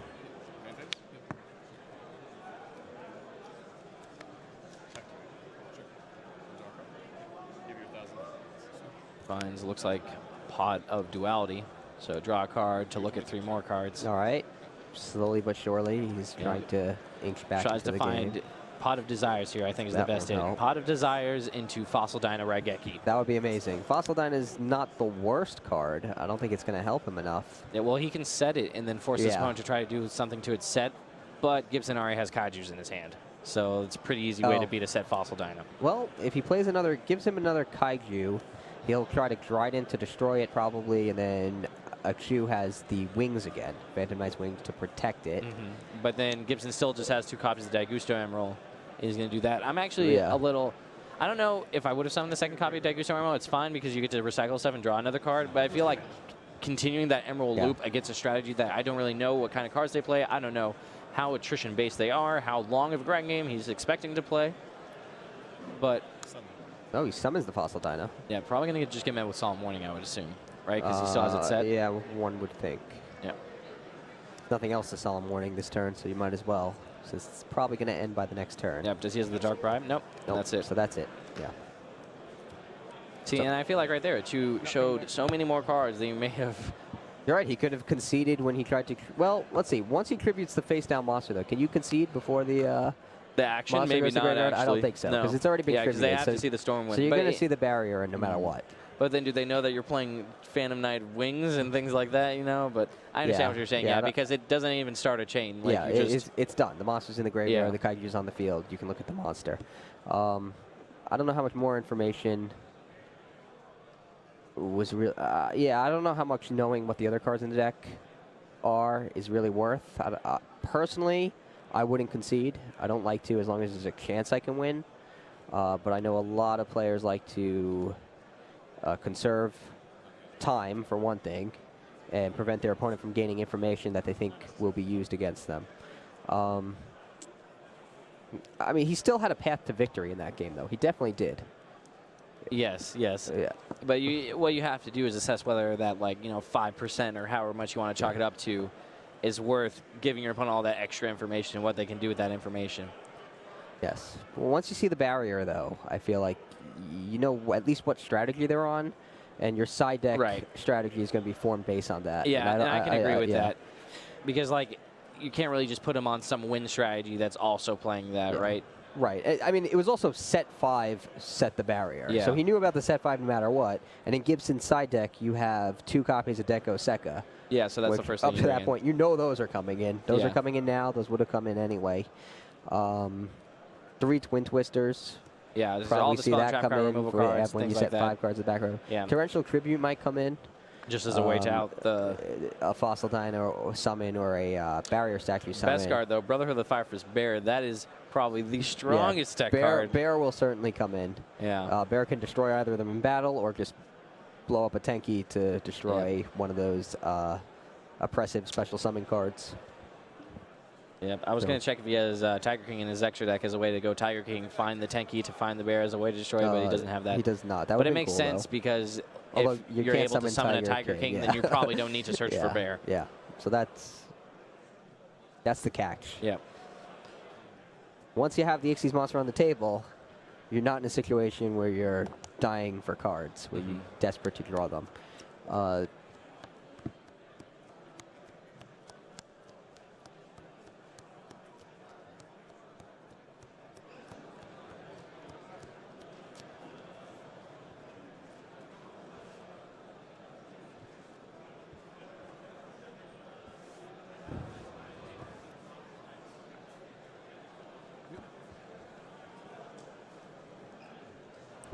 So Akshu will certainly have the advantage of going first.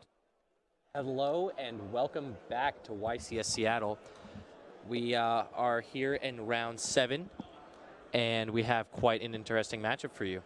We have Ediception, who's playing the 60-card Paleozoic deck we saw earlier, Paleozoics try and take advantage of that grass looks greener, like many of the other 60-card strategies we've seen today.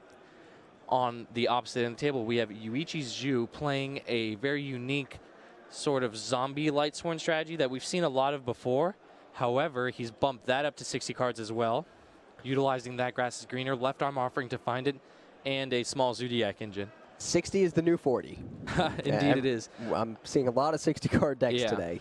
It's going to be super interesting, too, seeing the interaction that that grass looks greener decks have against each other, because it's so much weaker in a matchup with only, like, if there isn't a card disparity in both decks, then you're not going to get very far. Yeah. Yep, and looks like we're just about ready, so let's head to the table. It's interesting because, like you said, using that grass looks greener on the first turn actually does nothing. Yep, does not. So can these decks function without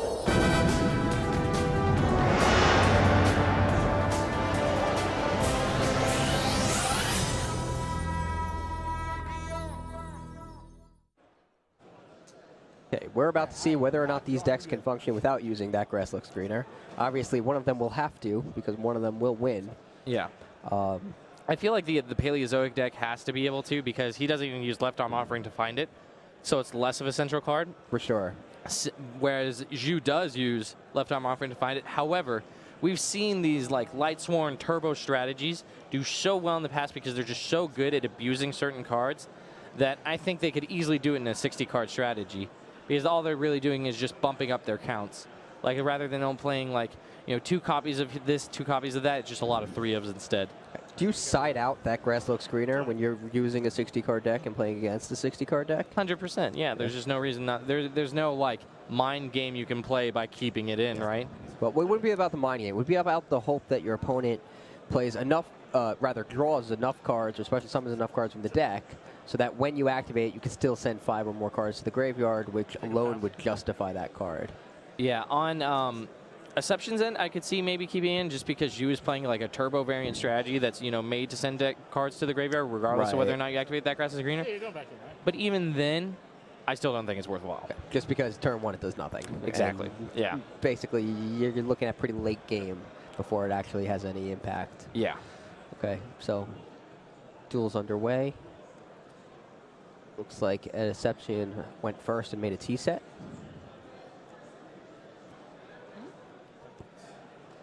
And Zhu uses Turretop and Teketenborg to summon Invoker. Activates its effect, and Deception uses Max C to draw a card when Rapier is special summoned from the deck. Yep, but draws that grass looks greener.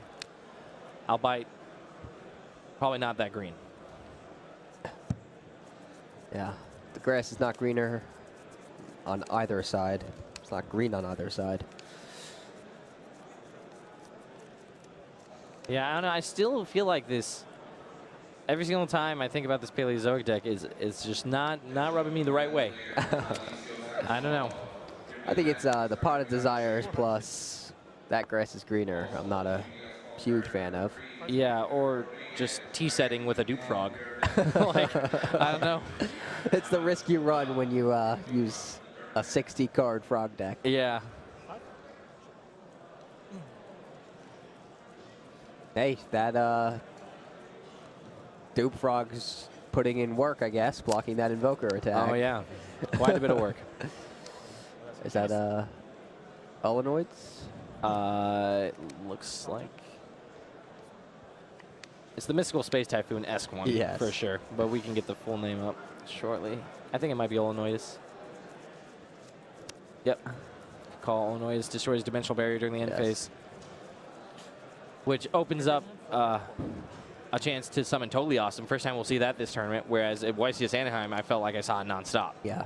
We featured a Deception earlier, but his deck didn't do much. He didn't get a lot of things together, so here's his shot at redemption. Let's see if he can make a Totally Awesome comeback. I think he's considering that grass looks greener for 2. All right. There are worse ways to use it, I guess. Grass is greener for 1. That would be worse.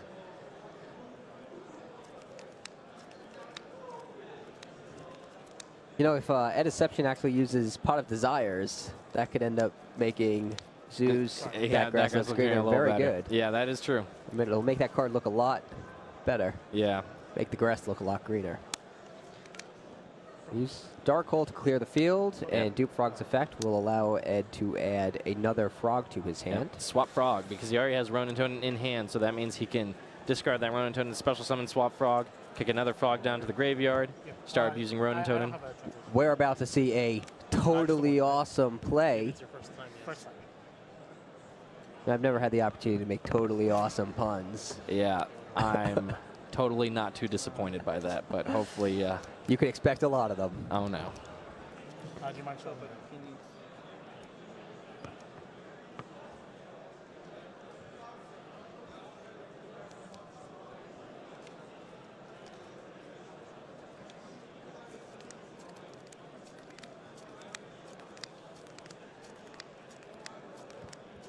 Looks like we're getting a the full text for Dupe Frog. I mean, this one. I could bring it up on the screen for you all. Yep. I can't actually. We don't have an image. It's okay. When it's sent to the graveyard, you get to add a frog from your deck or graveyard to your hand, and then it also forces your opponent to attack it. So you can lock your opponent by summoning 2 Dupe Frogs, for example, because they have to attack the Dupe Frog, but not Dupe Frog by name, that specific card. And then sort of like a Marauding Captain lock from way back when. So it's cool. If you don't have a translation, well, you need Here, Swap Frog instead. Uses its effect, kicks another Swap Frog to the graveyard, banishes the in-graveyard Swap Frog to special summon Ronin Toaded back to the field. And now we get to see a totally awesome Xyz summon. Indeed we do. And here comes the card they call Totally Awesome.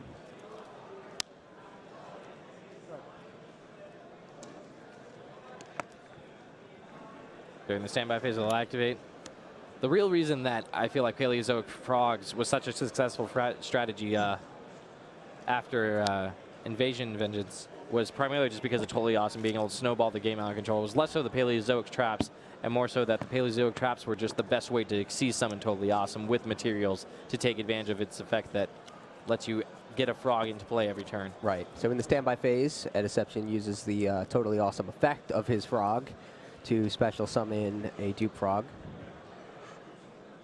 Now he has negation on board that would not require him to actually lose his Totally Awesome.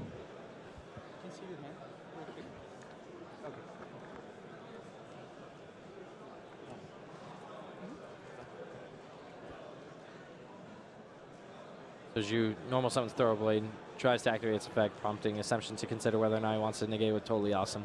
Chooses not to. Looks like he ditches another copy of Thoroughblade for a spell card. Not quite sure which one it was just yet.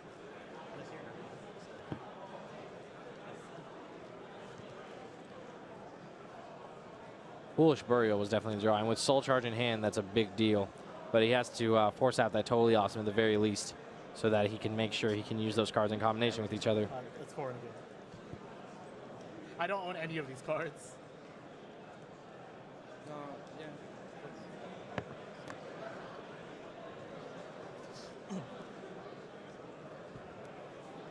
If it was me, all of this would be all common and English.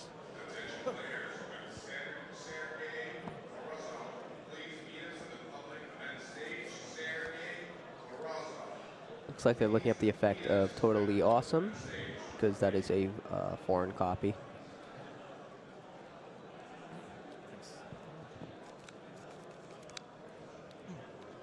Totally Awesome has a totally awesome effect that lets you negate spells or traps or monster effects, so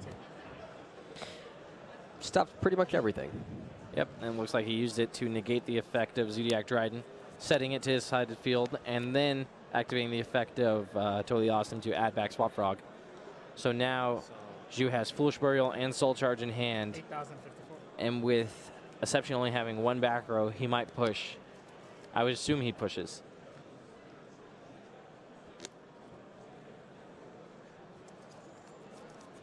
Who's at 54? He's at 54. Oh, and he has Barrage.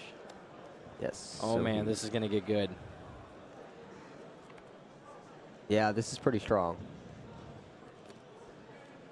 Yeah, this Ju uses both Bujinte Kagutsuchi and Daigusto Emerald for his cards that he can Exceed Summon off the Rapier combo. He also has Minerva, the Exalted Lightsworn, as an option.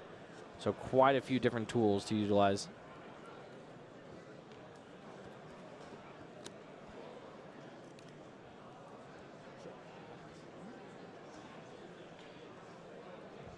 So for now, Rapier into Borbo.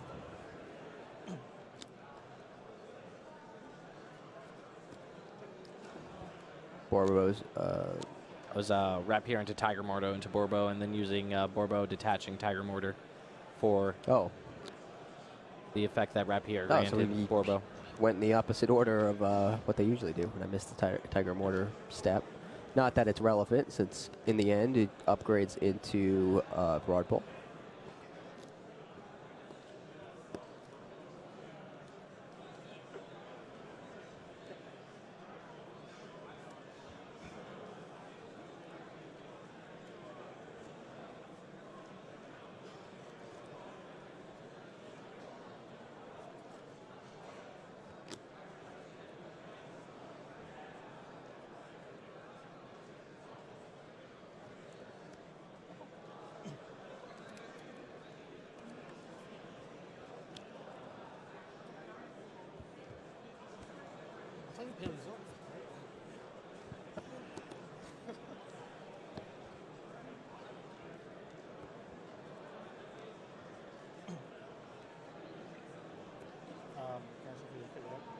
Can I shuffle and cut your deck? Ju combines his two Rapiers to summon Bujinte Kagutsuchi.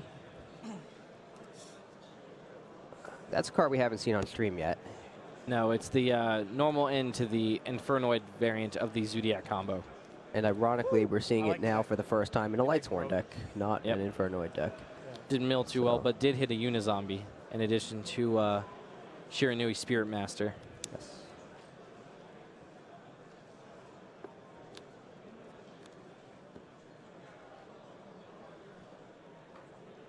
Looks like he'll just Foolish Burial next, most likely for Mizuki to get back that Unizombie, I would assume. Let's bring up Unizombie. Yep. Probably the most powerful zombie monster to be printed to date, at least in my opinion. It does so many things that are so powerful. It's crazy. It has a lot of competition in Mizuki. Yeah, I would still give it to Unizombie, though. Yeah? I think so. I think what Unizombie does is just absurd. Obviously, Mizuki is involved in part of this, but we've seen Mizuki on its own. You know, like there were certain times where zombies were strong enough because of Mizuki, but even then they weren't like Unizombie good. Did I shuffle and cut your deck? Or you wanna go first?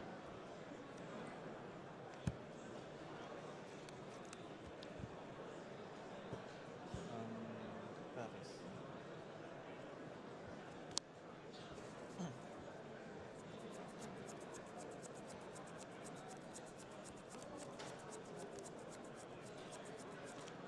Looks like it makes sense that he didn't want to get back to Unizombie because the Unizombie's restrictions on what monsters that can attack. So I assume he just Foolish Burialed Fairy Tale Snow. Didn't get to see it though. So. May I ask what you use add values for? Yep, sent Fairy Tale Snow. Basically just turning Foolish Burial into a trap card. Pretty good. Yeah, Fairy Tale Snow I feel like is the big payoff that a lot of these Grasslook Screeners decks get. It's true, because let's say you send 14 cards to the graveyard with that Grasslook Screener. That's basically 2 Book of Moons that you can use from your graveyard with 1850 attack. Yep. So.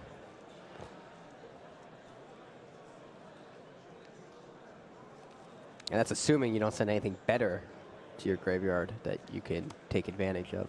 Yep. Sepsian uses Swap Frog.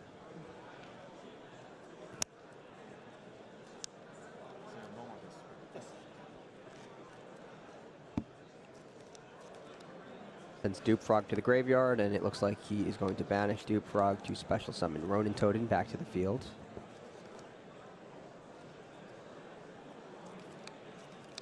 He was considering Fairy Tale Snow, but let's see.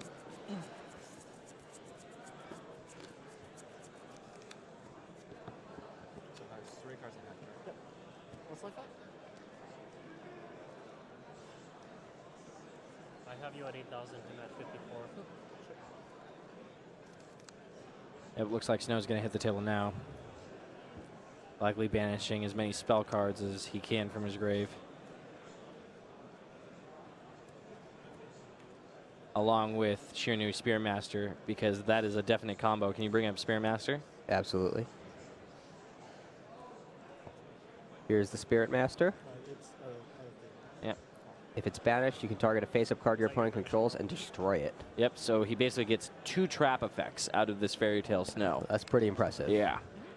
Put one monster face down, destroy another one. Yep, Book of Moon, Raigeki Break. And a summon a monster. It's a very cool synergy. Yep. Plus, it has all those synergies with the Shiranui monsters. Yes.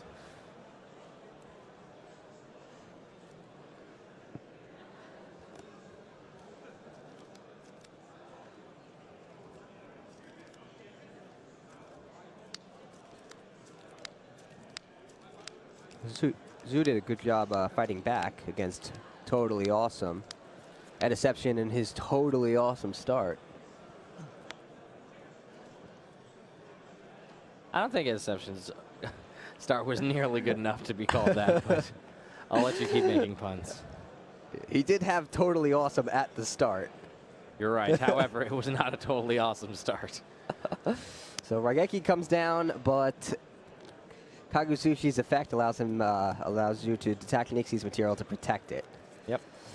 So Pretty resilient. He has Soul Charge too, so he can immediately bring back a ton of monsters. I'm pretty sure this game is just about locked up for Zhu. I was just about to say the same thing. Yeah. 4, 5, 6, 7, 8, 9, 10, 11, 12, 13, 14. They're counting their graveyards, field, and hand, I guess, to see what that Grass Looks Greener would do if activated. I think it's almost 5. I believe it's for 5. 5. So he hit Lost Wind. Okay, I guess that's not the worst.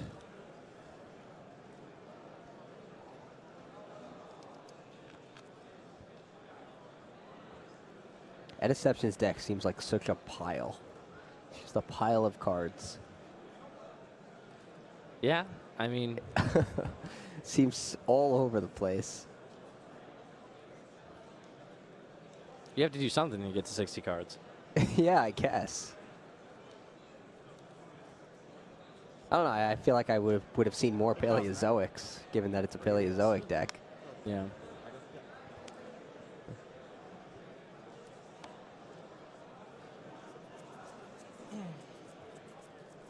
So the main deck anti-spell fragrance? Yep, a single copy. What?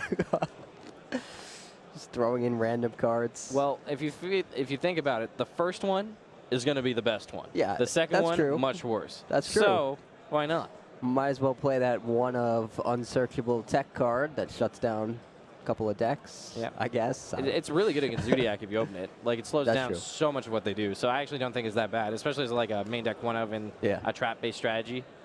Not the worst.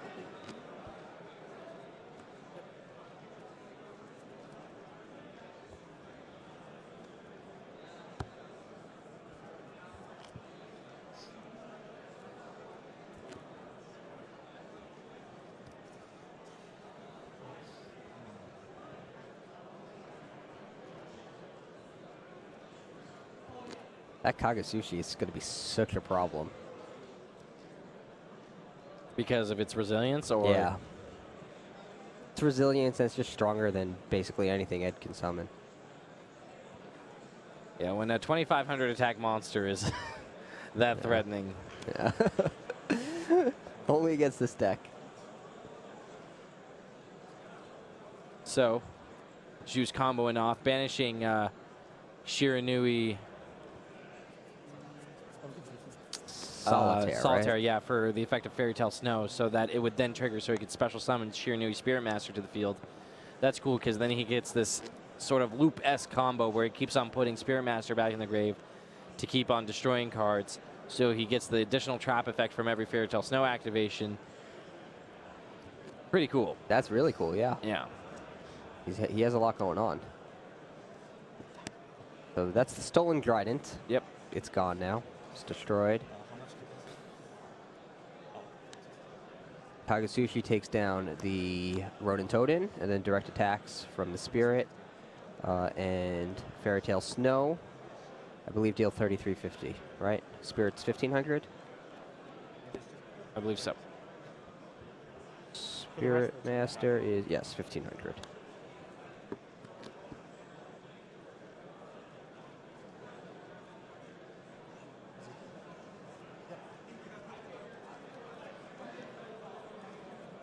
Make sure that you use the effect of Unizombie during his main phase 2 so that he is not hindered by its restrictions.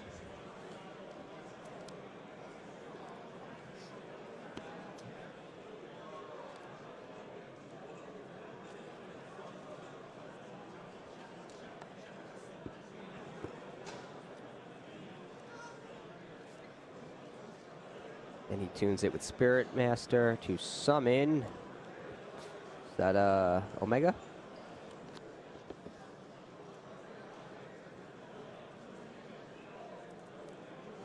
Like Psy-Frame Lord Omega.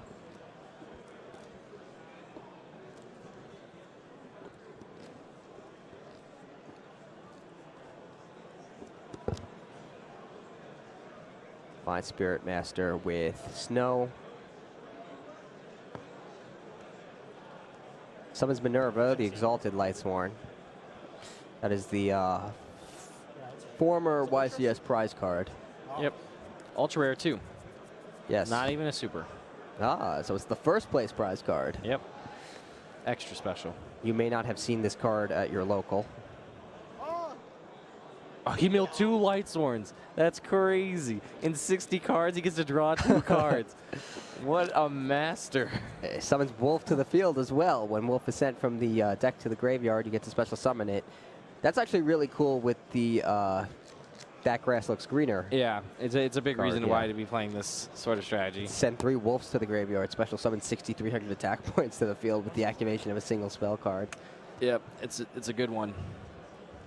For sure. Yeah, one time I saw someone mill 2 wolves off of a card trooper and basically lose, and I feel like that hitting that many wolves off of that grass looks greener is very similar. Yeah. If you get lucky enough and hit 3 wolves off card trooper, that's just game on board. That's the best part. 3 Wolves. But yeah, anytime you mill any number of wolves off that grass looks greener, you have to immediately start counting whether or not you have game. Because I feel like as soon as you hit the second one, it's so easy. Just 3,800, that's nothing. That's all you need is a Zodiac monster. And that's way more than enough because Gaga Samurai on his own is 38. Yeah. So, I don't know what. Let's see.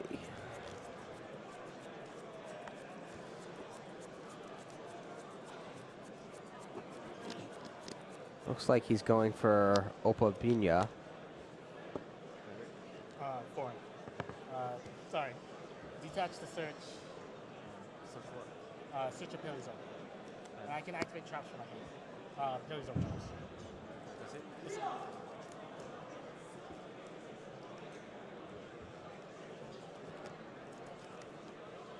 So there is a Paleozoic trap card that banishes a monster on the field. So that could take care of the Kagasushi.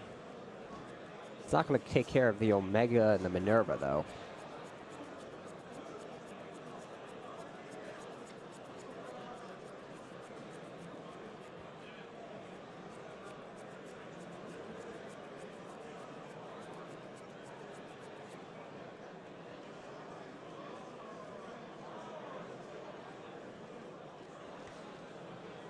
This is a bit of a struggle for Ed.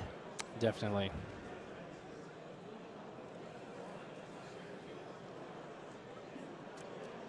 Book of move. But only for yours, not for mine. Is that I believe that's Canada. Yep. Yeah. Can I spell summon again? Yeah. So he uses Opabinya's effect to add Canada to his hand, which turns a monster face down.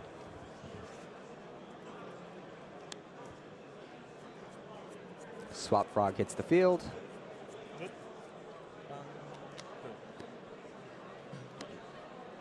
And he combines it with Ronin Totem to Exceed Summon.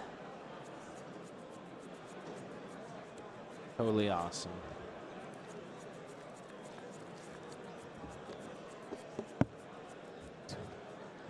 Totally Awesome attacks Minerva. 100 and then What was the material that gets touched for Opabina? Or what was on it? Oh. Uses Deactivate the Minerva's Minerva. effect. Yep. Unfortunately, charge a Light Brigade, not a Lightsworn. Nope. Great Lightsworn card, though. Oh, yeah, one of the best.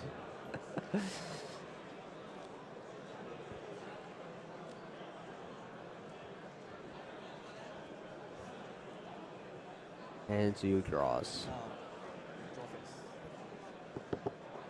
Deception special summons with Totally Awesome's effect. No, it looks Or like during he's trying. the draw phase, Yuichi's going to try to trigger the Fairy Tale Snow Spirit Master combo or something similar. Oh, Zoo is doing it before the Totally Awesome Yeah, can use he its announced effect. during in draw his hand. phase. Got it. So let's see if he's going to.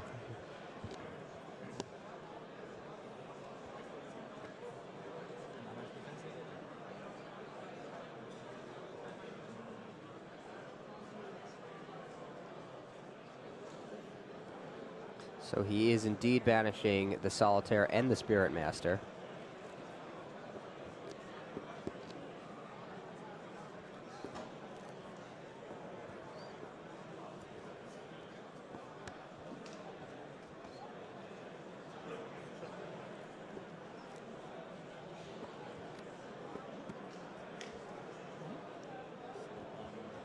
So that's really cool.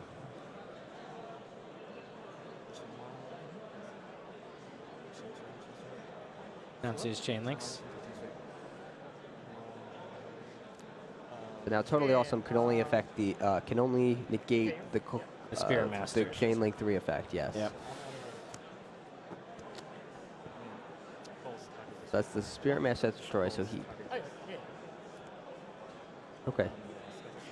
So he's doing it. Snow targeted the Totally Awesome. So even though Totally Awesome negated the Spirit Master's effect, Snow puts the Totally Awesome face down.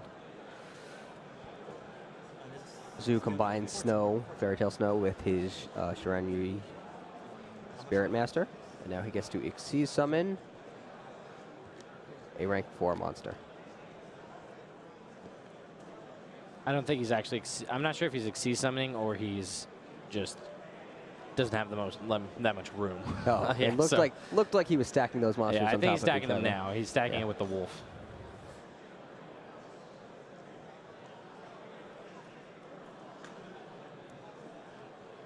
Totally Awesome has 0 defense points. It's not a totally awesome stat to have.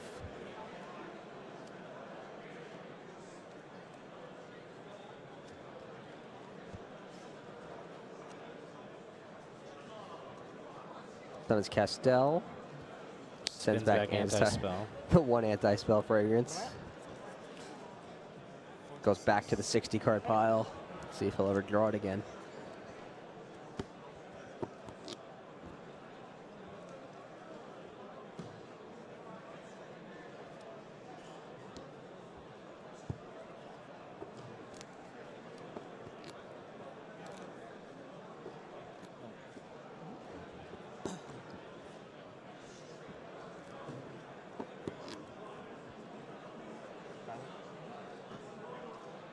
Omega attacks. Totally Awesome is gone. Triggers its effect so he can add back monster. Let's see what he wants. Looks like Radel Slime Jr. All right, add to his hand.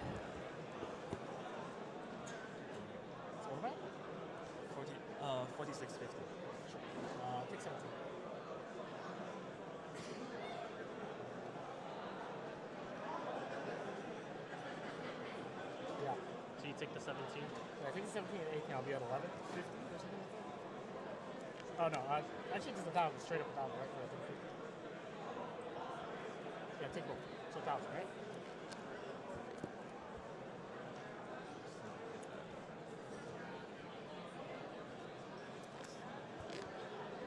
I think 11, right? Oh, 11? Okay, 11.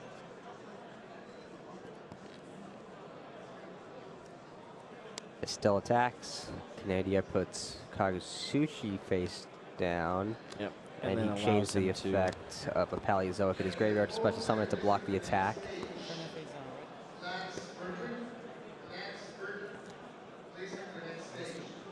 In phase 2, overlays his 2 remaining level 4 monsters for Daigusto Emerald, so he can likely put back that Fairy Tale Stone to the graveyard. Makes sense. Yeah. Sends Minerva back to the extra deck, along with a Raiden and a Wolf to the main deck.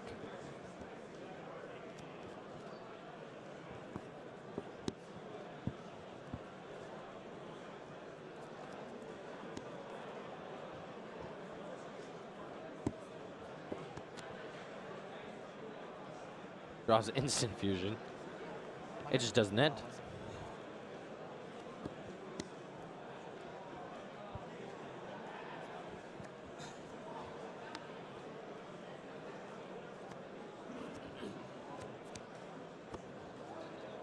Hot Desires finds that grass looks greener, and another Paleozoic, I believe, Canada, but that's enough for Reception to just concede the duel. So quite an interesting game. I feel like what I have learned from that grass looks greener mirror matches is that whichever deck is better without that grass looks greener is likely to win. In this particular case, seems like it's probably a Juice deck. Right? Yeah. Albeit, I think that's not the hardest conclusion to come to. Yeah. So. I will say though, that grass looks greener is probably more effective for a Deception in this matchup, since Zoo can naturally send cards to his graveyard. That's true, but how many cards does you need to send to the graveyard to match one pot of Desires? That's true too. So that's a big thing. But I Problematic just think that the first thing I'm taking out is that grass looks greener. Yeah. I'm not just trying to mow any lawns. Yeah. Let's see if they agree. Just play it straight. But yeah, let's go to side decks. I think that Zhu has a bit of a conversion side deck with 7 Kaiju cards, 4 different Kaijus, along with 3 interrupted Kaiju Slumbers that he's likely to bring in. Or at least, very least the Kaijus, because that's what lines up well against Totally Awesome, not so much the interrupted Kaiju Slumbers. In addition to that, Cosmic Cyclone's huge, and so is Twin Twister. So he really just gets a ton of cards that make this matchup so much better after side decking. Then what do you take out? If I'm on Zhu's end, other than the 3 first copies card, of that grass looks greener, and then Left Arm Offering. So that's 6 cards right there. All right.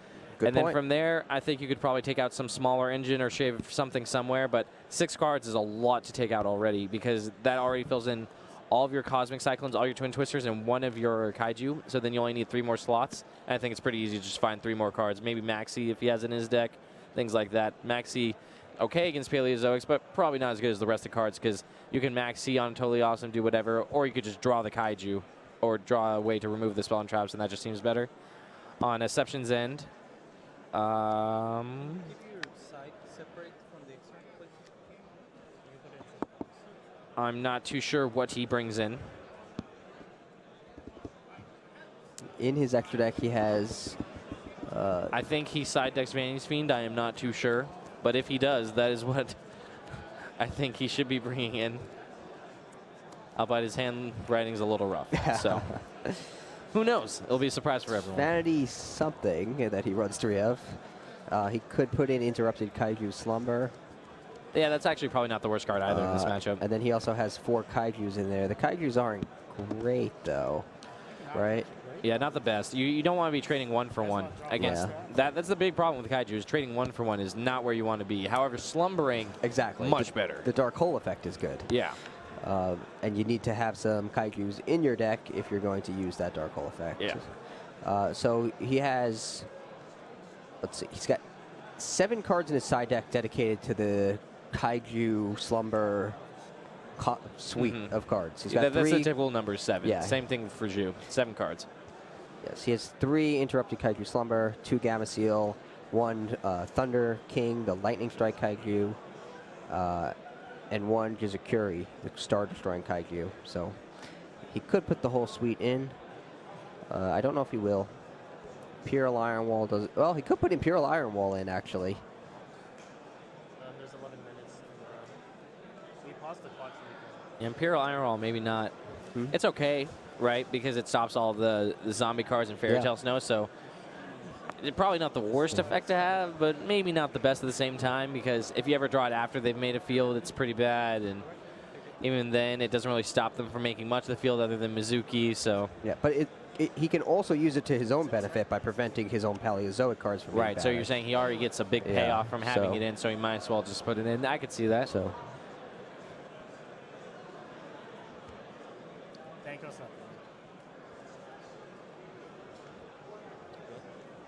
Lila, Lightsworn Sorceress. There's a card we haven't seen in a while. No.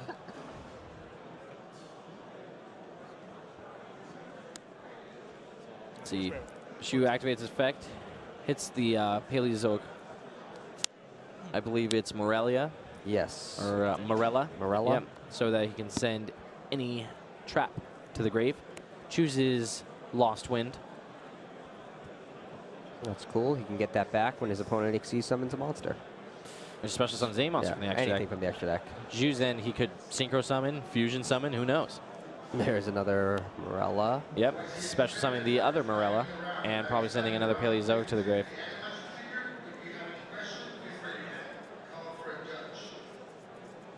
Or another copy of Lost Wind. Nope, chooses the Paleozoic ultimately.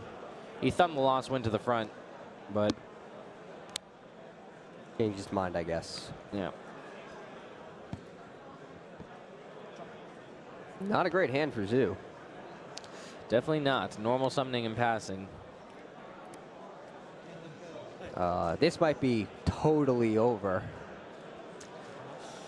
I totally hope so for everyone's sake at home at this point, but who knows? Zoo does have a Kaiju, so he has a quick and easy answer to the first totally awesome card. And Deception because Potted Desires can't activate it because of Anti-Spell Fragrance, but if he ends up activating it, that would be interesting. Yep. Get his deck size a lot smaller. Not that it should be relevant, since I think both players probably sided out all of their copies of that grass. This looks greener.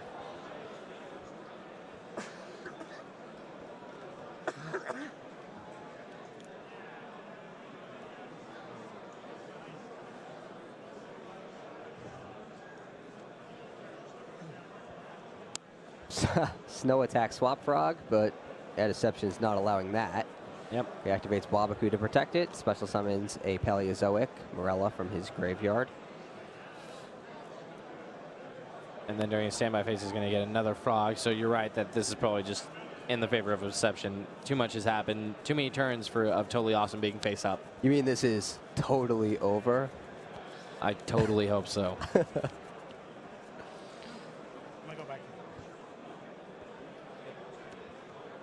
Chooses to bounce Swap Frog back to his hand so he can normal summoning, kick down another Frog to the grave. Or perhaps the Toad. Yep, Ronin Toad. Nope, maybe not. Yep, never mind. Yeah, Zoo is now way behind. This is just snowballing out of control. That's sort of what this deck does, though. It's just strictly what Totally Awesome does. As soon as you can stick a Totally Awesome and it gets going, that's how this deck wins. But until then, not the best.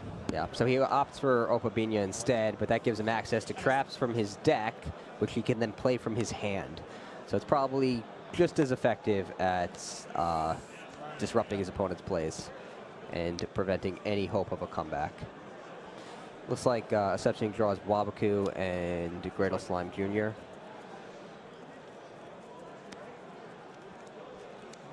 It's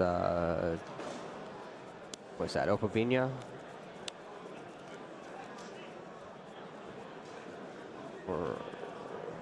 Or rather Alanoids, right? Yeah. Yep. Alanoid's the Mystical Space Typhoon. Yes, with Opabina's effect to use it from his hand. During either player's turn, detach to pop a card on the field. If the trap goes from my side of the field to the graveyard, excavate top card. If it's a trap, add it to it. Battle.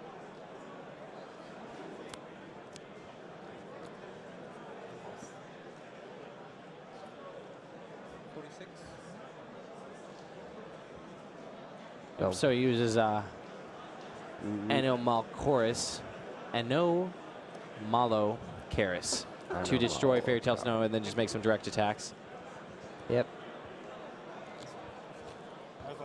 Zoo has had enough. Yeah.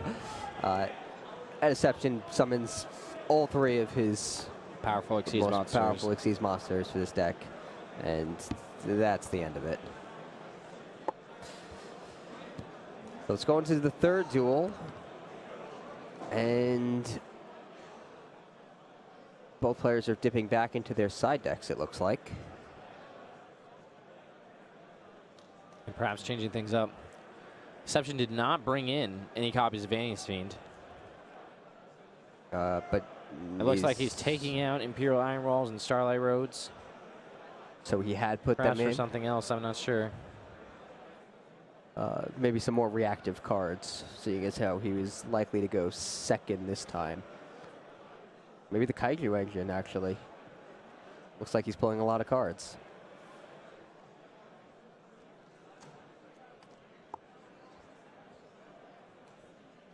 It looks like Zhu is taking out a lot of the Kaiju cards he had sided in because he will be going first, so he wants as powerful as a hand as possible. Doesn't want to slow down. Yeah, so they might actually just be swapping their... Yeah, their game plans basically, yeah. just first versus second. Yeah, so it's actually much bigger now than I feel like it used to be in terms of how you're supposed to side deck cards because the games go so quickly, because so many cards are so powerful and they do so much that you really need cards positioned to do certain things depending on whether or not you're going first or second. It's true. If you can't deal with the first turn field, basically no matter what you're playing against, you're in trouble. Yeah. So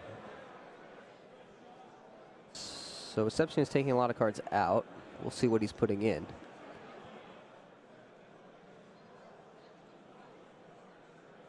I think it's safe to say at this point he's probably putting in the Kaiju suite of cards.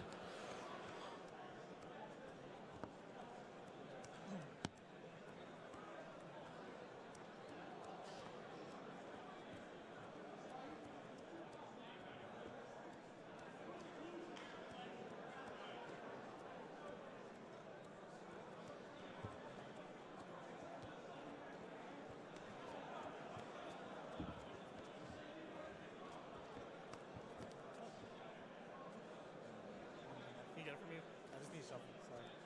How much time left? 4 minutes. 4 minutes. Well, it's over there. Yeah. Yeah, can you?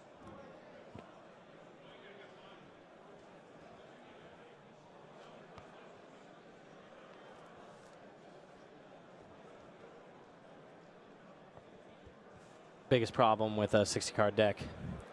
It's difficult to shuffle. Yeah. May need time extensions just for shuffling at this point. But not really. They still have to shuffle in a reasonable amount of time. Yeah. The rules do not change just because they have bigger decks.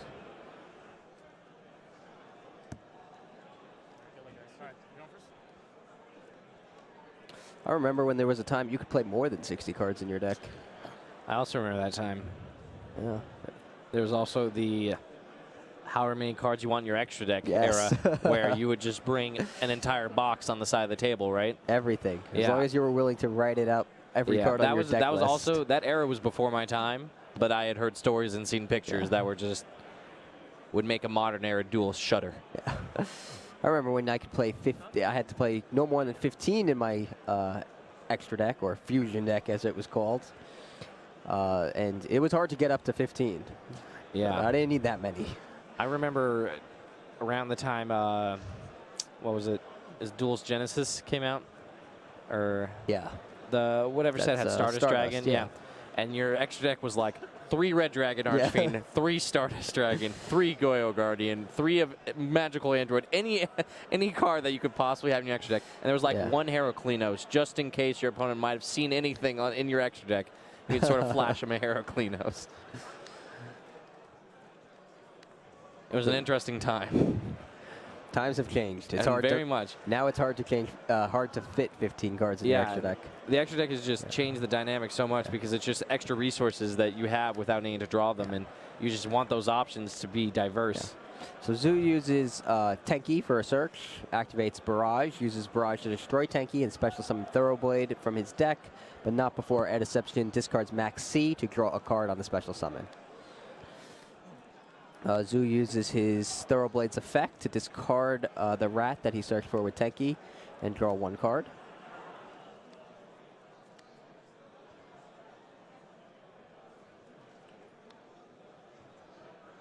Now he sets.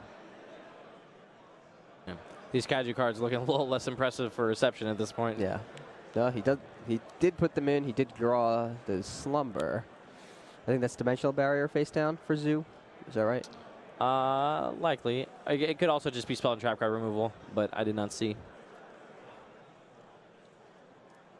His hand not the best either. 2 copies of Brilliant Fusion and a Wolf. Can't do much with that. Can't do anything with Wolf when you draw it. Short of discarding it to Solar Recharge. He needs to find Solar Recharge or like use it for Unizombie or something. Yeah.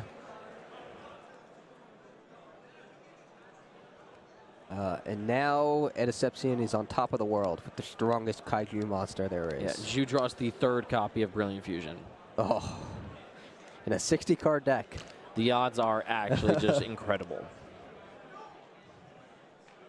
Well, yeah, that's rough.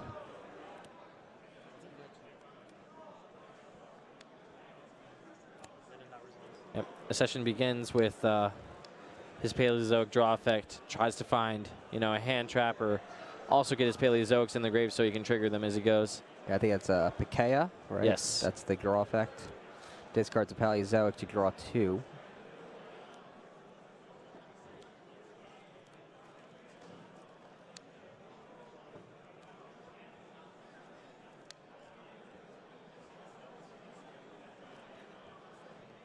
Right now he has a 3,300 attack Kaiju.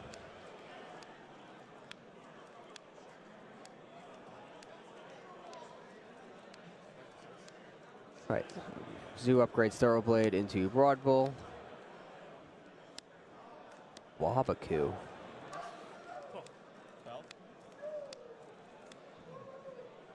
Interesting time to Wabaku. I wonder if there's something I missed as to why he chose to use it right there. I'm curious myself. What was that in response to? I think the effect of Broad Bull. To just add a card to Whiptail to his hand. So you're 2-0. 1, 2, 3, 4, 5. With you down in life points is actually going to be pretty rough. Paleozoic's one of the better decks in time because it has so many Wabaku and Threatening Roar effects. Yeah. What was he afraid of? Do you know? I'm unsure. I feel like he's probably flipping that Wabaku anyway because he needs to get his Paleozoic into play. And so maybe that's why, but I'm uncertain why he chose to use it then. Yeah. Maybe Danko Seka. He hasn't normal summoned yet, right? Yeah, but he also has a set card. Yeah. Yeah, so that just doesn't make sense. I'm unsure. I do not have a good answer for that one.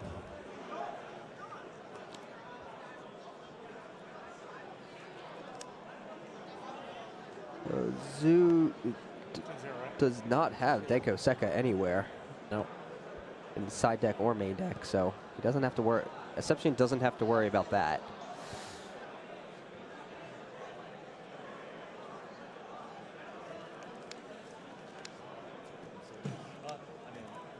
It's also like preemptively using that Wabaku makes it so Zhu can play so differently this turn now. Like doesn't need to. Normally I feel like you would try to make monsters to do some attacks or something. Yeah. Now he knows not to. Yeah. Don't bother. You're not getting through any of them anyway. So instead, Zhu is going to stack up his rats. And Xyz summon. Looks like Bujinte Kagutsuchi, yeah.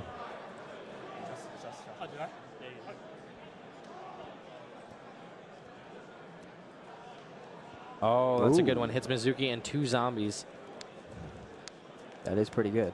Yeah. That was Solitaire, Unizombie, and the Mizuki.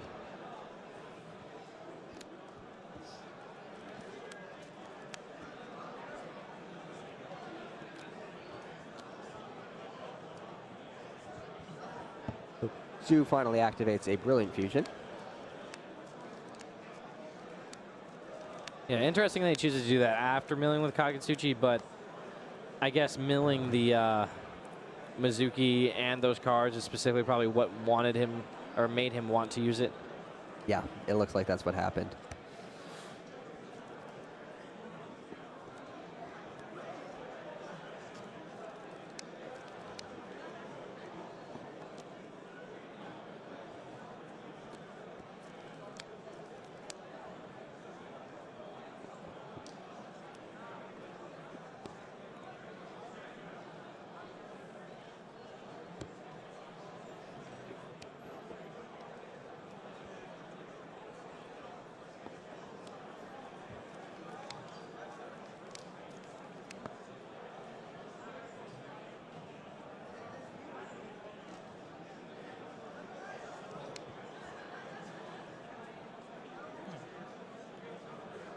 Uses to Mizuki for Shiranui Solitaire. He's going to activate the effect of Solitaire. Special summon Unizombie. Unizombie level 3 can just synchro right away with the Gemini Seraphinite for a level 8 synchro.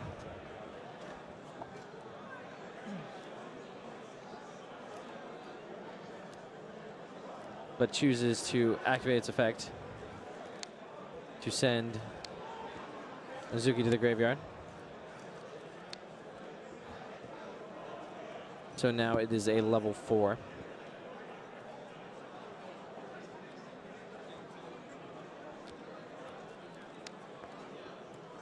Then banishes Mizuki for another Unizombie so that he can synchro summon for that level 8 synchro.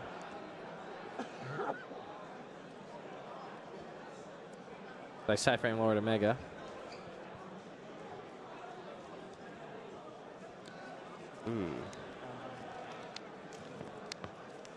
Activates the effect to try and destroy the Kaiju.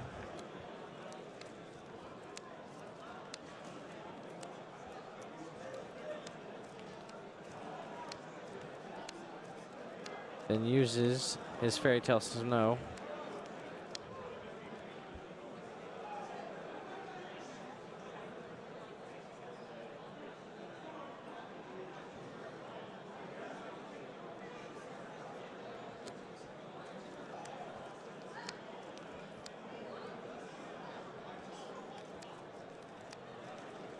So you can overlay with the level 4 Unizombie. Looks like for Minerva. Let's see what Minerva does here.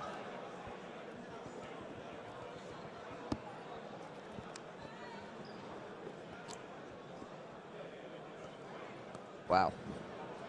I actually think that's a bad hit here, though, because he wants to be able to use Fairy Tale Snow, and now he's locked up on monsters. But he luckily has Side-Frame Lord Omega, so that's not the biggest deal. But yeah, initially I thought that was just terrible, but Zhu knows what he's doing.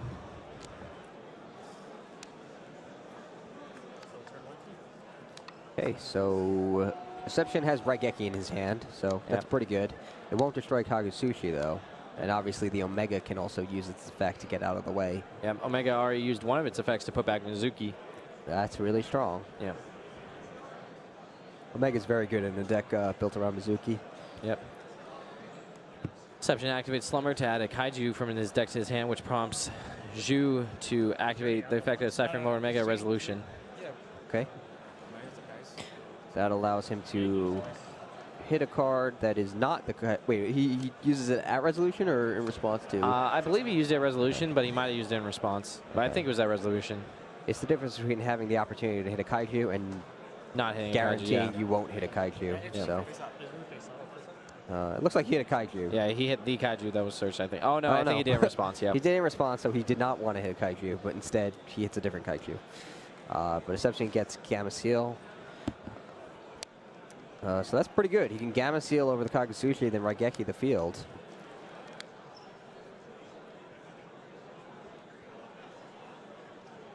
Omega will still come back. Yeah, and he still has Mizuki in the grave with Fairy Tale Snow, and the Minerva will also mill some cards still. Yeah, it's good, but not great. Yeah.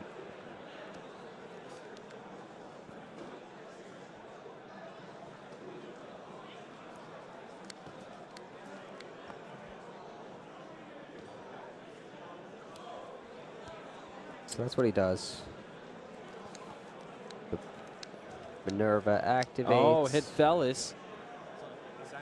So that's good. Unaffected by monster. Yeah.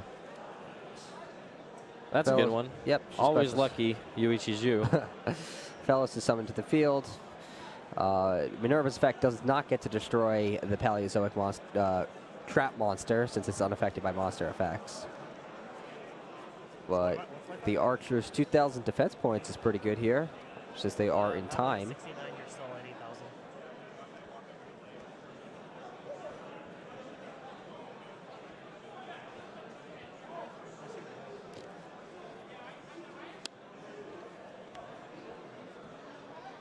Zoo definitely has his work cut out for him, though. Yeah, because they're still in time. Yeah, and he's down in life. Turn 3, right? Turn 2. 0, 1, 2. 3, 4. So he has one more turn after this, right? Omega comes back, which means Deception gets back his Kaiju.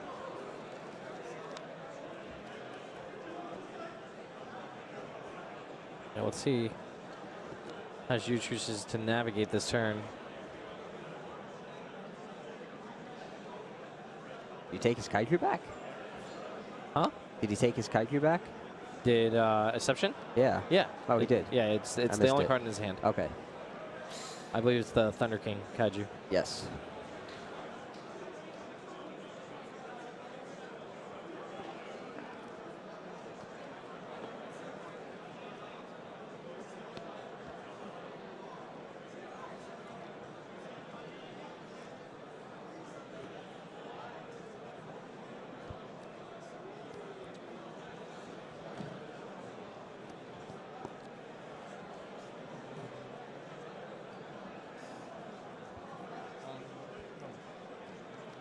You summon Spirit Master. Spirit Master.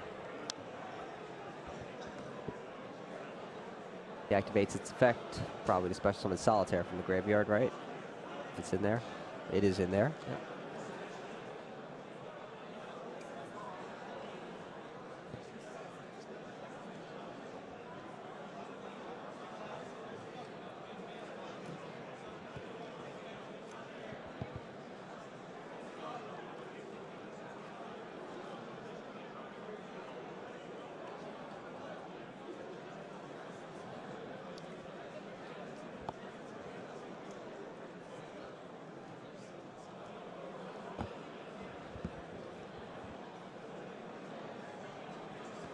It's like he's starting to pile up cards that he can use to banish to summon Snow. I'm not sure his motivation, though, to do it now.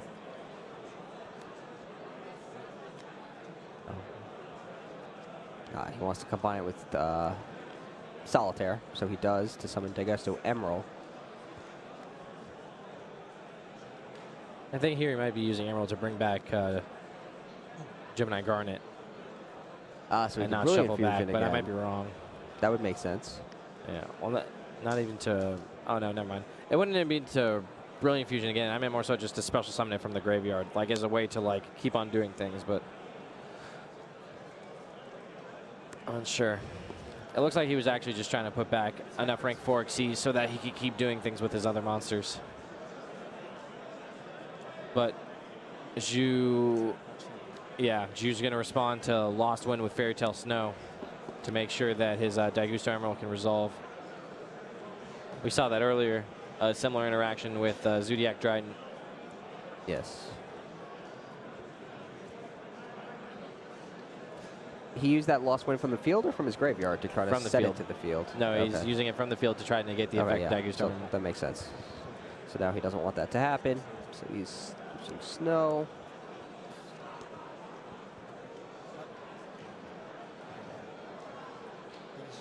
Oh wait, what did he return extra deck was? Okay, so we're good. We're good.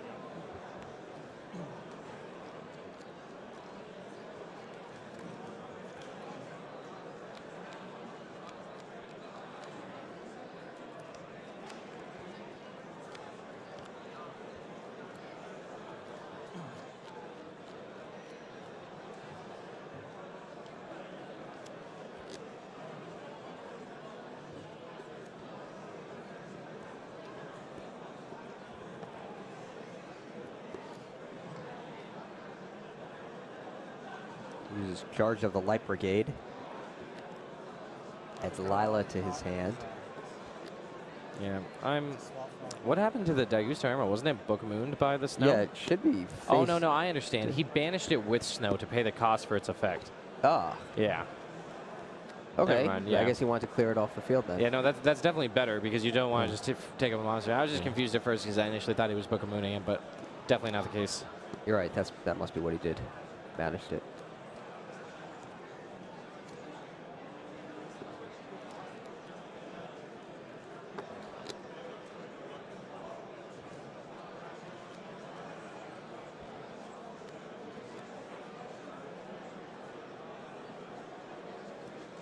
Now we combine Spirit Master with Snow. Summon Minerva. Allowing exception to set Lost Wind. Yes, Minerva's effect.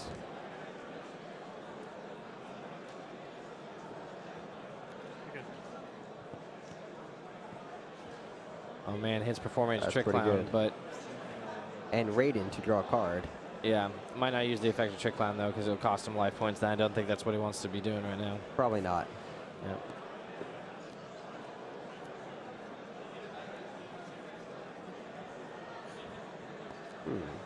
This is win, right?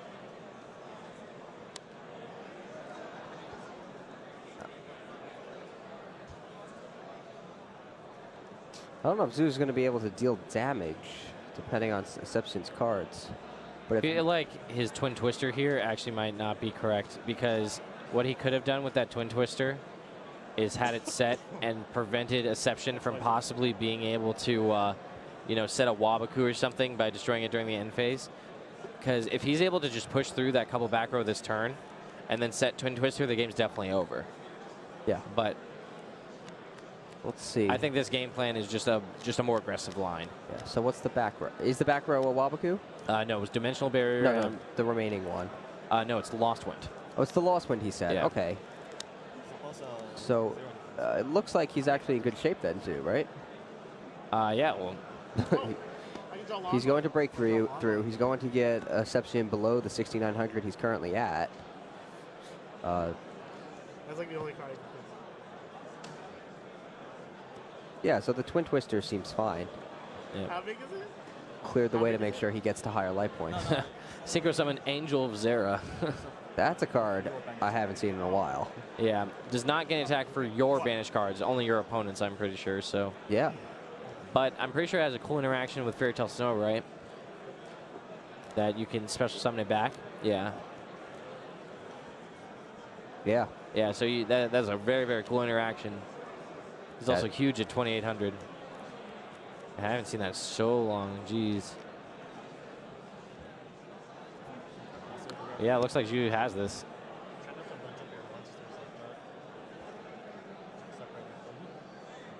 So it's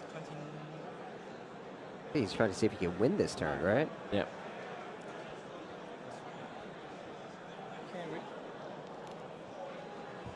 I thought it was this. Yeah, I think it's just 56 plus. How much attack does Minerva have? It gains attack if it mills a Lightstorm? Let's check. I have to draw Lawn Noise. That's the only card I can draw. It's like Desires of the Lawn Noise and just Lawn Noise. Minerva has 2,000 I feel attack like he points. should be able to do this with Michael. Yeah. Yeah, I was thinking Michael could be his side. An alternate. If he couldn't deal damage, gaining life with Michael could have been a different way to win. Yeah, Minerva does not gain attack points, just 2,000. Okay. It's probably mixing up with Raiden. Yes. Raiden gains attack points. Yep. Exception And concedes. That's it. Long, drawn-out couple of games, but we see just how powerful this whole proactive Lightsworn zombie strategy is. Just so many individual engines in it. So powerful. That is 60 card Lightsworn. Yep. Takes the win. Yeah, 60 card decks. So we're seeing a lot of them this weekend. Yeah. I mean, in decks like that, though, 60 cards also gives you additional advantages, like you're less likely to draw Gemini Garnet, less likely to draw all the cards you want to be milling, right? So in some ways, it does give you an advantage, but yeah, it's very interesting. I think this is probably, have you seen a more unique strategy today than Juice? Can you remember one that we've... I don't think so. I think this is the most interesting deck we've encountered so far, at least in the feature match area. Of course, the tournament is not over. We might still see some more cool decks. Even cooler than Zoo's deck. But for now, Yuki Zoo wins the match, and he advances with, I believe it's a 5-1 record. Is that correct? That was round 7, so 6-1 record then. Yes, you're right. 6-1 record. He only had a single loss. Poor Deception now has 2 losses, both of which were feature matches. Yes. So it's a little unfortunate. He's using a fairly interesting deck as well, actually. That's probably one of the more interesting ones we've seen. I feel like both these decks are just decks from the past that have now added 20 cards, and that grass looks greener. They've gained a lot of space for some more tech cards. So that's it for round 7, and we will be back for the final round of Swiss. Stay tuned. It's time to duel!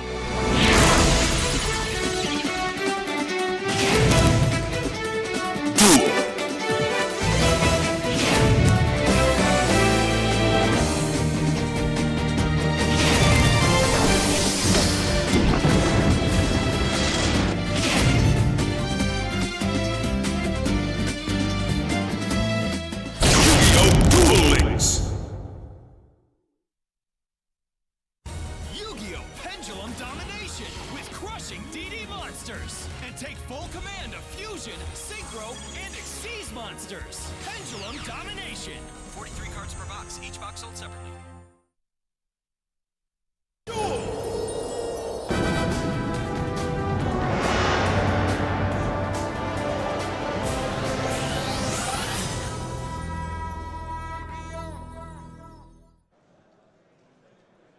So Aaron Furman, quite an expert with Metal Foes. I feel like since he won the UDS with the initial version that played Jaugen, he hasn't really dropped the deck since, or at least he's always been playing some form of it. I guess he actually did make the top 4 of, was it YCS Minnesota with the Ties of the Brethren Magispectre deck?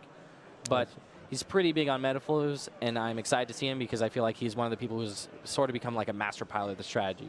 And both of these duelists are undefeated with Metal Foes, although Aaron Furman did get a 2-round bye. Yes, so the perks of being the ultimate duelist. Indeed. But Alex Moffat has had to fight those 2 rounds, still at 3-0. Or 2-0, going into round 3. We'll see what happens. It looks like Furman is first. He places Archfiend Eccentric and Metal Foes Volflame in the Pendulum zones, and then uses Volflame's effect to destroy Archfiend Eccentric, sending it to the extra deck and allowing him to set a Metal Foes card from his deck. Yep. What's interesting here is he plays 3 copies of Metal Foes Counter. Yes, that is a bigger part of the newer version of Metal Foes, or at least the one that incorporates the Zodiac engine and what we've seen now. We'll see exactly what he does with them. Yes, so he sets combination, activates Archfiend Eccentric in the Pendulum Zone, then uses its effect to destroy the combination, allowing him to add a Metal Foes of his choice to his hand. I presume he wants to complete a scale. Yep. It's a pretty strong use of Archfiend Eccentric that we've seen in Metal Foes is basically anytime you draw it, you can turn it into another Metal Foe because of Metal Foes combination. Yes. So he adds the Scale 1 Gold Driver to his hand. Looks like he has Silvered Gold Driver. Something else in his hand, and Bearman. Steelin, Gold Driver and Bearman, sorry. He activates Steelin, uses it to destroy Volflame. This time he will set... Looks like counter. Counter from his deck. Mel's counter? Yeah. Scales the Gold Driver, and now with the Pendulum skills in place, he Pendulum summons... See how many? I would assume 3. I would think We'll so. see. It's not like he's vulnerable to Solemn Strike or Solemn Warning at this point. See, and this is exactly why this version of the strategy is so strong, because right here he can still just make MX Saber Evoker and go off with the Zodiac combo. What he's making You're sure right. now is he has enough zones to do everything he wants. So he might actually choose not to take Volflame to make sure he has the zones. Yeah, because the MX Saber Invoker and the Zodiac Dryden already take up 2 zones, then the Coach King, or the Coach Captain Bearman will take up another zone, and then 2 Rapiers. So that's a total of 5 monsters before he Interesting. summons Coach King Giant Trainer. So he only takes the 2 Eccentrics, combines them for Invoker, and now activates Invoker's effect, special summon Ratpier from his deck. Yep. And now it begins. Upgrades it into Borbo. Upgrades into Tiger Mortar. Uses Tiger Mortar's effect that was gained by the Ratpier Xyz material to special summon another Ratpier from his deck. I assume Broadbull will be coming next. Broadbull will likely search out his Dragoons of Draconia. That is... And then he'll use the... Is Furman playing that? Yep, I believe so. He is, yes. Dragoons of Draconia in his deck.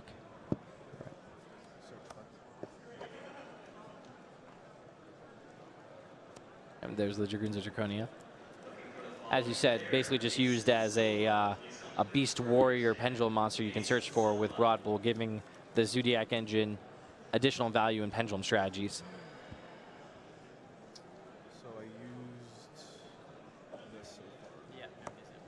Yeah, that's an interesting addition to the deck as well that is new thanks to the Zodiac engine.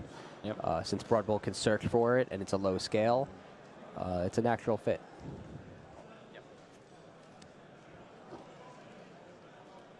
So was that his normal? Yeah, he normal summoned the Coach. Yep.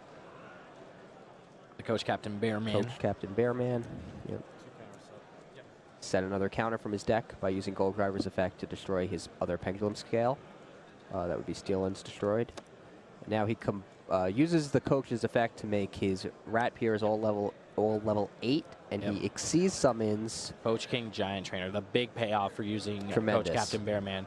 Draws thrice and inflicts damage when he does so. 800 points for every monster he draws. Yeah. So first he draws 1, deals 800 damage. I expect he'll use it 2 more times. Yep. The best thing is drawing those monsters Yeah. means that he can thin out more spell and traps from his deck. Likely Yes. to find more monsters. The burn damage not mattering as much, but just making sure that he's drawing more relevant cards and thinning as much as he can to try to find, potential stoppers like Dimensional Barrier. That's probably what he's really digging for. Exactly. So now he, since he drew a Gold Driver, he's able to play it, destroy the Gold Driver in his other scale, set the counter. So that's 1 card he will not draw with the Coach. Found the Dimensional Barrier. That was the key one. Really good. 2 copies of Dimensional Barrier. I think he's pretty well set. Yep. It looks like Dryden's going to plop on top of that boar for Broadbull. There it is. Likely setting just 1 Dimensional Barrier, but he might want to set 2. Setting 2 makes 20. Well, we've done it. We've made it to the last round of Swiss for day 1, round 8. We have Nicholas Ramsamy playing Zodiac Kaiju, featuring a couple artifact cards. That's his little Unitech artifact scythe we can talk about a little bit. Probably as close as you can get to a Dimensional Barrier effect in the game. Against Destin Caspi, who is playing a 60-card deck, featuring only 1 copy of That Grass Looks Greener. And if there's any 60-card deck, I don't think we expected Burning Abyss to be the one that we featured at 7-1 at the end of the day. Or 6-1, right? He's fighting for 7-1. Yeah. So... And... Yeah. Yeah, the only thing more surprising than that is the fact that he's using 1 That Grass Looks Greener in a 60-card deck. Yeah, and 2 copies of Paleozoic Dynamiscus, just in there, by the way. Yes, that I've actually seen before. I've seen players actually at my local have used Dynamiscus just over Karma Cut. That's interesting. Just because old Burning Abyss decks used to use Karma Cut, and Dino Mistress is very similar, but also has the recursion. That makes sense. Yeah. So that's a little less surprising. But to commit 20 extra deck slots to your deck to use only a single copy of That Grass Looks Greener with no searchability of the card. Yeah, that's interesting. That intrigues me. All right, well, no more waiting. We'll get to the table right now, and let's see. Let's be impressed by this Burning Abyss deck. Yes. I will say, though, one more thing.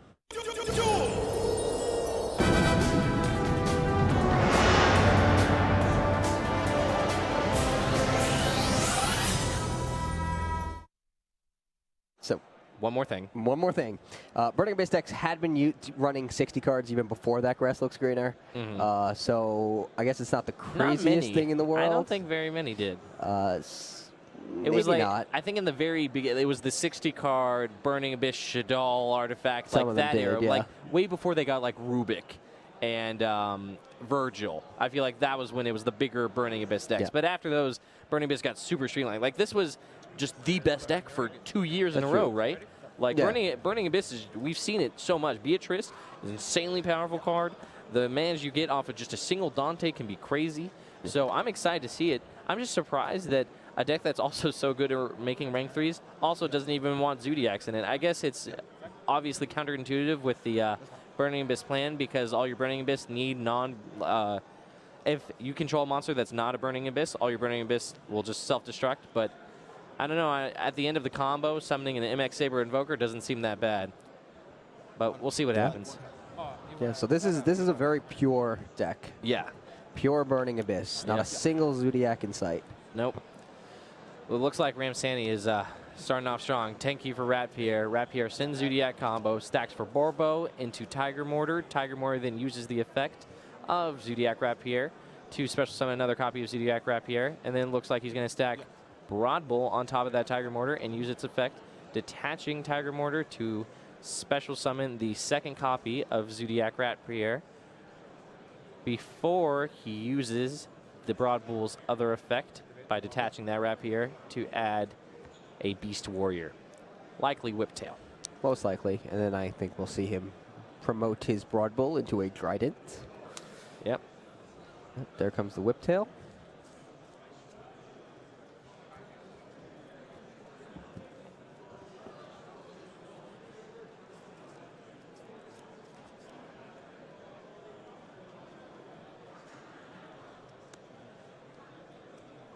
Stacks the Ratpierres, summons Emerald.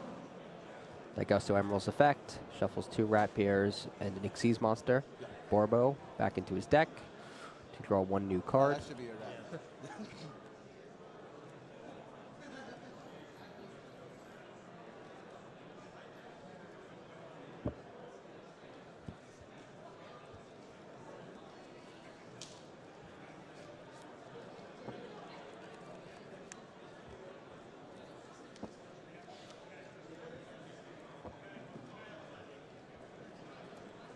He activates Zodiac Barrage,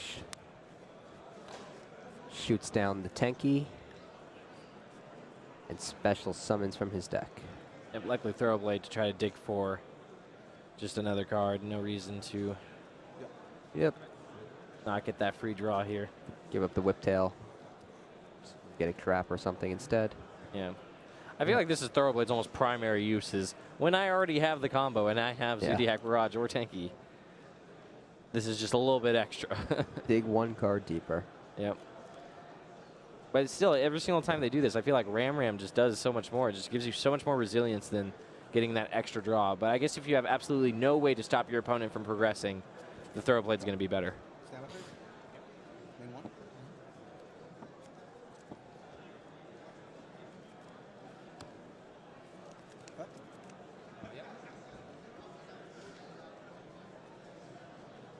There's Ram for anyone wondering what it does.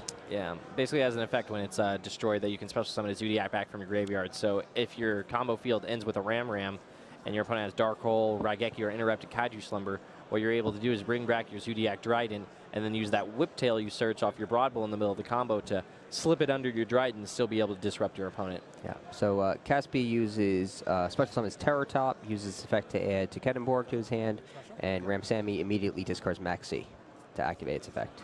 But that's not stopping Caspi apparently, because he is special summoning to Kettenborg, allowing Ramsamy to draw a card.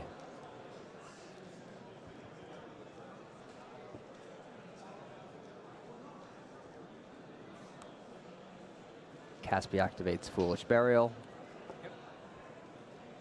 I have a feeling Ramsamy is going to be drawing a couple more cards, or at least one more card this turn. Yeah, I'm unsure. I'm also sure that he's going to be a little weirded out by whatever's Foolish Burial here with... That's Alec? Yeah, to negate the effect of a monster. So he's going to negate Trident. He can change Trident's effect, though, to destroy Terror Topper to Kettenborg. Yeah, which would then, I assume, lock Caspi out doing anything else because he's stuck with a Speedroid. And he runs maybe he has a Fiendish Rhino. Oh, no, he has... Is that... Oh, no, he's Bane's Fiend. Ooh, that's a good actually really good, yeah. Oh, that's a crazy good. He gets a tribute off his guy, summon Bane's Fiend, attack over Daigusto Emerald. That's incredible. What does Ramsamy have face down? Can he stop that card? Probably not. He does not play any copies of Solemn Warning. So he's either has Solemn Strike, Dimensional Barrier, Artifact Sanctum, or Zodiac Combo, none of which solve this problem. Nothing in his hand can do it either. Yeah, no, there's just no outs to Bane's Fiend. Yeah, in his entire deck. It's the same thing. The Kaiju Zodiac deck is not well prepared for cards like Bane's Fiend. The duel's actually over. Not quite, actually. Wasn't it? Wait, whoa. Right there, couldn't you have just used the effect of Zodiac Whiptail to do something? So that's the answer. No, I'm saying right there, though. Does he not have Whiptail in his hand? He discarded it with Thoroughblade to draw so that was the problem. Yeah, yes. So right there, if he had not used Thoroughblade, he could have put Whiptail on, and that was the way to beat So that Bane's would have Fiend. been the answer. Great move, actually, by Ramsamy, who attacked the zero attack, or zero defense. Caspi. Yes, Caspi. Sorry, who attacked the zero attack, zero defense Trident that couldn't be used as an Xyz material to summon a new Xyz monster because Vanity's Emptiness is on the field, because he realized that Whiptail was the one answer. Yeah. To Vanity's Fiend. Now even Whiptail won't help. Nope. Because there's no Xyz monster already on the field to put it to attach it to. Yeah, there's actually nothing that Ramsamy can do other than attempt to deck out Caspi or something along those lines. But that is not going to happen. Good luck decking out the 60-card Burning Abyss deck. Yeah. I don't he gets see that a lot happening. of free turns because he can just say, oh, no, wait, there's Forbidden Chalice in his deck? I didn't even see that. Ramsamy plays 2 copies of Forbidden Chalice, and he just drew 1. Oh. So that is Missed that. Yeah. Okay, so there's the out. He runs 2 copies of Forbidden Chalice.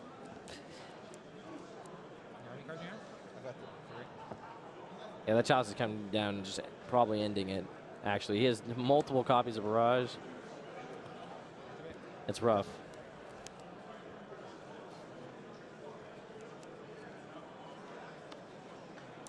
Uses Barrage.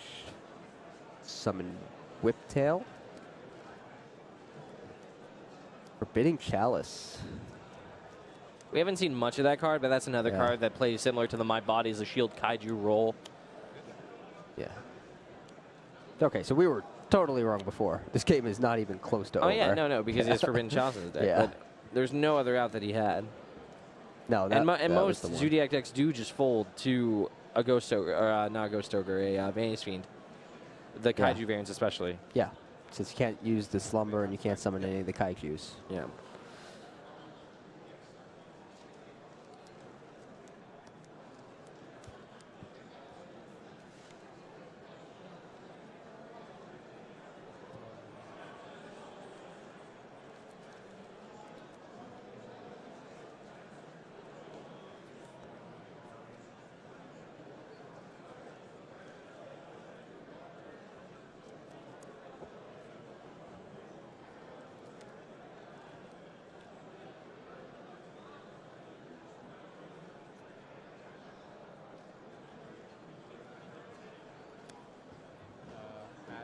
Broadbull's effect. Adds Whiptail to his hand.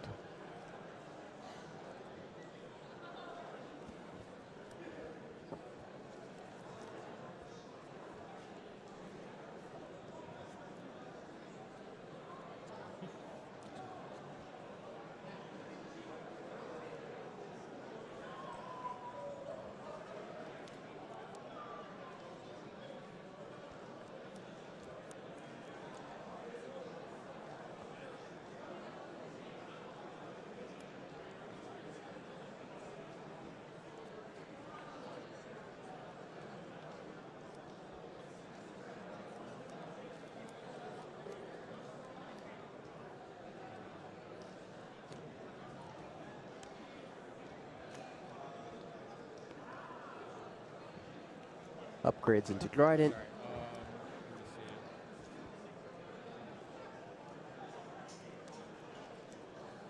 Yeah, this I think he's trying to see if probably he just can. over. I think he's trying to see if he can win this turn, right? He can destroy the Vanity's Fiend with Trident. And he doesn't really need to win this turn, though, because he has Dimensional Barrier. He can just deal a bunch of damage this turn, set Dimensional Barrier, and sort of end it like that. Nicholas, what do you have life at? He's at 5k after that. Seems to have secured his victory.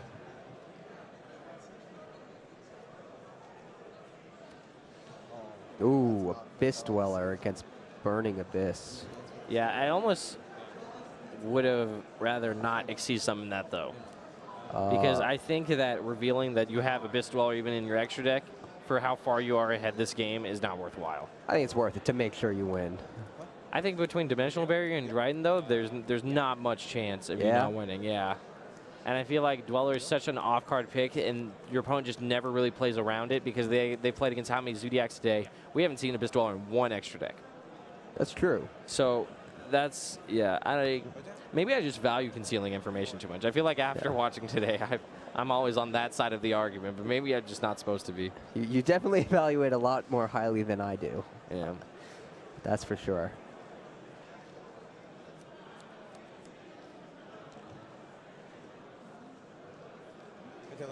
I'm against conceding. Really? If there's any chance of winning, I like to keep playing. If there's some path to victory. I feel like between how limited time is in a round and the value of having information like that, just, I don't know. Yeah. But I see your point. Yeah, it's a different style we each have. So Trident's coming in. Destroys a Burning Abyss monster. No effects can be activated thanks to the Abyss Dweller.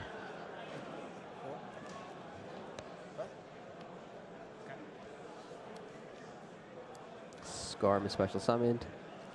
Combined with his other Burning Abyss monster to Exceed Summon, likely Dante. Still not doing too much, though, with that Dante. It's not going to do anything thanks to Abyss Dweller. At least not this turn. Solemn Strike, so he loses all of them. The Dante, the 2 Xyz materials, and none of their effects will activate. Thanks to Abyss Dweller. And this is another point. If Caspi, I think Caspi drew Skill Drain. Like showing your opponent Skill Drain, for example. No need to be doing this. Yeah, I mean now it's over. Yeah. Now there's no point. Just a bad habit. Just checking resources. Both of these players right now are 6-1, right? Yep. Going into round 8. Yep, so both of them have very good shots at top cut, regardless of whether they win or lose. But a win here is a big deal. For sure.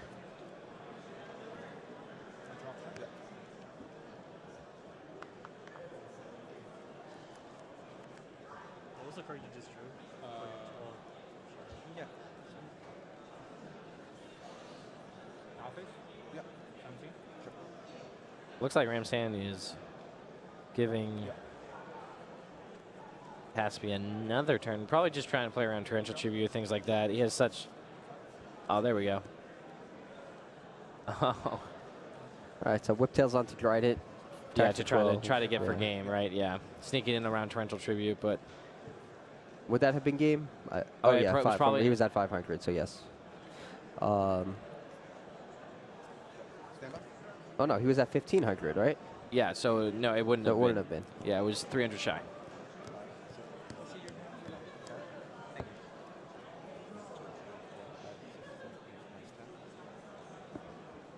Keep your banish ball off the table. It'll be off the mat, actually. Oh, I didn't realize Caspi also uses 2 Copies of Pod Desires in his That Grass Looks Greener Burning Abyss deck. Is it a Grass Looks Greener Burning Abyss deck if it only has 1 copy? I don't know about that one. It's just a Burning Abyss deck. Yeah. But it does play That Grass Looks Greener. He sets 2 to his back row, but will they save him?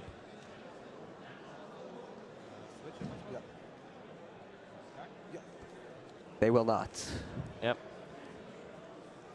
So Ram Sammy does the typical Zodiac bread and butter. Yep. Looks like enough to defeat Caspi outbite. That was all just on that Veins Fiend Forbidden Chalice interaction, right? Yeah. We thought it was over because we didn't realize he played Forbidden Chalice. And Let alone he drew it, one of the two copies. He drew it. But I guess he probably had a long time to draw it anyway because he could have just started switching his monster to defense mode and setting monsters. And Burning Abyss is really bad at presenting more damage when you already have a Veins Fiend in play because there's just no way to get more monsters on the field because all your Burning Abyss self-destruct. Exactly. Yeah. You can't even do anything cute with Libic just because you have Veins Fiend, so you can't special summon a negated Burning Abyss monster. Yep. Looking at side decks, from Caspi's end, got some interesting ones. Majesty's Fiend, Full Force Virus, Magical Spring, Fiend Griefing. In terms of what he'll bring in, I assume Interrupted Kaiju Slumber is where he wants to be, just because that effect is so strong against Zodiac. He's going first, so I think Full Force Virus Oh, you're is right. I probably forgot he was coming going in. first. But yeah, no, Right. Full Force Virus. We have yet to see that card at all. So Full Force Virus. Yeah, read it for everyone at home. When I'll bring it up on the screen when the match starts. But it is a new secret rare trap card in Raging Tempest that is reminiscent of the old Crush Card Virus in many ways. Yes. It's a little harder to activate because you have to tribute a dark monster with 2,000 or more defense points instead of 1,000 or less attack. But it lets you check your opponent's hand, all monsters they control, and all cards they draw until the end of their third turn after this card's activation. So that gives you a lot of information about your opponent's cards, as well as the cards your opponent will have.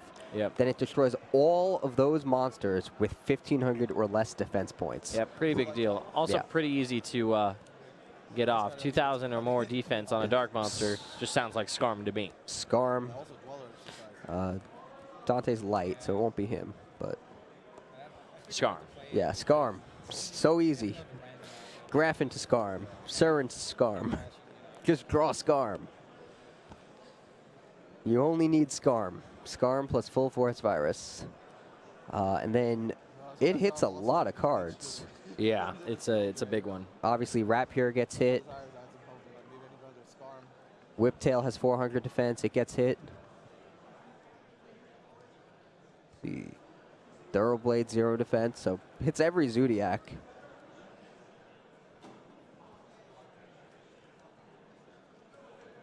It might actually hit everything in his deck other than the Kaijus. Maxi would get hit. Artifact Scythe would get hit. Thunder King would be hit. Terrortop and Kedenborg would get hit. Yeah. If he activates Full Force Virus, Ramsamy would actually lose every single monster he draws and will draw for 3 turns, except for Ghost Ogre and Snow Rabbit and his Kaijus. Unfortunately, though, Full Force Virus not the best against Tenki or Zodiac Barrage. That is true. There are ways to get monsters onto the strong. field without drawing them. Yeah, but he's not going to just snap it off during the draw phase, though. He's going to wait for something to hit the table. Yeah. So usually that involves them activating Tenki or Barrage first. You're so right. it still lines up well, but there's still just outs he can have. That's true. Oh, Full Force Virus in his opening hand. Yep, and I don't know if there's a way to get to... Oh, there is. You can always just Beatrice, and then Beatrice sends Graf to the grave, and then Graf triggers to get Scarm during the draw phase. So he has it, because he has he has 3 Burning Abyss monsters, so he just goes, special both, make a Dante, mill 3, then discards last Burning Abyss for Beatrice, and just set both of his cards. Then how does he get Scarm? Well, he has Beatrice up, so then during his opponent's turn, he activates the effect of Beatrice to send Graf to the grave, which will then trigger the special summon Scarm. Of course. Okay. Yep. We were talking about how easy it is to summon. Yep. He got some combination that can do it.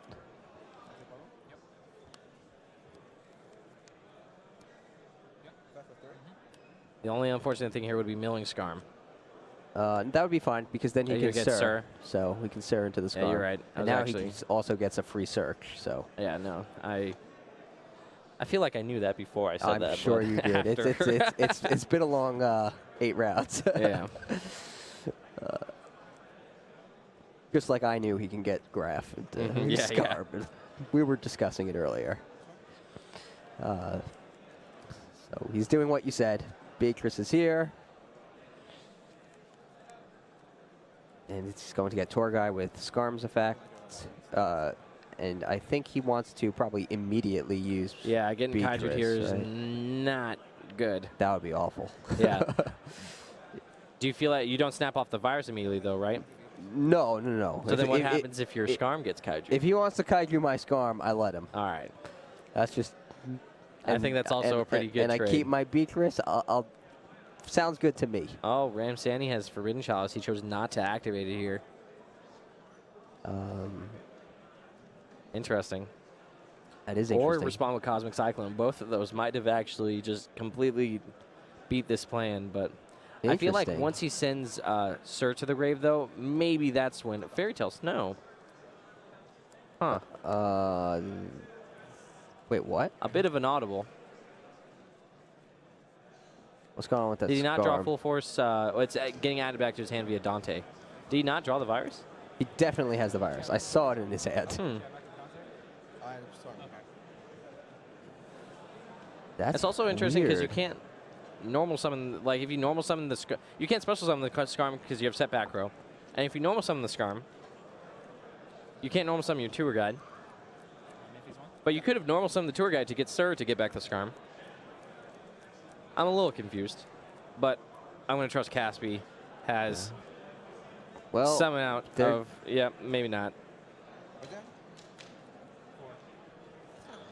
Wow, he discards Artifact Scythe. Oh. There goes Full Force Virus and Dino Mischief. Oh, things are looking bad now. Oh, yeah. He has 2 Kaijus and a Zodiac Barrage and Forbidden Jaws in hand, so he gets to just Kaiju Beatrice if he wants and then go off with Barrage. I don't even know how I can say. You know, like 3 different card sets. We're up here, right? Although, to Caspi's credit, Full Force Virus would not have done much. Right. He didn't but know it, but if at that point, why is it in your deck if it's not going to do much? if you're not going to use it, if you're not going to activate it to see what it can do. Yeah, it's okay. But against the hand of the 2 Kaijus and the spells. Yeah. That's also an interesting choice. And the Barrage. Caspi chose to activate the effect of his Farfa to banish the Kaiju. Is Farfa's not mandatory, is it? No, it's optional. So it... Pretty sure Farfa's optional. I'll look it up, but I'm almost 100% sure. Yes, you can target 1 monster on the field.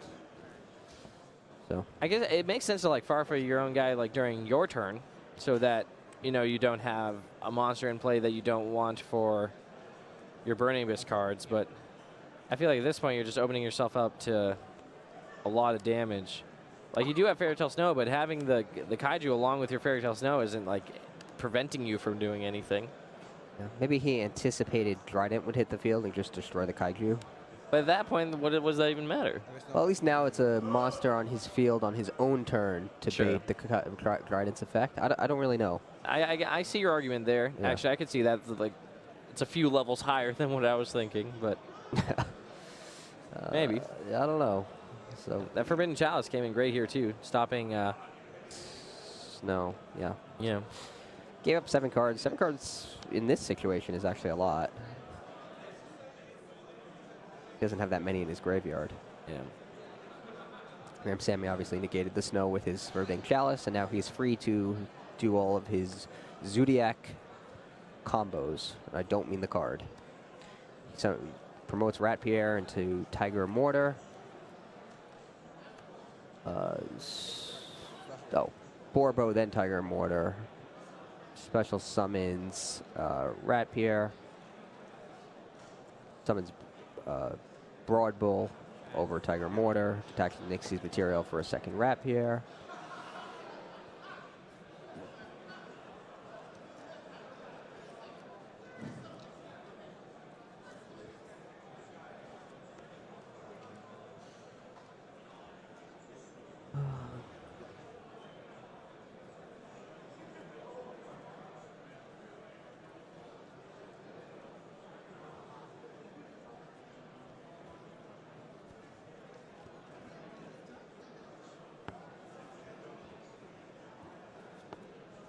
I think might be over for Caspi.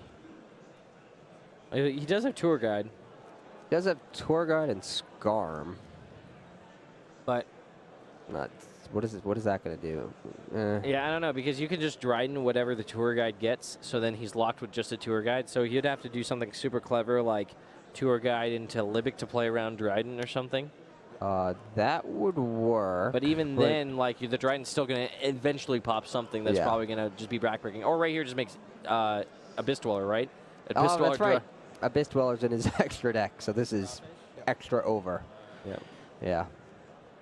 Oh, I don't like that. Using the... he has to do it to get through the Fairy Tale Snow, but he has Whiptail. Never mind, that's fine, yeah. All right. Okay, that's so much better. Got a little scared there. Yeah, no, he still has an Xyz material. He can still destroy a card on Caspi's turn. Yeah, he can still protect the Abyss Dweller. A big one. All right, so he needs a great top deck here. Second full force virus would actually be fantastic. Mm-hmm. You go with that Scarm, just clear the entire board. I forgot about Gamma Seal. Yeah, threatens Dweller. But so that's good. Dryden will destroy it, but then he does still have Tour Guide, so... Yeah. He actually can destroy that Dweller, it looks like. Because Dryden can only destroy one card. Yeah, I think Ram Sammy might have forgotten about the Dweller as well. I mean, forgotten about the Kaiju returning to the field. Yeah, it's possible. Oh, that's weird. So Caspi's just attacking. And he did not summon Tour Guide first. Oh, so you're saying so he couldn't clear the Dryden? Yeah, when you want a second attacker?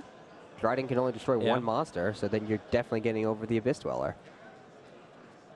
That's not what's happening here. That Abyss Dweller is going to survive. Well, no, he's definitely getting over the Dryden, you mean, right? No, where are you trying to attack? Didn't he just attack? Yeah, he attacked with the Gamma Seal. On what monster would you attack if you summon Tour Guide first, though? Like, your Tour Guide can't threaten the Dweller, right? Why not? Why can't you Xyz summon a monster that can destroy a Dweller? I understand what you're saying. A rank 3. For example, 2500 attack Dante. Even though, obviously, the effects of the cards you sent to the graveyard would be prevented by Dweller. But it just seems risky leaving him on the field with those monsters. I agree. I agree it was not the best. I feel like there were some... Like, he also has just the Scarm sitting in his hand now. Yeah, which will be good if he draws his second full force virus. Was that Equipped Engineer? Yeah, because he has Torrential Tribute. He's trying to do something a little tricky. Bit of a cute play. Well, it also just protects itself, right? So yeah, so he wants to clear the field, but not it, I guess. Ram Sammy's likely to overlay on top of his Dryden as well. Yeah. We will see the Torrential Tribute, I think. Yeah, 100%. Looks like Ram Sammy might commit a Kaiju. He could do that. I thought that's what he was trying to get at by announcing his phases, but maybe not.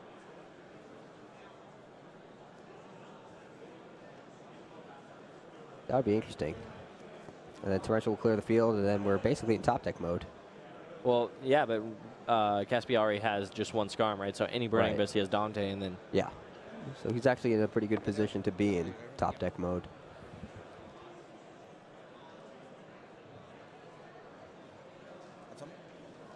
This game has repeatedly gone in a direction I did not expect. Yeah, so he goes up to Broad Bull, and then Torrential Tribute wipes the board on its summon.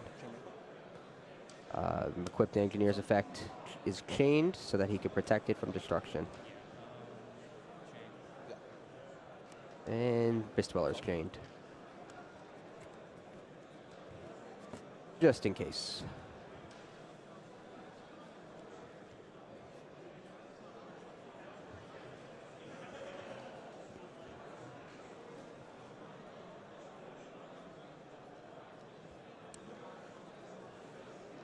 The Equipped Engineer's effect lets him attack an Xyz material to switch it to defense position. And then, rather, to select a face-up attack position monster he controls, namely the Engineer in this situation, then change it to defense position, and then protect it from destruction by battle and card effects for the rest of the turn. So that's how it emerged unscathed by the Torrential Tribute.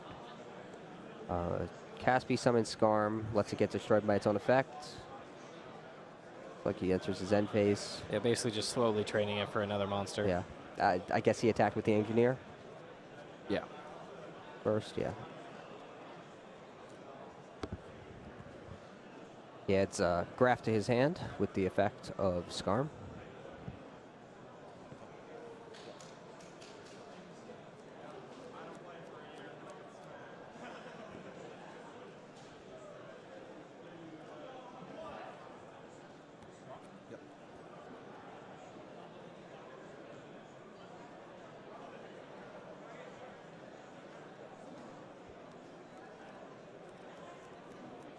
See, what's in Ram Sammy's hand? Thoroughblade and Humongous. I had draft.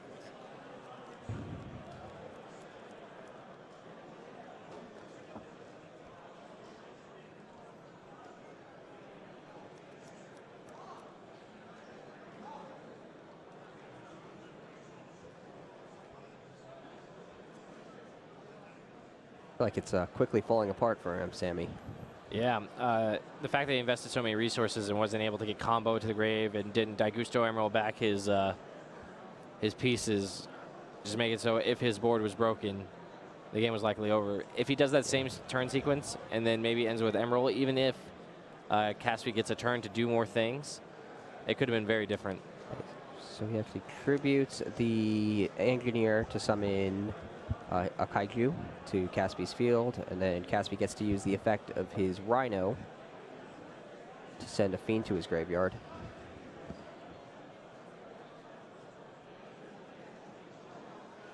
We'll see what he selects.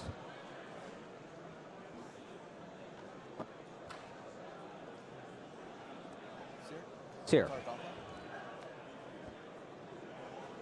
Special summon Dante. Might be setting up for a Beatrice next turn.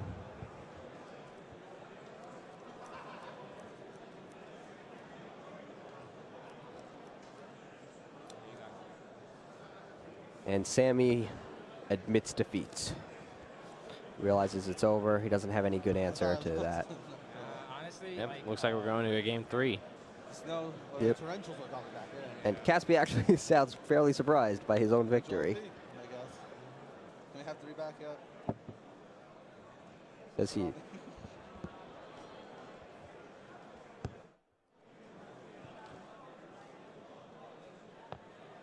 Torrential Tribute definitely did get him back into the game, backed up by the equipped Engineer and its ability to protect itself from Torrential Tribute.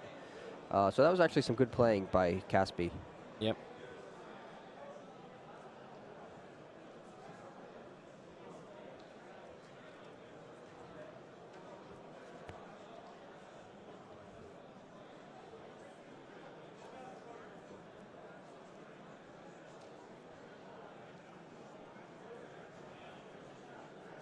Now they get to dip into their side decks one last time for the day.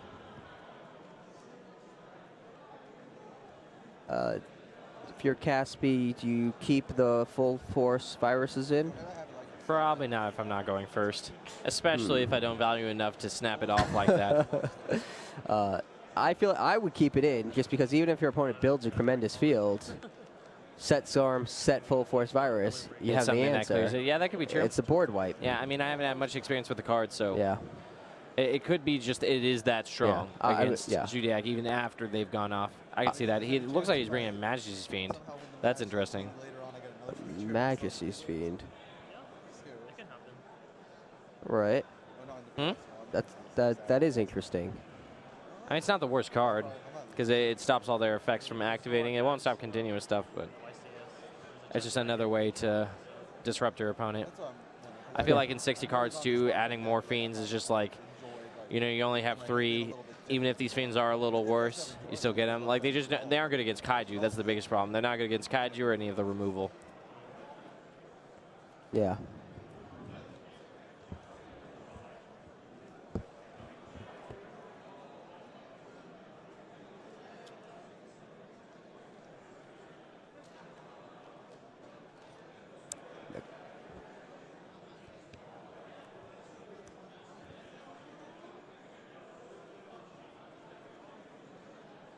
60 card Burning Abyss with 1. That grass looks greener. I'm still trying to register that. Might take a while.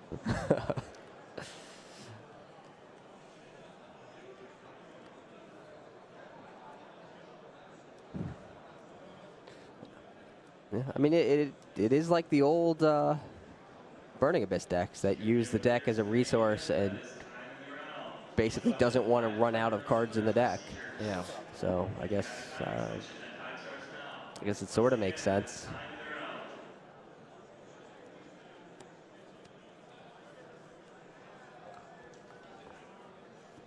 Changing my sleeves right as I get home. With this deck, they go through a beating.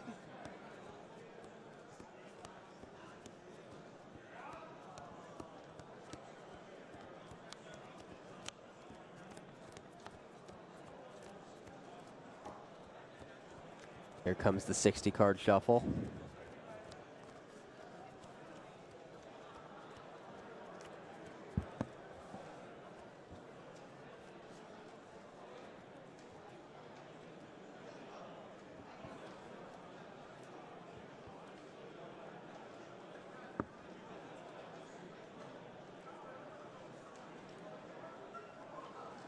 Yeah, I haven't seen Full Force Virus really in effect, but I've seen the devastation of Deck Devastation Virus and Crush Card Virus. Yeah, so you just have like similar effects. Yeah, and there's similar effects, first or second.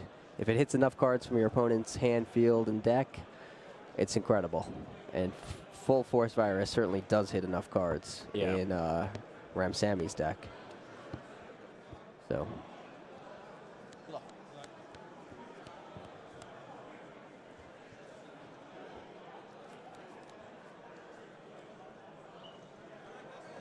See, Ramsamy has Maxi and a Rapier, and I think that's enough.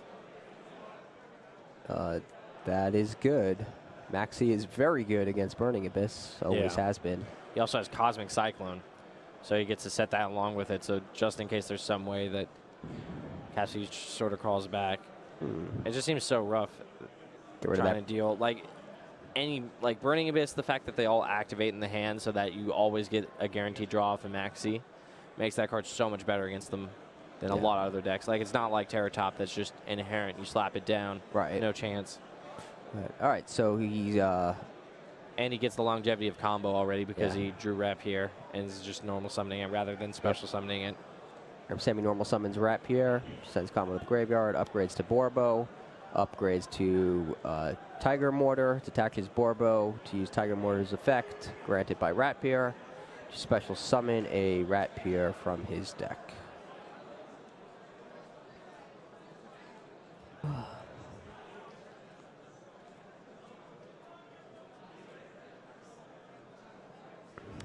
Upgrades Tiger Mortar into Broad Bull.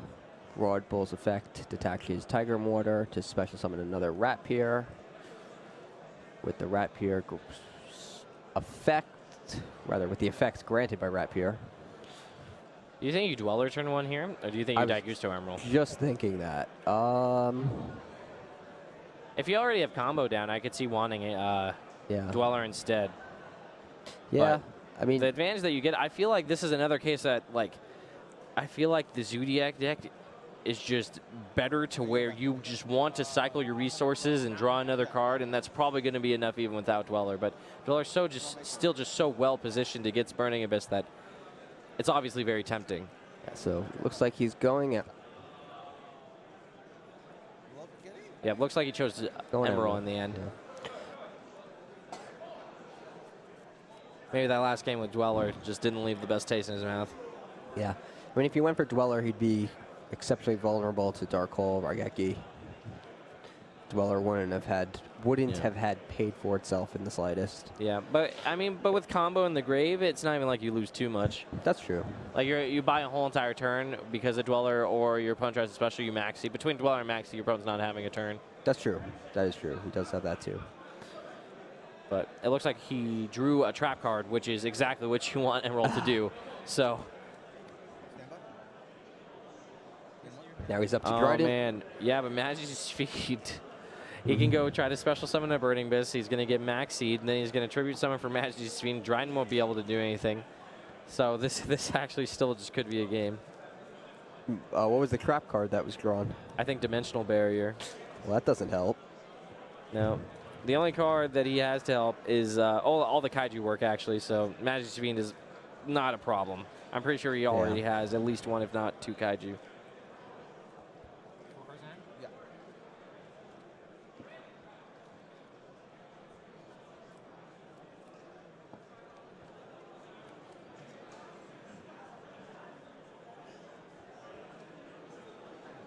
Chooses to Torrential Tribute. Maybe he doesn't have a Kaiju in his hand? I mean, maybe not, but that still seems pretty rough.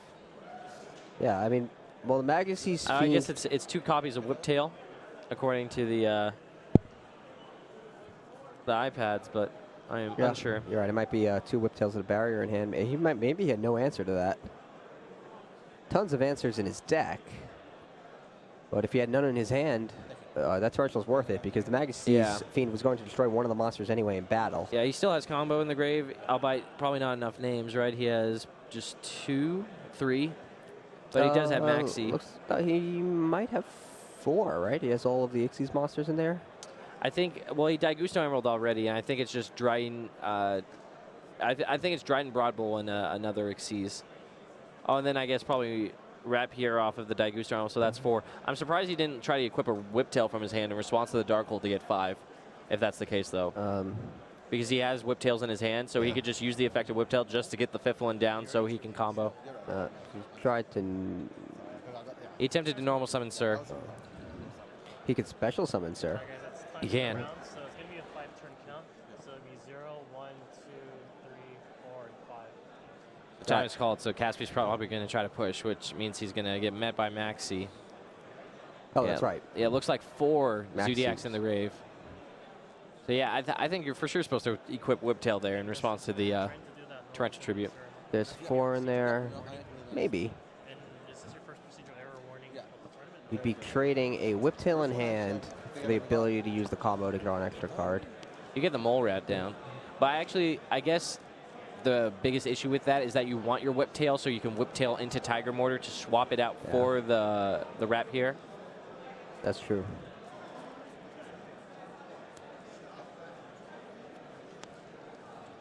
You special summon, is that Farfa? Yeah, it looked like Farfa and then Libic. Yes. Giving Ramsamy a ton of cards. That one's Alec, right?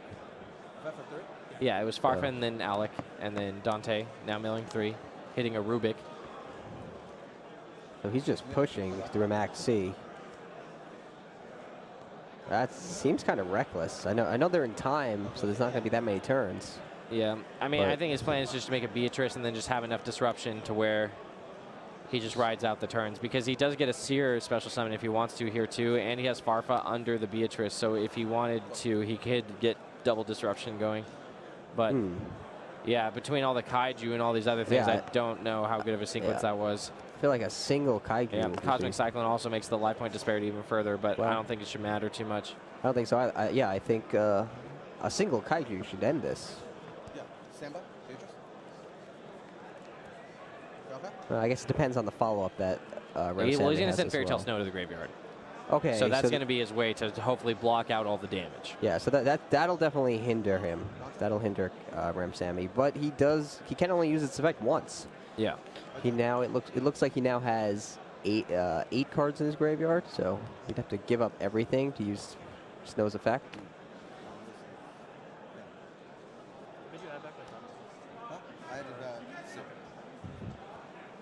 Ramsammy's hand is fairly unimpressive. He's 3 of a kind. What are you talking about? Although it could be worse though, because he could still Whiptail to banish Beatrice by attacking it with an Xyz monster. Yeah. With to get around Whiptail its as a effect. material. Yeah. Get it off the board. Yeah, the turn definitely starts with Terror Top. You're just trying to do as much as you can to bait the Fairy Tale Snow. and then push with the rest. What rank 3 options does he have? Does he just have the standard? Yeah, just Invoker and Totem Bird. Yeah, the snow's going to be a problem. I mean, he could put 2 Whiptails on 2 different Xyz monsters to attack the Beatrice, but that's dangerous given how low he is on life points in overtime. Had they not been in time, that might have been a good play, but yeah, those max seed draws were pretty unfortunate. Yeah, still not the worst though. That's true. Could be worse. It looks like this might prompt that Fairy Tale Snow, and if it does, either Tenki or Whiptail can come down to keep the combo going, but Caspy's going to remain diligent. Yep. 0, 1, 2, 3, 4. Correct? Yeah.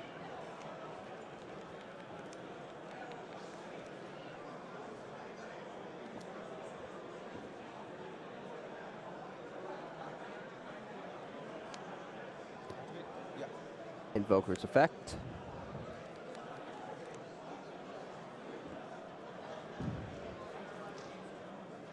It's unfortunate Invoker is only a warrior and not a beast warrior. Otherwise, that Whiptail could do so much more. Yeah, you can put it on him. Special summons Thoroughblade.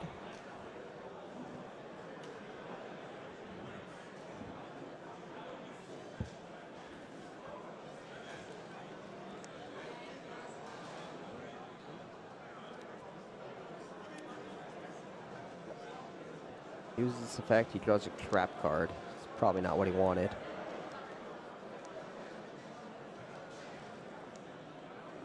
And it's still not the worst, though. But yeah, he already had a trap card, so he probably didn't need that many. He has Sanctum, Barrier, and Solemn Strike. He can shut down Sanctum player. and Barrier are pretty redundant. And then you don't really want Solemn Strike anyway, I think. I think you want Solemn Strike the turn after your opponent's turn just to stop any, like, effects that would activate to give him an additional blocker, like stop a Fairy Tale Snow, for example, something like that. Yeah. Target will be right there. So he upgrades Borbo to Tiger Mortar, uses Tiger Mortar's effect to swap the Borbo with Rat Pier from his graveyard.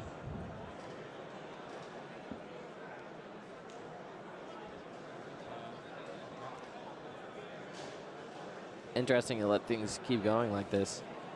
Now giving Ram Sammy multiple Zodiacs in play so that he can make sure to equip a Whiptail to one of them to get around Beatrice. Yeah, do you just stop the Tiger Mortar there, you think? With Snow? Yeah, I mean, I guess. It's hard because you could also just respond with Snow whenever, whatever, with a Whiptail attacks. But I feel like once you get to that point, it's already probably too far that you could have maybe disrupted somewhere better. Yeah, I don't know.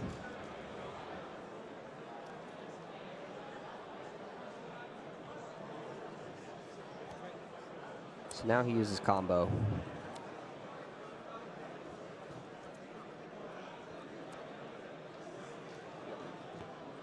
Draws 1 card. And let's see what he gets.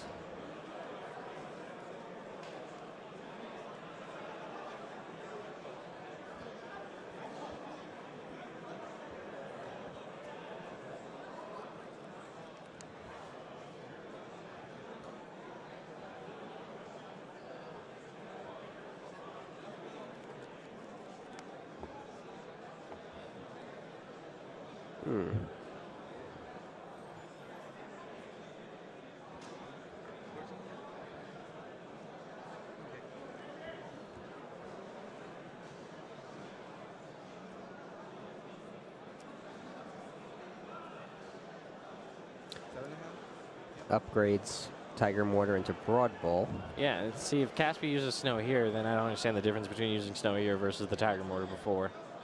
Well, I guess it takes Broad Bull out of the equation in terms of what he can do with the Rat Pier.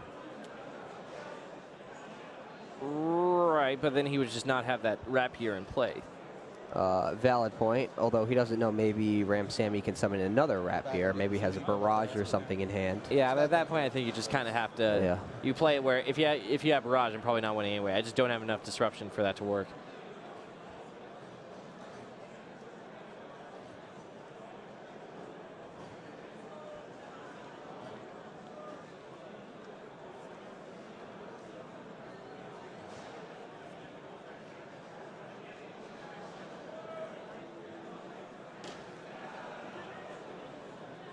Looks like he's about to pull the trigger.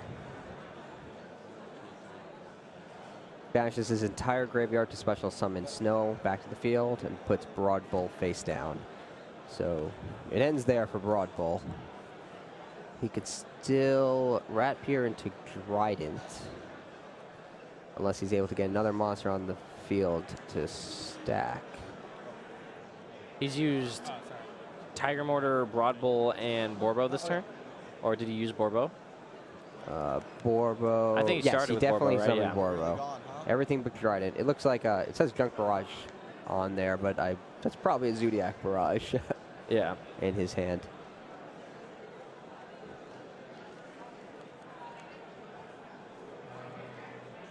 I have a normal summon, right? Oh, that's the reason not to do it. I didn't realize he had normal summoned. If he had normal summon, then that play of Fairy Tellings knowing the monster is much, much worse.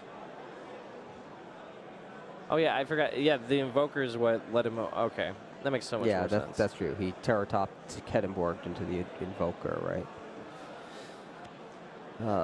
Now he plays Tanky. Yeah, no, I think this is done. He still has his normal summon and he has Barrage, and he has Whiptail in hand to get through the Beatrice.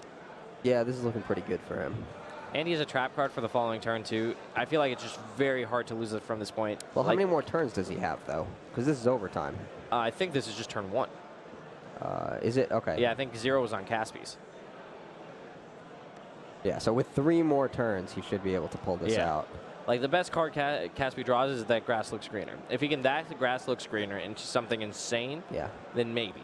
Could happen. Yeah.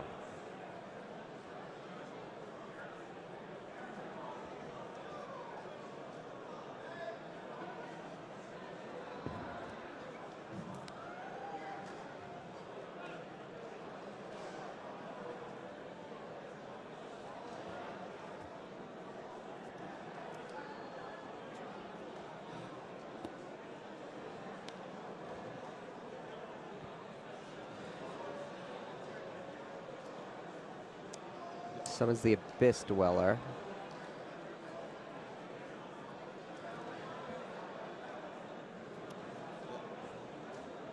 Normal summons Whiptail.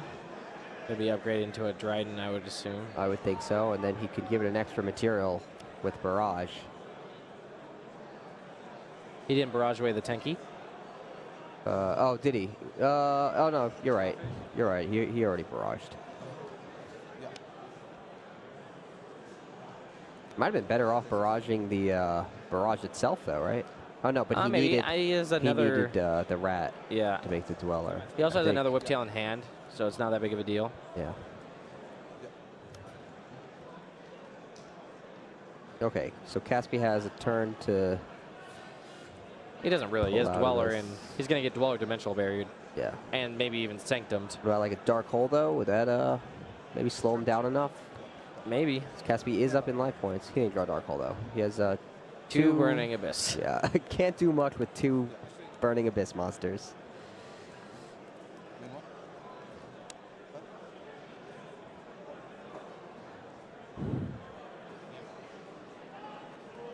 He doesn't even have to use Dimensional Barrier. He could just Dryden, actually.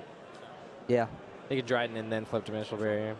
There's no secrets. Yeah. Caspi only has 2 cards in his hand. It wants to play around whatever Fiend, anything silly that Caspi might have.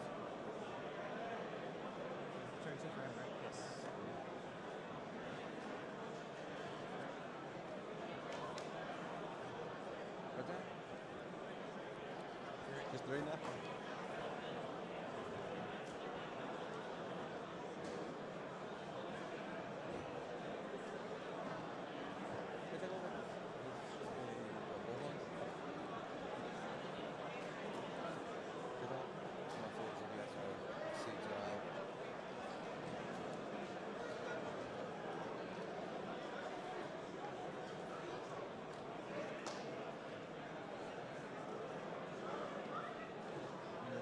Terror top, right? Or top more? Account.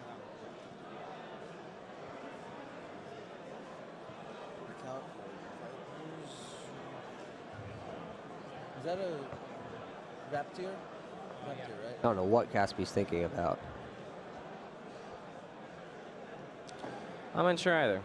I feel like he has to set this monster. Yeah. I guess he's considering normal summoning it to try to clear the one of the Zodiacs. Yep. That's a Seer? Yeah, but then Dweller should just end it, right? Yeah, and Whiptails can come down. That's also true. But just banish the Seer, then you don't need to use Yeah, Dweller. well, if he uses it on the face down monster, you can't Whiptail, right? That's true. You can destroy the face But even down. then, the Dweller should just be enough. Ramsam can even just use Sanctum just to get a Scythe as an attacker. Actually, does the face down, does that have a Whiptail, or is that a rat? No, it's a Rapier. Okay. And there's only one real option. He attacks Trident, so I think Whiptail's coming down. Yeah. All right, so Ramsamy will lose 400 life points, go down to 25. But now Caspi has literally nothing. He has no cards in his hand, no cards on his field, and he can't use any of the cards in his graveyard. So Ramsamy has a turn to go wild. He can do whatever he wants. And nothing Caspi can do will stop him. Does he just have a game that's 17, 16, 33? He needs 3,000 more. Yeah, so that's depending on what's in his hand, he probably has game, but he doesn't have it yet. I mean, all he has to do is summon a rank 4. All he needs is Gaga Samurai. So as long as he can get... You're right. He has Barrage. Well, I mean, he has the Broad Bull, which can search for a Beast Warrior, and his Barrage, which can special summon one. And Invoker to special summon one, or just the ones in his hand. All right, so this is definitely happening. Yeah.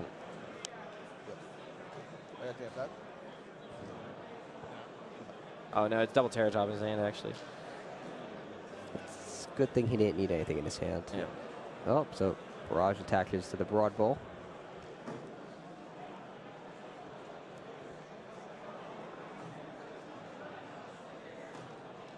Oh, he might just be out of Zodiacs, actually. That's Still shouldn't matter, though, because he's going to create such a life point disparity that it still won't change anything. Like, all he has to deal is the difference, right? And then he just stuns Caspi for a turn with one of his trap cards. And then he also gets an additional turn after this one. He's doing 61 already on the board, right? It's 16, 17, and then Thoroughblade, so 33 plus Thoroughblade stats. The Thoroughblade's the 1600 attack. I think it's 0 defense. I've hit a 49 because Broad Bull doesn't have any attack, right? Broad Bull, oh, you're right. That's I keep thinking that's a Whiptail under it. You're right. It's a Rapier. You're right. But that'll still bring Caspi below what Ramsammy's at.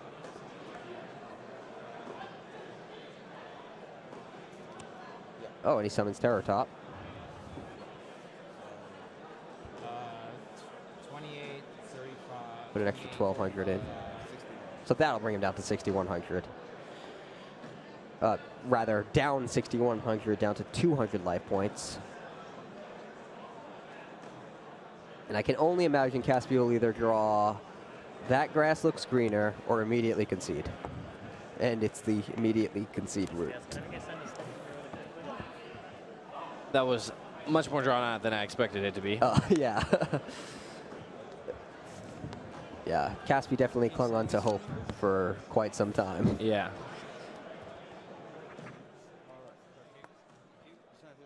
So yeah, we've had a crazy day. We Actually, did. Yeah, 8 rounds of Swiss. We're done now. Thoughts? Anything to say? Comments about all the things you've seen today? What do you expect to win tomorrow? So we saw a lot of Zodiacs. That was not surprising. Not surprising to us. Probably wasn't surprising to anyone. But what did surprise me was how much of That Grass Looks Greener we saw. I didn't think so many players would be so willing to run 60-card decks. But the power of that card really convinced them. Yeah. I mean, it's because the 40-card decks are just so good that you just get such an edge in certain matchups for free just by playing a few extra cards. So. Yeah, and people were talking about That Grass Looks Greener in Infernoids, but we saw it well beyond that. Yeah. I mean, as long as your deck wants your cards into the graveyard, you could probably play 60 cards just for That Grass Looks Greener. We just saw it in Burning Abyss. We've seen it. We saw it in Paleozoics earlier. And there's probably a lot of other decks that you can also put it into. Yeah, I mean, any graveyard-based theme. Yeah, I know we saw it in Lightsworn, Zombies.